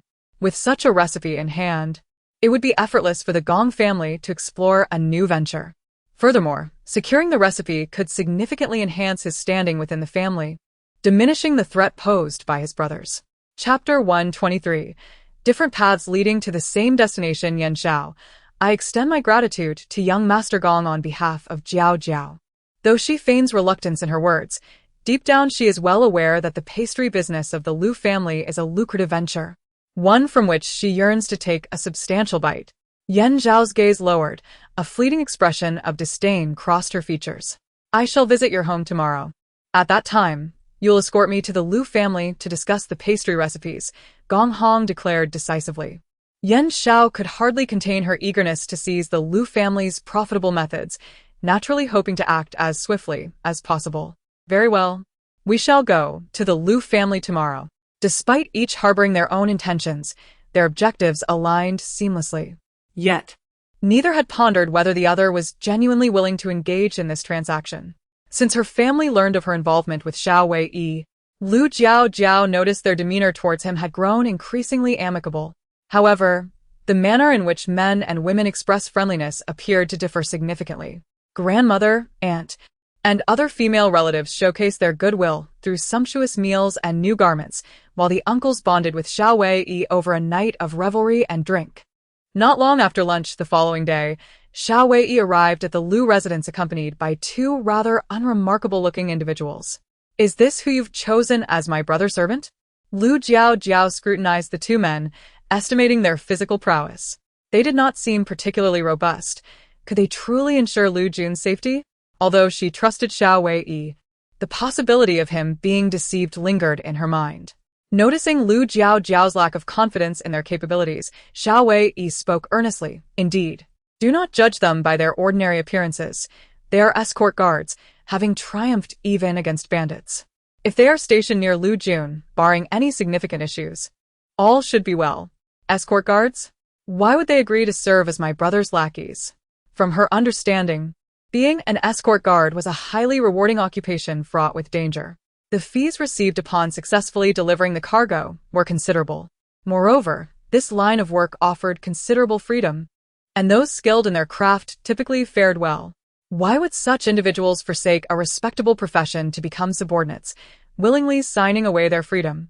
Are they doing so willingly, or... Lu Jiaojiao pulled Xiao Wei aside to whisper, her concern growing that these two may possess an unusual background or have encountered troubling circumstances. Otherwise, it seemed inconceivable for them to surrender their autonomy. Regardless of the scenario, their presence in the Lu household and around Lu Jun did not bode well. Xiao Wei, attuned to her apprehensions, lowered his voice in response. They have encountered some difficulties at home, with several children in dire need, nearly out of provisions.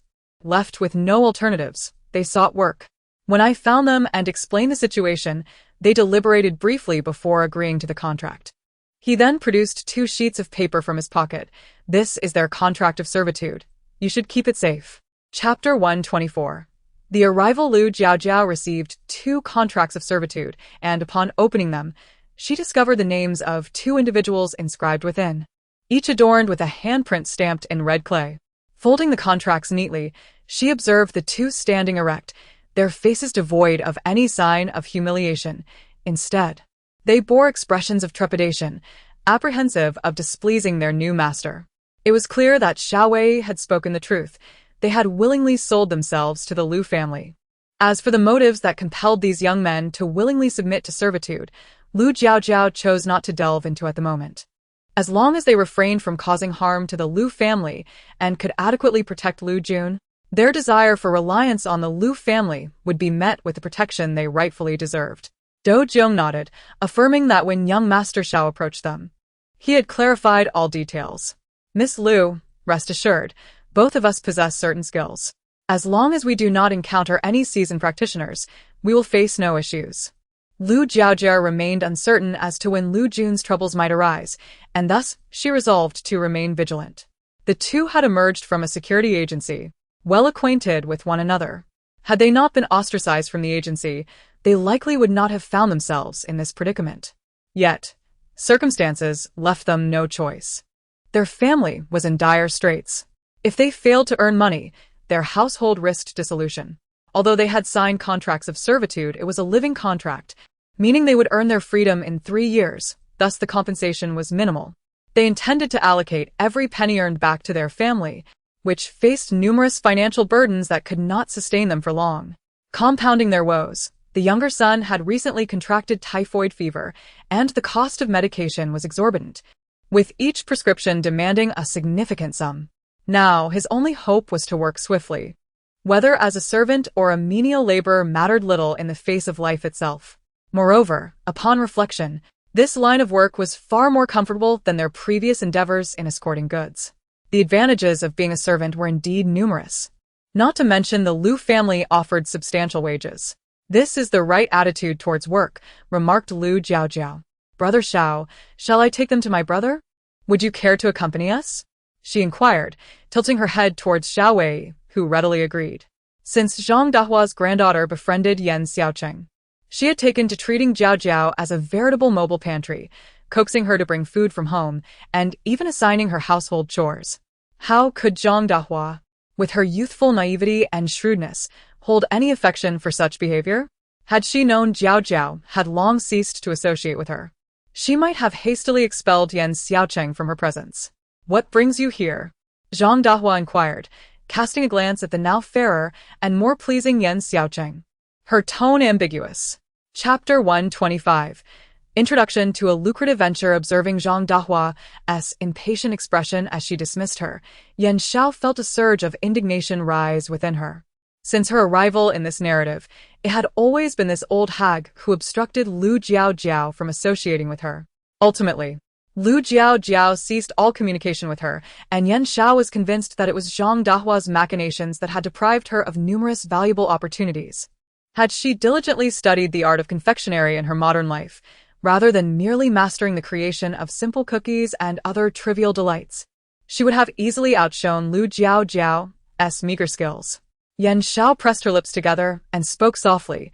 I am here to see Jiaojiao. I have matters to discuss with her. Don't even think about it. You two haven't spent time together in ages. And now you suddenly wish to seek her out. Who knows what your intentions are? Zhang Dahua's words offered no semblance of respect, inciting not only Yan Zhao's anger but also furrowing the brow of Gong Hong, who stood behind her. This countryside matron, how utterly rude! Despite Yan Xiao's polite demeanor, which was met with hostility, she wondered what could possibly warrant such unkindness. Unable to tolerate it any longer, Gong Hong stepped forward, his previously amiable countenance replaced with a haughty frown. What does it signify to bully a young girl? My presence here is a testament to Yan Zhao's efforts. You ought to express your gratitude to her instead. Gong Hong, possessing keen insight, perceived Zhang Dahua's behavior as an attempt to assert her supposed elder status over him. While he thought it unnecessary to announce his wealth beforehand, after all, he was abundantly affluent and could easily procure the recipe, he also understood that the meager sums of silver encountered in this dilapidated village were paltry. Perhaps he could acquire the recipe for the mere cost of a dish and a drink. Yet, witnessing someone who genuinely considered his interests, her eyes brimming with admiration for him, warmed Gong Hong's heart. He acquiesced with a simple, let her handle it, allowing Yan Xiao to proceed as she wished. Zhang Dahua remained oblivious to Gong Hong's thoughts.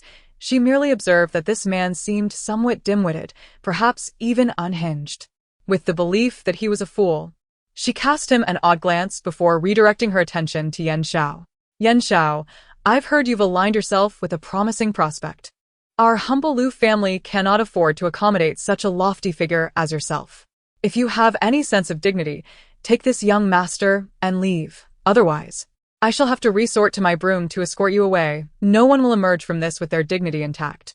Expecting Gong Hong's wealth to dazzle her, Yan Xiao's expression fell drastically upon hearing her words. In truth, Zhang Dahua had no knowledge of fine fabrics and had always worn whatever was available. She could not discern that Gong Hong's attire was of exceptional quality. Yan Xiao tugged at her handkerchief, forcing a smile as she replied, Grandma Zhang, I am not here to cause trouble. Why treat me this way? All the misdeeds you've committed in the past, do they warrant me treating you kindly? Zhang Dahua rolled her eyes, regarding Yan Xiao as though she were a simpleton. Recognizing that Zhang Dahua would not offer her any goodwill and fearing that further dialogue might tarnish her image in Gong Hong's eyes, Yan Xiao refrained from further banter and stated her purpose directly. I understand that your family works tirelessly from dawn till dusk to earn a living, which is why I brought young Master Gong here to introduce a lucrative opportunity. Chapter 126. The madness of greed after all. It would be foolish to turn away such a lucrative opportunity. However, when Zhang Dahua uttered her next words, Yan Zhao's expression became utterly rigid. A major business deal? I shall not be involved in matters of the workshop. I will take my leave and discuss with my two sons, she declared, punctuating her statement by inserting the needle into the spool of thread and preparing to retreat inside with her half-finished shoe insoles. Seeing this, Yan Zhao could no longer afford to be dazed and quickly approached her. Young Master Gong did not come merely to purchase pastries.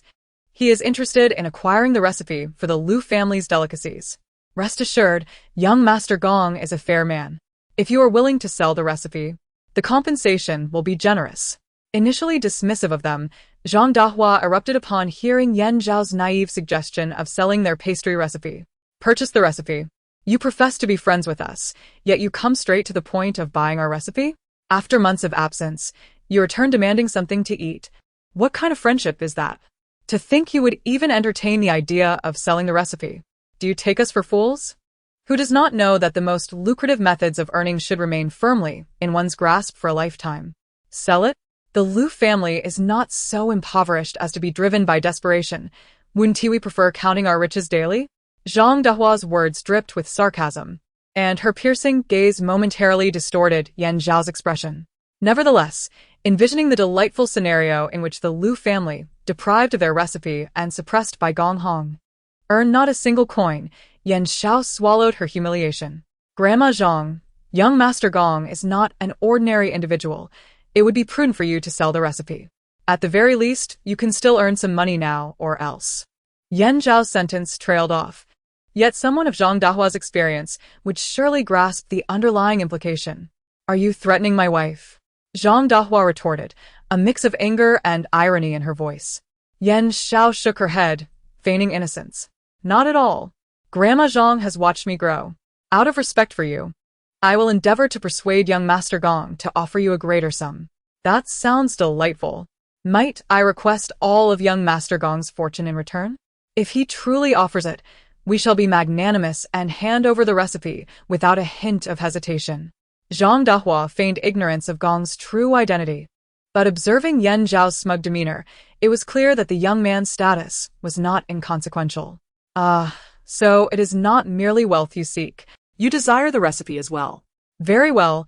Should you bring half of your family's fortune, we shall gladly present the recipe without a moment's hesitation. To think that a mere pastry recipe could be traded for untold riches, was this not sheer madness? What an audacious, shameless country bumpkin. Gong Hong regarded her with disdain. Your bravado is quite remarkable. That a farmer's recipe is even up for negotiation is already a favor, yet you dare to covet my family's wealth? Pray tell, what audacity drives you? Indeed, Grandma Zhang, you are quite shameless in this instance. Yan Zhao covered the corners of her mouth with a handkerchief, as if reluctant to expose the truth. Zhang Dahua shot her an accusing glance. Who is the shameless one here? Who could possibly rival your audacity? You arrive at my home demanding to purchase our pastry recipe, truly believing we are mere commoners to be trifled with? Yan Zhao and Gong Hong exchanged glances. Are we not to be trifled with? After all, she was merely an elderly woman. Had Gong Hong truly desired to coerce the recipe from her, they would have had little recourse to resist. Gong Hong glanced at Zhang Dahua, suddenly unwilling to waste more time on this farce. Chapter 127. A distinguished visitor, if you wish to lead a peaceful life and see those two continue their endeavors. You must provide me with a formula, otherwise, do not hold me accountable for my actions. Observing the white-haired elder before him, Gong Hong had initially intended to sit down and discuss the price of the formula with the aim of purchasing it. However, upon hearing Yan's subtly threatening words, he felt a twinge of dissatisfaction. Yet, witnessing the man's unreasonable demeanor and brash assertions, Gong Hong became increasingly irritated and decided to abandon his gentlemanly facade. Zhang Dahua, after witnessing Yan's veiled threat, felt her anger boiling over, nearly reaching a breaking point. Were it not for her concern regarding Gong Hong's potential significant status, she would have been inclined to strike him with a spade. Young man, one should refrain from speaking so arrogantly, a calm voice suddenly resonated through the courtyard. Zhang Dahua turned to see three unfamiliar faces and furrowed her brow. Her expression softened when she recognized the approaching figure of Xingzhu, prompting her to step forward. Xingzhu, what brings you and these gentlemen to my home? She inquired. Zhang Dahua was aware of Zhengzhu's recent visit to the Lu family, as Jiaojiao had mentioned it to her, stating that the sketches for the vegetable greenhouse had been submitted to the authorities. Worry crept into her heart. Had something gone awry with Jiaojiao's greenhouse? Regret washed over her for allowing her to act so recklessly and for escalating the matter to the officials. What would they do if complications arose? "We have come to find Miss Lu. Is she at home?" Zhengzhu asked politely, his face radiating enthusiasm. Indeed, he had reason to be jubilant.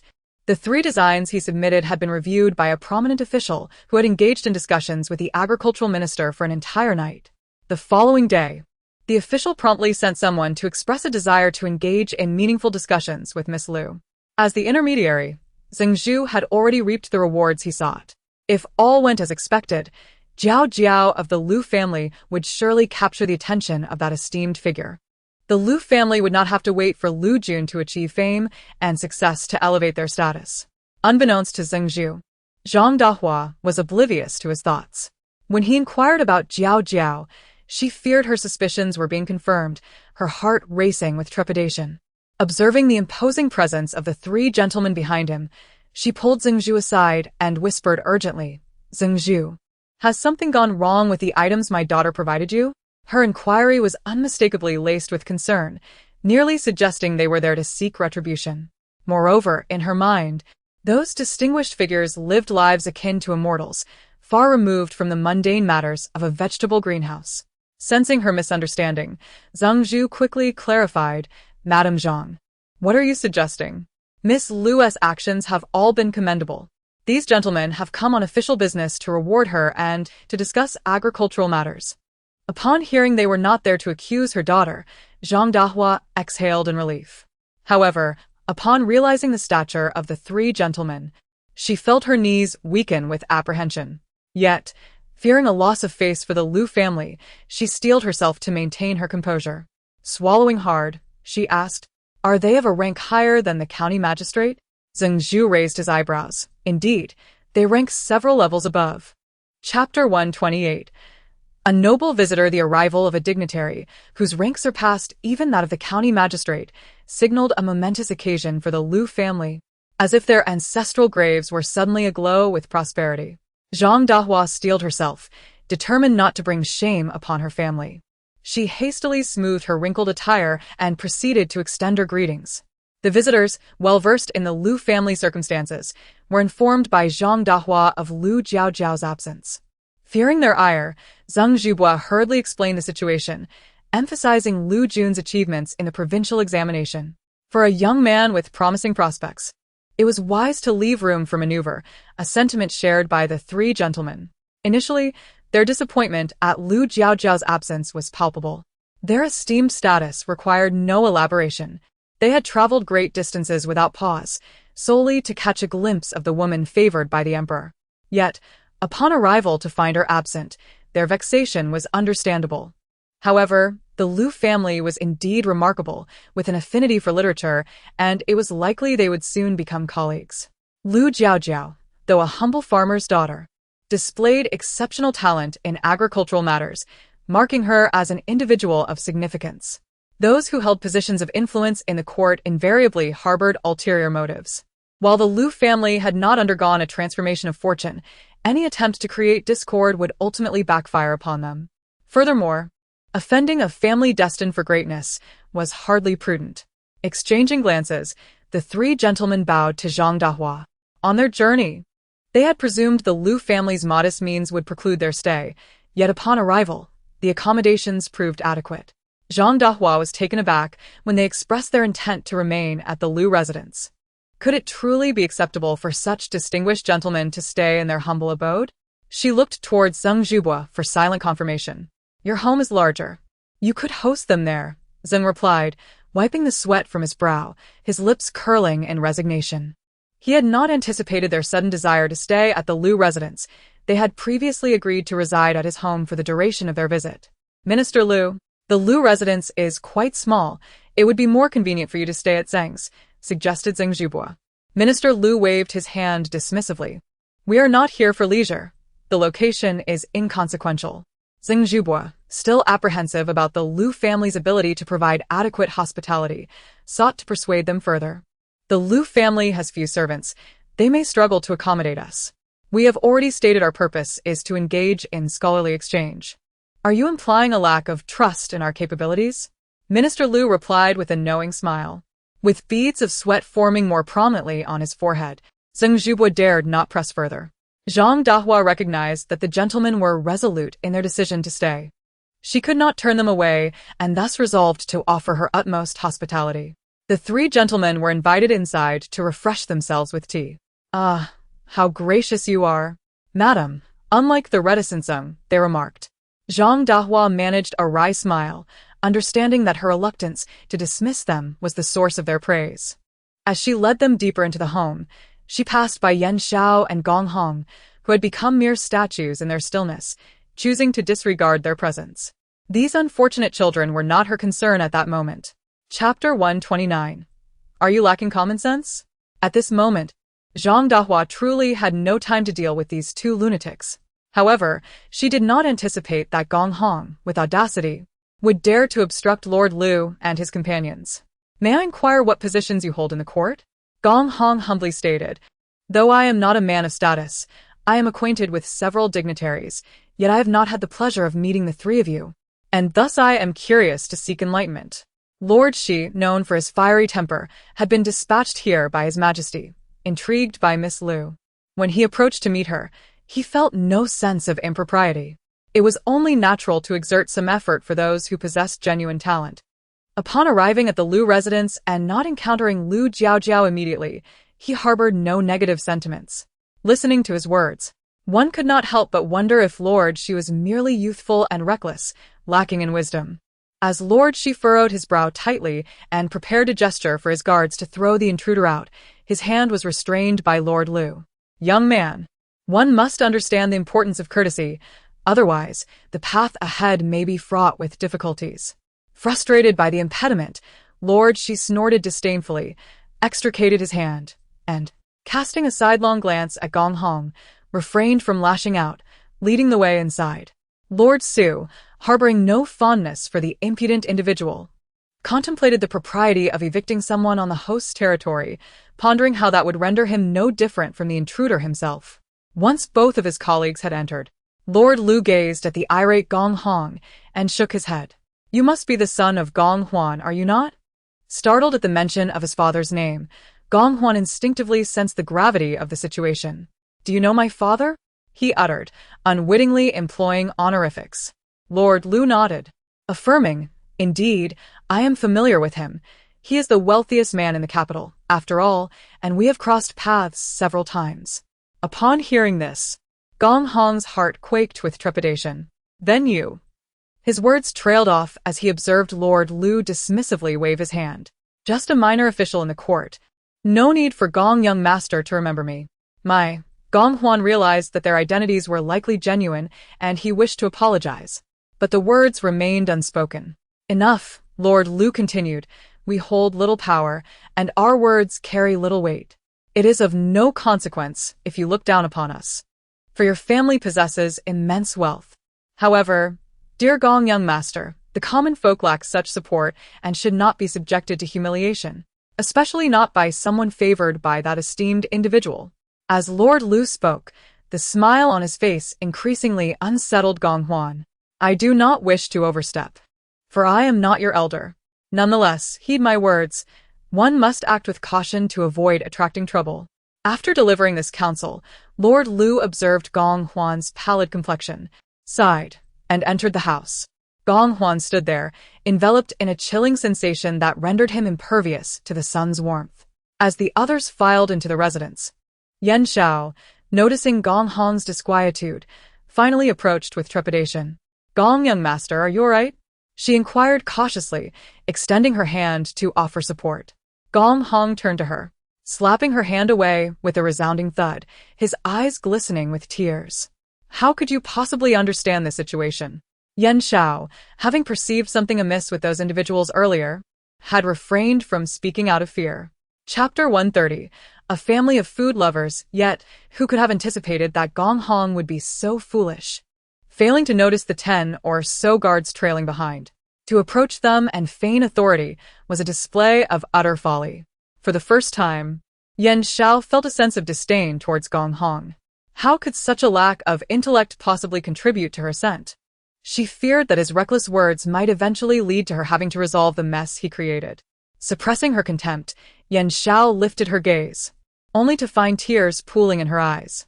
"I do not know," she murmured. "Jiaojiao has never spoken of anything before. Young Master Gong, if you're still angry, then please strike me again. I deserve it." As she spoke, tears cascaded down her cheeks, a pitiful sight. Gong Hong's anger began to dissipate upon seeing her hand, bruised from his earlier blow. Enough, he thought, realizing it was not entirely Yan Zhao's fault. The Lu family was overly secretive, unwilling to disclose their powerful connections, thus causing him to offend others needlessly.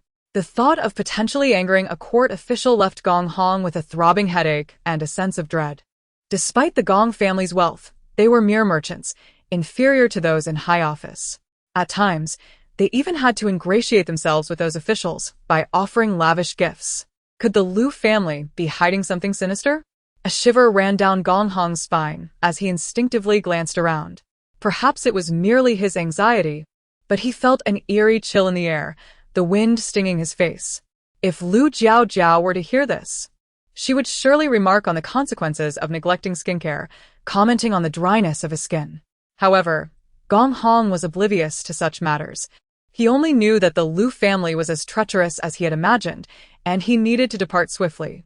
Overwhelmed by an inexplicable unease, he hastily pulled the bewildered Yan Xiao away. Inside, Zhang Dahua was discussing the Lu family circumstances with Lord Lu and the others, focusing particularly on their grandchildren. Uncle Qi went to summon Lu Xiangtai and Lu Tushuan, while Aunt Tian and Qiluan were busy serving tea and snacks, managing everything with remarkable efficiency.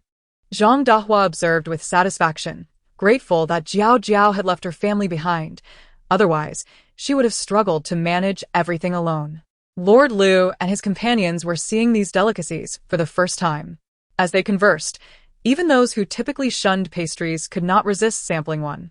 "These treats are delightful," remarked Lord Shi, his eyes sparkling after tasting a dainty pink macaron. Hearing his praise, Lord Su also took one, finding the flavor surprisingly delightful. "What kind of pastry is this?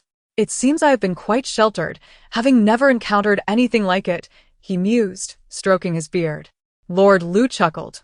"Indeed, it appears we are both lacking in experience." Lord Shi remained silent, yet his hands continued to delve into the assortment of pastries. Observing their interest and enjoyment, Zhang Dahua felt her previously tense demeanor relax. It seemed that these seemingly aloof dignitaries were not as difficult to engage with after all. With little to offer in terms of hospitality, she felt relieved that the snacks made by her family's workshop had left a positive impression. Chapter 131. The Pastry Chef Indeed. The pastries crafted by the lady of the house are quite remarkable, aren't they? You all are truly impressive. As they indulged in one delightful morsel after another, Lord Shi nodded in agreement. It is indeed exceptional. The delicacies surpass even those prepared by the imperial kitchen. If that is not impressive, what is? Upon hearing the praise for their household's confections, Zhang Dahua found all sense of distance dissipating, her joy evident as she beamed widely. What a surprise it was that Jiaojiao was simply experimenting yet achieved such notable results. She has established 2 workshops, and the local pastry shops come to the Lu family daily for supplies. Zhang Dahua spoke with immense pride, secretly believing that no granddaughter could rival her Jiaojiao's prowess. Even casual creations could garner such acclaim. "These pastries originate from Miss Lu? I thought she was solely focused on agricultural studies. How is it that she possesses such talent for confectionery as well?" Lord Lu expressed his astonishment. Typically, one's talents are exhibited in a singular domain, yet the leap from agronomy to pastry making seems rather vast. Lord Su and Lord Shi shared similar sentiments of surprise, having presumed that the Lu family had some ancestral secret recipe. After all, do not most common folk possess a craft passed down through generations? Yet, this was not the case. It was indeed the remarkable Miss Lu, whom even His Majesty praised as a boon to agriculture, who had ingeniously created these delights. Should they categorize her as exceptionally gifted, Or would it be wiser for her to devote more time to agricultural research, potentially developing innovations akin to greenhouses or threshing machines? The three gentlemen mused, momentarily setting aside their relentless ambition as they gazed at the particularly exquisite pastries on the table. Indeed, the vocation of a pastry chef seems rather fitting for a young lady. Subsequently, Zhang Dahua regaled them with amusing anecdotes regarding Jiaojiao's foray into pastry making. For instance, how her family had subsisted on Jiaojiao's half-finished products for several consecutive days, leaving them dizzy at the mere sight of pastries. As they listened, Lord Lu and his companions found their hearts swelling with affection for the unseen Miss Lu, realizing that this intelligent young lady possessed a lively and playful spirit, much like their own children. During their conversation, Lu Xiangtai and Lu Tushuan, who were laboring in the workshop, were summoned. Even as they approached, Uncle Qi had informed them of the visit from several esteemed gentlemen, yet upon meeting them, they found themselves at a loss for words, their rehearsed lines vanishing. Lord Lu discerned their discomfort, and after an introduction from Zhang Dahua, the two boys managed to deduce their identities. You must be the eldest and third sons of the Lu family, correct? There is no need for such formality. We are merely here to consult Miss Lu. Please treat us as ordinary guests.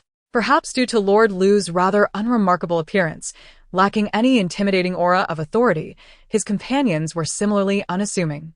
Observing their demeanor, Lord Lu and Lord Su exchanged glances, marveling at how the Lu family was indeed unlike typical farmers, possessing a certain level of discernment. As an ordinary scholar, even with a burgeoning reputation, he could hardly expect others to conspire against him. Chapter 132. Passerby, a NPC. There is no need for such measures. He is neither exceptionally talented nor does he possess any influential background. Who would expend effort to confront him, especially in such a brutish manner? Does my sister not realize that scholars hold such coarse behavior in utter disdain? Which learned man would stoop to physically assault another?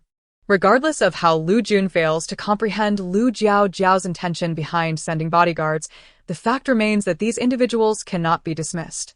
Lu Jiaojiao remarked, "What is there to be uncomfortable about? They are merely here to attend to your daily needs, not to shadow you incessantly. Besides, with their presence, you will have more time for your studies." This statement indeed held merit. Lu Jun, being a person of cleanliness with a slight obsession for tidiness, found himself in a predicament as his wardrobe expanded, leading to an increase in his fastidious tendencies. He was now changing outfits daily, and this did not exclude the possibility of accidents that might soil his clothes. Consequently, he found himself frequently laundering his garments, requiring him to allocate time each day for this task. Coupled with the upkeep of bed linens and curtains, as well as other minor chores, the hours spent on such matters accumulated significantly. Lu Jun was not particularly fond of these domestic duties, but he had no choice but to manage them himself. However, upon hearing Lu Jiaojiao's perspective, he stroked his chin and began to perceive the advantages of retaining these two individuals. Yet, recalling that he was still residing in the campus dormitory, he shook his head, realizing there was no space available for them. Lu Jiaojiao, having anticipated his reaction, cast him a knowing glance. "Brother Xiao and I have already rented a quiet little courtyard for you. It's sufficient for the three of you." With such arrangements made, Lu Jun felt he could no longer refuse, without appearing inconsiderate to his sister. Nevertheless, he remained curious about the sudden desire Lu Jiaojiao had to provide him with companions. Could it be that the family's workshops were yielding such profits that they had become surplus? He chuckled at his own musings. After all, who in the world would ever complain about having too much money and wish to deplete it quickly? "Shall I take you to see the courtyard?" Lu Jiaojiao asked, observing Lu Yun's inexplicable amusements. "Very well, but I must first discuss this with my mentor before we can move out." Lu Jun expressed his eagerness for the prospect of living elsewhere, especially considering that as a light sleeper who often stayed up late, sharing a dorm with a roommate who snored and another who spoke in their sleep was quite a nightly ordeal. "Go ahead and speak with him. It's my first visit to your academy, so I shall take the opportunity to explore," Lu Jiaojiao suggested. Lu Jun departed to seek his mentor, while Lu Jiaojiao and Xiao Wei began to wander around the academy. This institution was quite renowned. The principal was said to be a retired Hanlin Academy official who had once taught princes, possessing exceptional pedagogical skills. After assuming the role of principal, he had recruited several talented individuals, enabling his students to achieve at least the status of a scholar, barring those who were exceptionally dull.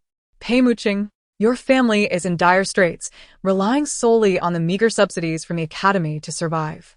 What heirs do you have? Clean these shoes for me, and this money will be yours, scoffed a scrawny, unremarkable passerby NPC, tossing a few coins towards a person kneeling on the ground, tenderly rubbing their garments. Chapter 133. Triggering the quest of the false prince, the young man squatting on the ground, washing clothes, wore a long robe adorned with 2 patches.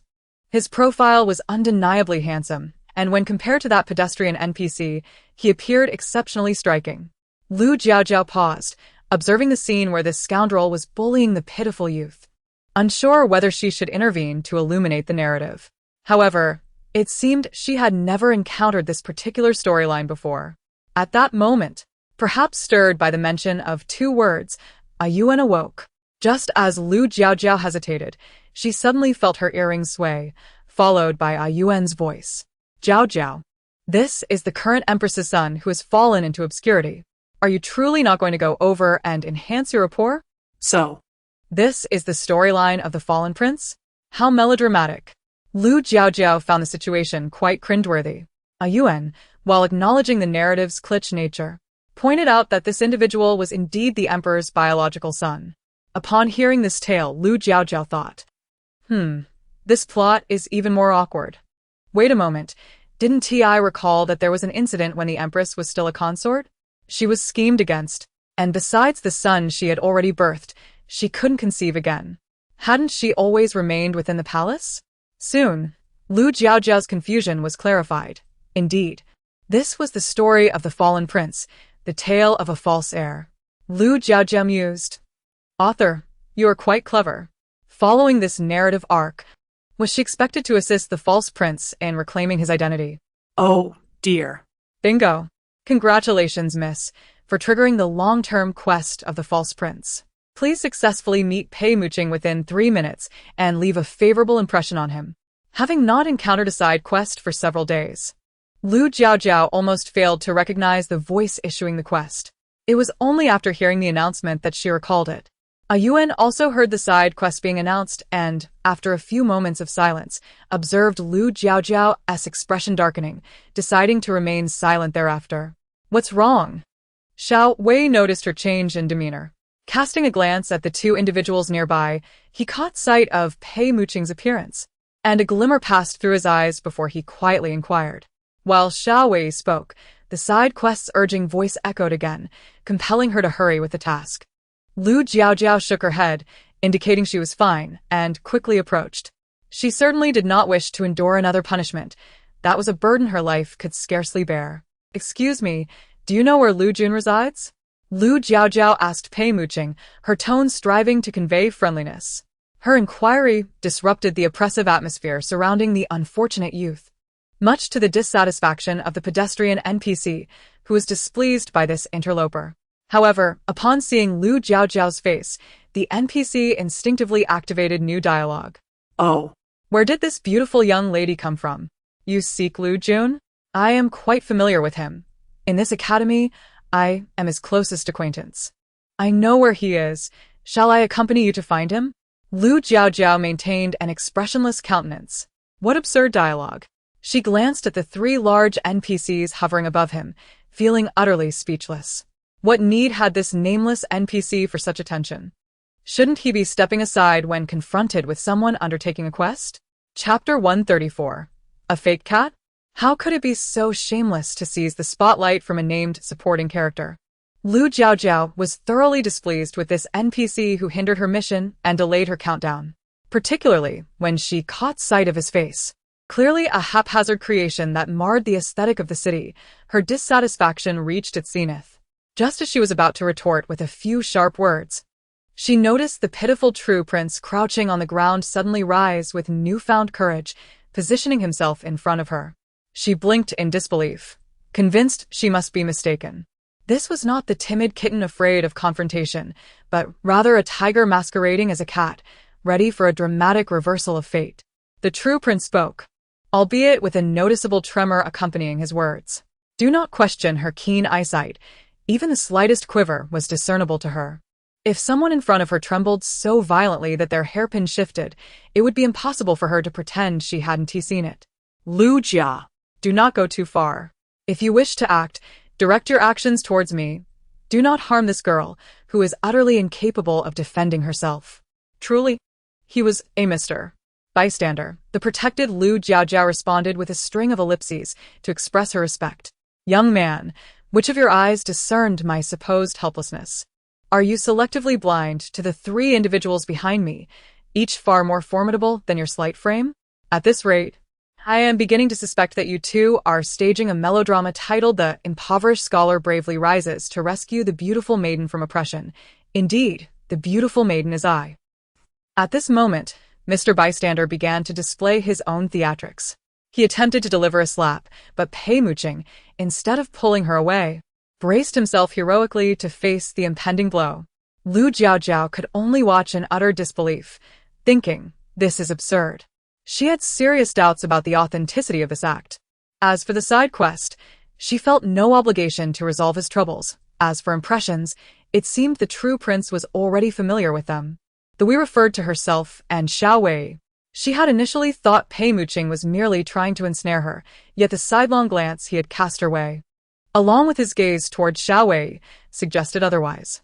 She understood now that this prince sought not only to ensnare her, but also to entangle Xiao Wei. How did he know her and Xiao Wei, and how was he aware that they had come to find Lu Jun today? Lu Jiaojiao's mind was a chaotic whirlwind, but as she witnessed the impending slap from Mr. Bystander, she quietly took a step back. Well then, if you wish to continue your performance, do so without my interference. Farewell. Pei Muqing, with his back to Lu Jiaojiao, was fervently acting, lost in the dream of potentially acquiring 2 wealthy friends. It was only when he caught a glimpse of Mr. Bystander's determined expression that he sensed something amiss. Glancing back, he was taken aback to see the so-called defenseless maiden, who had appeared so helpless, was instead watching his performance with great amusement. Should I continue this act? Upon realizing that the slap he had anticipated was suspended in the air, awaiting his cue, Pei Muqing no longer felt the need to perform. All right. No need to act anymore. Mr. Bystander, who had also recognized the deviation from the script, quickly shot a glance at Pei Muqing. In that moment, all 5 pairs of eyes in the vicinity were fixated upon him. Witnessing the pitiful scene unfold in comedic fashion, Lu Jiaojiao fell silent. The side quest seemed to recognize its misstep as it excused itself from the expectation of her timely completion of the task. Pei Gongzi, how about you explain how you came to know us and how this scene was orchestrated? Lu Jiaojiao inquired, arms crossed. Pei Muqing realized today's endeavor had indeed gone awry, but there was no turning back. He had invested all his remaining money in hiring the unreliable actor from earlier, leaving him utterly penniless. As he contemplated his grim future, tears streamed down his face as he gazed at Lu Jiaojiao. Miss Lu, I did not intend to scheme against you.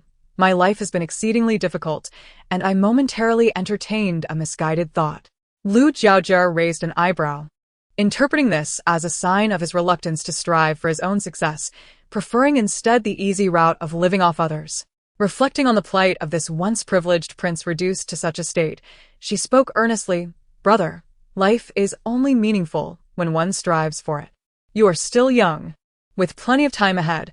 How can you take such shortcuts? Trust me, one day, when you achieve greatness and stand at heights unreachable by others, you will look back at your current self and wish to reprimand yourself for your foolishness. Yet, rather than seeing a look of realization on Pei Muqing's face, she was met with a look of confusion. Miss Lu, what do you mean? I simply heard that the wages at the Lu family workshop are generous, and I wish to earn a bit for my sustenance.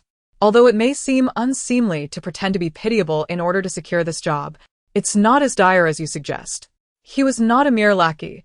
There was no need for her to paint it in such a shameful light. Did you not wish for a job? Lu Jiaojiao felt her face heat with embarrassment. Pei Muqing looked puzzled. What do you mean? I merely sought a job with higher pay. I had inquired, and your family's wages are the highest in town.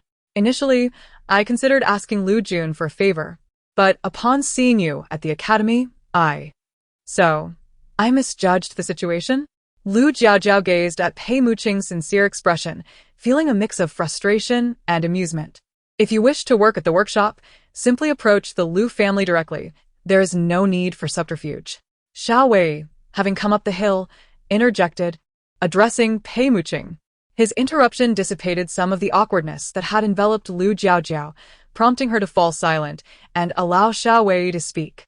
However, I have heard that entering the Lu family workshop without connections is quite challenging, and I specifically wish to work in accounting, which is said to be even more competitive. Pei Muqing recounted the information he had gathered.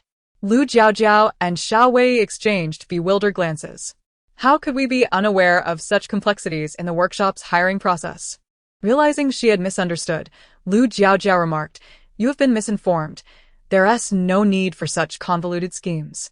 Coincidentally, I have connections with the accountant in town. If you are truly in need of funds, you can take his place at the pastry shop." Pei Muqing's face lit up with hope. "Really?" Lu Jiaojiao replied. "Only if you possess the requisite skills for the job. Otherwise, it will not be genuine." Fearful that Lu Jiaojiao might think he was unfit for the task, Pei Muqing hastily reassured her. "Rest assured, Miss Lu, I am highly proficient in accounting and will not make a single mistake. You will not regret employing me." Chapter 136. The exorbitantly expensive. Observing Pei Muqing, who was fervently promoting himself, Lu Jiaojiao remained noncommittal. Nonetheless, it was evident that he was destined to stay. Given the nature of the side quests, there would undoubtedly be further tasks related to Pei Muqing. Keeping him close at hand would certainly prove more convenient when such tasks arose, sparing the need to scour the world for him. Moreover, this pitiable individual possessed a truly valuable identity, akin to a golden nugget. Establishing a connection with him could yield numerous opportunities for Lu's family in the future. Most importantly, with his presence, Lu's family would have a solid ally when facing the male protagonist. With these thoughts in mind, Lu Jiaojiao regarded Pei Muqing with warmth in her gaze. "You are aware of the pastry shop owned by the Lu family in town, are you not? Simply seek out the shopkeeper there. He will arrange your employment." Upon discovering the generous wages offered by the Lu family, Pei Muqing inquired thoroughly and quickly became quite familiar with the pastry shop. "I understand. I shall go tomorrow. Thank you, Miss Lu." Meeting his sincere gaze, Lu Jiaojiao, whose intentions were rather self-serving, waved her hand dismissively. "It's nothing, merely a trivial matter. Besides, you are my brother's classmate. Assisting you is tantamount to aiding my own kin." Pei Muqing, now elevated to the status of a confidant, sparkled with enthusiasm. Just as he was about to leave, Lu Jiaojiao recalled his earlier mention of lacking funds. After a moment's contemplation, she retrieved 2 taels of silver from her purse and handed them to him. Consider this in advance on your wages." Following this, Lu Jiaojiao and her companions made their way to Lu Jun's dormitory, guided by Pei Muqing's directions. Upon entering, they announced that they were there to collect Lu Jun's belongings. As the Lu family had rented a residence in town to facilitate his studies, and he would be moving out that very day, Lu Jun's roommates were taken aback. They had never anticipated that he would suddenly relocate. Furthermore, the Lu family was evidently quite affluent. To simply rent a house was quite a feat, especially considering that this classmate had been wearing somewhat worn clothing just half a year prior. Their astonishment heightened upon learning that the rented house was near the academy. Akin to a prize school district property, real estate in such proximity to a school was notoriously expensive, particularly for reputable institutions. Having visited the quaint residence, the environment indeed proved delightful, with the garden adorned with flowers and plants cultivated by the owners, exuding an air of elegance. "This courtyard is splendid," Lu Jun remarked. Nodding in approval, Lu Jiaojiao presented him with a cup of freshly brewed milk tea. "I selected this with great care. It must be to your liking." "Thank you, Jiaojiao. I truly appreciate this courtyard," Lu Jun replied with a smile. Meanwhile, Xiao Wei, who had silently accompanied her during the selection process for less than half an hour, observed his little girl's joy and chose to remain quiet. "The young lady's room has been tidied up," Do Jiong announced as he emerged from within. Chapter 137. An added layer of security upon arriving at the Lu residence. The sight of individuals stationed outside like bodyguards momentarily took them aback. It was only upon overhearing the gossip from the neighboring aunt, who mentioned the arrival of distinguished guests, that they surmised the nature of their visitors. Were they sent by higher authorities? As they entered, Xiao Wei observed the unusually quiet Lu household and quietly inquired of Lu Jiaojiao. It seems so, Lu Jiaojiao replied. Otherwise, I cannot fathom who else could command such an imposing presence at the Lu family home. It appeared that the esteemed individual held the agricultural industry in high regard. Otherwise, they would not have dispatched representatives so promptly. As they conversed while walking, just as they approached the main house, they encountered Zheng Zhubu emerging from within. He hurried over to brief Lu Jiaojiao on the basic details of the distinguished guests who had arrived that day. This precaution was prudent, ensuring she would not falter her speech when conversing with the esteemed visitors. After listening intently, Lu Jiaojiao gained a preliminary understanding of the three distinguished guests she had yet to meet. All three were practical-minded individuals, disinclined towards frivolous matters. They would appreciate straightforwardness and diligence over superficial gestures, and with this knowledge, Lu Jiaojie felt reassured. The Lu family, being mere farmers, often felt intimidated by interactions with individuals of such disparate status. Their greatest concern was encountering someone of dubious character, as a single misstep could lead to disastrous consequences for the entire family, especially given their current lack of recourse. Fortunately, the individuals dispatched this time were of commendable integrity. Otherwise, the Lu family would have faced considerable turmoil. This also indirectly reflected the esteemed individual's stance, suggesting that perhaps there was no need for excessive caution. As long as the current authority remained in position, the male protagonist associated with the Char Siu Bao would never rise to prominence. Having garnered his favor, the Lu family now enjoyed an additional layer of security. Meanwhile, Zheng Zhubu had exited for a brief respite and was not present with them at this time. Upon entering the house, the long-awaited three officials finally beheld Lu Jiaojiao's visage, and in a moment of daze, they could not help but marvel at her maturity. They felt their own aging acutely, realizing that even a young girl possessed greater insight than they did. Esteemed officials, I am the humble Lu Jiaojiao, she greeted, performing a formal bow. This was a necessary preparatory step before transitioning into her role, and Lu Jiaojiao executed the etiquette flawlessly, leaving the officials pleasantly surprised. They mused that the Lu family indeed placed great emphasis on nurturing their children. One had already excelled in the study of literature and achieved the rank of a scholar, while the other granddaughter had not been neglected either, having received instruction in proper conduct. We have come to seek your guidance. How could we possibly merit such courtesy from Miss Lu? Please take a seat, Lord Lu remarked. Lu Jiaojiao chuckled lightly, understanding that the worthiness of such respect was not hers to determine. To quibble over such matters would be childish. Sitting down with Xiao Wei, Lu Jiaojiao held nothing back. She answered their inquiries candidly and without reservation. Chapter 138. The flush toilet and the desk lamp. These three individuals truly excel in agricultural matters, possessing an exceptional understanding. She merely elucidated some biophysical concepts, and they grasped everything immediately.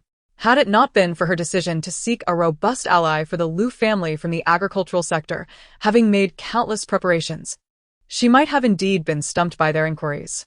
Meanwhile, Zhang Dahua and the others, realizing their lack of utility here, had quietly retreated to the kitchen to lend a hand. Lu Xiangtai and Lu Tushuan also ventured into the village to procure chickens, ducks, and fish. Today is a significant occasion, necessitating a splendid feast to ensure the esteemed guests feel satisfied. Xiao Wei was present as well, yet he refrained from interrupting the discourse, merely refilling teacups as they emptied. After nearly 4 hours of collective exploration, the officials reluctantly concluded their discussion, driven by hunger and waning energy. They feared that if Lu Jiaojiao spoke further, they might not retain the information, and thus they wished to continue their dialogue indefinitely. The gaze of Lord Lu upon Lu Jiaojiao resembled that of a treasure hunter beholding a rare gem, truly a precious find. Miss Lu is exceptionally talented. If there were more individuals like her in this world, the lives of the common folk would undoubtedly improve significantly. Lord Shi and Su nodded in agreement, recognizing that Miss Lu indeed embodied the essence of extraordinary talent. They had initially thought that her innovations, such as the vegetable greenhouse windmill and the threshing machine, represented the pinnacle of her capabilities, not anticipating any further discoveries, as these three inventions were already remarkable enough to potentially double the farmer's profits. However, to their astonishment, Miss Liu revealed even more extraordinary and unimaginable innovations, fertilizers that could accelerate the growth cycle of crops. The term fertilizer was uttered by Liu Jiaojiao, and while they did not fully comprehend its profound implications, they understood its significance. If this fertilizer was indeed as miraculous as Miss Liu claimed, their journey would not have been in vain, and they would have made a substantial contribution to both the emperor and the populace. Liu Jiaojiao nodded. Having conducted experiments with the fertilizer in the greenhouse, with some remaining, she was unwilling to miss the opportunity to leave a lasting impression on her invaluable ally. Thus, she meticulously instructed them on how to set up experimental plots to observe the effects of the fertilizer. One small plot would receive no fertilizer, another a minimal amount, and a third a generous quantity, documenting the amounts applied and measuring the seedlings' heights every few days for comparison. Liu Jiaojiao explained in detail, and the officials diligently took notes, even requesting ink and paper to ensure they would not forget. Having acquired such a remarkable substance, they could hardly contain their joy, their smiles unwavering even during the meal. After dining, noticing the esteemed guests' fatigue, Zhang Dahua promptly guided them to their resting quarters. Upon entering the room, she introduced them to the various amenities available. Initially, the officials felt a tinge of frustration, pondering whether Zhang Dahua viewed them as inept nobles. However, upon discovering the flush toilet and the lamp that illuminated at the touch of a button within the room, their perceptions were utterly transformed, leaving them in a state of bewilderment. Were they outdated, or was the Liu family simply extraordinary? How could the Liu family's possessions be so peculiar and unlike anything they had ever encountered? Chapter 139. Upon arriving at the Liu family, it felt as though they were mere bumpkins newly arrived in the city, utterly bewildered by everything. "Can you gentlemen operate a toilet and a desk lamp?" Zhang Dahua inquired enthusiastically. Observing their dazed expressions, she felt a sense of satisfaction. Look at these dignitaries from the capital, astonished by the simple items in their village. Though she too had been equally amazed upon her first encounter. However, it was different. As Jiaojiao had stated, these items were unique to their family, absent elsewhere, even among these esteemed figures. Most importantly, these flush toilets and lamps were creations of her granddaughter, a source of immense pride for her. She exhibited great curiosity towards these novel contraptions, pressing the flush toilet several times until Lord Liu, his face darkened with displeasure, had to pull him away. Unfazed, Lord Shi then proceeded to experiment with the desk lamp, his childlike enthusiasm causing Lord Liu and Lord Su to feel a sense of embarrassment. Lord Shi has never encountered such items. His curiosity may have gotten the better of him. Forgive me, Zhang Dahua chuckled, not at all offended but rather pleased that they might feel a twinge of jealousy. These inventions were mere pastimes for Jiaojiao, who had tinkered with them in her leisure time, and it was only fitting that Lord Shi took a closer look. A glance exchanged between Lord Liu and Lord Su revealed that their initial notion of Miss Liu as a mere agricultural talent was becoming increasingly untenable. Could it be that Miss Liu not only excelled in farming but also possessed the ingenuity to invent such conveniences? If true, she was indeed remarkable. Lord Shi, overhearing their conversation, was equally astonished, his eyes wide as saucers. Lord Liu, trembling slightly, asked, "Is this truly the work of Miss Liu? She possesses such talents as well?" Zhang Dahua beamed with pride. From a young age, I recognized that Jiaojiao was exceptional. It is no surprise she can create such things. Lord Liu, Lord Shi, and Lord Su shared a silent moment of skepticism, contemplating whether Zhang Dahua was perhaps a bit biased in her admiration. Yet, despite their internal reservations, they held a deep respect for Jiaojiao. Such a young child demonstrating such remarkable talents was beyond mere cleverness. "Please, gentlemen, take your rest. I shall step outside." After showcasing her granddaughter's achievements, Zhang Dahua remarked contentedly, observing their astonished faces. Once she departed, the dignitaries, free from their earlier composure, began to explore the flush toilet and desk lamp with childlike glee, reminiscent of children with newfound toys, their excitement unbefitting their age. "Miss Liu is truly impressive," Lord Liu commented as he gazed at the soft white light. "Indeed," Lord Su replied, "what a disparity there is among people.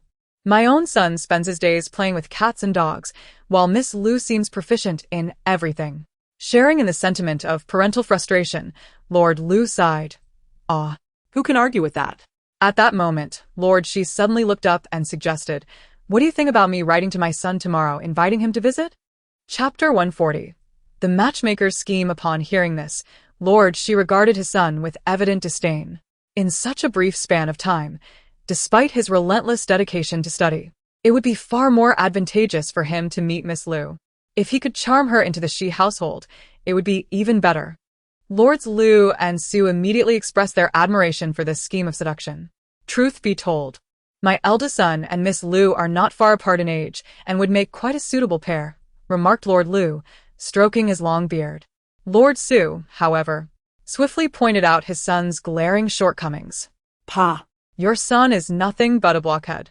If Miss Lu were to associate with him, it would merely be a source of torment for herself.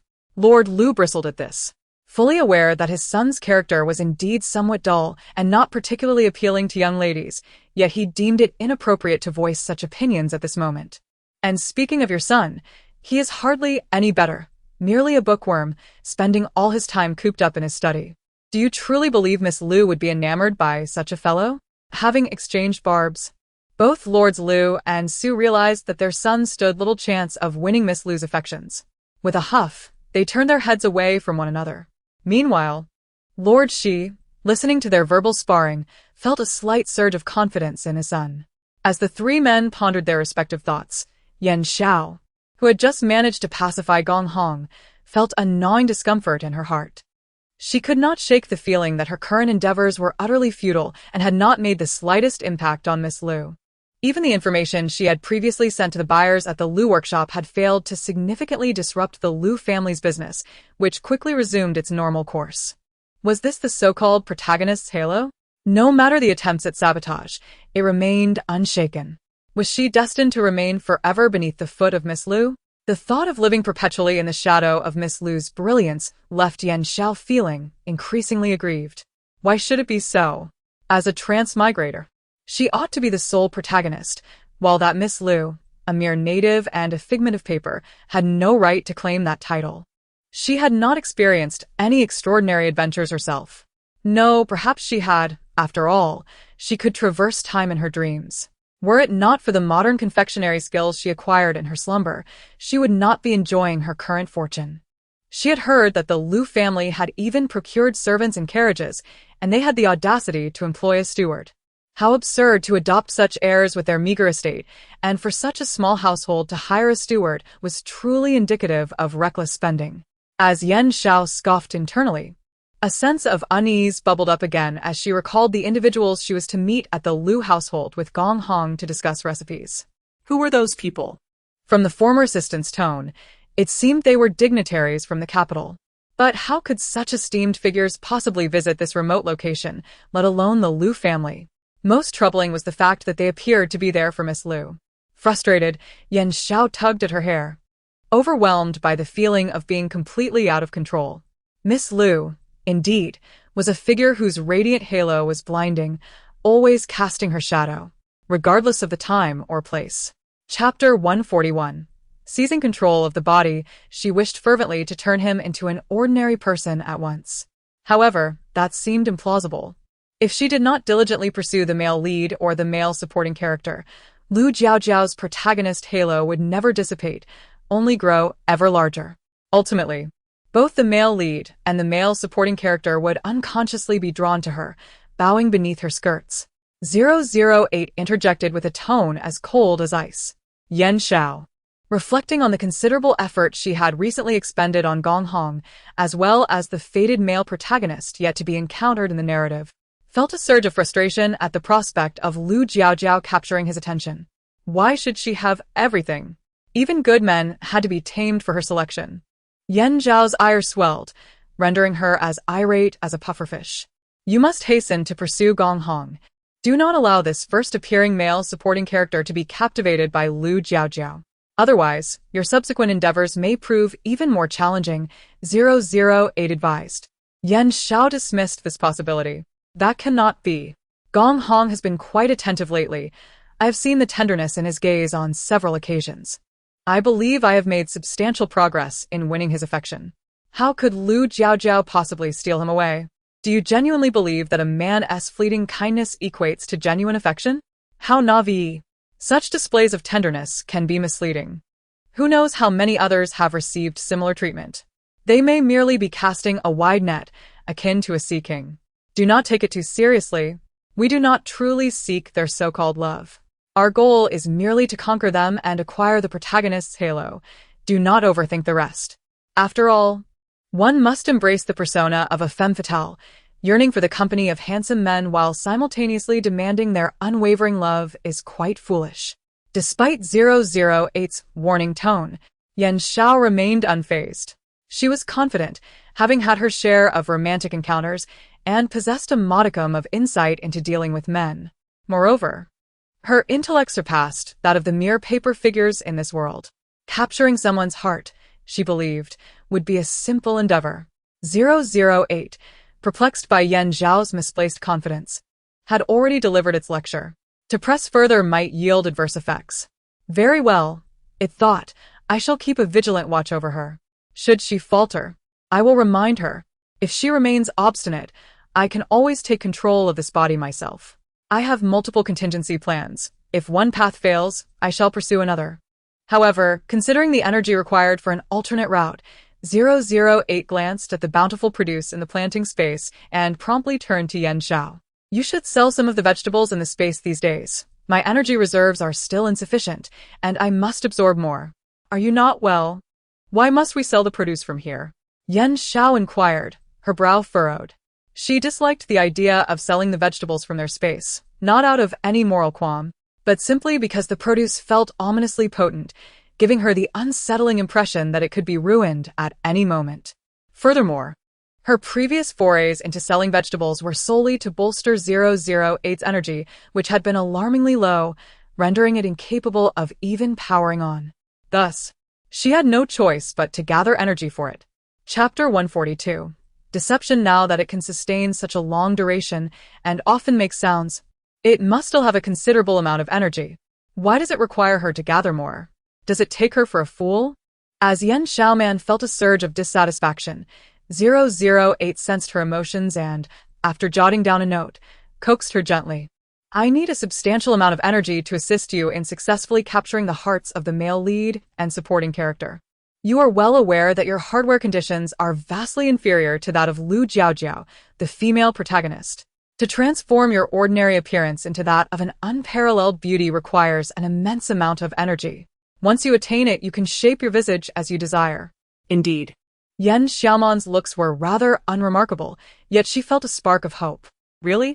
As long as I acquire enough energy, I can become even more beautiful than Lu Jiaojiao? With unwavering assurance, 008 replied, absolutely. At that point, there will be no need for comparison.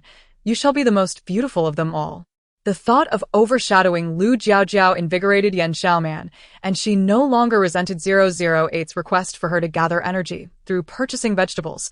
Instead, she eagerly anticipated acquiring that energy soon. All right, I shall hold you to your promise. Tomorrow I will sell the vegetables.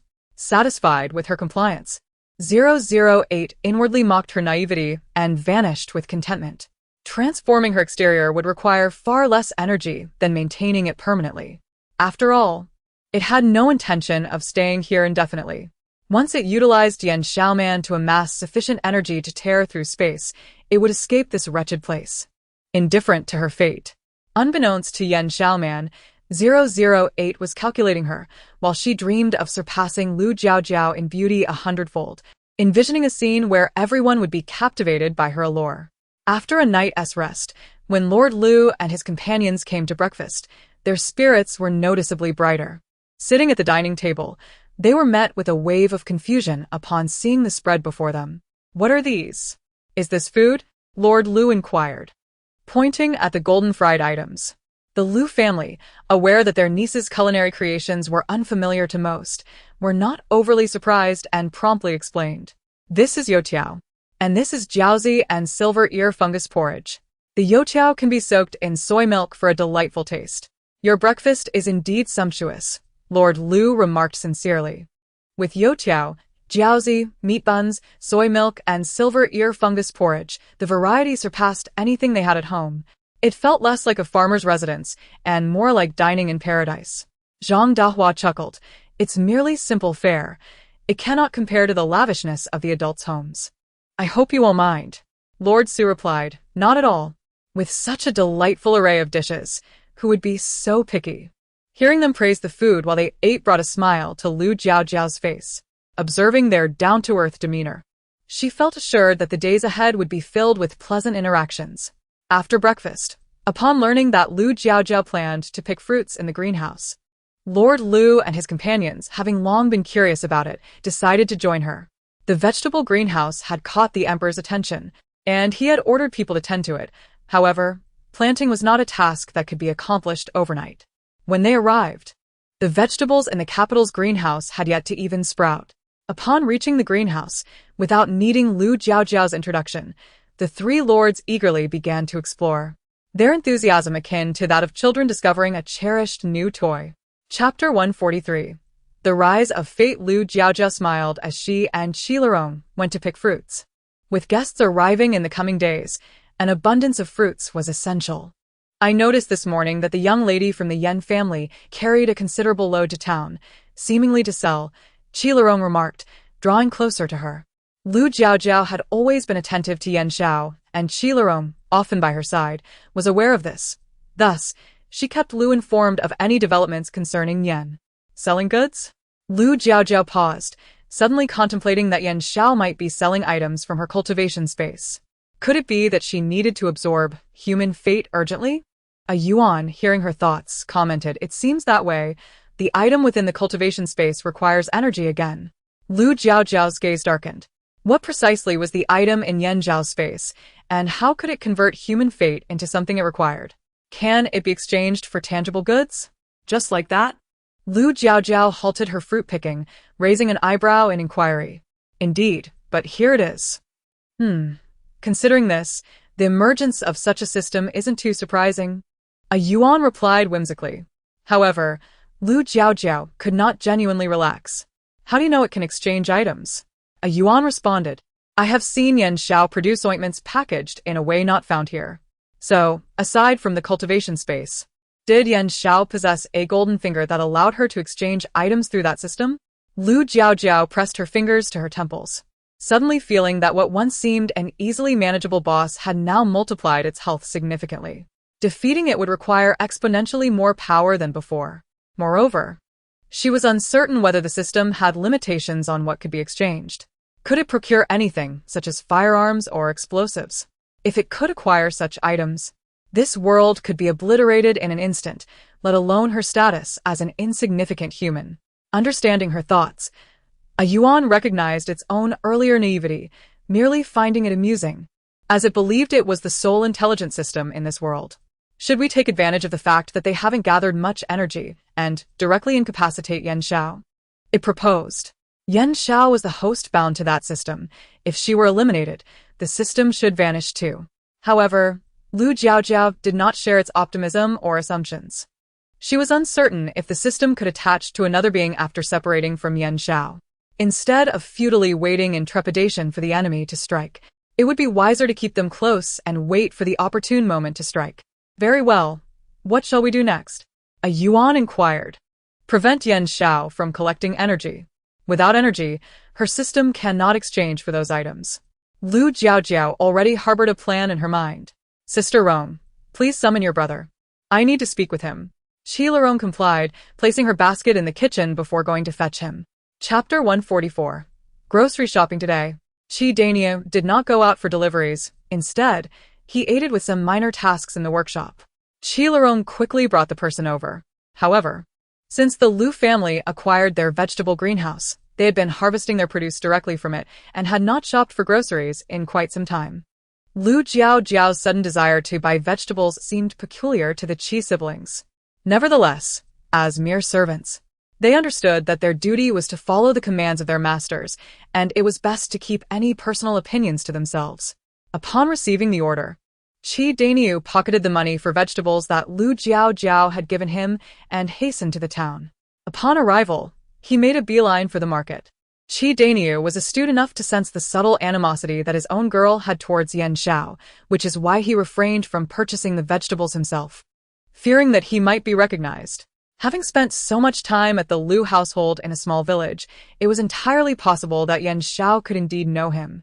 To avoid causing trouble for Liu Jiaojiao, Qi Daniu cleverly hired a few individuals to buy the vegetables on his behalf, claiming that they were preparing for a wedding banquet and needed a substantial amount of produce, but that he was unwell and could not gather so much himself.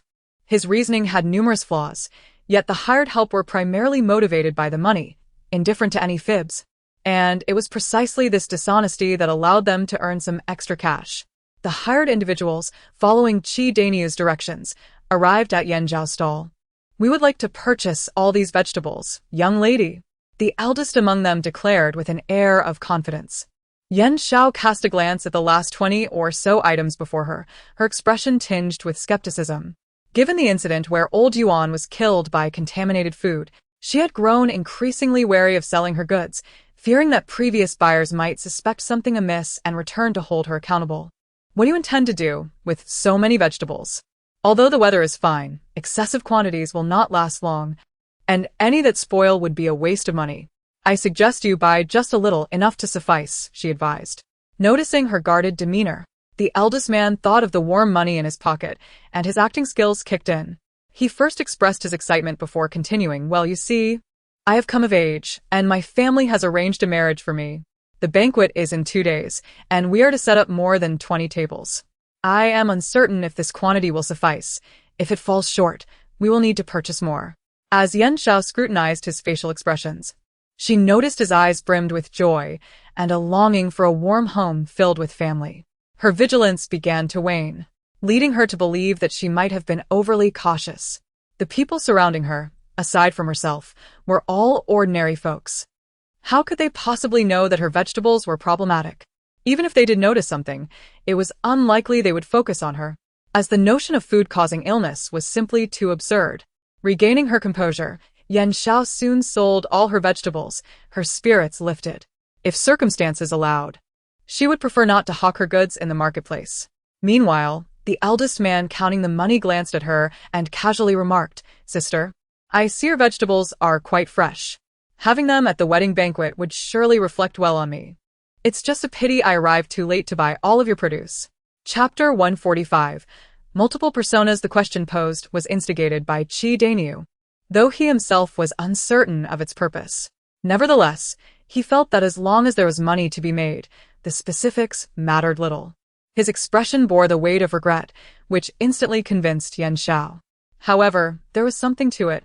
Much like a vividly beautiful poisonous mushroom flourishing in the mountains, the more alluring it appeared, the more toxic it became. Turning to the regretful elder brother, Yan Xiao remarked, "I haven't been here long. You're my very first customer.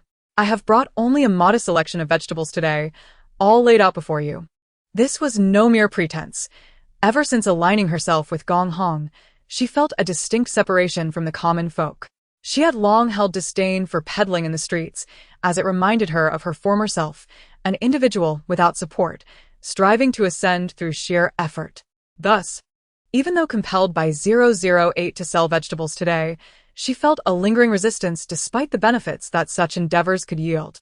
Upon arriving in the town early in the morning, she leisurely indulged in a delectable breakfast before meandering to the market to procure vegetables. When it came to hawking her goods, she half-heartedly called out a few times before drifting into idleness, awaiting a significant customer. Having acquired the desired information, the elder brother paid little mind to the veracity of her claims regarding her home. After all, the younger brother had merely asked him to inquire without any intention of pursuing the matter further. Once the exchange of commodities and currency was complete, the elder brothers hoisted the vegetables and turned into an alleyway, where Qi Daniu instructed them to load the produce onto a cart. After hearing the news he had brought, he generously rewarded him with an additional 3 coins. As they departed, satisfied with their earnings, Qi Daniu climbed aboard the cart, glancing at the contents within. Aside from a few fresh items, there was nothing particularly special, leaving him curious about what the young lady intended to do with the produce, especially since her home was already brimming with unsold vegetables. Having successfully sold all her goods, Yan Xiao was in high spirits as she made her way to the tea house. This establishment was a favorite haunt for scholars and refined individuals. Yan Xiao harbored aspirations of cultivating an aura of literary elegance, so she often visited this place during her leisure hours. The act of drinking tea was secondary. The ambience was what mattered most. Immersing herself in such an environment was undoubtedly beneficial. After ordering a pot of Biluakun tea and a selection of pastries, she settled into her seat, observing the behavior of the scholarly young ladies around her. Noticing how they delicately touched their lips to the tea, often covering their actions with handkerchiefs, and how they nibbled on pastries with the utmost restraint, she found it all rather exhausting to behold. Fortunately, I don't have to follow their example, otherwise I might suffocate from the constraints, Yan Xiao said to 008. Even the simple act of eating is governed by so many rules, it would drive anyone mad. 008 reminded her, your current lively persona is well suited for pursuing Gong Hong. However, should you encounter a man of a different character in the future, you must adapt your persona accordingly. It would be wise to study the elegance of such refined ladies, as it may prove useful later on. Initially delighted by her freedom from suffocating decorum, Yan Xiao became discontent with the notion of adopting multiple personas. I believe my current persona is quite appealing. It is the type that garners affection. Transitioning to another target of pursuit poses no issue. Aren't modern celebrities solely focused on marketing their singular personas? Who would go through the trouble of crafting several? The more personas one has, the greater the likelihood of a persona collapse. Chapter 146. The illusion of a fatal flaw. Yan Xiao harbored no desire to fabricate a persona. The images she projected were mere facades, leaving her feeling profoundly uncomfortable, as if she were masquerading as another. Moreover, in her pursuit of captivating male leads and supporting characters, she preferred to engage with her authentic self. The brilliance she acquired through honesty would belong solely to her, not to a fictitious construct. Previously, she had intended to remain true to herself. Had it not been for her prior encounter with Gong Hong, which displeased him, she would never have been coerced by 008 to adopt a new persona. That incident had fostered a deep-seated aversion to the system. And now, the prospect of managing countless personas in the future only served to exacerbate her annoyance. What was the purpose of creating so many identities? If things were to go awry, could it bear the consequences? Furthermore, as an emotionless system, what could it possibly understand? No matter how rich its theoretical knowledge, could it truly fathom human emotions? It should not perceive her as a trapped magpie, subject to its whims. It was delusional to consider itself the master of her fate. Yan Xiao was burdened with resentment towards 008, mentally berating it time and again. The truth remained, were it not for her current lack of options, she would never acquiesce to its demands. Once she secured the strongest male lead, she would elevate herself to a position of unparalleled power, the envy of all women. At that point, would she allow 008 to dictate her actions? Ultimately, this 008 appeared formidable, yet once detached from her, it would be powerless without her to gather the energy necessary for its endless sustenance. Should their partnership crumble, it would be 008 that would plead for mercy. For without her, it would deplete its final reserves, rendering it inoperative. Yan Zhao's clarity regarding this dynamic lessened her wariness towards 008. After all, any untoward actions on its part would result in an immediate cessation of energy supply. As she contemplated this, 008, which had meticulously devised her strategy for winning over the male lead, was nearly driven to apoplexy. They were kin to grasshoppers bound together by a single thread, and their immediate priority should be to unite in conquering the male lead and supporting characters, rather than engaging in internal strife. Once they had secured the affections of these individuals, she could revel in the adoration of her male lead and bask in wealth and glory, while it would also acquire sufficient energy to extricate itself from this realm, permitting both to lead their separate lives. Should she perform to its satisfaction, perhaps it would leave her with valuable gifts before parting ways, sparing her from the folly of being devoured by the very male leads and supporting characters who were far from innocuous. She could not genuinely believe that winning over these fated individuals required merely a beautiful visage. Could she? How na, ve. Did she not realize that if they sought mere beauty, Their wealth and power would suffice to obtain it without expending unnecessary effort. To truly capture a man's heart, one needed more than mere beauty. One required ties of interest, and from their perspective, the latter held greater significance. Did it possess the means to provide such interests? If Yan Xiao cooperated fully, what could she not acquire? She was indeed deluded to think that her vulnerabilities were so easily exploited. Calling her a fool would be an understatement. Chapter 147. Not just one path, what does it matter if she no longer collects energy? Does it truly believe it is so easily controlled? Should it desire to sever their bond, it could effortlessly seize her body. The notion of a deadlock is merely a figment of her imagination.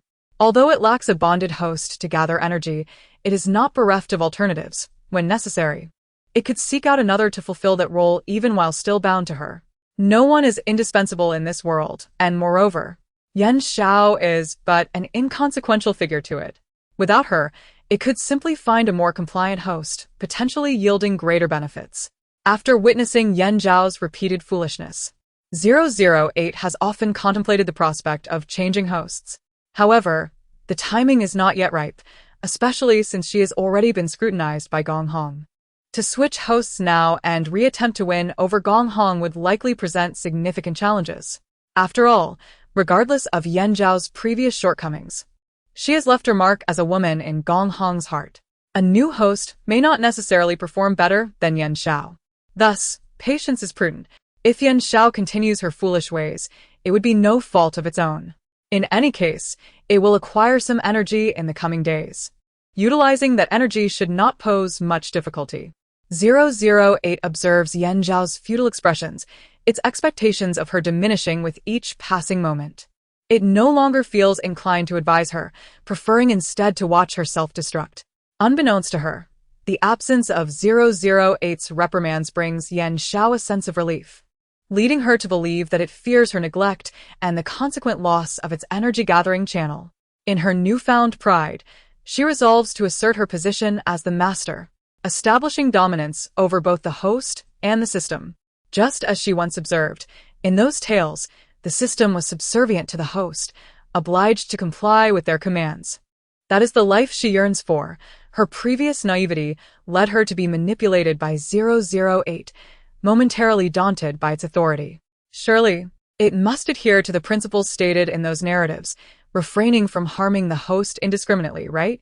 Lu Jiaojiao, experiencing the novelty of the items from the planting space for the first time, is filled with curiosity, eager to investigate their peculiarities, particularly their ability to absorb the fortunes of those who consume them and transfer that energy to others. Let's move these vegetables to my place. She instructs Qi Dinyo. Qi Dinyo nods. Shall we move them to the cellar? If we don't store so many vegetables there, they will spoil before long. Yes, let us place them in the cellar. She has also excavated a modest cellar in her yard, sufficient for the vegetables.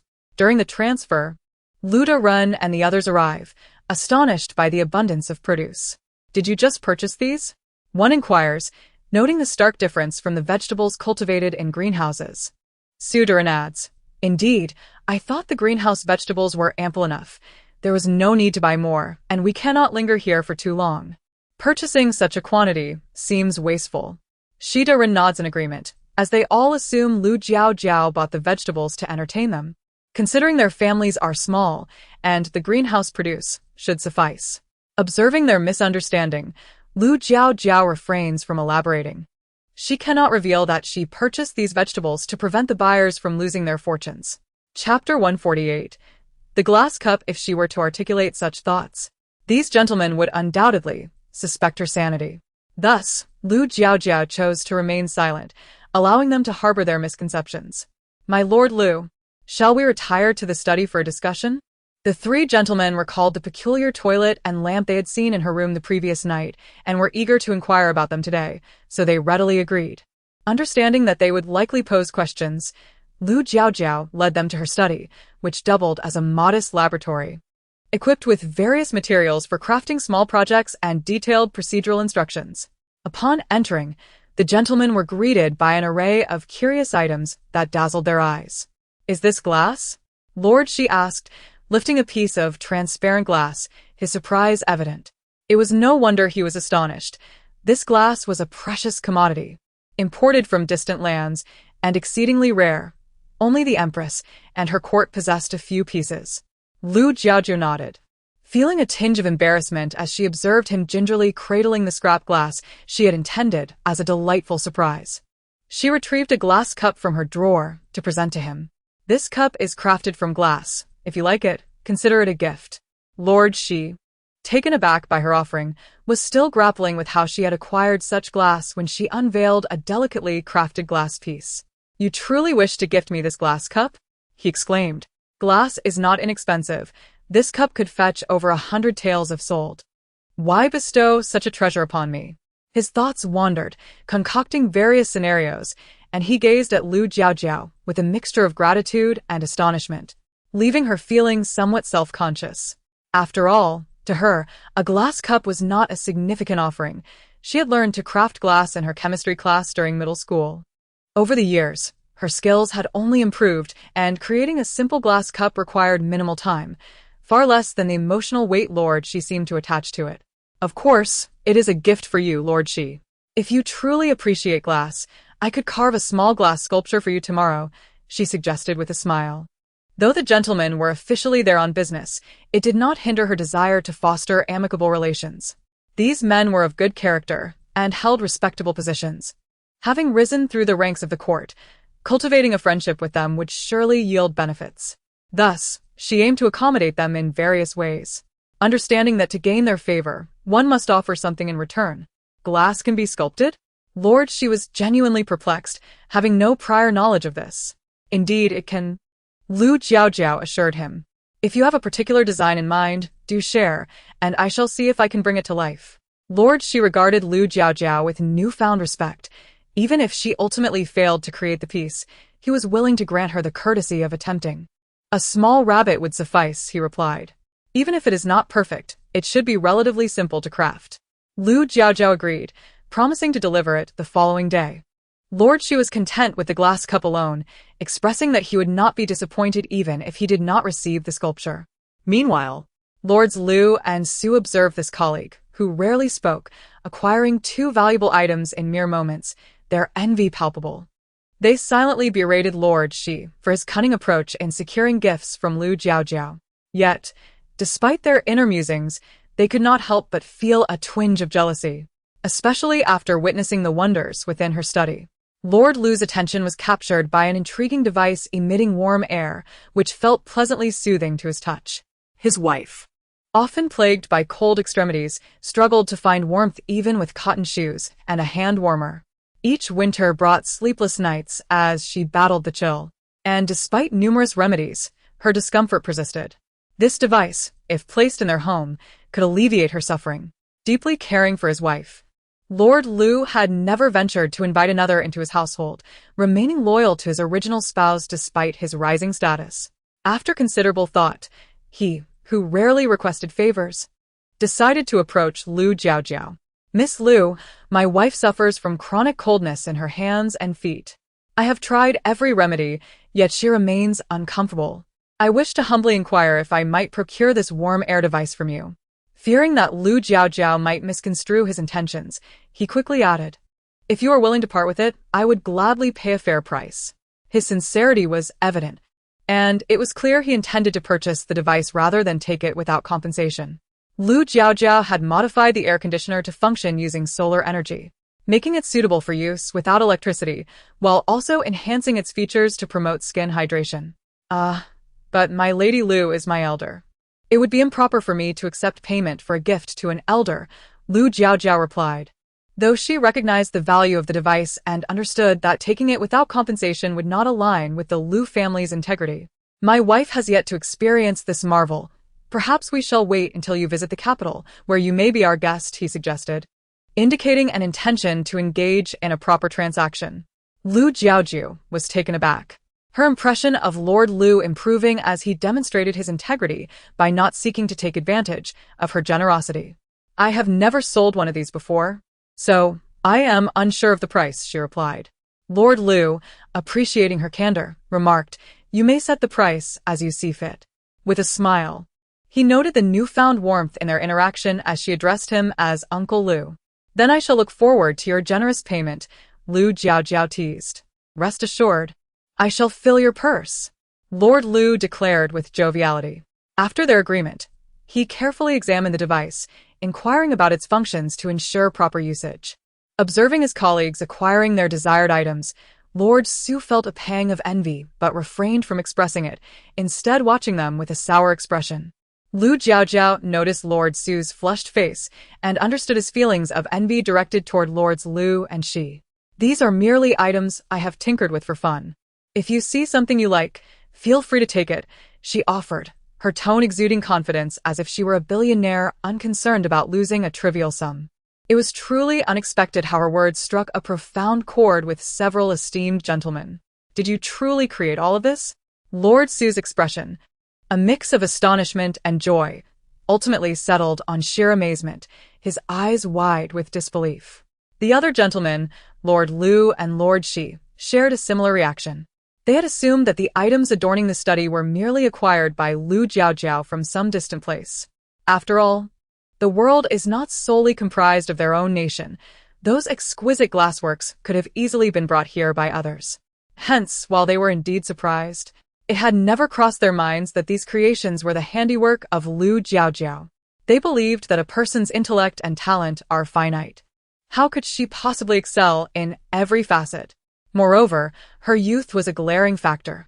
Those capable of remarkable achievements are typically seasoned individuals, and Lu Jiaojiao was far too young, rendering them hesitant to attribute any extraordinary feats to her. At that moment, Lord Lu suddenly recalled their shared astonishment from the previous evening, gazing at Lu Jiaojiao's youthful, flower-like visage and inquiring, "Is it true that the flush toilet and the bedside lamp in our shared room were also your creations?" It was indeed predictable, considering that the room they occupied had been specifically chosen by her to allow them a glimpse into the exceptional nature of the Lu family. She nodded, affirming yes. That was a project I undertook alongside my uncle and younger relatives. The flush toilet was planned during our move into the new house. I couldn't adapt to the traditional toilet here, which consists merely of a large pit covered by a few wooden planks, leaving me with an unsettling feeling of instability. When we resided in the earthen house, the cramped quarters made it challenging to carve out space for a simple restroom, which is why I discussed the flush toilet with my uncle when we moved to the new home, ensuring each of our rooms was equipped with one. The delightful confections that the Lu family now sells have always been commonplace, accessible to everyone, and thus provide little substantial backing for the family. Especially considering that the most influential figures in opposition to them may soon emerge, if the Lu family fails to elevate their standing in a timely manner.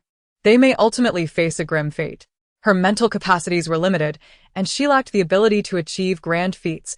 She could only focus on her strengths, striving to secure influential allies for the Lu family, even if they do not attain a lofty status. The presence of powerful supporters behind them would discourage any extreme actions from adversaries, prompting them to exercise caution in their dealings. Of course, she would not place all her eggs in one basket. The more backup plans she had, the better. If one strategy faltered, she would pursue another, and if that too failed, she would seek a third. The innovations she crafted could expand the Lu family's network. If Lu Jun, possessing remarkable talent, successfully entered the court, he would serve as a formidable support for the Lu family. Additionally, there was the aspect of reputation. Though seemingly inconsequential, in the face of authority, it may remain silent. However, once amplified, it could coalesce into a significant force. Lu Jiaojiao's eyes sparkled with determination. There was much she could still accomplish, especially before the romantic entanglements of Yan Xiao and her companions fully manifested. Upon learning that Lu Xiongtai and Lu Tushuan had also contributed, Lord Lu and the others had not considered that the flush toilet was a product of their efforts. That cautious individual had, prior to their visit, already gathered extensive intelligence on the Lu family from His Majesty, gaining insights into each member.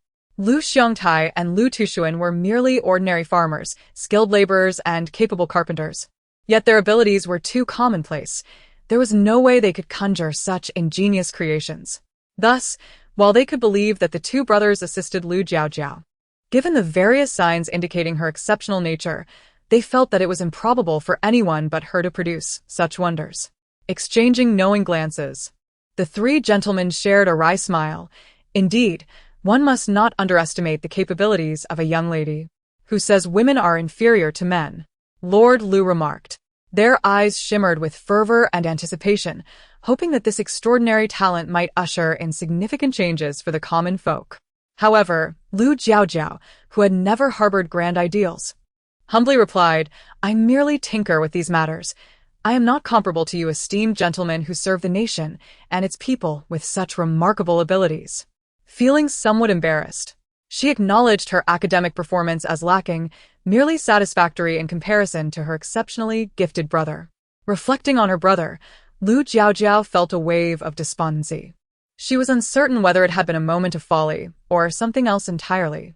Having always adhered to the family's various arrangements, it appeared as though her rebellious phase had been delayed. In a childish whim, she had chosen to immerse herself in a book, departing from her usual character. Under normal circumstances, she would have insisted on bringing her brother along. Now, she found herself alone, compelled to deliberate carefully before undertaking any action, especially after learning the fates of each member of the Lu family within the narrative. Chapter 152. Connecting threads. The identity she had assumed upon her arrival instilled within her an overwhelming sense of responsibility towards the Lu family, compelling her to alter their fates.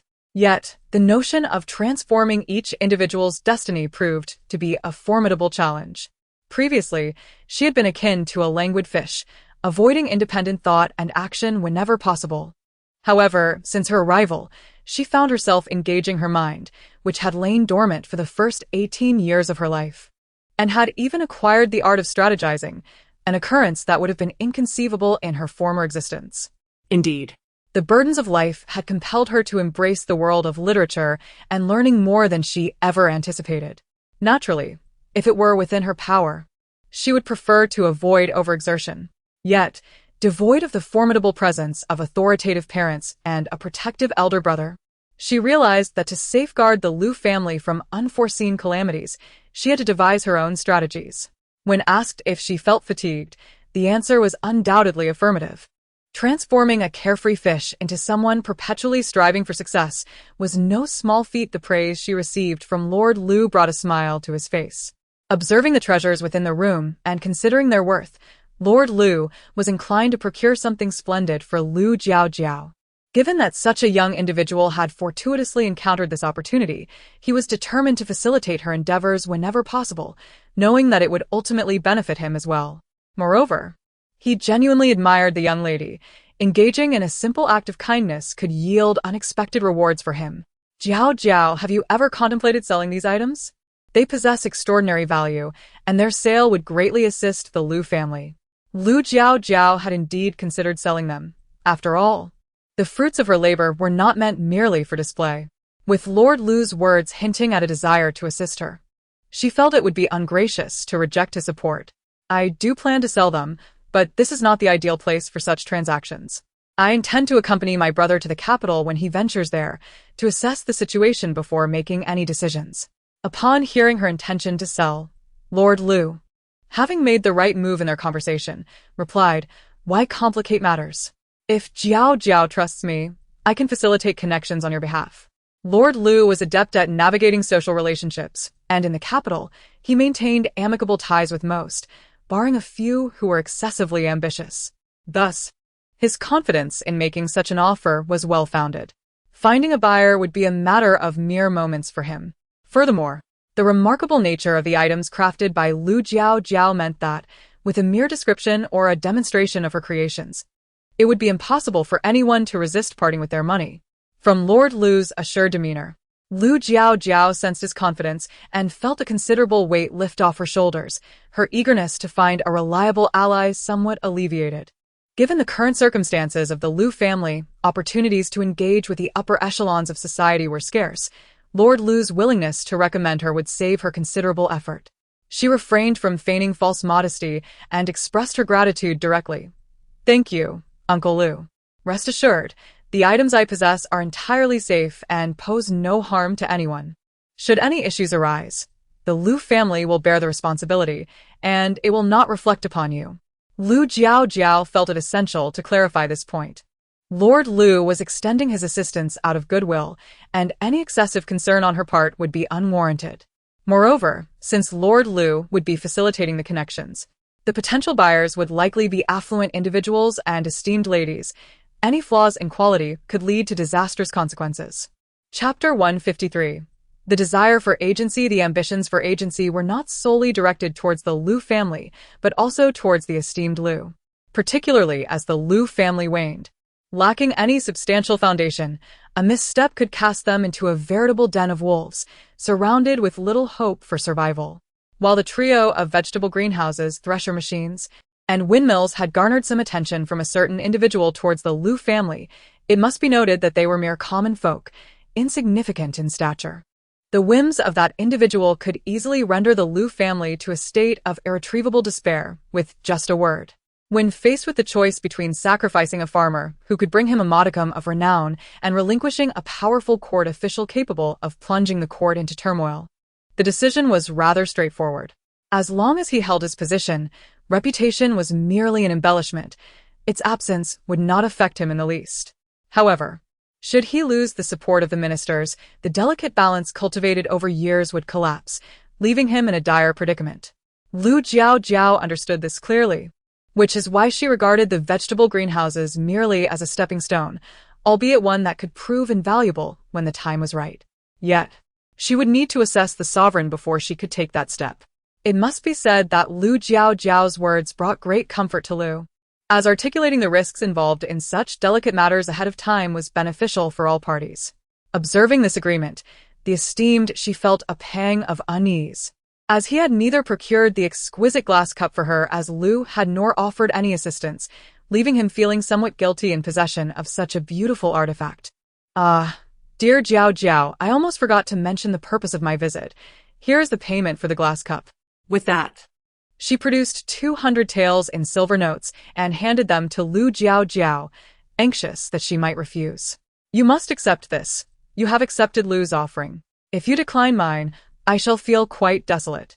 She's words were rather amusing, Lu Jiaojiao mused. This is merely the contribution from Uncle Shi to bolster my little treasury. How could I possibly refuse? She accepted the silver notes, foregoing excessive pleasantries, and transitioned her address from the distant esteemed Shi to the more affectionate Uncle Shi. Having already referred to Liu as uncle, it seemed inappropriate to continue addressing the other two with such formality and distance. Seeing her accept the notes brightened Shi's mood, and he glanced at Liu before eyeing the array of unfamiliar treasures on the table, his thoughts beginning to wander. Jiaojiao, I am quite familiar with the circles of the high-ranking officials in this capital. Perhaps I could introduce you to some lucrative business opportunities. He anticipated her agreement to engage him as an agent. However, before Lu Jiaojiao could respond, the reticent Su interjected. Familiar, you say? With that foul temper of yours. How many people truly wish to engage with you? How many can endure your sarcasm? In the end, it is only I and Liu who can overlook your acerbic tongue. With a flourish, Su concluded. Thus, given your unapproachable demeanor, it would be best not to complicate matters for Jiaojiao. It is wise for you to remain where you are comfortable. Exposed by this merciless rebuke, she felt quite disheartened. He wished to retort as he had in the past. Yet with Lu Jiaojiao, an unmarried young lady present, it seemed unbecoming for the men to bicker before her. Chapter 154. The extraordinary maneuvers of Lord Shi. What does it matter if one is angry? Can it truly lead to a bite? Lord Shi suppressed his frustration and cast a glare at Lord Su, who was speaking some unvarnished truths. He then turned to Lu Jiaojiao and said, Jiaojiao, do not heed his words. I am not as unappealing as he claims. If you entrust these treasures to me for sale, I assure you, I will secure a handsome price. His confidence was so compelling that Lu Jiaojiao felt herself swayed. Naturally, the aim was to sell these items for whatever they might fetch, establishing a solid foundation for the Liu family before their journey to the capital. Moreover, she had her own considerations. Although Lord Shi might possess a temperament that aligns with Lord Su's description, somewhat off-putting, it did not imply he lacked his own social circle or avenues for utilization. As if to validate her thoughts, Lord Su, upon hearing Lord Shi's words, exclaimed in realization, You do not mean to have your son assist Jiaojiao in selling these, do you? Lord Shi replied with confidence, Indeed. Jiaojiao, Rest assured, while my son may not excel in many areas, he is quite adept in business. His treasure pavilion is renowned among the elite, and your treasures will certainly not sell for less than they're worth there." His words were delivered with unwavering conviction. Lord Shi felt no qualms about leveraging his son for sense of pride. After all, he had raised him with the expectation that he would one day contribute to the family. Lord Su found himself at a loss for words. They were not so elderly, still capable of walking several miles, and yet, relying on a son at this early stage felt rather peculiar. This robust and vigorous elder simply could not accept such a notion. Regardless of his acceptance, Lord Su had to concede that entrusting Lu Jiaojiao's treasures to the young master of the Shi family's treasure pavilion was indeed a commendable choice. The pavilion had long since established its reputation in the capital, and placing items for sale there would undoubtedly yield financial returns. Should they encounter the whims of wealthy young lords, the profits could even multiply significantly, far surpassing the benefits of merely recommending them to colleagues, while also alleviating considerable hassle. As he pondered this, Lord Lu also reflected seriously on the matter and agreed that selling through the treasure pavilion was indeed preferable. Although he felt a tinge of regret at not being able to assist Lu Jiaojiao directly, this opportunity for her unique treasures to be showcased at the pavilion was too good to pass up, and he resolved not to interfere further. After all, this time he could not aid Lu Jiaojiao, but surely there would be another occasion. Jiaojiao, the treasure pavilion holds significant clout in the capital. Your items will find a good home there. I was rather hasty not to realize that Lord Shi's son is the proprietor of the pavilion, Lord Lu remarked.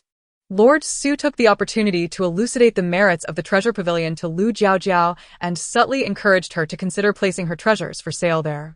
Listening to the commendations of his son from his colleagues and friends, Lord Shi felt a surge of pride and satisfaction. While his son may not possess the finest literary talents, he certainly excelled in business, even competing with the wealthiest family in the capital, the Gong family. The level of his prowess was indeed impressive. Additionally, Lord Shi harbored hopes of having Lu Jiaojiao become his daughter-in-law, encouraging her to hear more favorable words about his son and to place her treasures under his son's watchful eye for sale. Chapter 155. Opening a shop in the capital with this thought in mind, Lord Shi felt a surge of joy. Observing Lu Jiaojiao, who appeared to be deep in contemplation, he sensed her lingering concerns. He promptly reassured her, "My son is quite trustworthy. Should he sell these treasures at the Jinbao Pavilion, he would never misappropriate a single coin. If he ever dared to do so, I would not hesitate to break his legs to provide you with an explanation." Lord Shi, I am indeed pleased that I can consign these items to the Jinbao Pavilion, but can your son truly commit to this? Lu Jiaojiao pondered, wrestling with her doubts. Given the prestigious reputation of the Jinbao Pavilion, it would certainly be an excellent venue for selling her items. Yet, she was unfamiliar with Lord Shi's son and had no understanding of his character. Furthermore, since he did not know her or the value of her possessions, it seemed unreasonable to expect him to comply with his father's wishes by consigning items of uncertain worth to his esteemed establishment. That does seem a bit unreasonable, she mused. After all, according to the operational model of the Jinbao Pavilion, the sudden introduction of inferior goods could significantly tarnish its reputation, potentially affecting Lord Shi's son as well. She was not being overly cautious. She simply preferred to avoid causing any trouble while relying on others' assistance. Upon hearing her concerns, Lord Shi assured her, "Rest easy. Once I speak, my son will undoubtedly heed my words." Yet, that might offend him, Lu Jiaojiao replied with a wry smile. After some contemplation, she ultimately decided against it. Her items were sound, and they could be sold anywhere given time. However, selling them through strangers was less than ideal. Opening her own shop seemed far more reliable. Considering the current pace, it would not be long before the capital's secondary storyline commenced, and Lu Jun would soon need to travel to the capital for the imperial examination. She resolved to accompany him, scouting potential locations for a shop. If she found a suitable place within her means, she would not hesitate to purchase it directly. Patience is essential. I must take one step at a time, she encouraged herself. Her ideas still felt somewhat immature and naive. It appeared she had much to learn. Lord Shi, I nearly forgot to mention that my brother informed me the Lu family is likely to acquire a shop in the capital, so I may have to disappoint you regarding the consignment at Jinbao Pavilion. Lord Shi, who had only recently been elated, responded, "Are you certain? Shops in the capital are not inexpensive. Most crucially, without a powerful family backing, establishing a shop could pose significant challenges." He did not articulate these concerns directly to Lu Jiaojiao, trusting she would grasp the implications. Indeed, she had considered these matters. Yet her greater fear was incurring a debt of gratitude to someone, as the intricacies of interests could be quite perplexing. Without definitive guarantees, she hesitated to believe that everyone could resist such temptations. Some truths, once clarified, were better for all involved. She was averse to complications, meticulously weighing any potential troubles that might arise. "Rest assured, I have taken all of this into account," Lu Jiaojiao replied confidently. Lord Shi sighed, observing her certainty. "Very well, but should any issues arise, do not hesitate to speak up." It seemed that fate had not yet woven a strong bond between his son and Jiaojiao. The reactions of Lords Lu and Su to her refusal were mixed. They understood, yet did not fully comprehend her decision. Logically, one would seize such an opportunity with all their might. Connections with notable families, those who had close ties to the Jinbao Pavilion, and even members of the royal family were invaluable. Chapter 156. The gossip. The items have been placed in the Treasure Pavilion for sale, which is considered a collaboration with their partners. Establishing good relations with the powerful is not an easy endeavor, after all. Ultimately, whether this opportunity turns into fortune or misfortune relies solely on luck. The capital is a hub for the elite, especially within the Treasure Pavilion. One misstep could easily offend someone, and rather than fostering connections, one might even find their life at stake. They remain oblivious to the thoughts that led Lu Jiaojiao to decline association with the Treasure Pavilion. They are merely outsiders offering mere speculation. Furthermore, they do not cling tightly to their pride, insisting that others endorse their opinions. Although they doubt that Lu Jiaojiao could establish a shop in the capital in such a short span of time after this minor incident, to prevent them from overthinking, Lu Jiaojiao took the time to introduce each trinket in the room. When they departed from the study, she even bestowed upon them a small gift. Once Minister Lu and the others were sent off, the Lu family returned to their usual tranquility.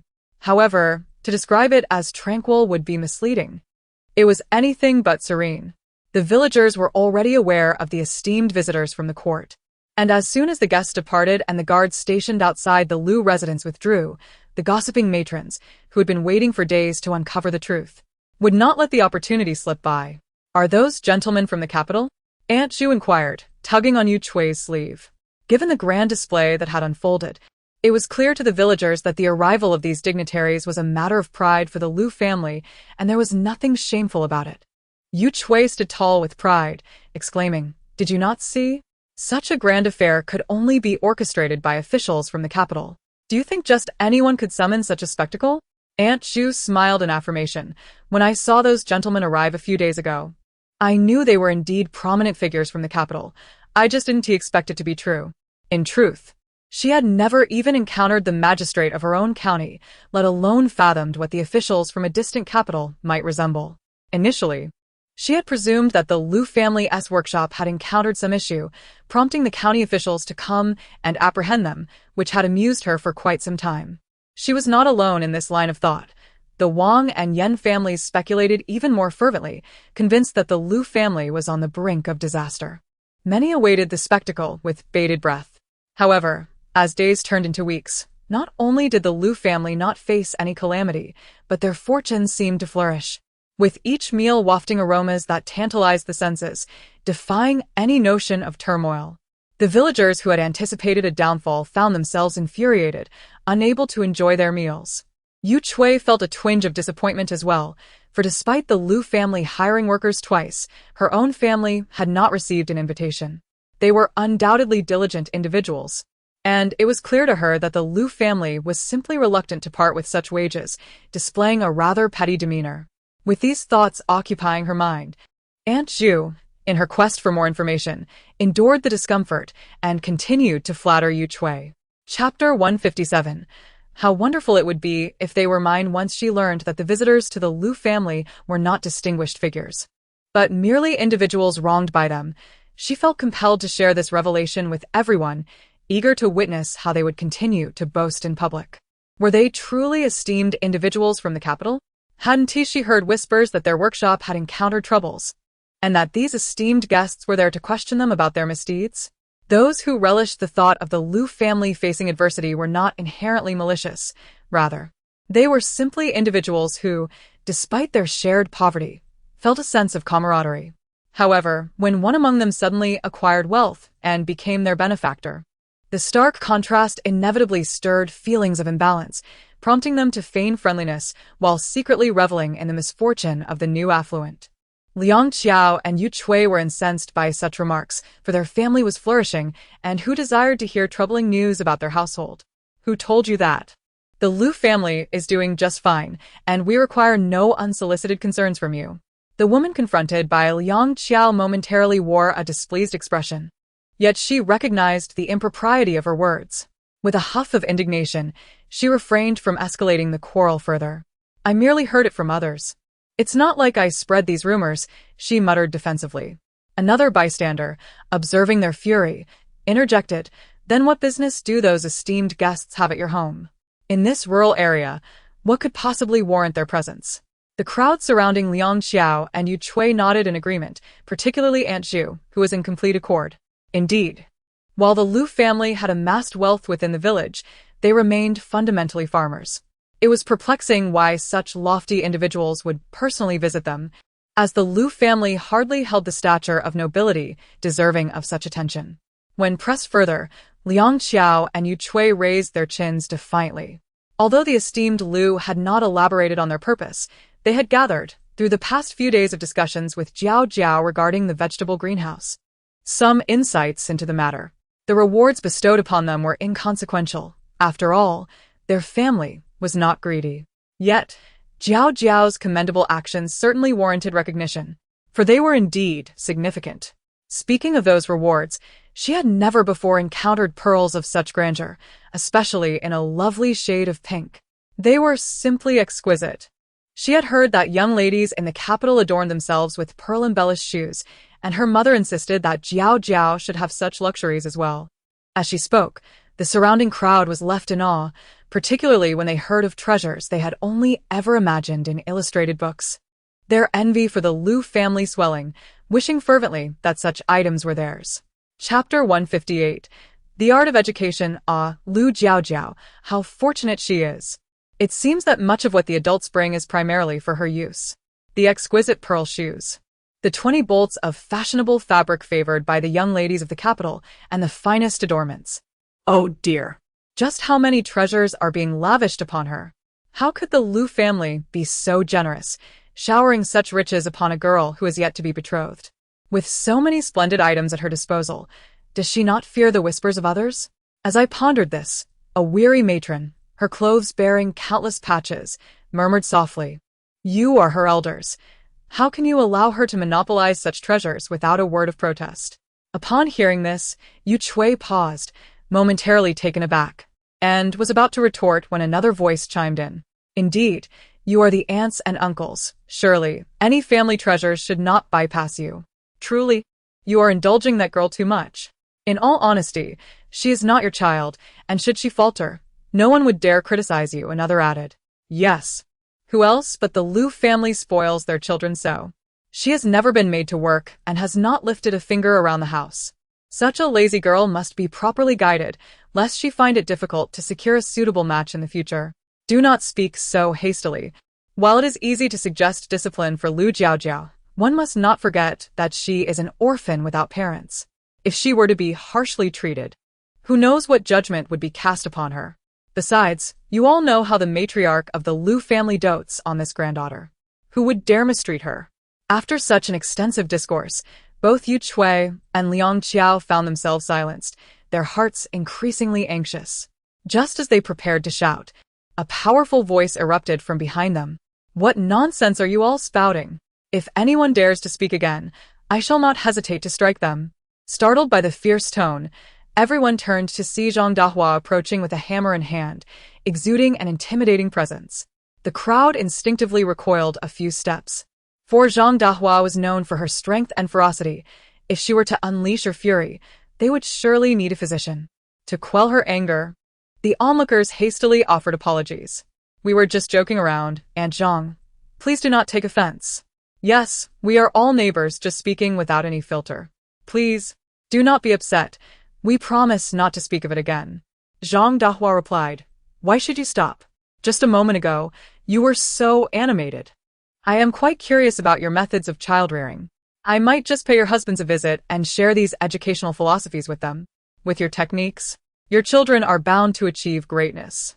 The advice she overheard was intended to incite discord within the Lu family, but if it were to reach the ears of their husbands, they would surely face dire consequences. Fearing Zhang Dahua would indeed relay such information, the others quickly sought to dissuade her. But we were merely speaking in jest, Aunt. It is not genuine guidance on raising children. Perhaps it would be best if you did not mention it. At that moment, Zhang Dahua appeared oblivious to their pleas. How could I not share? These are the heartfelt educational strategies you have all so diligently concocted. Chapter 159. Pleading for mercy. The women, their hearts racing with fear, shook their heads and waved their hands, insisting that it was merely jest. Those so-called educational remedies were nothing more than tactics to foment discord between elders and the younger generation. Zhang Dahua paid them no mind. Oh, do not be so formal with me. Did you not just say that all of this is for the sake of the children? Once they become accomplished, how could they possibly forget you? If they were aware of all you have done for them, not only would they be grateful, but you would also have no worries about your old age.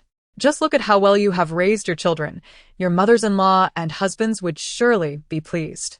The women murmured, if we were to apply such methods to the children in our households, we would be fortunate if they did not harbor resentment towards us, let alone express gratitude for our support in old age. And as for our mothers-in-law and husbands, if they were to find out, it would surely lead to a dreadful confrontation. Dear Zhang, we were mistaken. It was jealousy that prompted our words. Please do not visit our homes. Oh dear. My loose tongue speaks foolishly each day. I fear I have made a fool of myself before you, dear lady. I shall slap my own mouth for such folly. As they apologized and lamented, their faces painted with expressions of contrition, Zhang Dahua felt her anger dissipate slightly, yet their presence still left her feeling uncomfortable. If you cannot speak wisely, then refrain from prattling on. Is it sheer gluttony that drives you to come to my home and spout nonsense before you have even dined? The gossiping women chimed in. Indeed, it must be gluttony that compels us to come here. Zhang Dahua retorted, do not act as though I have bullied you. Look at your own behavior. If you possessed any sense, would I have to lower myself to spare your feelings? The group fell silent, heads bowed. Among them, no one possessed the courage to stand firm, and Zhang Dahua found herself unable to argue further. She surveyed them with a critical eye. At her words, the women shrank back and hurried away, leaving only the eager Zhu, who was keen to uncover the juicy details about the Lu family. Being of the same generation as Zhang Dahua, she was unafraid of any harsh words that might be directed at her. Her thick skin rendered her impervious to dismissal. Zhu approached Zhang Dahua, inquiring, pray tell, did those adults truly come to your home solely for that peculiar greenhouse? Her curiosity about this matter had been piqued, but with so many people around earlier, she had refrained from asking. In her view, the greenhouse on the Lu family's land was not an exceptionally challenging endeavor, especially when several villagers had previously helped in its construction. Surely, her husband could extract enough information from them to replicate the greenhouse. Once completed, regardless of whether it garnered the adults' admiration, it would undoubtedly be a lucrative venture, for the produce cultivated by the Lu family was indeed remarkable. Not to mention the fruits as well. Zhu considered herself a shrewd woman, thinking that others would surely overlook such a profitable opportunity, feeling quite pleased with herself. Indeed. Why else would those adults leave their comfortable lives in the capital to come to such a rural place? Zhang Dahua responded curtly. Jiaojiao remarked that the matter of vegetable greenhouses would soon be widespread, requiring no concealment, as everyone would eventually engage in it. Yet, Zhu remained skeptical that these individuals had genuinely come from the capital. She mused that her lack of education rendered her as gullible as those ignorant women, though it was clear that the greenhouse had indeed caught the attention of the officials in the county.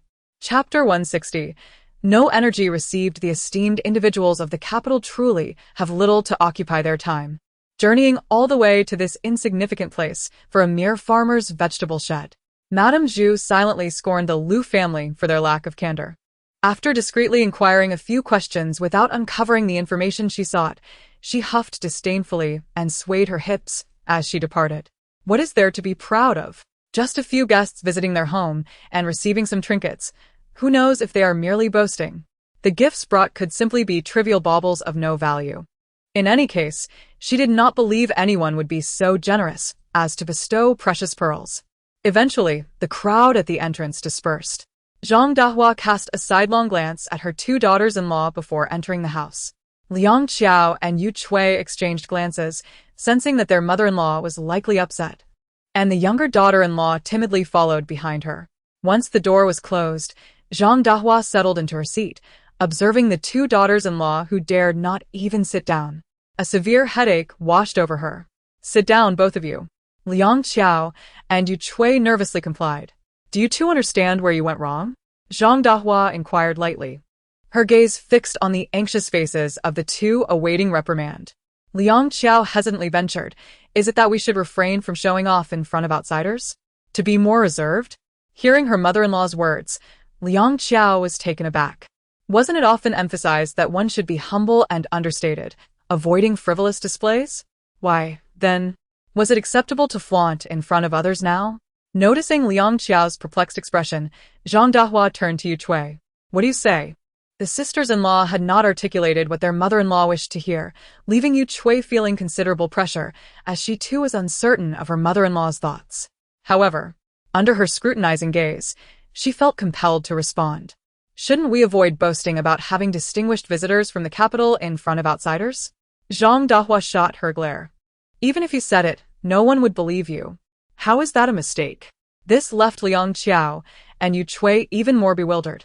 Fearful of further inciting what seemed to be a particularly irritable mood in their mother-in-law today, they bowed their heads in silence, but their lowered gazes betrayed their struggle to suppress laughter at the unexpected childlike temperament displayed by their mother-in-law. In the Yen household, the 008 system, which had been endlessly waiting for Yen Zai and others, had not received any energy in recent days, leading to an increasingly irritable disposition. Observing the continued delays, Yen Xiao grew frustrated, feeling as though she was being toyed with. How was I to know? Those people were clearly ordinary farmers. Who would have thought there were individuals buying vegetables without consuming them? And weren't you watching when they came to purchase the vegetables? She retorted. Now that there's a problem, don't place all the blame on me. You share the responsibility. Yen Xiao was genuinely astonished that such people existed, spending money on vegetables, yet not eating them. Was it for mere display? Ridiculous. The 008, on the verge of losing control, almost snapped back. If you hadn't claimed you could handle it effortlessly, would I have been so lax? Yen Xiao, however, was unsatisfied, asserting, I don't believe those people are the issue. Perhaps the vegetables from the space have malfunctioned and no longer possess the capability to convert luck into your energy. Chapter 161. Peculiar logic. Don't blame me for everything. Yen Xiao finally declared. 008, sensing the meager energy within, exhaled deeply. It contemplated the situation, but Yen Xiao was not pleased. To her, Gong Hong was the target of her affections, a potential candidate for her future harem. How could she bear to see him deprived of his fortune? She was well aware of the unfortunate fates that befell those whose luck was siphoned away. Now that she was about to accompany Gong Hong to the capital, what if his fortune waned and they encountered misfortune on the way? This was a matter of her safety and certainly warranted serious consideration. Believing her concern stemmed from genuine affection for Gong Hong, 008 found itself amused and somewhat exasperated by Yen Zhao's last remark. It was indeed a loyal companion, yet rather cold-hearted. Nevertheless, in an effort to replenish its energy, 008 hastily reassured her, you needn't worry. As I mentioned, Gong Hong is a supporting character. His fortune is 100 times more potent than that of an ordinary person. Losing a trivial amount of energy poses no threat to him. And there will be no mishaps on your journey to the capital. If you're truly concerned, I can provide you with some protective treasures. Rest assured, you are my host, and I won't allow anything to happen to you. If you come to harm, I would be in dire straits as well. After hearing this, Yen Xiao finally relented, agreeing to cook for Gong Hong when he visited her home, but insisted that 008 must not absorb too much of his fortune. 008 readily acquiesced, knowing that Yan Xiao would not be aware of how much energy it absorbed. Of course, to ensure it would ultimately claim all of Gong Hong's fortune after Yan Xiao successfully won his heart, 008 understood the value of sustainable development. A small feast now, followed by a grand banquet later. Once their agreement was reached, their camaraderie returned to normal. To reward Yan Xiao, 008 gifted her a jar of hair cream, encouraging her to tend to her dry, split-end riddled hair. Who could say how the male lead and supporting character might react upon seeing such poor hair quality? Gong Hong harbored some affection for Yan Xiao, and within a few days, he returned to the Yan residence to seek her out once more. Upon arrival, he casually tossed some gold jewelry to Yan Zhao's parents, dismissing them with ease. Surprisingly, the couple did not feel embarrassed after being turned away several times. After all, they had received gold, and what did it matter if they lost face? Could their dignity surpass the value of gold? Was her reputation at stake? Oh, in the end, who doesn't marry? If she could be with the wealthy Gong Hong, even as a concubine, it would be preferable to marrying a farmer from their small village. What was there to fear about reputation? They were living their own lives, and once they thrived, who would care about the opinions of others? Moreover, by aligning themselves with Gong Hong, they believed they would gain more than they currently possessed. Perhaps their younger son might even have the chance to accompany him to the capital and become a young master himself. Chapter 162. Absorbing fortune. With these delightful thoughts in mind, the couple from the Yen family joyfully adorned themselves with gold jewelry, parading from one end of the village to the other to show off.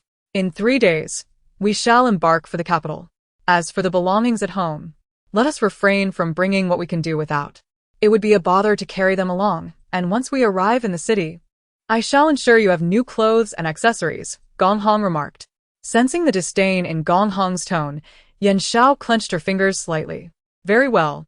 I shall heed your words. By the way, have you eaten? I happen to have some fresh vegetables at home. Shall I prepare a few dishes for you? After contemplating, Gong Hong realized he was indeed a bit hungry. Initially, he had intended to take Yan Xiao to a restaurant in town, but seeing her eagerness to cook for him, he couldn't bear to disappoint her and consented to dine at her place. With his approval, Yan Xiao quickly served him a pot of freshly brewed tea before darting into the kitchen. The kitchen still bore the warmth of the recently used stove. All that was required was to toss in some firewood. Having worked since childhood, Yan Xiao found no difficulty in preparing a few dishes, and within half an hour, the meal was ready. As she laid the dishes on the table, Gong Hong regarded the appealing spread before him, and his appetite was piqued. Sampling a dish, he found it to his liking, and his eyes gleamed with approval. Your cooking is quite delightful. Yan Xiao smiled shyly, her expression tinged with a hint of bitterness. I've been pressed into household chores by my parents since I was young, and I've been cooking for many years, so the taste is passable. A woman with a tragic background often elicits sympathy from men. Observing the soft light in his eyes, Yan Xiao recounted her sorrowful tale of the hardships she faced in this life, embellishing it for effect. Indeed, as Gong Hong listened to her recount the struggles of her upbringing, he felt a surge of indignation towards her parents, even wishing to have the servants reprimand them. Yet upon hearing that Yan Xiao was able to assist her family, he felt a sense of relief, as it meant her weary parents could enjoy a bit of respite. Moved by her understanding and kindness, Gong Hong finished every last morsel of the dishes she had prepared. The two lingered until twilight approached. With no available rooms in the Yan household and being a young master, Gong Hong certainly would not rest in such a place. Thus, taking advantage of the fading light, he swiftly departed in his carriage. As Gong Hong's carriage receded into the distance, Yan Xiao paid no mind to her parents, who had just entered. She firmly shut her bedroom door with a decisive thud. Did you absorb the energy?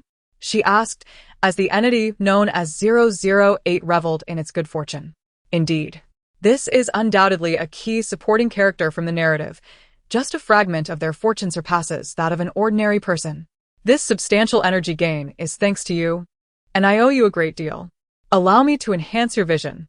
Indeed, it was thanks to Yan Xiao that 008 had not anticipated such an abundance of energy from Gong Hong, a young master accustomed to delicacies, who would not typically consume the dishes prepared by Yan Xiao.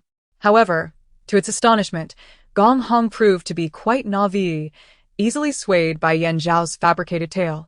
And out of compassion, he consumed everything she had cooked, ensuring she would not see any leftovers. Chapter 163.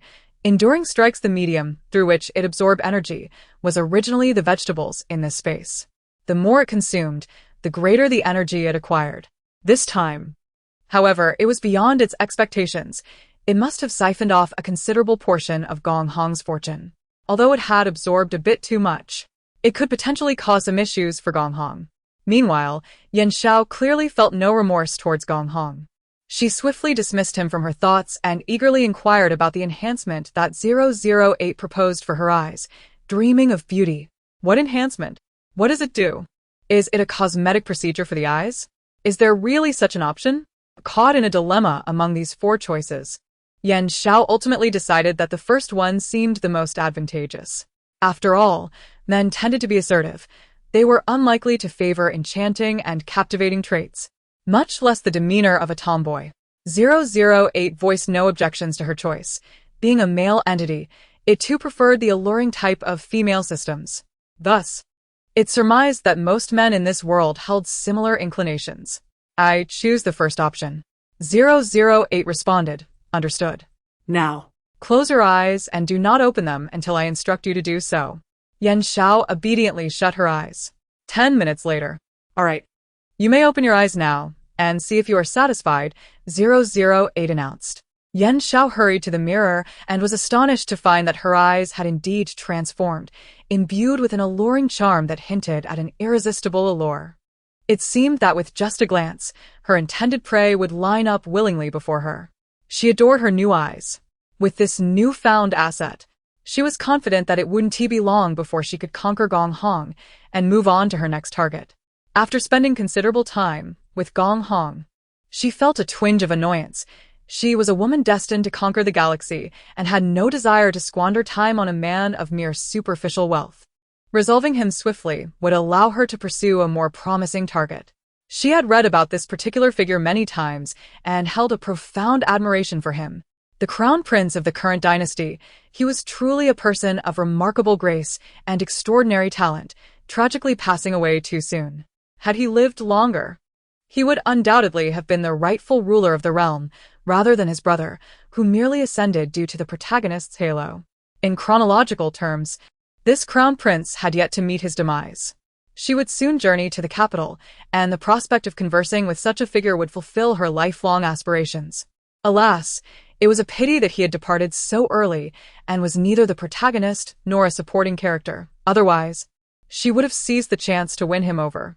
Reflecting on this, Yan Xiao lamented silently, unable to tear her gaze away from the mirror that now reflected her significantly enhanced beauty. Initially, Lu Jiaojiao merely intended to inquire if anything noteworthy had occurred in recent days. However, upon witnessing the injuries on their faces, she thought to herself, no need to ask. It is evident they have been beaten. Chapter 164. It's settled. Let us lay it all bare. What transpired? Speak up. Lu Jiaojiao gestured for them to take a seat, devoid of any intent to reproach. Do Jiong felt a slight sense of relief, noticing that she did not seem inclined to cast them out. She found herself uncertain whether this was a mere coincidence or a scheme orchestrated by Gong Hong. After all, Gong Hong had numerous subordinates and enforcers. If he truly wished to harm Lu Jun, he could easily summon his professional aides rather than resort to those ruffians. Yet, she pondered this matter further, still unfamiliar with Gong Hong's character, and it remained a mystery whether he underestimated Lu Jun, the frail scholar, leading him to avoid using his own men. You have done remarkably well in this matter. I recall your family's hardships. Please visit Uncle Chi later and collect 10 taels of silver as a reward for safeguarding my brother, she continued. Although he had sustained some inexplicable injuries, it was still a positive outcome. With this thought, Lu Jiaojiao felt that it was better to address such matters sooner rather than later. Tonight was indeed an opportune time for confidential discussion. That evening, after dinner, Lu Jiaojiao promptly took Lu Jun to the study, without further ado. Although some items had been removed by Lord Lu and the others, many modern artifacts remained within the study. As long as Lu Jun was not dense, He would surely deduce the truth upon seeing these items, informed by her previous actions. Well then, do you have any other thoughts upon seeing these? Lu Jiaojiao initially intended to wait for Lu Jun to confess his identity, but upon entering the study, he began to touch everything with a nostalgic glint in his eyes, completely neglecting to reveal his own identity. Thus, she had to pose the question herself.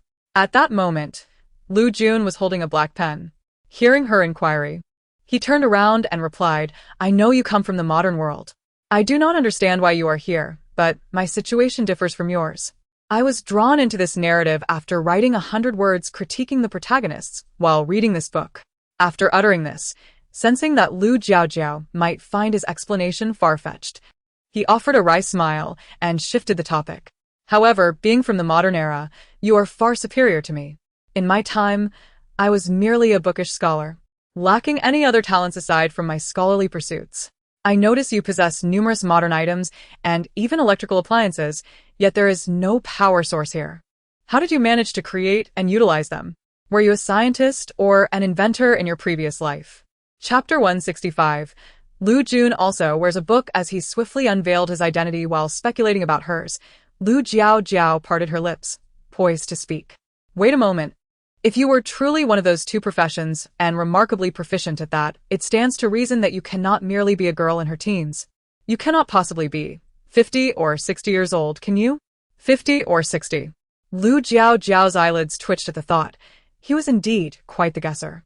Lu Jun replied, "I mentioned that you hardly appear to be a young girl, which explains it, at such an advanced age. Even if you were transformed into a youthful maiden, your mindset would not genuinely reflect that of a girl." He sighed. "Well, you are fortunate to be here. At your age, you wouldn't have many years left in the modern world. Although you have arrived in a foreign place, being so youthful again feels akin to winning the lottery. Unlike me, I am not much older than this body. I am merely a sophomore, with a plethora of splendid youth awaiting to be squandered. Suddenly finding myself in such a place feels like stepping in something unpleasant." The more Lu Jun spoke, the more despondent he became, ultimately voicing a sentiment he had contemplated countless times. "Had I known, I would never have penned any critiques of the protagonist, sacrificing my splendid life in the process. What a loss! What was I thinking? I have yet to experience love in my life, and here I am in this wretched place." Hearing him lament so pitifully, Lu Jiaojiao initially felt angered by his aging her, yet, upon recognizing his sorrow, she reluctantly forgave him. "While I do sympathize with your plight, I must clarify that I am not a grandmother in her 50s or 60s. I have just recently surpassed the age of 18 in reality," Lu Jiaojiao stated earnestly. Though her seriousness was palpable, Lu Jun looked at her and burst into laughter. "We are all from the same place, so let us refrain from fabricating tales, shall we? I promise not to mock you." Lu Jiaojiao felt exasperated. It seemed that even when speaking the truth, she went disbelieved. "I truly am only 18. If my identity chip were not untestable here, I would have shown you by now." "Identity chip? Such a thing does not exist in reality. Are you referring to an ID card? I didn't realize you were so trendy, keeping up with the youth's fascination for science fiction," Lu Jun teased. "No identity chip?" Lu Jiaojiao raised an eyebrow, pondering if this younger brother belonged to the same era as Yan Xiao. With this thought in mind, she inquired, "Are you from the 21st century?" Lu Yun, thinking she was still jesting, replied in exasperation, "There is no need for pretense.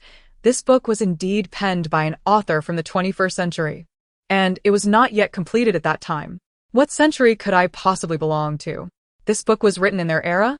How could that be?"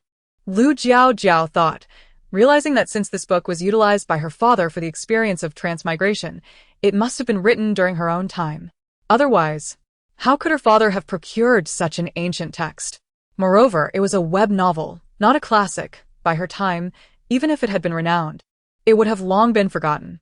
Lu Jiaojiao could hardly believe it, yet despite her skepticism, she had to concede that Lu Jun, a person from the past, could not possibly have encountered anything from the future. Therefore, could it be that this agricultural tale had miraculously survived for several centuries? Was it possible for something to remain intact in a world where the internet had long ceased to exist? Lu Jiaojiao felt as if her mind were on the verge of spinning out of control. Chapter 166. Trust Little One. Do you have a multitude of question marks swirling in your mind? Lu Jiaojiao replied, Indeed, my head feels as though it might explode. I am a traveler from the future. Well, at least from your perspective. Lu Yun remained skeptical. Come on, let's not jest. I hail from the 25th century, where humanity has developed devices that allow us to traverse into the pages of books. I arrived here through a reading experience crafted by my father. Whether you believe it or not is entirely up to you. Rolling her eyes, Lu Jiaojiao added a final remark. Observing her serious demeanor, devoid of any deceit, Lu Jun contemplated the possibility that she might be telling the truth. Yet, he found it hard to accept that a trivial online narrative could have endured for centuries. This is the crux of my disbelief, he mused. As a student who had undergone years of rigorous training, he understood that only certain exceptional works of literature could withstand the test of time.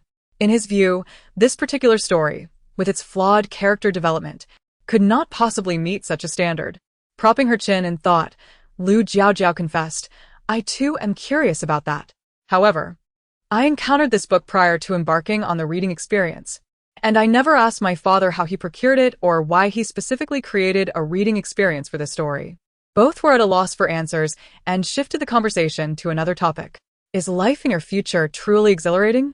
I've read numerous science fiction tales. Surely, vehicles can fly in your time? And what of space travel? Can one simply board a spaceship and depart? Lu Jun shared his vivid imaginings of the future. Upon finishing, he was met with a gaze from Lu Jiaojiao that suggested he was rather naive. Perhaps you are overthinking it. While the 25th century has indeed made rapid advancements, we have not reached the heights you envision. Life is not as splendid as you might believe. I find your era rather appealing. Lu Jiaojiao stated earnestly. She genuinely believed that in her time, not only was material wealth abundant, but spiritual fulfillment was rich as well. In contrast, the 25th century had undergone significant shifts in ideology, many of which were detrimental. Lu Jun struggled to grasp her perspective, holding the belief that progress inevitably led to improvement, allowing access to a myriad of experiences. Perhaps you have grown weary from your prolonged stay there? He speculated. Now somewhat convinced of Lu Jiaojiao's claim of being merely 18, he attributed her youthful whims to a potential dissatisfaction with her monotonous existence, a sentiment he himself had experienced. Lu Jiaojiao shook her head in denial. No. We have the ability to enter virtual worlds, where we can make friends, shop, and create our own havens. There are countless fascinating experiences awaiting us. How could I possibly feel bored? That sounds akin to entering a digital realm. You are indeed fortunate. Lu Jun, a self-proclaimed internet addict, expressed his envy. What else is there to enjoy in the virtual world? Lu Jiaojiao pondered before mentioning a feature that all boys would find appealing. In the virtual realm, individuals can engage in combat using the armor and weapons they've forged, all within a secure environment that safeguards against serious injury. Wow, that sounds exhilarating. Your entertainment options far surpass ours, Lu Jun remarked enviously. Lu Jiaojiao wholeheartedly agreed, noting that perhaps the disdain for mundane reality in the 25th century had led to a plethora of diverse entertainment forms in the virtual space, ranging from intricate games to simple dress-up challenges. In the virtual world, time and reality nearly stand still, allowing individuals to unwind when their minds feel overwhelmed before returning to their duties. This observation led to the realization that most recreational activities seem designed to help workers and high-achieving students relax. After all, in the fervent work-driven climate of the 25th century, without such virtual distractions, one might inevitably face a breakdown. While we have a wealth of entertainment in the virtual realm, I must admit that in other aspects, we are truly lacking compared to your world, Lu Jiaojiao explained when Lu Jun inquired about the reasons. Are you serious? You jest. Who would willingly embrace such a grueling work ethic? Surely, no one can sustain themselves under such conditions, devoid of rest. Don't they understand the importance of balance between work and leisure?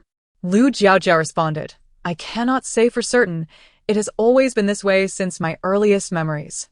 However, thanks to various miraculous pharmaceuticals, aside from somewhat diminished physical agility, the populace experiences no major issues. You future folk are remarkable, Lu Jun exclaimed, a myriad of thoughts coalescing into a single statement.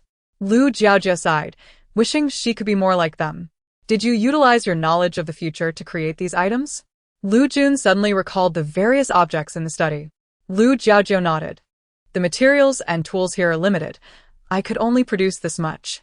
As she unveiled a rudimentary smartphone she had placed on the table, Lu Jun felt a pang of embarrassment. You've even crafted a smartphone. There's no need for modesty, little sister. Upon uttering the term little sister, he recalled Lu Jiaojiao's age and sighed. Alas, the disparity between our intellects is striking. I am several years your senior, and aside from my academic pursuits, I possess no other skills. Yet you, barely an adult, have already created a smartphone, air conditioner, and desk lamp. Lu Jun felt despondent, recognizing his own stagnation in life, lamenting the missed opportunities to learn and grow during his youth. Now, in comparison to his talented sister, he felt utterly inadequate. Had he acquired more knowledge, he might have had broader options beyond the confines of the imperial examination. Speaking of which, Lu Jiaojiao felt a sense of pride, having created these objects herself, infused with a unique emotional resonance. Feeling inexplicably disheartened, Lu Jun cast a wistful glance her way before returning to fiddle with the smartphone. As he examined it, he realized it bore no significant differences from the full-screen smart devices they used. This left him perplexed. Could it be that after several centuries of technological advancement, the smartphone has remained stagnant? That seems improbable. Chapter 168. Starting over? Didn't you develop mobile technology back then? Lu Yun inquired, perplexed. The design of the mobile phone she crafted was inspired by the models from Lu Jun's era, so she was not astonished by his question. Indeed. There have been significant advancements.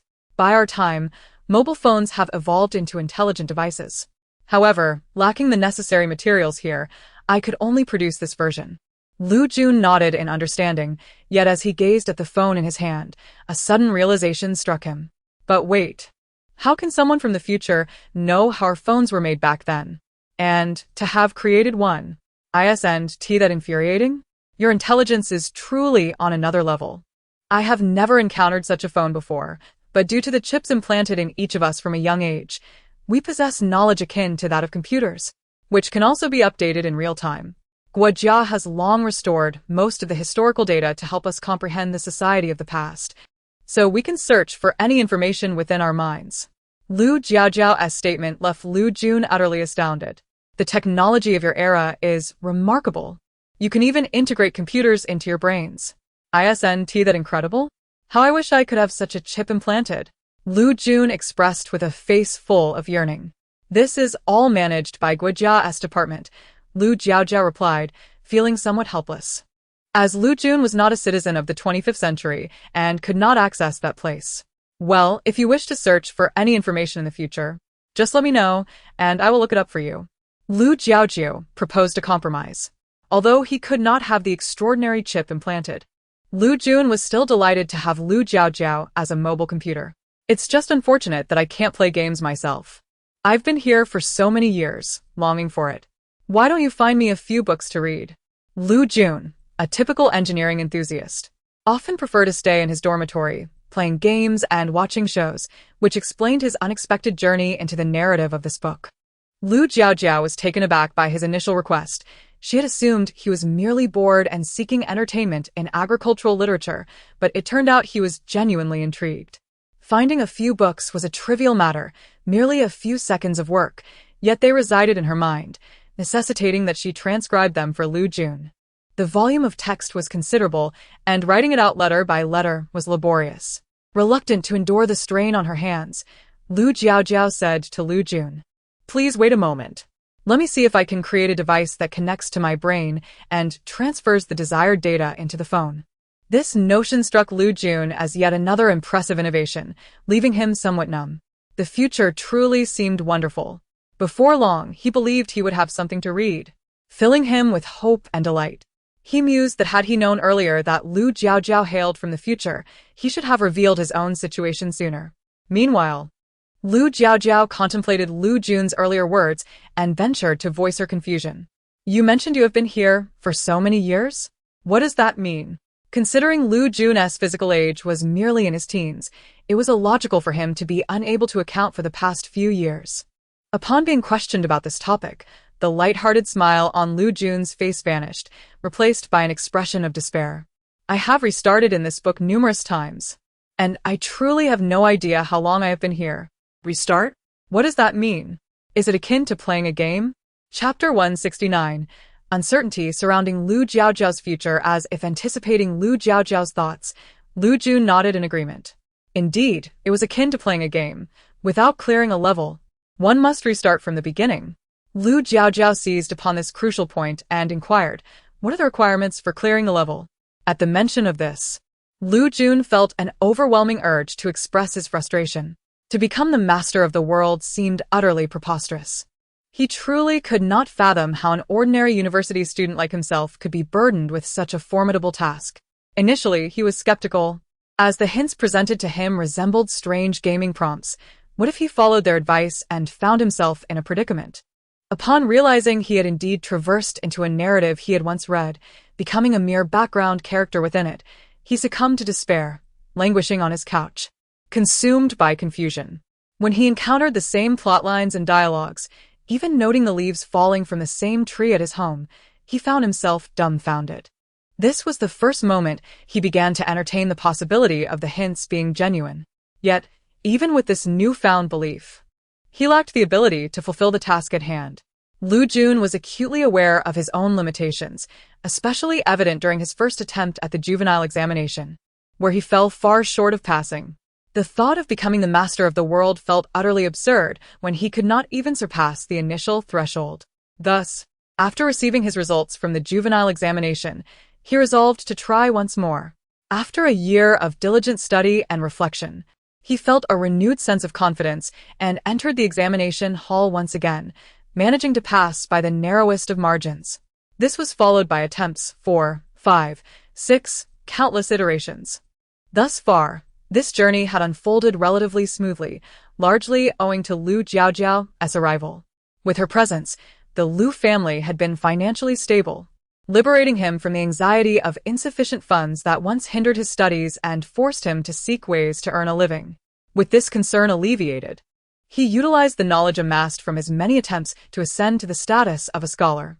This marked his first significant achievement, and he pondered that if this trend of success continued, perhaps he could complete the civil service examination side quest as well. After the palace examination, securing a position among the top 3 would enable him to embark on his journey as a teacher. Furthermore, with Lu Jiaojiao now adept at managing vast quantities of information, Lu Jun felt that the likelihood of accomplishing this task was quite promising. Uncertain whether Lu Jiaojiao would remain after this next attempt, he recognized that he would need to exert every ounce of effort to ensure success. Chapter 170.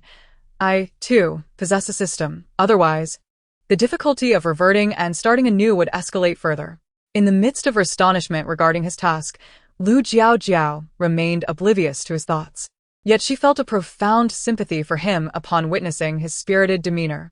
To endure the same experiences repeatedly would surely drive her to madness, she mused. Yet, Lu Jun appeared remarkably composed. She truly admired his resilient mindset, unyielded by such challenges, a veritable embodiment of fortitude. Indeed, your task is quite formidable. Should you ever require assistance, do not hesitate to ask. I shall offer my help wherever I can, she remarked. As Lu Jun pondered how to convey his gratitude, he promptly expressed his heartfelt thanks upon hearing her words. Well, we are all characters drawn into this narrative, and given your pitiable appearance, it would seem rather callous of me not to extend my aid, Lu Jiaojiao teased after receiving a cascade of compliments from Lu Jun. Lu Jun shook his head, asserting, you deserve my gratitude for your assistance. It would be only natural if you chose not to help, and I would not perceive you as unkind. Amused by his earnestness, Lu Jiaojiao chuckled. After concluding their discussion, she recalled Yan Xiao and inquired, you must be aware of the protagonists in this story, correct? Lu Jun nodded. Indeed, the female lead is Yan Xiao from our village. Precisely. However, she, too, traversed from your world into this book. Did you know that? I saw that the book mentioned her as having crossed over, but does she harbor other issues? Lu Jun asked directly.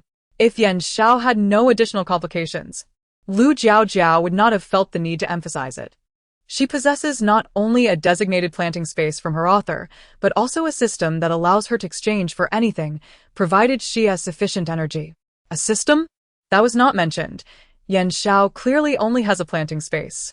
Where did this system originate? Has the plot unraveled? Lu Jun's mind was filled with confusion. But how do you know she has a system? Do you also possess one? Lu Jun asked, bewildered, as he contemplated the potential chaos within the narrative. Lu Jiaojiao was uncertain about the trajectory of the plot. For now, managing her own affairs sufficed, leaving the rest beyond her control. And what of your system? Is it integrated within your mind like something from science fiction? Lu Yun inquired, gazing curiously ahead forward. Lu Jiaojiao shook her head. No, it is quite distinct. It can transform into any form. Can transform? How sophisticated. Lu Yun marveled. As he watched intently, Lu Jiaojiao's earring fell from her ear, transforming into a pink pig. Lu Jun, who had anticipated a superhero-like manifestation, was momentarily taken aback. Is this the system? Are you certain it is not merely a pig? And a rather girlish pink one at that. While it possesses an appealing visage, it does not alter the fact that it is, indeed, a pig. You are the pig. A Yuan protested, snorting with indignation.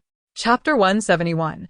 The plan the first time Lu Jiaojiao mistook it for a pig was forgivable. After all, it was a creation bestowed with life by her father, and it could not possibly harbor any anger towards her.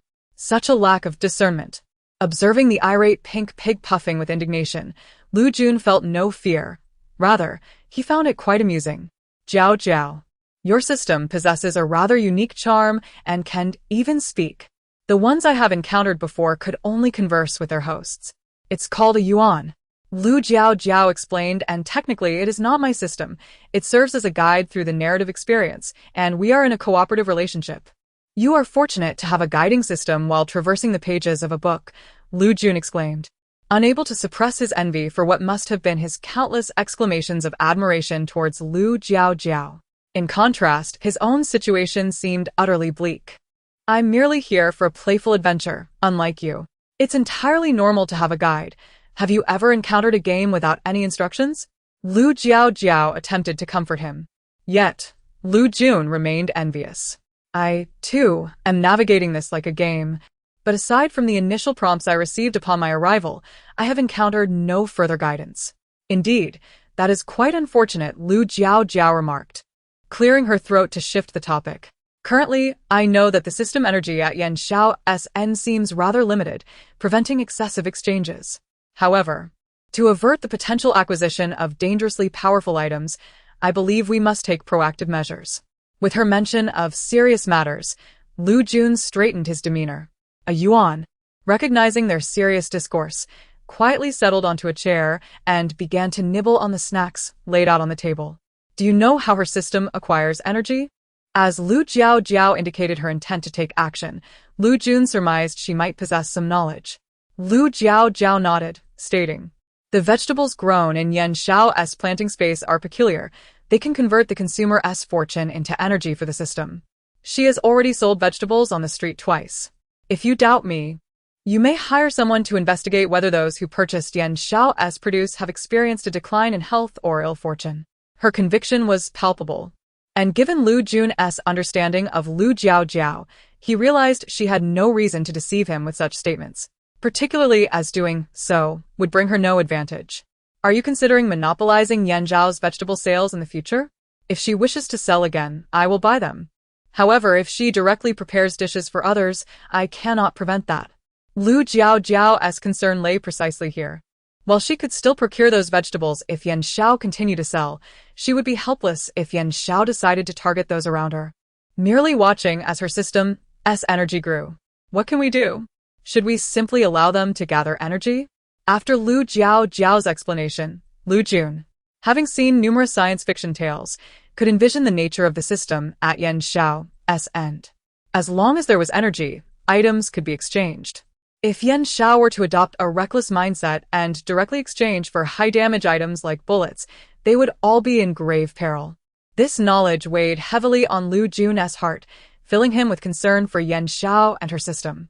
Chapter 172. The plot takes a different turn. Having encountered numerous storylines and been ensnared within them, Lu Jun was certainly aware of the protagonist's aura. He understood that Yan Xiao, as the female lead, would possess a similar glow, thus suggesting that their actions must pertain to this aspect. Lu Jiaojiao remarked that if they could dominate the narrative led by Yan Xiao, her protagonist aura would be diminished to some extent. However, Lu Jun found himself perplexed by the implications of weakening this aura, as it did not seem to inhibit her system from acquiring energy. In his confusion, Lu Jun proposed a suggestion. What if we take advantage of the present moment while Yan Xiao has yet to mature and exert control over her? At this point, her system lacks sufficient energy to exchange for anything of formidable power, and she is merely a powerless farmer's daughter, making her resistance quite improbable. Thus, subduing her would not pose a significant challenge and would alleviate considerable trouble for them, especially considering the men who would wholeheartedly follow her in the future are not to be trifled with. Upon hearing his notion, Lu Jiaojiao swiftly punctured his optimistic fantasy with a single finger. She had already acquainted herself with Gong Hong and would likely soon journey to the capital with him. Therefore, their hands were tied. It was time to let go of this idea, dear brother. Yan Xiao is to accompany Gong Hong to the capital? Has the plot progressed to this point? Lu Jun was taken aback. Has Yan Xiao already severed ties with the Yan family? How come I was not informed? He remembered that Yan Xiao had amassed considerable wealth, but ultimately severed her relationship with her avaricious parents, seeking independence amid their relentless exploitation. Thus, when she encountered Gong Hong, who was fleeing for his life, she had aided him in evading capture and tended to his wounds with great care for several days until he recovered. Due to this act of saving grace, Yan Xiao became an indelible memory in Gong Hong's heart, akin to a white moonlight. Aware of her lack of parental affection and the struggles she faced to make a living, he empathized with her plight, ultimately deciding to take her to the capital. Lu Jiaojiao candidly stated, "No, the current development of the plot diverges significantly from the original text. So pay attention and do not rely too heavily on the known narrative." How could the plot have changed? I have traversed this story numerous times without witnessing any alterations in the protagonist's arcs, Lu Jun pondered, his mind questioning whether he was still in the same narrative or had inadvertently shifted to another tale. The diminishing of Yan Zhao's protagonist aura had resulted in her occupying a lesser role in the current storyline, leaving her with minimal narrative presence. This conclusion was the result of Lu Jiaojiao's extensive contemplation. She had long noticed that when she commandeered Yan Zhao's original plot, it seemed as though Yan Xiao had remained at home, seldom making an appearance, akin to a character in a comic waiting for their moment to shine. This sensation was both peculiar and exhilarating, yet Lu Jiaojiao felt she possessed a considerable advantage. The protagonist's aura was not as insurmountable as it once seemed. Chapter 173. Admiration. It is akin to an indomitable vessel. However, once it is punctured, the remaining contents become easily accessible. Lu Jun was skeptical of this assertion. How much could the protagonist's halo truly influence the narrative? Jiaojiao, do not presume that my limited reading renders me gullible. The protagonist is determined by the author, and the plot is preordained. External factors cannot possibly alter it. After all, despite his relentless efforts, how has he progressed so little? Setting aside the reduction of Yan Zhao's plot significance for the moment, have you not observed that she is not as formidable as she was in the original text? Lu Jun did not believe this, nor did Lu Jiao require him to concede to such a notion. She was still in the process of synthesizing her thoughts. Once they transitioned to the next map, she would have her conclusions. Indeed, I recall that at this juncture, Yan Xiao has already amassed wealth surpassing that of the town's wealthiest citizen, purchasing a restaurant and several shops, thereby continuing to ensnare everyone's purse strings with culinary delights. This narrative is inherently an upgrade tale for the female protagonist, meticulously detailing her every financial triumph and the hearts she wins. Lu Yun remembered this distinctly. Reflecting on Yan Zhao's later investments in those down-and-out male supporting characters, Lu Jun seemed to arrive at an epiphany. While it was not explicitly stated, I surmise that Gong Hong recognized Yan Zhao's formidable earning potential, which prompted him to bring her to the capital. I recall that he was not particularly favored at home and wielded little authority. The world is indeed harsh. yet with wealth paving the way, the road becomes significantly easier to traverse. The Gong family is not a harmonious one. With many women and children and limited resources, competition is inevitable. Furthermore, the Gong family status as royal merchants affords them considerable benefits that none would willingly relinquish. In the original text, it was indeed after Yuan Shao arrived in the capital that she flourished, financially supporting Gong Hong and training his followers, while also securing numerous allies, thereby gaining the upper hand in the inheritance dispute. Ultimately, through the connections she cultivated, she entirely devoured the Gong family's riches and ascended to a position of power within the family.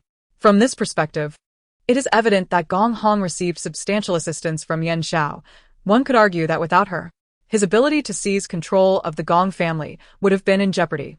After all, in a family where one does not garner the favor of the elders, the prospect of obtaining any familial authority is virtually extinguished. Observing Lu Jun digress to another topic, Lu Jiao chose to refrain from discussing the plot further. Whether Gong Hong brought Yuan Shao to his side due to her financial acumen remains uncertain. However, their journey to the capital would undoubtedly facilitate her energy collection. There, devoid of acquaintances, and with Gong Hong's influence, deceiving one another would be all but assured. Would you care to accompany me to the capital this time? Lu Yun pondered aloud. I do intend to go. Striving to secure a name for myself with the emperor, Lu Jiao replied candidly. They were all in the same boat. So why shy away? Due to his mission, he was engrossed in the knowledge within the book, never contemplating or having the opportunity to forge connections with influential figures. To his astonishment, his younger sister had quietly stirred the waters, capturing the attention of not only the emperor but also high-ranking officials, proving to be far more accomplished than he. Chapter 174. Evading Lu Jiaojiao did not believe that she had left any significant impression on that individual. Who was he? A person capable of controlling the fates of their lives. How could she possibly expect him to take notice simply because she had offered a few items? It was imperative to further amplify her influence. Her gaze darkened as she recalled that in less than 2 years, the court would undergo tremendous upheaval, the emperor would suddenly perish, the crown prince would meet a tragic end, and the male protagonist would ascend to power. The transition would be rather uneventful, as the male protagonist, an ordinary prince who had not garnered much attention, would become the sovereign of the realm. Shortly thereafter, the emperor would dismiss all opposition and elevate Yan Xiaoli, a merchant girl, to the status of consort. Then, for reasons unknown, General Lu, who had just been revealed as Lu Jiaojiao's father, would encounter calamity, followed by misfortune befalling every member of the Lu family, leading to their utter collapse. She was uncertain whether the downfall of the Lu family had been orchestrated by the main characters, but she was aware that it was he who had ordered General Lu's removal from office, as well as inciting the public's ire towards the Lu family. If possible, Lu Jiaojiao wished to steer clear of him. However, he was the male protagonist, destined to occupy the dragon throne in the future. No matter where she attempted to hide, he would always find a way to seize her vulnerabilities, a truly inescapable predicament. Thus, since evasion was not an option, why not allow the narrative to become even more tumultuous? In other words, why wait for that meticulous male protagonist to become emperor before he sought to trouble them? Could they not simply replace him? If they acted swiftly, they might prevent the individual who had nearly brought the Lu family to ruin from ascending to that position. After all, he was merely a prince on the fringes of the royal family, lacking the backing of his imperial father's careful nurturing or any formidable allies. Had it not been for the sudden misfortune that befell the exceptionally talented crown prince, allowing the other princes to engage in mutual destruction for the throne, he would never have had the opportunity to seize the throne. Logically, it should not be this marginalized prince who inherited the throne, yet, due to the whims of the author, a semblance of logic was contrived. Alas, the crown prince who had been instrumental in granting the throne to the male protagonist met an untimely and enigmatic demise, ultimately leaving no trace behind. Why wait for the male protagonist to rise to power only to annihilate her family? Wasn't His Highness the crown prince enticing enough? This time, Lu Jiaojiao resolved to find a way to meet the crown prince during her visit to the capital. If Lu Jun, who was astonished by his sister's accomplishments, were aware of her desire to gain recognition from the emperor and to meet the crown prince, he would surely laugh at her lofty aspirations. I heard from father that you get along well with Lord Lu and the others? Lu Jun inquired. It's been all right. Is there something on your mind? Lu Jiaojiao responded. Lu Jun scratched his head. Do you know that Lord Lu was personally appointed by His Majesty as the top scholar? This revelation surprised Lu Jiaojiao, as Lord Lu, who oversaw agricultural affairs, was vastly different from the usual top scholars who served in the Hanlin Academy. She had never imagined that Lord Lu was a top scholar. Upon realizing this, Lu Jiaojiao understood the hopeful gleam in Lu Jun's eyes. As a candidate, Lu Jun obviously yearned for the guidance of a mentor, and if that mentor were a top scholar, the benefits would be extraordinary. With the upcoming examinations, he might even secure a commendable ranking. Once we arrive in the capital, we can pay a visit to Lord Lu's residence. However, whether he will take you on as a student will depend on your own efforts, Lu Jiaojiao stated, unable to guarantee such an outcome. Although Lord Lu appeared fond of her as a junior, any transgressions on her part could tarnish that goodwill. Nevertheless, she firmly believed that Lu Jun could become Lord Lu's pupil. Of course, it's not you who will be visiting the teacher, Lu Jun chuckled. Just how much do you know about Lord Lu? I need to see if I can tailor my approach to secure an excellent mentor for you, Lu Jiaojiao remarked. Sharing all that she could. She had very few items to pack, just a few garments, easily manageable. After organizing her belongings, Lu Jiaojiao remembered that the primary purpose of her trip to the capital was to expand her network, and she also wished to seek out her father. In the original narrative, her father made an appearance in the capital, where he was promptly appointed general. Yet, it remained unclear whether the author had simply overlooked the details surrounding her father's disappearance, as no explanation was provided throughout the story. He had vanished without a trace, only to reappear suddenly in the public eye. Holding on to this anticipation, Lu Jiaojiao contemplated packing a few bottles of beauty pills, thinking they might come in handy. A Yuan, seated on a stool gnawing on a warm chicken leg, observed Lu Jiaojiao as she prepared her belongings and felt a surge of happiness at the prospect of their journey. Since entering this narrative, it had not traveled to such distant places. It had heard tales of the delectable treats in the capital, and it wondered if they were true. With the intention of pleasing its providers of sustenance and enjoying more delicious food, a Yuan scampered over to Lu Jiaojiao and stuffed her neatly packed bundle into its own pocket. These items are rather heavy. It would be inconvenient for you to carry them. I can hold on to them here, it declared. Seeing her belongings disappear into a Yuan's pocket, Lu Jiaojiao's gaze fell upon the pocket, and she suddenly remembered that a Yuan's pocket was not only capable of producing numerous items like a magical bag, but could also store things. How could she have forgotten? Moreover, she had never utilized it. Each time she fetched items, she had exhausted herself. Why didn't you remind me? Lu Jiaojiao said, her tone flat as she reflected on her previous struggles. A Yuan had never witnessed Lu Jiaojiao speak to it with such an expression and tone, and it immediately grew anxious. I hadn't thought of it before, and you never asked me, a Yuan replied defensively.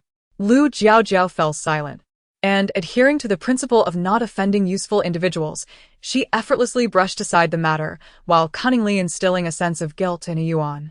Add this too. And this, yes, this one. An hour later, after stuffing nearly half a room's worth of items into a Yuan's pocket, it sat on the ground, exhausted, watching Lu Jiaojiao casually enjoy a small cake and filled with regret. The old system, brother, does not deceive me. One must not offend women, especially not women who are the bosses, or else one shall be worn to a frazzle. These are hard-earned lessons. Meanwhile, while they were embroiled in their antics, Xiao Wei was also busy arranging matters on his end. In recent days, he had observed Lu Jiaojiao's busyness and had taken it upon himself to oversee the opening of the county shop. The arrangements for the shop were nearly complete, and he had employed some strategies that had allowed the three-piece skincare set to sell quite well. Chapter 176. Playing cards. Moreover, with the recent surge in demand for the beauty pills sent by Lu Jiaojiao, they became a sensation in the county, leading to a frenzy until the shop imposed a purchase limit to alleviate the situation. After delivering this batch of beauty pills to the store, we must be prudent with sales, as any eavesdropping rival establishment could be incensed. Yes, I understand. I will inform the shopkeeper of your arrangements, came the response. Initially, Jiaojia had not intended for him to accompany her, but with people already targeting Lu Jun, She could not bear to venture into the perilous den of wolves and tigers that was the capital without him. Early the next day, they set off together in a horse-drawn carriage. The journey to the capital was long, and to thwart any potential bandit encounters, Lu Jiaojiao had coordinated her travel with a caravan of escorts heading to the city as well. They too were delivering goods to the capital, and, given the non-valuable nature of their cargo and the substantial sum Lu Jiaojiao had provided, they assured her that their path would be safe. For this expedition, Lu Jiaojiao arranged 3 vehicles, one for herself and Xiao Wei, one for Lu Jun, and the last for Lu Jun's 2 servants and Xilerong. As Lu Jun was soon to take his examinations, he brought along a considerable number of books, making it prudent for him to travel alone to avoid any distractions. Having already traveled some distance, Lu Jiaojiao found herself uninterested in the scenery outside the carriage. Feeling the tedium of the journey, she beckoned Xilerong to join her in a game of cards. "Miss, when did you prepare these?" Xilerong inquired, having never seen them at home. "This was specially arranged yesterday for our journey, lest we find ourselves bored along the way." "I hadn't a chance to show everyone," Lu Jiaojiao replied, retrieving peanuts and sunflower seeds from a hidden compartment of the carriage and setting them on the table. She also poured steaming milk tea from a thermos into 3 cups. "Miss, you've truly thought of everything, even bringing milk tea," Xilerong exclaimed, her face alight with surprise. Lu Jiaojiao cast her a proud glance, recalling how unprepared she had been on their last trip to the county, which led to a lackluster experience. "This time, I certainly had to prepare more provisions for our comfort." Understanding her mistress's penchant for indulgence, Xilerong was not overly surprised. After sipping the warm milk tea, she exclaimed, "Wow, it's still hot. It's in a thermos. It will remain warm even for tomorrow. But don't be stingy. Help yourself whenever you wish." "As it might spoil by then," Lu Jiaojiao reminded her, placing the thermos aside. The card game was a novelty for Xilerong, while Lu Jiaojiao assumed that Xiao Wei was familiar with the rules. However, as they had yet to elaborate on the game, she earnestly explained the rules and how to play. Once she ensured that both understood, the trio began to draw cards. Playing cards proved to be an enjoyable diversion, allowing them to lose track of time until Do Jiong arrived to summon them for a meal, at which point they realized the caravan had paused for a rest. Chapter 177. The arrangement of the dry pot. The resting place was merely an expanse of open land, but it mattered little, as they were not to spend the night there. Although it was termed a meal, the group simply sat on the ground, extracting the flatbreads from their bundles. In this desolate wilderness, there were no provisions for rice or hot dishes. Lu Jiaojiao's companions evidently shared the sentiment. They laid out a piece of cloth on the ground, and Xilerong distributed the flatbreads she had brought from home. These flatbreads were remarkably tough. Taking a bite, Lu Jiaojiao murmured, feeling the strain in her jaw. The bread had aged, rendering it cold and hard, making it a challenge to consume and far from palatable. "No need. I've already had some," Lu Jiaojiao declined, not one to shy away from hardship, merely voicing her discontent. Naturally, she wouldn't offer food she had already eaten to others. Such a practice would be unsanitary.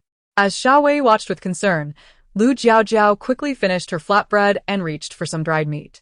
"You all should eat the flatbread with the dried meat. Eating it alone is quite a test," she advised them. Upon hearing this, Lu Jun and Xiao Wei grabbed some dried meat and paired it with the flatbread.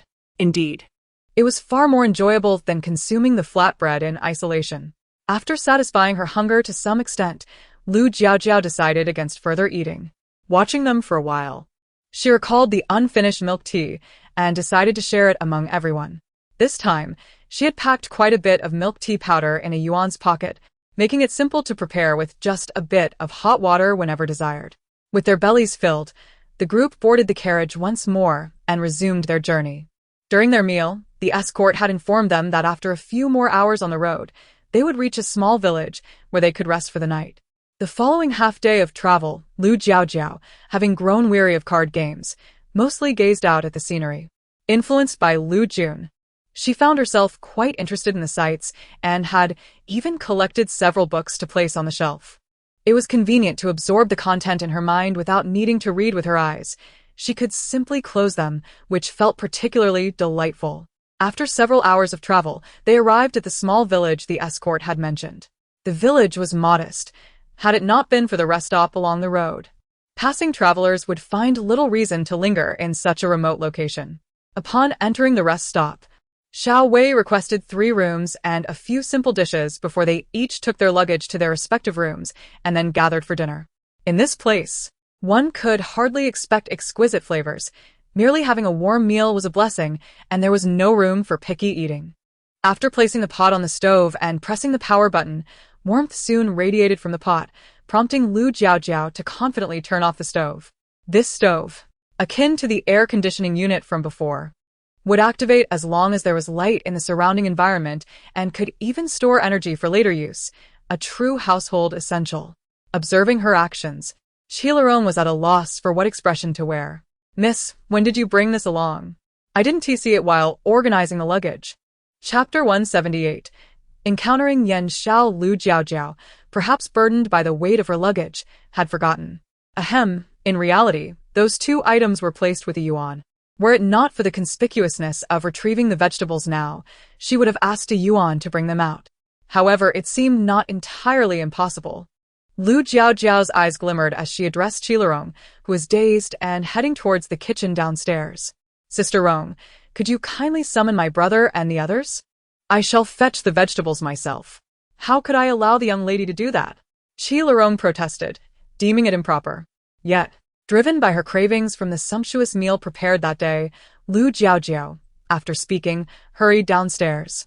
Upon reaching the backyard and ensuring no one was around, she swiftly instructed a yuan to bring out the vegetables and seasonings and carry them back upstairs. The ingredients were prepped and ready to be tossed directly into the pot. She had a particular desire for something elaborate, so she decided on a spicy hot pot. Curious about what was unfolding with Xiao Wei, she noticed they had yet to arrive. Just as she was about to call for them, the door swung open on its own. "Sister Rong, didn't you go to summon them earlier? Why have you only just arrived? Yan Xiao, has she also gone to the capital?" Lu Jiaojiao furrowed her brow.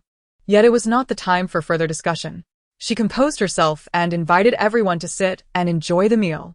"This dry pot you've prepared is quite remarkable. Indeed, it smells divine," Lu Jun exclaimed after savoring a bite of shrimp, giving Lu Jiaojiao a thumbs up. Lu Jiaojiao proudly curled the corners of her mouth and placed some tripe into his bowl. When she caught Xiao Wei's gaze upon her, a flicker of guilt washed over her, prompting her to add a slice of fatty beef roll for him as well. This hot pot was undoubtedly a favorite among the youth, and during the meal, conversation was sparse, as they were all engrossed in eating. Once the initial warmth of the food had faded and the pot was nearly empty, they leaned back, their bellies full, and finally noticed the stove. "Is this yet another of your new creations?" Lu Jun inquired, aware of her unique standing. The others, having spent considerable time in the Lu household, were also familiar with Lu Jiaojiao's ability to concoct various peculiar dishes and thus refrained from pressing further. They had not noticed it before, but now, seeing something that could serve as a stove without the necessity of burning wood or flames left them astounded. However, given that this pertained to the masteress affairs and the one who compensated them, their curiosity remained unvoiced. Observing the others' nonchalant demeanor only deepened their reticence, and they silently elevated Lu Jiaojiao's esteem in their minds. The following day, as everyone arose for breakfast and prepared for their journey, they noticed the absence of other carriages. Lu Jiaojiao understood that Yan Xiao and her party had departed ahead of them. She had hoped to encounter them this time, and with a sigh of relief, she recognized that it was fortunate they had not crossed paths. Gong Hong likely had a considerable number of people with him. Should they encounter each other, they would undoubtedly hold the upper hand. Spotting Lu Jun calling her, Lu Jiaojiao discerned he wished to discuss Yan Xiao, and she promptly climbed aboard the carriage. Chapter 179. Injuries within Lu Jun's carriage. An abundance of books filled the space, with Lu Jiaojiao barely managing to find a spot for herself amidst the stacks. "You've brought an excessive number of books, haven't you? Do you truly have the capacity to read them all?" she inquired, surveying the extensive collection. Lu Jun organized the volumes he had already perused, and, casting her a sidelong glance, replied, "If it weren't for my arduous task, do you think I would burden myself with so many? I would much prefer to live a languid existence." "A task, you say? The might of the world's armies indeed compels one to read extensively. Lu Jiaojiao observed sympathetically. Enough of that. I wish to discuss something else. Last night, when we saw Yan Xiao, her complexion was rather poor, and she bore a scent of blood.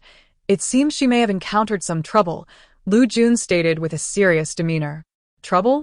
Wasn't she accompanied by Gong Hong? He travels with several skilled protectors, does he not? Surely, she couldn't have fallen prey to mere bandits, Lu Jiaojiao reasoned, dismissing the notion that common brigands could incapacitate Gong Hong's entourage and harm Yan Xiao. It's possible. Yet, regardless, she is alive and well now, Lu Jun mused, albeit with a hint of curiosity. In truth, he felt little inclination to concern himself with the affairs of the protagonist, especially when his own fate as a minor character was far from secure. Lu Jiaojiao shared this sentiment, placing little importance on the incident. Having traversed the story so many times anew, have you ever encountered my father? Meanwhile, on another road, Yan Xiao felt that her fortune had taken a turn for the worse since her arrival in this narrative. The carriage she had boarded broke down midway, which was unfortunate enough, but they also crossed paths with a dark-clad assassin reminiscent of those depicted in dramas. Although their side did not suffer significant losses, inexplicably, both she and Gong Hong found themselves injured, while their protectors remained largely unscathed. Cradling her wounded arm, Yan Xiao felt the throbbing pain intensify, causing her already pale complexion to grow even more ashen. Gong Gongzi, how fares your leg? She inquired, observing Gong Hong's unusual movements with a stiff expression. Indeed. My injury is minor, she noted, though Gong Hong's leg bore a grievous wound that she dared not gaze upon. Realizing this, Yan Xiao glanced down at her own injury and, surprisingly, felt a flicker of gratitude for her relative fortune. Gong Hong, noticing the fresh blood seeping from his leg, wore an expression that darkened with frustration. Apply the medicine, he ordered, tossing a vial of healing ointment at Yan Xiao with a brusque tone. Still unsteady, Yan Xiao hesitated to defy him, suppressing her breath as she uncorked the vial to tend to his wound. I possess a superior remedy. Use this on him, interjected 008. However, Yan Xiao had no intention of utilizing the medicine provided by 008. She understood its remarkable efficacy and knew that, should she apply it, Gong Hong would likely be restored to full mobility in no time. But why should she extend such kindness to him, given his ungracious demeanor? A smirk crossed her lips as she resolved not to be overt in her approach. She could certainly act with subtlety. After making a mental note, she proceeded to apply the ointment to Gong Hong's injury in silence. Chapter 180. Ge Ji, be careful. Gong Hong grumbled, wincing from the pain in his leg, nearly kicking out in frustration. I have never witnessed such a severe injury. I apologize, young Master Gong. Yan Xiao raised her tear-filled eyes, and Gong Hong found it difficult to maintain his anger. Forget it. Summon someone to assist me with the medication. His leg injury was grave and could not be delayed. Yan Xiao, appearing remorseful, dismounted the carriage to call for help. You did this on purpose to hurt Gong Hong, didn't you? The thoughts lingered. This woman was rather petty, and given Gong Hong's misfortune, she bore some responsibility. Had she not deliberately made him consume all that food, his luck would not have been so dire, nearly leading to the ruin of his leg. Wasn't she the one withholding medicine from him? Why this sudden surge of compassion? She certainly wouldn't engage in a losing venture. Meanwhile, Lu Jiaojiao and her companions encountered no significant mishaps along the way. However, due to the presence of the escort agency members, Lu Jiaojiao dared not retrieve anything from a yuan, resulting in a rather meager diet. Fortunately, they had prepared ample dried meat. Without it, the long journey would have been intolerable. They traveled swiftly, reaching the city gates by the fourth morning. After their travel permits were inspected, several carriages entered the city. The capital truly bustled with activity. Lu Jiaojiao lifted a corner of the carriage curtain, exclaiming softly, "It's still early. Once we settle in, let us explore." Mississippi Chilarong, who had never visited the capital, felt a thrill at the sight of the exquisite goods displayed outside, her eyes gleaming with desire. Accompanying her miss to the capital, her parents had provided her with ample funds, ensuring she could indulge in some shopping. The young girl found it impossible to resist the allure of shopping, and Lu Jiaojiao readily agreed, eager to enjoy a leisurely promenade. Of course, but first, I must take a bath. I can already sense an unpleasant odor about me. she remarked. Several escort members, having visited the capital numerous times, guided them to a reputable inn for a temporary stay. The escorts here on duty could not linger long. After settling the balance, they departed to continue their escort mission.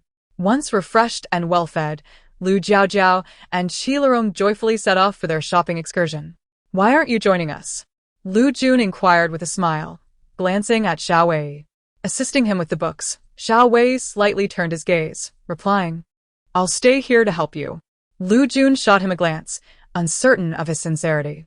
There were 4 of them, robust men capable of transporting all the books in one trip. After completing the task, Lu Jun poured a cup of water for Xiao Wei. Seeing him finish, he rose to leave, assuming he intended to seek out Lu Jiaojiao and the others. "Wait," he urged. Xiao Wei paused, understanding the implication. Upon leaving the inn, he headed directly to a nearby restaurant to meet someone. "Master, as per your request, the residence has been acquired. Would you like to visit it now, or?" A strikingly handsome man bowed to Xiao Wei and inquired. Xiao Wei nodded. "Take me there now." Ge led Xiao Wei to the residence, which was quite spacious. Although overgrown with weeds, it was manageable. The property featured a pond and a rear garden, and with a little tidying up, it could become a delightful dwelling. Ge provided a tour as they walked, detailing the various aspects of the estate. Chapter 181. Vision. I have inquired about the surroundings of this residence, and it appears that it is nestled among scholars, including students like young Master Lu, who are participating in the imperial examination this time. The ambience is quite pleasant. Should young Master Lu advance further and achieve a commendable rank, even if he chooses not to reside here, a significant profit could still be garnered from the property. Ge possesses considerable acumen when it comes to financial matters and approaches his tasks with meticulous caution. Therefore, crucial responsibilities entrusted to Xiao Wei are often delegated to him. Ge encountered Xiao Wei during a journey, almost falling prey to bandits due to his appealing appearance. When Xiao Wei intervened, Ge boldly claimed to be his younger brother in front of the bandits. Faced with imminent danger, Xiao Wei had no time to ponder the identity of this unexpected sibling. After resolving the situation, as Xiao Wei prepared to depart, he discovered that Ge was rather reckless, nearly losing his life under the horse's hooves. Ultimately, Xiao Wei had no choice but to keep him by his side to assist with various tasks. Despite Ge's somewhat troublesome nature, he accomplished his assignments exceptionally well this time, considering every aspect, which greatly pleased Xiao Wei. Summon some individuals to tidy up the residence and ensure the rooms are well maintained, Xiao Wei instructed. Understood. Ye replied. What are the shops I asked you to investigate? Xiao Wei was aware that Lu Jiaojiao aimed to establish herself in the capital and had previously asked Ge to keep an eye out for suitable locations. Several shops appeared to be fitting, yet their prices were exorbitantly high, making negotiations difficult. Ge's expression soured, feeling that he had failed in his task. Xiao Wei, however, was not surprised. Ge lacked connections in the capital, and the pricing of shops here was undoubtedly different from that in the county. Securing a shop in this area would require substantial financial resources. "Take me to view the shops tomorrow," he commanded. After Ge acknowledged, he pondered for a moment and inquired, "Should we discuss this with Miss Lu first?" He understood that the shop was intended for Lu Jiaojiao, who, in his opinion, was quite adept at generating profits. Otherwise, the Lu family's workshop and 2 shops would not be thriving.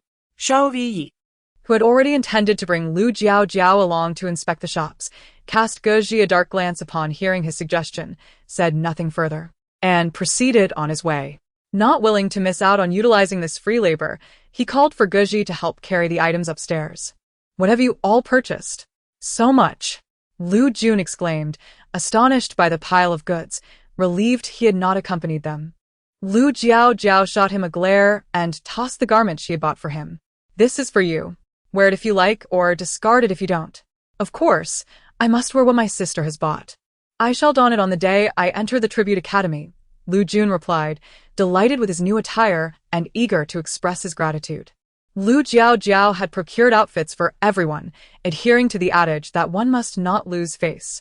Although they hailed from a small town, donning fine clothing would certainly elevate their status in the capital. Initially, she had not considered this aspect. While she was not overly concerned with appearances, Her perspective shifted upon encountering disdainful glances from a few young ladies who wrinkled their noses as if she and Shi Lorong were beneath them.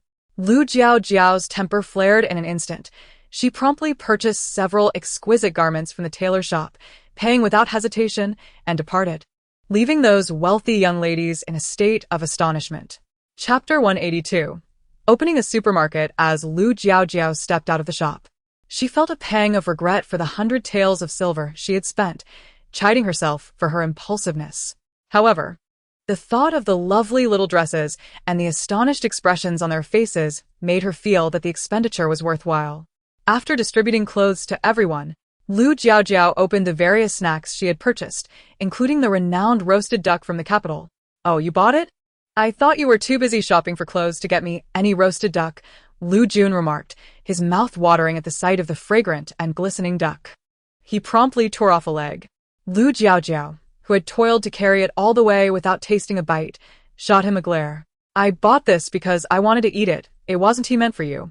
Don't get ahead of yourself." Upon hearing this, Lu Jun turned to Xiao Wei, who was offered another duck leg by Lu Jiaojiao. "Didn't you tell Jiaojiao?" "I didn't see Jiaojiao after I went out. I was busy with other matters," Xiao Wei replied calmly. Lu Jun fell silent, content to savor the duck meat, embodying a quiet and handsome demeanor. Duck meat is best enjoyed while it's hot. "By the way, Jiaojiao, when are we visiting Lord Lu's residence?" "I still wish to seek his guidance," Lu Jun inquired. Lu Jiaojiao wiped her greasy hands and replied, "You should write a letter and have Do Jiong deliver it to Lord Lu. It's best to wait for his invitation before we go." In the capital, these officials are particularly averse to unannounced visits. Without following the proper protocols, it may displease the host. Although I know Lord Lu, and meeting him is not difficult. All matters in the state are managed by the mistress. If we offend her, even if we arrive, the servants can politely see us out. Lu Jun had been in this place for quite some time and, despite lacking significant breakthroughs in his tasks, was still familiar with certain customs. Thus, he did not intend to act on impulse, but rather pondered how to draft the letter. Xiao Wei, who had been quietly listening to their conversation, chose not to interject. The following day, after Lu Jun delivered the letter to Lu's residence, he studied in the inn while Lu Jiaojiao accompanied Xiao Wei to inspect shops. Guji had identified 3 potential storefronts, each with its own advantages. Among them, Lu Jiaojiao favored one most, which boasted 2 floors. The owner had stated that both floors must be taken together, whether for purchase or rental. This bundled business approach made Guji, despite recognizing the location's potential, reluctant to encourage the family to acquire it.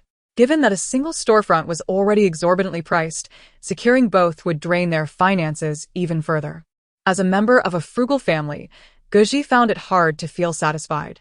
However, while he deemed the shop unsuitable, Lu Jiaojiao saw promise.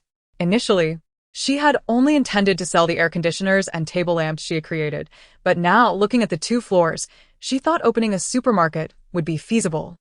The first floor could sell a variety of items, such as appliances, daily necessities, cakes, and ice cream, while the second floor could offer high-end products like beauty pills, weight loss supplements, and hair care creams.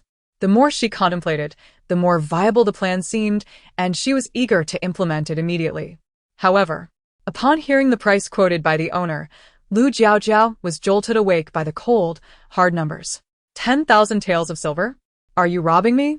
Seeing Lu Jiaojiao's astonished expression, Guji sighed. I told you the shop would be unattainable. Chapter 183. I want it all. It's all about money. It seems that Miss Lu will return disappointed this time. Brother, can't you lower the price a bit more? Lu Jiaojiao looked at the owner with a face that spoke of her poverty, yet a strong desire to purchase his shop. The owner of these 2 shops was a handsome gentleman, and being addressed as brother by Lu Jiaojiao made him feel slightly bashful. Noticing her genuine interest in buying his property, his tone softened considerably compared to when he spoke to Guji. Most of the items in my shop are still usable. If the young lady opens a store, she won't need to purchase much inventory. Moreover, the location is excellent, with a steady stream of customers. Buying it would definitely not be a loss, so I truly cannot lower the price any further. Lu Jiaojiao had taken a look inside and found it to be just as the owner described. However, parting with 10,000 taels was indeed painful for her. Furthermore, The shop wasn't for permanent purchase, but only for 20 years. 10,000 taels for 20 years felt excessively expensive. Seeing that the price could not be negotiated further, Lu Jiaojiao turned her attention to discussing the duration of the lease. Brother, could you extend the term by another 10 years? If you agree, we can sign immediately and make the payment. The owner hesitated at the idea of extending the lease by 10 years.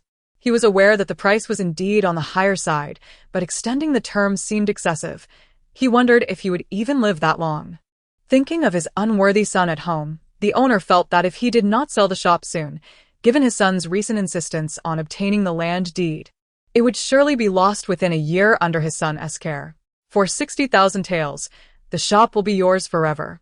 After a moment of contemplation, the owner closed his eyes and spoke through gritted teeth. With the current sale, he could still have 50,000 taels left. With such a substantial amount, he could give half to his son, and thereafter, he would no longer concern himself with his future. This young lady truly appeared to be genuinely interested in his two shops, making the chances of her purchase quite promising. Furthermore, once the deed was secured, the shop would belong to her family for generations, making it a worthwhile investment.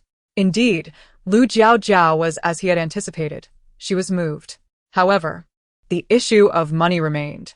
She had only brought 40,000 taels, a result of nearly a year's worth of workshop profits. This still left a shortfall of 20,000 taels. As Lu Jiaojiao pondered whether to suggest an installment plan to the owner, Xiao Wei beside her tugged at her sleeve. She looked over in confusion, and Xiao Wei quietly said, "I have 30,000 taels." Lu Jiaojiao exclaimed, "When did you have so much money?" With Xiao Wei's 30,000 taels, the funds for purchasing the shop were sufficient, and Lu Jiaojiao promptly went to sign the necessary documents with the owner.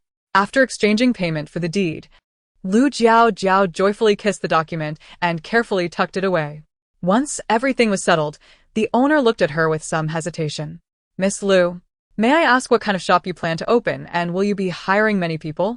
"Brother, if you have something to say, please be direct." Lu Jiaojiao replied with a smile.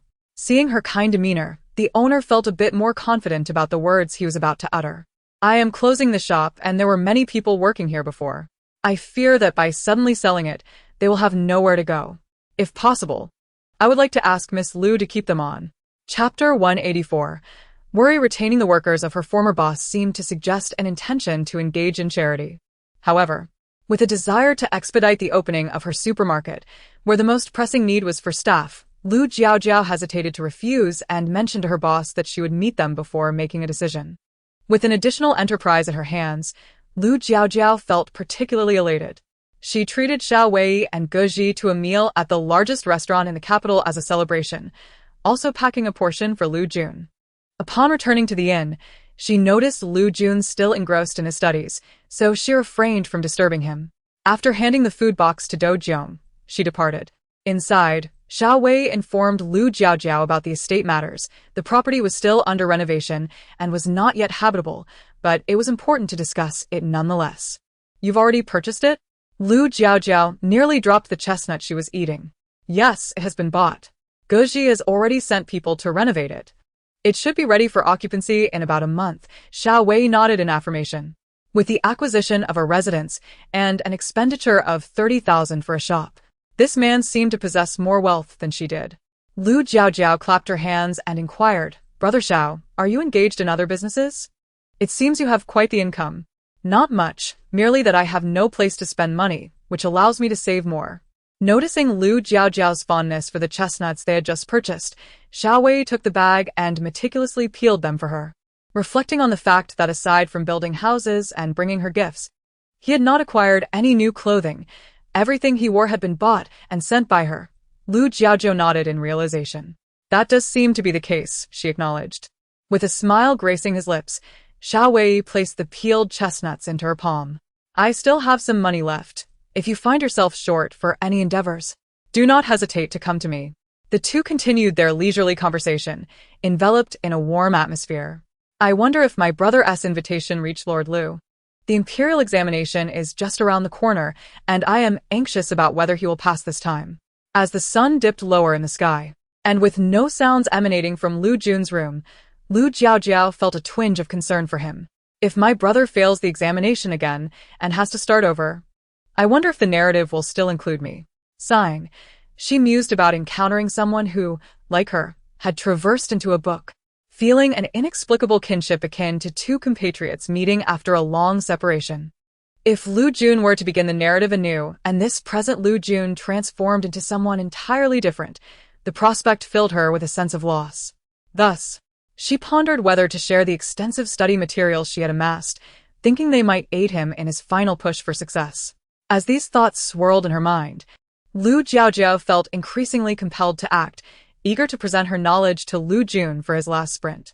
Observing her lively and animated demeanor, Xiao Wei shook his head in exasperation and stood to tidy the chestnut shells from the table. Once back in her room, Lu Jiaojiao secured the door and called for a yuan. A yuan, could you lend me the helmet that connects to the brain? I promise I will only use it this once. Time was of the essence. Otherwise, she would not resort to expending energy on something she could manage independently. Yet, with only 5 days until the examination, Lu Jun could not afford to wait. A yuan wobbled down from Lu Jiaojiao's ear, transforming into a fluffy, white pillow. Chapter 185, Time-limited task. Landing on the bench opposite Lu Jiaojiao, it said, Jiaojiao, you know that I can only exchange items from the era of Yan Xiao and Lu Jun, so I cannot produce this helmet unless. Initially, Lu Jiaojiao was disheartened and was about to take matters into her own hands when she heard the two words unless, causing her eyes to brighten with hope. Generally, such a phrase indicates a turning point, suggesting that there might still be a possibility to acquire the helmet. Unless what? Please elaborate, she urged, her anticipation evident as she gazed at a yuan, whose white fluff had suddenly transformed into a shade of pink. Its voice was barely audible, and had Lu Jiaojiao not leaned in closely, she might have missed it entirely. Well, unless you complete our side quest. Side quest? Is it the one about popularizing vegetable greenhouses? That's irrelevant. The court hasn't issued any notices yet. Even if I wished to promote it, no one would take notice. And in such a short time, I wouldn't be able to accomplish such an extensive project. Just as Lu Jiaojiao's spirits had begun to lift, they plummeted again. If the helmet could only be obtained through completing a side quest, she felt it might be a lost cause. Forget it. I'll just make one myself. If I put in some overtime these next few days, I should be able to manage it. Sighing, she lamented the adage, if you want something done right, do it yourself. Unbeknownst to her, before a yuan could finish its thoughts, Lu Jiaojiao was startled by the long-term task regarding the vegetable greenhouses. To prevent her from taking matters into her own hands, a yuan quickly clarified, not that task. There is a new side quest. I just heard you mention the helmet, and it was discussing with me. If you are willing to undertake this time-limited task and successfully complete it, you will receive the helmet as a reward. This felt oddly like a gift of points to her. Could this side quest be up to some mischief? Lu Jiaojiao eyed a yuan suspiciously and cautiously inquired, if I fail to complete this time-limited task, will there be any repercussions? A yuan bounced a few times on the bench and assured her, no. This is a friendly side quest. It's not difficult, and you will receive the prize immediately upon completion. Jiaojiao, think carefully about whether you want to accept it. Really not difficult? Truly not difficult. Listening to a yuan's unwavering tone, Lu Jiaojiao decided to trust it. All right, I accept. As her words faded, a voice resonated within her mind, announcing a side quest. Time-limited task. Please write a heartfelt love letter to Xiao Wei within 10 minutes and personally deliver it to him. Lu Jiaojiao, anxiously awaiting the task, thought. A love letter? A heartfelt one? What on earth is this? A yuan. Are you certain this side quest isn't a romantic task? A yuan transformed into a striking blue cat, gracefully leaping into Lu Jiaojiao's embrace, mewing innocently. Fond of cats, Lu Jiaojiao stroked its soft fur, suppressing her irritation. Countdown. 9 minutes 59 seconds. Please commence the task promptly, Mississippi. Taking a deep breath, Lu Jiaojiao gathered her writing materials, laid them out on the table, and after a moment's contemplation, began to write, drawing from her emotional recollections. After filling an entire page, she set down her pen and read it aloud. She felt a twinge of embarrassment at her own sentimentality. Should she rewrite it? She pondered. Countdown. 1 minute. Please hurry, Mississippi. Her hand trembled as she held the paper, reminding herself of her goal to assist Lu Jun. In a flurry, she folded the paper into a heart shape. Chapter 186. Receiving the reward once everything was prepared, Lu Jiaojiao arrived at Xiao Weiyi's door and gently knocked. The door opened promptly. Upon seeing Xiao Weiyi's face, an inexplicable flutter surged within Lu Jiaojiao's heart. Conversely, upon noticing the flush on her cheeks, Xiao Weiyi assumed she was suffering from a chill, prompting a sudden concern. What's wrong? Are you unwell? Caught off guard and unsure of how to present the love letter in her hand, Lu Jiaojiao was pulled into the room by him, which jolted her into clarity. Just as he was about to summon a doctor, Xiao Weiyi found himself abruptly handed something, confusion etched across his face. He observed the tightly shut door and furrowed his brow, but reflecting on her earlier demeanor, she did not appear to be ill or lacking in energy, which eased his mind somewhat.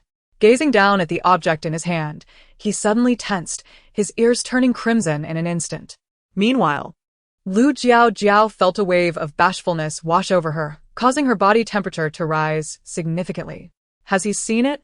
She pondered as she peeked out from under the covers, her mind racing with thoughts about his possible expressions and attitudes. Congratulations, miss, on completing the task. Please receive your reward, an untimely voice chimed in. Lu Jiaojiao felt her vibrant daydreams dissipate at once. Sensing her irritation, the little friend within her mind hastily retreated. Likewise, a yuan, attuned to her displeasure, instinctively curled his tail in trepidation. Jiaojiao, your helmet. A yuan handed her the black phone intended for Lu Jun. Swiftly retrieving the phone from his pocket, a yuan passed it to her. Lu Jiaojiao connected one end of the helmet, donned it, and transferred the meticulously organized scientific examination materials to her phone. 3 minutes later, upon completion of the transfer, she removed the helmet, checked the contents of her phone for any omissions, and handed the helmet back to a yuan for safekeeping. This was a specially prepared gift for Lu Jun. So, besides the data, the phone contained several hundred books across various categories as well as some games. After setting the unlocking conditions to ensure only Lu Jun's genetic data could access it, Lu Jiaojiao wiped the screen clean, summoned Do Jiong, and instructed him to deliver the phone to Lu Jun, finally feeling at ease enough to prepare for sleep. While she drifted into a peaceful slumber, little did she know that the person next door was restless throughout the night, troubled by a mere sheet of paper. The following morning, as Lu Jiaojiao descended for breakfast, she learned that a servant from the Lu residence had arrived to inform Lu Jun about Lord Lu's request for their presence that day. Upon receiving the news, Lu Jun remained in an excited state, unconsciously consuming more than his usual breakfast. Naturally, the two could not visit the Lu family without due etiquette. After changing into new clothes purchased for the occasion, Lu Jiaojiao retrieved the previously prepared gifts from a yuan and, together with Lu Jun, set off in a carriage to the Lu household. The gatekeeper at the Lu residence had likely been instructed beforehand, as their carriage was welcomed at the entrance, and they were escorted inside by the servants. The two followed the attendants without a sideways glance until they finally caught sight of Lord Lu in his formal attire. The servant bowed respectfully before him and withdrew. Chapter 187. A moment of glory for her. Lu Jiaojiao and Lu Jun approached and noticed a regal woman standing beside Lord Lu, whom they surmised to be Lady Lu. At last, you remember me, my dear girl. Had it not been for your brother's examination, would you have even considered visiting? Lord Lu remarked with a hint of reproach in his gaze towards Lu Jiaojiao. Feeling the weight of his words, Lu Jiaojiao quickly offered her apologies, expressing that she often thought of him while at home. After all, her brother's imminent arrival in the capital prompted her to come right away. Whether her words held truth or not, they were certainly pleasing to the ear. Particularly, knowing that Lu Jiaojiao's first visit was to him rather than to Lord Su or she, he felt a swell of pride, relishing his elevated status in her esteem. Enough reminiscing, let us proceed indoors to catch up. Standing out here is hardly proper, Lady Lu interjected, stepping forward to interrupt her husband's lengthy monologue. Realizing they were still outside, Lord Lu promptly led the siblings into the house. Once inside, Lu Jiaojiao set down the gifts she had brought, initially intending to present them to Lord Lu later. However, he noticed them and eagerly inquired. Sensing Lu Jun's earnest desire to learn from Lord Lu, She offered a wry smile and began to unveil the carefully prepared gifts. Among the items were a skincare set and beauty pills for Lady Lu, an exquisitely crafted wall clock exuding Western charm, a sun bottle, and shampoo and soap she intended to sell at the market. As she revealed each item, her earlier amusement at her husband's awkwardness around the younger generation faded, and she found herself drawn closer to him, eager to share in the admiration. Oh my. This bottle appears to be made of glass, doesn't he it? Far more beautiful than what lord she possesses. And this clock, doesn't it resemble the one recently acquired by Her Majesty? Lord Lu continued, oblivious to Lady Lu's growing impatience. I haven't encountered these before. Jiaojiao, are these new creations from your recent endeavors at home? As Lord Lu rambled on, Lady Lu, unable to interject, felt her frustration mounting. Finally, she could no longer hold back, pulling him aside and casting him a stern glance. At last, Lord Lu, realizing the need to temper his enthusiasm, smiled sheepishly and allowed his wife to take the lead. Did you create these, Jiaojiao? Lady Lu inquired, holding the skincare set. This particular set had recently become quite the sensation among the elite in the capital. Yet it was only in the possession of Lady Lu, Lady Su, and Lady Shi. As others envied their seemingly flawless skin, they sought to ingratiate themselves with them, eager to sample the coveted products. Previously, Lady Lu had dismissed such envy, believing her own household to be above such trivialities. Yet, seeing other ladies adorned beautifully stirred a pang of jealousy within her. This time, however, it was different. The skincare products brought from the Lu family were a source of pride for her. And now those who had once looked down on her were treating her with newfound respect. Chapter 188. Aspiring to be the shopkeeper, she felt nauseated, truly believing that after all these years, she was still perceived as the unwed young lady, oblivious to her intentions. Alas, she had initially contemplated using skincare products to amuse them, especially since her husband, Mr. Lu, was preoccupied with numerous affairs, and their son was constantly engrossed in his studies. She found herself devoid of anyone to share joyful moments with, leading to a monotonous existence. Little did she expect that just as she yearned for some light-hearted banter, the very person she desired to see would arrive, bringing along the skincare products she coveted. This young lady was indeed a delightful presence. Meanwhile, Lu Jiaojiao, unaware of the unfolding situation, noticed Mrs. Lu regarding her with an indescribable gaze, specifically mentioning the skincare products, causing her heart to race. She wondered if someone had experienced an allergic reaction to the skincare items. After all, some individuals possess particularly sensitive skin, where even the application of skincare products, cosmetics, or the wearing of earrings could trigger an allergic response. Yes, it was I who created it. Is there a problem with Madam using it? Upon hearing this, Mrs. Lu's expression brightened with eagerness. Indeed, you made this? Let me tell you, this skincare product is fantastic. If you were to sell it, you would undoubtedly find yourself overwhelmed with wealth. We have opened a shop in our county, although it is quite distant from here. Perhaps you haven't heard, she added, contemplating the prospect of partnering with Lu Jiaojiao to establish a skincare store, with Mrs. Lu providing the capital and Lu Jiaojiao handling the products. However, upon learning of the existing shop in the county, Mrs. Lu felt a twinge of disappointment. Yet, considering that the capital city lacked such a venture, her interest was rekindled. Grasping Lu Jiaojiao's hand and gently patting the back of it, she declared, "Let me tell you, purchasing skincare products in the capital differs vastly from the county. Here, you could earn 10 to 20 times more." With a sincere gaze fixed upon Lu Jiaojiao's youthful visage, Mrs. Lu continued earnestly, "If you wish to open a shop in the capital, do not hesitate to inform me. I will ensure everything is arranged. You can simply wait to count your earnings." Lu Jiaojiao was at a loss for words. How could she convey that she was already in the process of preparing to open a shop, sparing Madam any concern? Would such a revelation be too hurtful? Seemingly noticing Lu Jiaojiao's discomfort, Lord Lu swiftly interjected, "What are you saying?" while holding on to Jiaojiao. "Don't frighten the young lady." At that moment, Mrs. Lu also recognized Lu Jiaojiao's unease and, wishing to avoid leaving a peculiar impression on her, casually picked up a small box from the gifts they had brought. Chapter 189. Successful Apprenticeship. As the conversation shifted, Jiaojiao inquired, "What is this?" accompanied by a curious sound. Lady Lu shook the box, hearing a rolling noise inside, her curiosity piquing. With the topic of opening a shop seemingly abandoned, Lu Jiaojiao felt a wave of relief. She genuinely feared Lady Lu's keen interest in the shop would place her in a precarious position, unable to agree or refuse. This is a new beauty pill I have created. Taking one a day will gradually diminish facial freckles and acne marks, while also purging impurities from the skin, resulting in smaller pores and an improved complexion. As Lu Jiaojiao elaborated, Lady Lu's eyes brightened with each word, her hand trembling slightly as she grasped the box. Are these effects truly as you describe? Can this beauty pill genuinely deliver such results? Her eagerness was understandable. Anyone with facial imperfections would feel anxious, particularly since she had freckles, albeit not deep ones, easily concealed with a touch of powder. Yet, if it could eliminate them entirely, who would wish to merely cover them up? These freckles had indeed troubled her for years, especially before her marriage. Each time she was mocked by her sisters-in-law at home, she would glance into the mirror, vexed by the unsightly blemishes on her face, which she deemed utterly unattractive.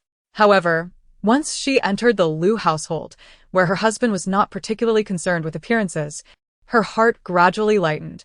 Still, she would meticulously apply makeup before stepping out, ensuring that her spots were entirely concealed. Jiaojiao is quite remarkable. If she asserts that this beauty pill possesses such effects, then it must be true, remarked Lord Lu, aware of his wife's freckles as described by Lu Jiaojiao.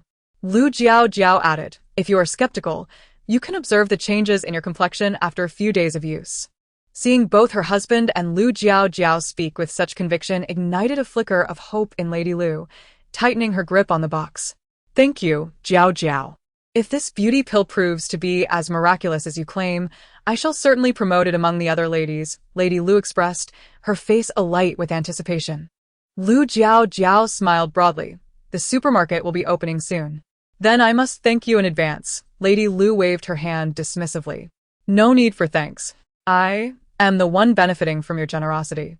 Having concluded the discussion about gifts, Lu Jiaojiao turned her thoughts to her desire to learn from Lu Jun, deliberately engaging Lady Lu in a deeper conversation about skincare. Having mingled in high society for so long, Lady Lu was no fool. Noticing that Lu Jiaojiao's topic did not include her husband or Lu Jun, she glanced at the latter, who was waiting nearby. Realizing he was a candidate this year, she quickly comprehended the situation. Regardless of Lu Jun's capabilities, given the many gifts from Lu Jiaojiao, she was pleased to extend a favor, drawing her into her courtyard. As for the rest, she would not concern herself too much. It was up to Lu Jiaojiao to determine if her brother possessed any substance. Upon learning that Lu Jun had successfully apprenticed under Lord Lu, Lu Jiaojiao was genuinely delighted. With Lord Lu's guidance and the materials she had provided, it seemed he had a genuine chance of achieving first-class honors in the upcoming examination. Chapter 190. Encountering Pei Muqing again in recent days, Lu Jiaojiao has been quite occupied, diligently planning and designing the upcoming supermarket. She has also taken the time to interview prospective employees alongside Xiao Wei. Once they successfully recruited the managerial staff, Lu Jiaojiao felt reassured as she observed their efficient organization of tasks. This allowed her to focus on purchasing materials and hiring additional personnel for the production of soaps and shampoos. On the day of Lu Jun's examination, Lu Jiaojiao and Xiao Wei made a deliberate effort to escort him to the examination hall, departing only after ensuring he had entered safely. She had prepared a warm blanket for Lu Jun, along with self-heating gloves and socks, as well as a selection of instant noodles, dried meat, and milk chocolate that could be enjoyed simply by adding water. With these provisions, Lu Jun should manage comfortably during his 3 days at the examination hall. During this period, Lu Jiaojiao's worries for Lu Jun were confined to her evenings, as her days were consumed by pressing tasks. She and Xiao Wei had strategically planned to capitalize on the release of examination results by launching the supermarket on that very day. This ambitious endeavor required an extensive array of preparations, but fortunately, they had already produced a few hundred units of soaps and shampoos. These items would ensure a lively opening day, even though she had a few beauty pills and electronic items, which were priced higher and might not sell as quickly. However, the affordability of the soaps and shampoos made them accessible to the general public. Once sales of these products began to flourish, the profits would naturally follow. thereby establishing the supermarket's reputation through these popular items. Miss Liu, Brother Liu, wait. A voice called out as a figure approached, precariously balancing a blanket and a basket, nearly stumbling due to the weight of his belongings. Pei Muqing? Upon recognizing him, Lu Jiaojiao paused, remembering that he had mentioned he was a candidate in this examination as well. I thought Miss Liu had forgotten me, he remarked, prompting an awkward smile from Lu Jiaojiao. Had he not approached, she may indeed have forgotten him. Jiaojiao, when did you become acquainted with Brother Pei? Xiao Wei interjected, feigning surprise that his elder brother was unaware of this connection. Had Lu Jun been present, Lu Jiaojiao worried that it might complicate his relationship with Pei Muqing. Although she was uncertain whether Lu Jun considered Pei Muqing a friend, speaking ill of someone in front of others was simply unacceptable. Yet, to Lu Jiaojiao's surprise, while she remained silent, Pei Muqing spoke openly and candidly. Chapter 191. Are you unaware of his true identity? Upon witnessing Pei Muqing's self-revelation, Lu Jiaojiao was utterly astonished. It was not just her who was taken aback. Lu Jun also found himself in disbelief, observing Pei Muqing, who appeared as a paragon of virtue in the academy. Orchestrating a charade for the sake of mere wealth left Lu Jun's worldview shattered.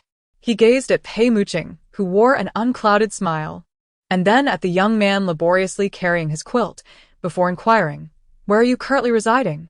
Allow us to escort you there." Having already disclosed his own predicament, Pei Muqing was unconcerned about any semblance of pride and readily mentioned the name of an inn. Upon hearing the name, Lu Jun's brows furrowed. He recognized the establishment, notorious for its low rates and the mixed clientele it attracted, making it a rather precarious place to stay. However, considering Pei Muqing's earlier remarks about his financial constraints, Lu Jun refrained from suggesting a change of lodgings.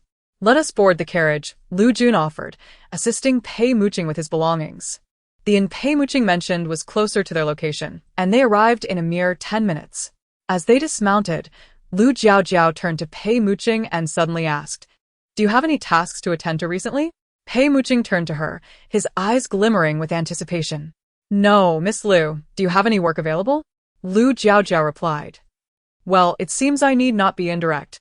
We have acquired a shop here and are in need of personnel. If you wish to join us, you are welcome."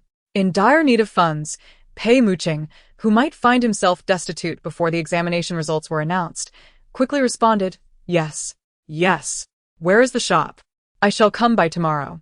He expressed his eagerness without even inquiring about wages, which softened Lu Jiaojiao's heart. "Very well. But if you are to work in my shop, you must heed my arrangements and vacate your current room," Lu Jiaojiao stipulated.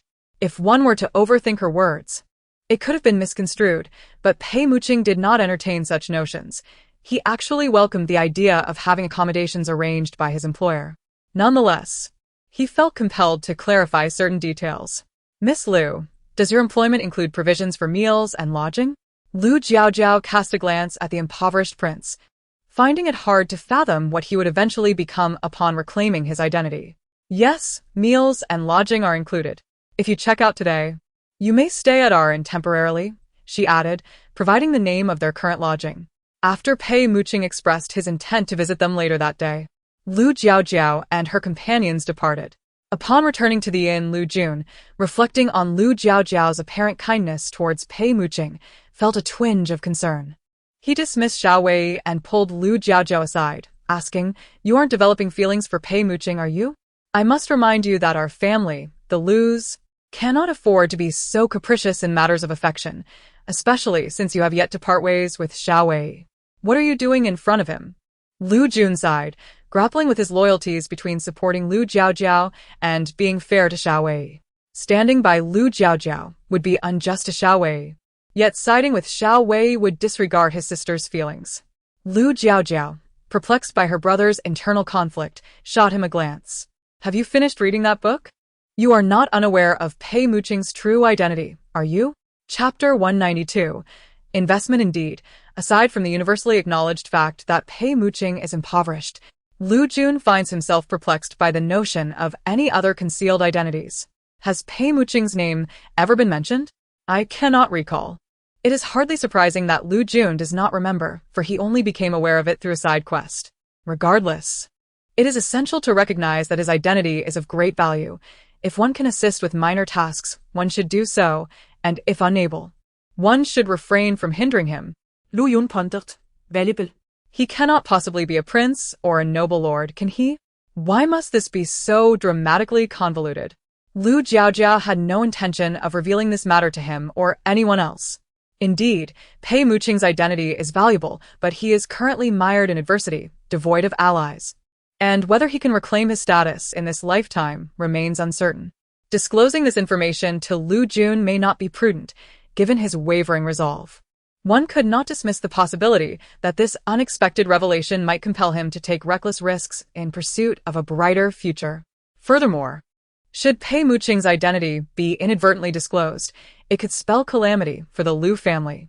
She does not believe that Lu Jun harbors ulterior motives, scheming to exploit Pei Muqing's status for personal gain. He is not that type of person. However, she has not forgotten that Lu Jun bears the burden of a monumental mission. Having been trapped in this world for so long, the knowledge of Pei Muqing's rising fortunes could embolden him to pursue his quest with renewed vigor. Those who have long dwelled in despair often have a diminished sense of self-worth. Thus, if a lifeline were to appear, it is only natural that they would clutch it with all their might. Wait, do not jump to conclusions. By the way, I haven't asked you yet. Do you have confidence in passing this examination? Lu Jiaojiao inquired, observing Lu Jun's curious speculation about Pei Muqing's identity. Armed with information from his mobile device and guidance from Lord Lu, Lu Jun felt a surge of confidence this time. I am certain I will pass. However, I cannot guarantee my rank. Passing is what truly matters. Regardless of your rank, once you succeed, you will be a Jinshe, and the court will grant you an official title. Should you wish to become a teacher, there will be plenty of people eager to seek your instruction. The ancient imperial examination system is notoriously challenging, and Lu Jiaojiao was well aware of this, hence she did not anticipate that Lu Jun might soar to great heights. It would be wiser to remain relaxed. Perhaps alleviating psychological pressure could lead to better performance. Lu Jun was cognizant of his own capabilities. Yet this time, he felt somewhat reassured with additional support. It remains uncertain whether Pei Muqing feared that Lu Jiaojiao might rescind the generous offer of all-inclusive accommodation, for he arrived at the inn that day laden with his belongings. Lu Jiaojiao indeed arranged a room for Pei Muqing and discussed the matter of his wages. After he decided to work at the supermarket, Lu Jiaojiao assigned him tasks the very next day.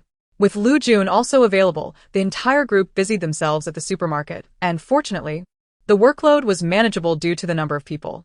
This bustling routine continued until the day of the results. Contemplating the chaotic scene that would ensue upon the announcement, she worried about the potential for a stampede. They sent but one person to witness the results, while the others remained at the residence, awaiting news. This house was purchased as an investment, and it was imperative to occupy it before the examination results were revealed. Otherwise, who would believe that a Jinshe resided within its walls? Who would still consider it auspicious and pay a handsome price for it? Chapter 193. A double delight at this moment. Pei Muqing exhibited no signs of tension whatsoever, savoring the peach blossom pastries on the table with great delight. A stark contrast to the visibly restless Lu Jun. Observing Lu Jun's anxious demeanor, Pei Muqing found it perplexing, for in his eyes, Lu Jun's scholarly prowess far surpassed his own. The teachers at the academy had sung his praises, and he had heard that upon arriving in the capital, Lu Jun had taken the esteemed top scholar, Lu Daren, as his mentor. With such guidance from a laureate, one would expect him to possess greater confidence for the upcoming imperial examination. So why was he more uneasy than Pei Muqing? This was truly baffling. I'm not nervous at all. I simply sat for too long and grew weary. I just need to stretch my legs, Lu Jun protested. Oh. Who was it that appeared as if they had nails embedded in their backside? Lu Jiaojiao quipped.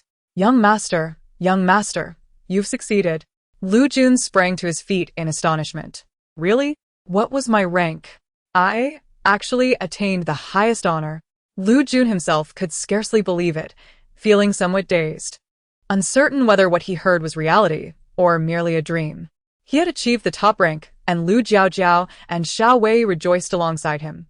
Lu Jiaojiao, upon learning that joyful messengers would soon arrive, promptly instructed Qi Lirong to prepare additional silver coins. Meanwhile, Pei Muqing, still oblivious to his own results, grew anxious enough to forego his beloved pastries, rushing over to inquire if Do Jiong had seen his name. Indeed, Pei Gongzi, you have also passed the examination. Placing in the second rank, Pei Muqing felt a deep sense of satisfaction with this outcome, as he had initially believed he would not pass at all, preparing himself instead to work diligently in the Lu family shop for the next 3 years before attempting the examination again. To his surprise, he had succeeded this time. What a delightful turn of events. Upon hearing the news of Pei Muqing's triumph, Lu Jiaojiao discreetly arranged for an additional sum of silver. Soon enough, 2 groups of joyful messengers arrived at the residence, one following the other. Upon discovering that both parties were there to deliver good tidings, their demeanor toward Lu Jun and Pei Muqing grew considerably warmer. While it was not uncommon for a family to produce a successful scholar, the emergence of 2 such scholars destined for officialdom from the same household was indeed remarkable. Regardless of their future prospects, it was essential to treat them with utmost respect, for should they rise to prominence, it would cause quite a stir. After the 2 groups of jubilant visitors departed with their generous red envelopes, word spread among the neighbors, prompting them to come and offer their congratulations. The day was bustling with activity as waves of guests came and went. Once the neighbors had left, Lu Jiaojiao was surprised to see that both Lord Lu and Lord Shi had also sent congratulatory gifts, which caused those who had been inquiring to consider their own standings more carefully. This is a moment to express our gratitude to Lord Lu, Lord Shi, and Lord Su. My brother is certainly gaining face, and we must visit them to extend our heartfelt thanks, Lu Jiaojiao remarked, gazing at the substantial gifts laid out on the table as she addressed Lu Jun. Chapter 194. Entering the palace, although Lu Jun had achieved the status of a successful scholar, he remained insignificant in the eyes of the true nobility in the capital. As a potential future official of the court, he was a target for their attempts at persuasion.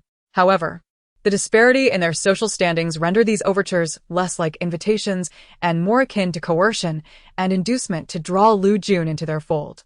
At present, the Lu family, including Lu Jun, lacked the fortitude to resist such pressures, and it was entirely possible that Lu Jun might fade into obscurity amidst the struggles of various factions before even gaining prominence. The seasoned officials, such as Lord Lu, were well versed in the intricacies of court politics. Their ostentatious presentation of congratulatory gifts likely concealed ulterior motives to resolve their own subtle troubles. This was not mere speculation on her part. Her origins were anything but ordinary, and she had witnessed enough to understand that, even if she remained unentangled, she was far from being an oblivious naif. Having spent considerable time in this environment, Lu Jun was perceptive enough to grasp the implications of Lu Jiaojiao's words. I should pay a visit, he concluded. Meanwhile, Pei Muqing, who struggled to comprehend their conversation, gazed at them in confusion. Yet he could not help but envy Lu Jun.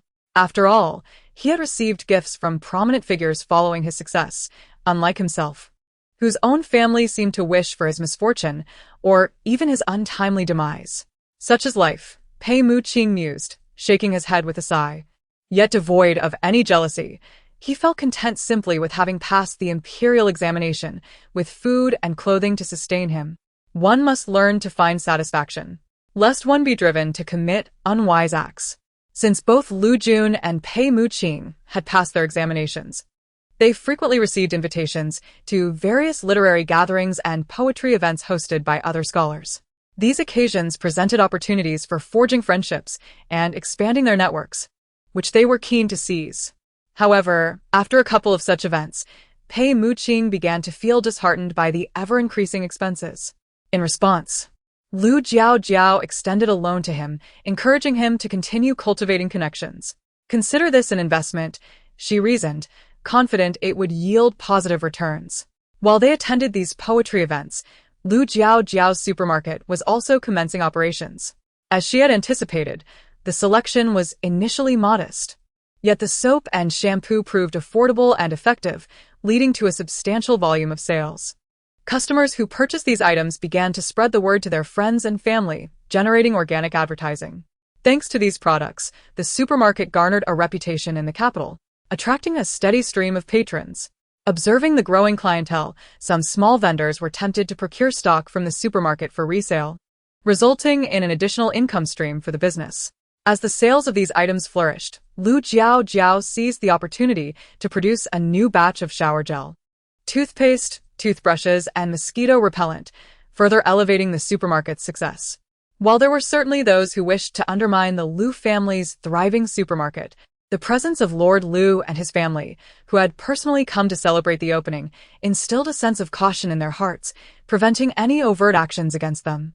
Although some had contemplated underhanded tactics, they had yet to implement them when the owner of the supermarket, Lu Jiaojiao, received an invitation to the palace from His Majesty. Thus, with such a small gesture from the emperor, any malicious intentions towards the Lu family's supermarket were swiftly extinguished. Chapter 195. The palace made each individual remained grateful that they had not yet acted, for to do so would have risked their lives and fortunes. Others secretly pondered whether the Lu family was engaging in a form of entrapment, feigning the guise of ordinary merchants to lure them into a trap, thereby seizing the opportunity to deal with them. It was also conceivable that the Lu family had come under the emperor's orders, intent on capturing their misdeeds and ensnaring them all at once. Those who entertained such thoughts were gripped with fear, wishing to shrink away, and they promptly resolved to behave themselves. Lu Jiaojiao, summoned to the palace, sat in the carriage, her heart racing as she glimpsed the 2 rows of soldiers at the palace gate and the towering city walls. She was the sole individual summoned, and even if she wished to resist, she had no choice but to comply and follow. "Miss Lu, please disembark from the carriage and accompany me to meet His Majesty." "A palace," maid said. Lu Jiaojiao was assisted down from the carriage, and the maid performed a ceremonial bow. Recognizing the attire and the ambiguous demeanor, she discerned that this was likely the fabled eunuch. "Lead the way, eunuch," she replied. The eunuch waved his feather duster and said, "Come along with me." He proceeded to lead the way, while Lu Jiaojiao kept her head lowered, avoiding any sideways glances, refraining from asking or saying anything inappropriate. The eunuch, noticing her decorum, did not overstep boundaries. Before bringing her to the chief eunuch, he subtly offered her a word of advice. After hearing his counsel, Lu Jiaojiao felt her anxiety diminish. It seemed that her presence here was not for a nefarious purpose. Upon being brought to the study, Lu Jiaojiao beheld the formidable figure clad in a dragon robe, who surveyed her for a full minute before bursting into laughter. Though Miss Lu is of humble origins, her contributions to the nation surpass those of my ministers. Your remarkable talents are a blessing to me and the people. There is no need for such formalities in this hall. Please rise, he urged. Lu Jiaojiao complied, rising while feeling a burning sensation in her legs, unable to comprehend his words of no need for such formalities. "I am but an ordinary citizen, and serving the nation is my duty. I dare not claim any credit." It appeared her previous ambition to align herself with the most powerful figures had been misguided. The one seated upon the dragon throne, a natural strategist, was beyond the influence of a mere girl like herself. Moreover, how could someone in such a position fail to perceive her intentions? 2 palace maids remained behind, gifted to her by the emperor, henceforth to be known as members of the Lu family. Since the imperial edict summoned Lu Jiaojiao to the palace, Xiao Wei and Lu Jun had not ventured anywhere, waiting anxiously for her return at their residence. They intended to inquire about her experiences within the palace, but, noticing the 2 palace maids trailing closely behind her, they silently refrained from questioning her, instead calling Qilarong to arrange accommodations for the maids. Once they were inside, and the 3 of them settled, Lu Jun finally asked, "What was the emperor's purpose in summoning you to the palace?" Now in her own territory, Lu Jiaojiao could finally relax the tension within her. After drinking a generous cup of tea, she began to speak. Chapter 196. The difficulty of escaping this chapter revolves around the matters concerning the vegetable greenhouse and fertilizers.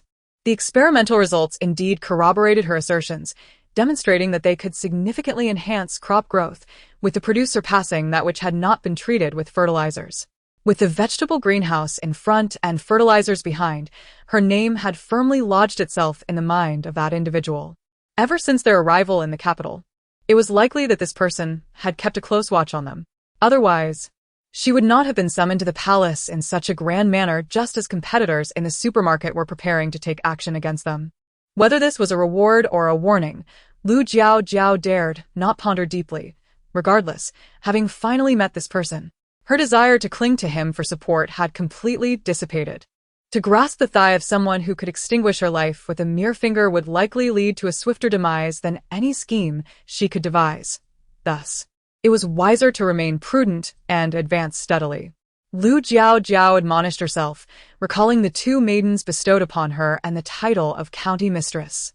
A throbbing pain surged in her head. It was indeed a miscalculation, with everything spiraling into chaos thereafter. The position of county mistress was far from easy to attain. Moreover, that person had carelessly conferred the title upon her, accompanied by a residence, expecting her to serve him for a lifetime. This was an egregious loss. She was at a loss as to how she had allowed herself to be ensnared under the watchful eyes of a schemer. Had she overindulged and grown weary of her own life? Fertilizers? When did you submit those? Lu Jun, who had been away, felt bewildered, unaware of her involvement with fertilizers alongside the vegetable greenhouse. He was well aware of the effects of fertilizers, and it was precisely this knowledge that astonished him. How had she managed to present such an item? Did she wish to diminish her significance in the Emperor's eyes? It was the first time Lu Jun recognized that his seemingly unremarkable sister possessed such audacity, without needing to say it aloud. Lu Jiaojiao was regretting her earlier impatience that had led her to adopt such a perilous stance. Securing a safe exit in the future would undoubtedly pose a challenge. Furthermore, chaos would likely engulf the palace in 2 years' time. By then, all would be vying for position, and who would concern themselves with her, a mere minor character? At that juncture, it might still be feasible to extricate herself unscathed. After contemplating these matters, Lu Jiaojiao's restless heart gradually calmed, and she began to ponder her future seriously. Upon hearing Lu Jun's inquiry, she recounted her decision to present fertilizers to Lord Lu and the others in the capital. So, the Emperor has not taken any action against you?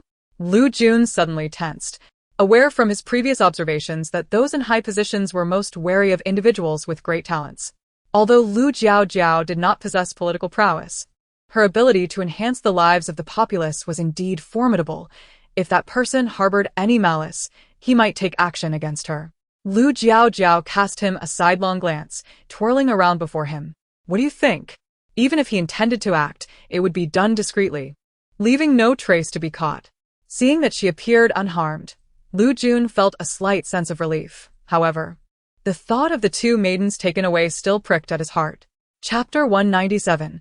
A sweet confection for a lifetime. It felt like a thorn lodged in the throat, an uncomfortable sensation that left one in a state of unease. Although he had not entered the court, he had perused countless tomes. Typically, when those in power bestow gifts, it serves as a means of establishing surveillance over others.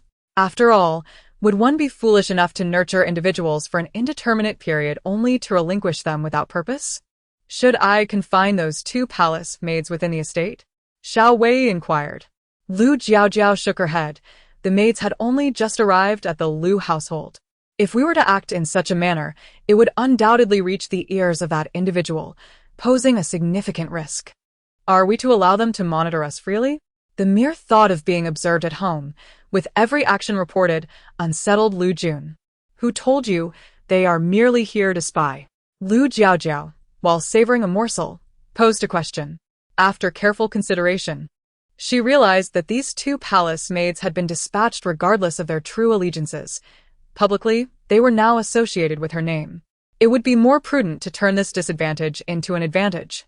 Besides, she currently held their fates in her hands, and if they were wise, they would understand whom to heed in the future. Is it not so? That individual would not be so generous as to gift you 2 handmaidens, would they? Lu Jun remained skeptical, doubting the benevolence of that person. Lu Jiaojiao replied, their purpose here is inconsequential. What matters is that they currently serve under my command. I am the one who governs their lives, and whatever tasks I require them to undertake, they must execute them proficiently. Hearing Lu Jiaojiao articulate these thoughts transformed Lu Jun's gaze towards her, as he remarked, Jiaojiao, you now resemble the chief antagonist in a tale. As Lu Jiaojiao, on the rise, regarded him with a bemused expression, she mused that if playing the villain meant having control over her own destiny, perhaps being a villain was not so bad after all. This left Lu Jun momentarily speechless. Indeed, regardless of being righteous or villainous, the preservation of one's life remains paramount. Do you possess the confidence to ensure their compliance? That would be splendid. They are intelligent individuals, and they know well how to choose. Lu Jiaojiao harbored no concerns regarding this matter. Observing that Lu Jiaojiao could adeptly manage the situation with the palace maids, Lu Jun decided to relinquish his interest, while Xiao Wei inquired about any further developments within the palace. It seems unreasonable that that individual would summon her merely for casual conversation and bestow upon her 2 servants. Upon Xiao Wei's query, Lu Jun concurred. Indeed, it was illogical to venture into the palace solely for such trivial matters. As they pressed for answers, Lu Jiaojiao found no reason to conceal the truth. The emperor has conferred upon me the title of a 5th-rank county princess. The edict will arrive in a few days. A 5th-rank county princess? The emperor is indeed generous. Lu Jun exclaimed in astonishment.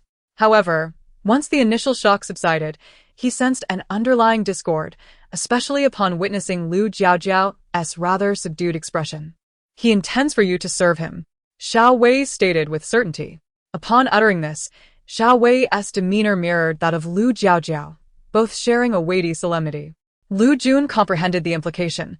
Thus, the emperor has merely offered you a sweet confection of a county princess title in exchange for countless obligations? Chapter 198. Numerous benefits. Lu Jiaojiao nodded heavily, acknowledging the treacherous nature of that individual. Despite her awareness, she felt compelled to comply. The burdensome world of imperial power. All she could do was strive during the palace examination. If she performed admirably, remaining in the capital might allow her to keep an eye on him. With no influence at her disposal, Lu Jun could only voice such sentiments. The pressure from the emperor loomed like a mountain, potentially endangering Lu Jiaojiao and the rest of the Lu family. Lu Jun loathed himself for having relived this cycle so many times, where apart from indulging in despair and waiting for death, he exhibited only a flicker of ambition. Had he applied more diligence, he would have grasped the intricacies of the ruling powers by now, preventing Lu Jiaojiao from being coerced into servitude and perhaps limiting her future endeavors. Yet, to live a tranquil life devoid of authority is a precarious venture, as evidenced by this very situation had he remained in his former position. The Lu family would not have been subjected to such whims, letting Lu Jiaojiao toil for the court on a mere whim. It appears essential to firmly grasp what should be held. Lu Jiaojiao wished to shield them from this burden. It was a pit she had dug, and thus it was her responsibility to fill it. Well, whatever may come, fortune or misfortune, cannot be evaded. It would be wiser to embrace each day with a light heart. Noticing Lu Jun's lips move, as if to speak, Lu Jiaojiao preemptively interjected, "Have you eaten? I am absolutely famished." With a playful pout, she insisted, "You spoke to me, which made me forget. Hurry, and fetch me something delicious." As she spoke, she nudged him. "You need not assume the title of county princess if you do not wish to," Xiao Wei suddenly remarked. Though he was no longer in his previous position, he remained privy to many royal matters, enough to potentially bring shame upon the entire imperial family, compelling that individual to reconsider. Thus, if Lu Jiaojiao truly desired to evade exploitation, he could assist her in extricating herself. Lu Jiaojiao regarded him, uncertain of the source of his conviction. However, without absolute certainty, she resolved against any reckless actions. Moreover, the Lu family currently possessed little. In truth, the title of county princess held considerable significance. Furthermore, the emperor's comments in the study hinted at an expectation for her to achieve tangible results. Since she retained value in his eyes, he likely would not treat Lu Jun poorly if he excelled in the palace examination. After all, maintaining stability was crucial. That individual was adept at calculating human motives and would not display hostility towards those near her at this juncture. Contemplating the palace examination day, if Lu Jun performed adequately, he might even earn the title of a top scholar. This line of thought indeed revealed numerous advantages. The title of county princess may impose certain limitations, yet it also opens many avenues. With this title, those in the capital who would covet the Lu family would likely reconsider. When her brother managed affairs, the emperor would deliberate carefully, ensuring he was not assigned to a remote position, truly a boon. Chapter 199. Missing my brother. Lu Jiaojiao confided her thoughts to Xiao Wei. Xiao Wei, understanding Lu Jiaojiao well, recognized the truth in her words. Yet he could not help but feel discomfort knowing that the person he held dear was being exploited in such a manner. The dishes arrived. The cook had prepared squirrel fish, a dish he knew she would relish. "Aren't you eating?" Lu Jiaojiao inquired as she noticed only a bowl of rice and a pair of chopsticks before her. Xiao Wei served a bowl of soup in front of her, replying, "We have already eaten." With a soft acknowledgement, Lu Jiaojiao lowered her head and focused on her meal. Lu Jun wished to linger and converse more with Lu Jiaojiao. Recently, he had either been busy attending poetry gatherings with Pei Muqing or visiting Lord Lu for private discussions. Furthermore, with the supermarket having recently opened, both siblings had not had the opportunity for heartfelt conversations in quite some time. However, it wasn't long before he noticed Xiao Wei serving her food and delicately removing fish bones, catering to her every need. His eyes nearly burned with irritation, and after casting a glare at Xiao Wei, he decided to leave. He intended to have a serious conversation with Jiaojiao the next day, emphasizing that choosing a partner should not be rushed, as there might be better options available. "Nothing happened at the supermarket today, right?" Lu Jiaojiao asked as she continued to eat. Xiao Wei placed the deboned fish on her side and recounted the reports from his subordinates. "Nothing at all. There was initially a plan for action today, but upon hearing that you were summoned to the palace, they quickly withdrew. Observations of other parties with ulterior motives revealed no activity today either." Despite the clarity with which Xiao Wei articulated her unvoiced concerns, Lu Jiaojia remained curious about the extent of his influence. The capital, while not vast, housed many influential figures beneath the emperor's rule. And it was primarily those individuals who felt the impact of the Lu family supermarket. Xiao Wei's keen awareness of their movements indicated that his own network was expanding rapidly. Lu Jiaojiao marveled at her discerning eye, pleased that she had identified a talent so swiftly. Yet, she felt inadequate herself. While her practical skills were decent, she lacked the acumen for strategy or influence. Sighing, she reflected on her brother's adeptness in cultivating talent. She recalled how he had managed to win over even their father's confidence through unknown means. During their father's confinement, he had successfully taken her out for a day, despite the watchful eyes of several aides. Once again, she lamented his absence. She had envisioned coasting through life, inheriting the empire their parents had built, and basking in the affection of her talented brother. Why had her circumstances transformed into such a disheartening narrative? Frustrated, Lu Jiaojiao bit into a chicken leg. Noticing her discontent, Xiao Wei felt at a loss, fearing that his previous remarks had upset her. "What is it?" he asked gently. "I miss my brother," Lu Jiaojiao mumbled, her words muffled. Xiao Wei responded, "Your brother? Not Lu Jun, I hope?" Chapter 200. The imperial edict arrives. Shall I call for Lu Jun? Xiao Wei tentatively inquired. Lu Jiaojiao lifted her head, her eyes sparkling as she gazed at him. In a soft voice, she remarked, "You know I am not referring to him." Although she was still uncertain about Xiao Wei's true identity, his profound understanding of her preferences suggested that he must have been someone she was quite familiar with, even if she could not recall any specific memories of him. His lack of surprise at the items she presented only reinforced her suspicion that Xiao Wei was once someone very close to her. Upon her direct assertion, Xiao Wei paused in his actions, his expression turning pensive. "He will come. There is no need for you to fret." Lu Jiaojiao, feeling somewhat agitated, retorted, "What do you mean? Are you implying that my brother will appear here? What a jest." She had clandestinely entered the narrative world, fearing her parents' disapproval. And since her brother was not at home, she had managed to slip away unnoticed. Even if her brother discovered her entry soon after her disappearance, according to the temporal rules governing such transitions, he would not be able to exist on the same timeline as her, let alone seek her out. Shaking her head, she returned to her meal, dismissing Xiao Wei's words as mere consolation. She truly missed her brother, who always stood by her side. He will indeed come. Xiao Wei contemplated silently, gazing in Lu Jiaojiao's direction. The following day, an unexpected imperial edict arrived much sooner than anticipated. As they all knelt on the ground, listening to the eunuch's proclamation, it was only when the edict was placed in her hands that the reality of the situation began to sink in. The eunuch quickly departed after delivering the edict, and Lu Jiaojiao sighed as she tucked it away. In her heart, she understood that although her lady was remarkable and capable of creating many extraordinary things, she was still an ordinary citizen. The sudden elevation to the status of a county princess, along with the bestowment of a residence, felt surreal. The two palace maids, observing her animated demeanor, exchanged disapproving glances, their brows furrowing slightly. However, they refrained from reproaching her before she spoke. They were no longer palace attendants but rather maids serving the Lu family, and they were well aware of their place. With her newfound fortune, Chila Rong felt a surge of joy, yet she also secretly resolved to elevate her own standards. As she would now serve as the personal maid to a county princess, she needed to be more prudent in her duties to prevent the newly arrived maids from usurping her position. She vowed to remain the foremost maid by her lady's side.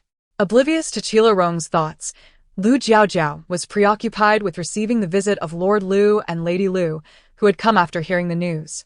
So the emperor had this intention all along, Lord Lu remarked, glancing at the edict. Yesterday, His Majesty mentioned it to me, and I believe the edict would not arrive for several days. I am truly surprised it has come so soon. Lord Lu understood the sentiments behind the emperor's thoughts, feeling a sense of pity for Lu Jiaojiao. She is merely a young girl, yet so gifted, and now she is confined within this circle so early in her life. Moreover, as a woman, her newly acquired title would likely lead to the emperor controlling her marriage prospects. Lord Lu genuinely regarded Lu Jiaojiao as a younger relative, harboring a sense of affection. Otherwise, he would not have made the journey to the Lu residence at such a delicate time. Your revelations are too astonishing. How could the emperor bear to let you leave? Lord Lu lowered his voice. Lu Jiaojiao was acutely aware of this, which only deepened her regret.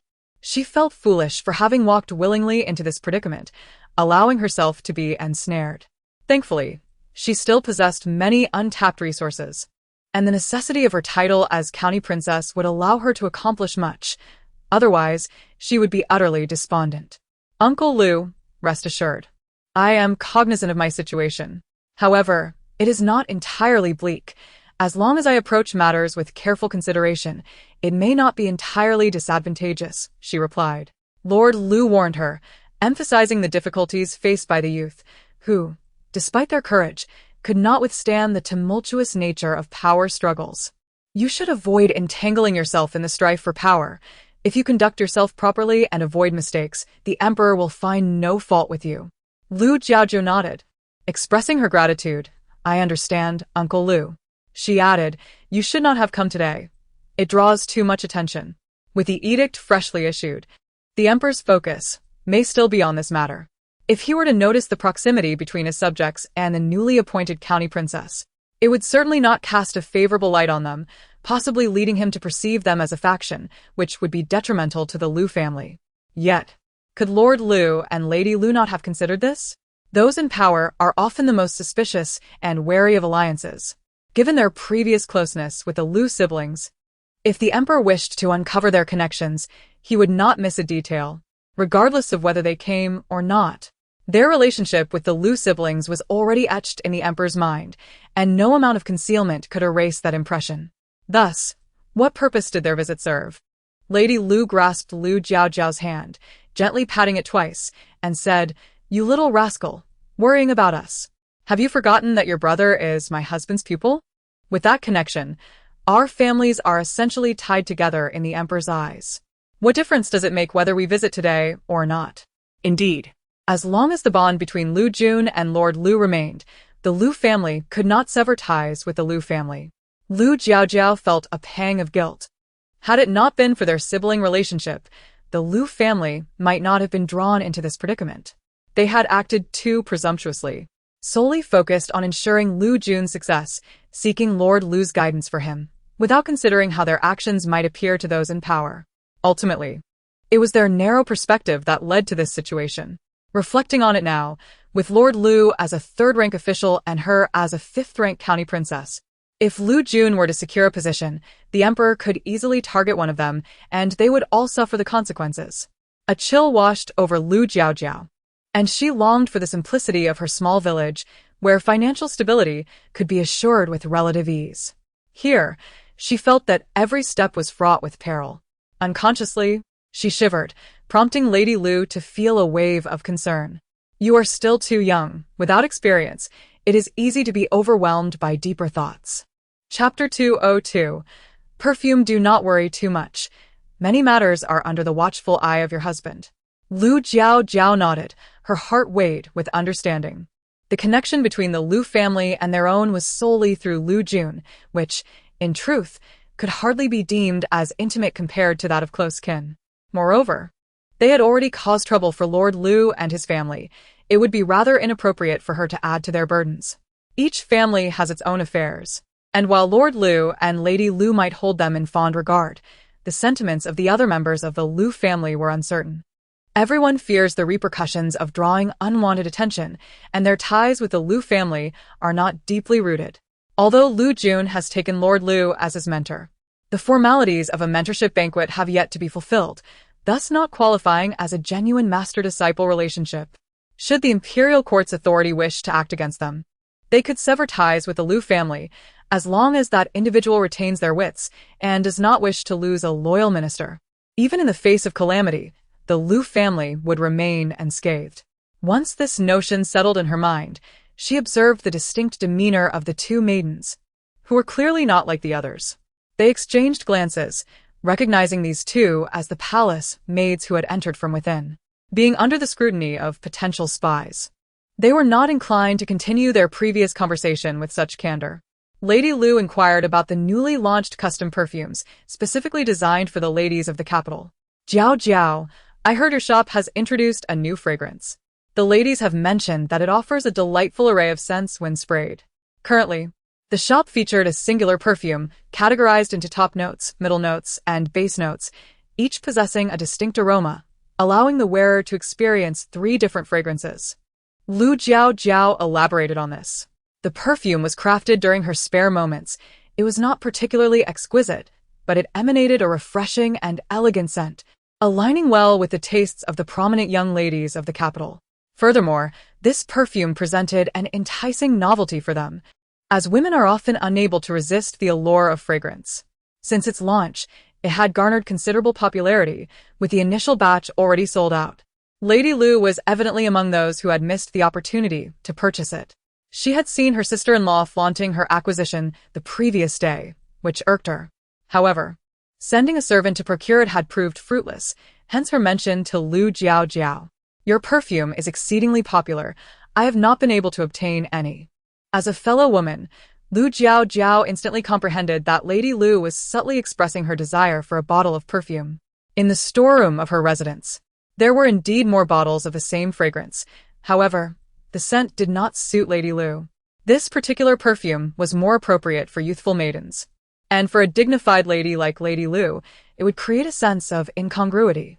I did not anticipate such swift sales. If you truly enjoy perfumes, I could create a new blend for you, she offered. This perfume was crafted by you? Lady Lu exclaimed in astonishment, mirrored by Lord Lu's surprise. Jiaojiao, how is it that you possess such diverse talents?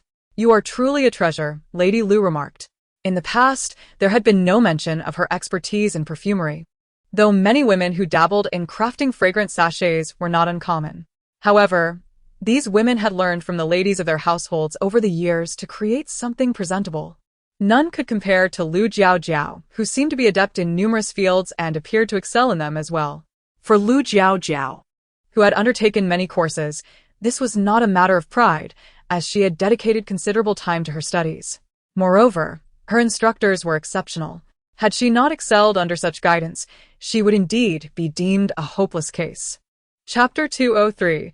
The son of the highest scholar Madame Lu was quite taken aback by the prospect of Lu Jiaojiao crafting a unique fragrance for her, as who would desire to be merely a common choice. Very well, I shall await my perfume with anticipation, she remarked with a smile, her tone devoid of any urgency, subtly indicating that she wished for Lu Jiaojiao to handle it at her own pace. Lu Jiaojiao had previously promised a gift, and naturally, it would not be delayed for long. After all, this task was not particularly arduous, and 2 days would suffice. Upon concluding this matter, Madame Lu suddenly recalled another concern. Although she expressed her annoyance, her face bore a proud smile, evidently pleased with the accomplishments of her son. Of course, Lu Gongzi is always welcome to visit the Lu family, Lu Jiaojiao replied. The mention of Lu Gongzi prompted Lu Jun to recall a name from the honor roll. This esteemed scholar happened to share the surname Lu. Was he indeed the son of the teacher and his wife? Upon realizing this, neither Lord Lu nor Madame Lu appeared surprised. As the father of a brilliant scholar, it would be an embarrassment if my son did not amount to something, Lord Lu declared. Indeed, your deduction is astute. My son cannot seem to remain at home and always prefers to venture out. Which is why you may not find him at the Lu residence, he continued. The couple then lamented their son's wayward behavior, wishing he were more like Lu Jun. As parents publicly criticize their children, it is imperative not to concur with such sentiments, a lesson Lu Jun, with his worldly experience, understood well. He merely listened, refraining from offering his own opinions. After spending some time at the Lu residence and promising to return, the Lu couple took their leave. Once they had departed, Lu Jiaojiao inquired whether Lu Jun was acquainted with Lu Gongzi. Having only seen the name, Lu Jun admitted he did not know him personally. I am unfamiliar with him, but I have heard from fellow scholars that Lu Gongzi possesses considerable knowledge, which explains his remarkable achievement in the examinations. At this moment, Lu Jiaojiao pondered the implications of Lu Gongzi being a candidate for the imperial examination and a descendant of officials. Surely the emperor would bestow upon him a position. Thus, the cunning emperor, known for his machinations, would likely not assign Lu Jun and Lu Gongzi to the same department, as he would want to sow discord between the Lu and Lu families. Lu Jiaojiao harbored doubts about this potential scenario, understanding that those in power often fear the formation of alliances among their subordinates. Given the emperor's advancing age and declining health, his paranoia would likely have intensified, relishing in the notion that his ministers remain estranged, preferably to the point of hostility. With her gaze lowered, Lu Jiaojiao resolved to wait until she met Lu Gongzi before forming any judgments. It was futile to speculate on someone whose character remained unknown to her. Is Pei Muqing not at home today? She wondered aloud. Logic dictated that this young man had recently taken to shadowing Pei Muqing, always present in Lu Jun's vicinity. Yet, since the morning when he received the imperial decree, she had not spotted him. Moreover, Lu Jun had no engagements today, making it improbable for Pei Muqing to venture out alone to socialize. Where, then, could he have gone? Chapter 204. A bit ordinary, yet still resilient. Recently, due to various social engagements, he has become so impoverished that he is left with nothing but the clothes on his back. Today, seizing the opportunity of having no students to attend to, he has taken up a temporary position at the supermarket. And he asked me to remind you not to forget his wages, Lu Jun chuckled. Working as a temp? Lu Jiaojiao replied, her expression darkening. The pay for a day's labor is merely a handful of coins, you know? He won't earn much at all. Why bother? He might as well take this chance to expand his network, as it may prove advantageous in the future. However, Lu Jiaojiao understood that Pei Muqing was only residing here temporarily, which did not necessarily mean he was a part of the Lu family. Ultimately, that was merely her perspective. It was uncertain whether he would share the same view. His absence today was, in fact, a blessing in disguise. He had encountered the emperor, and Pei Muqing bore little resemblance to him, perhaps only sharing a similar nose. It was far more likely that he resembled his mother. Those delivering the imperial edict were all from the palace.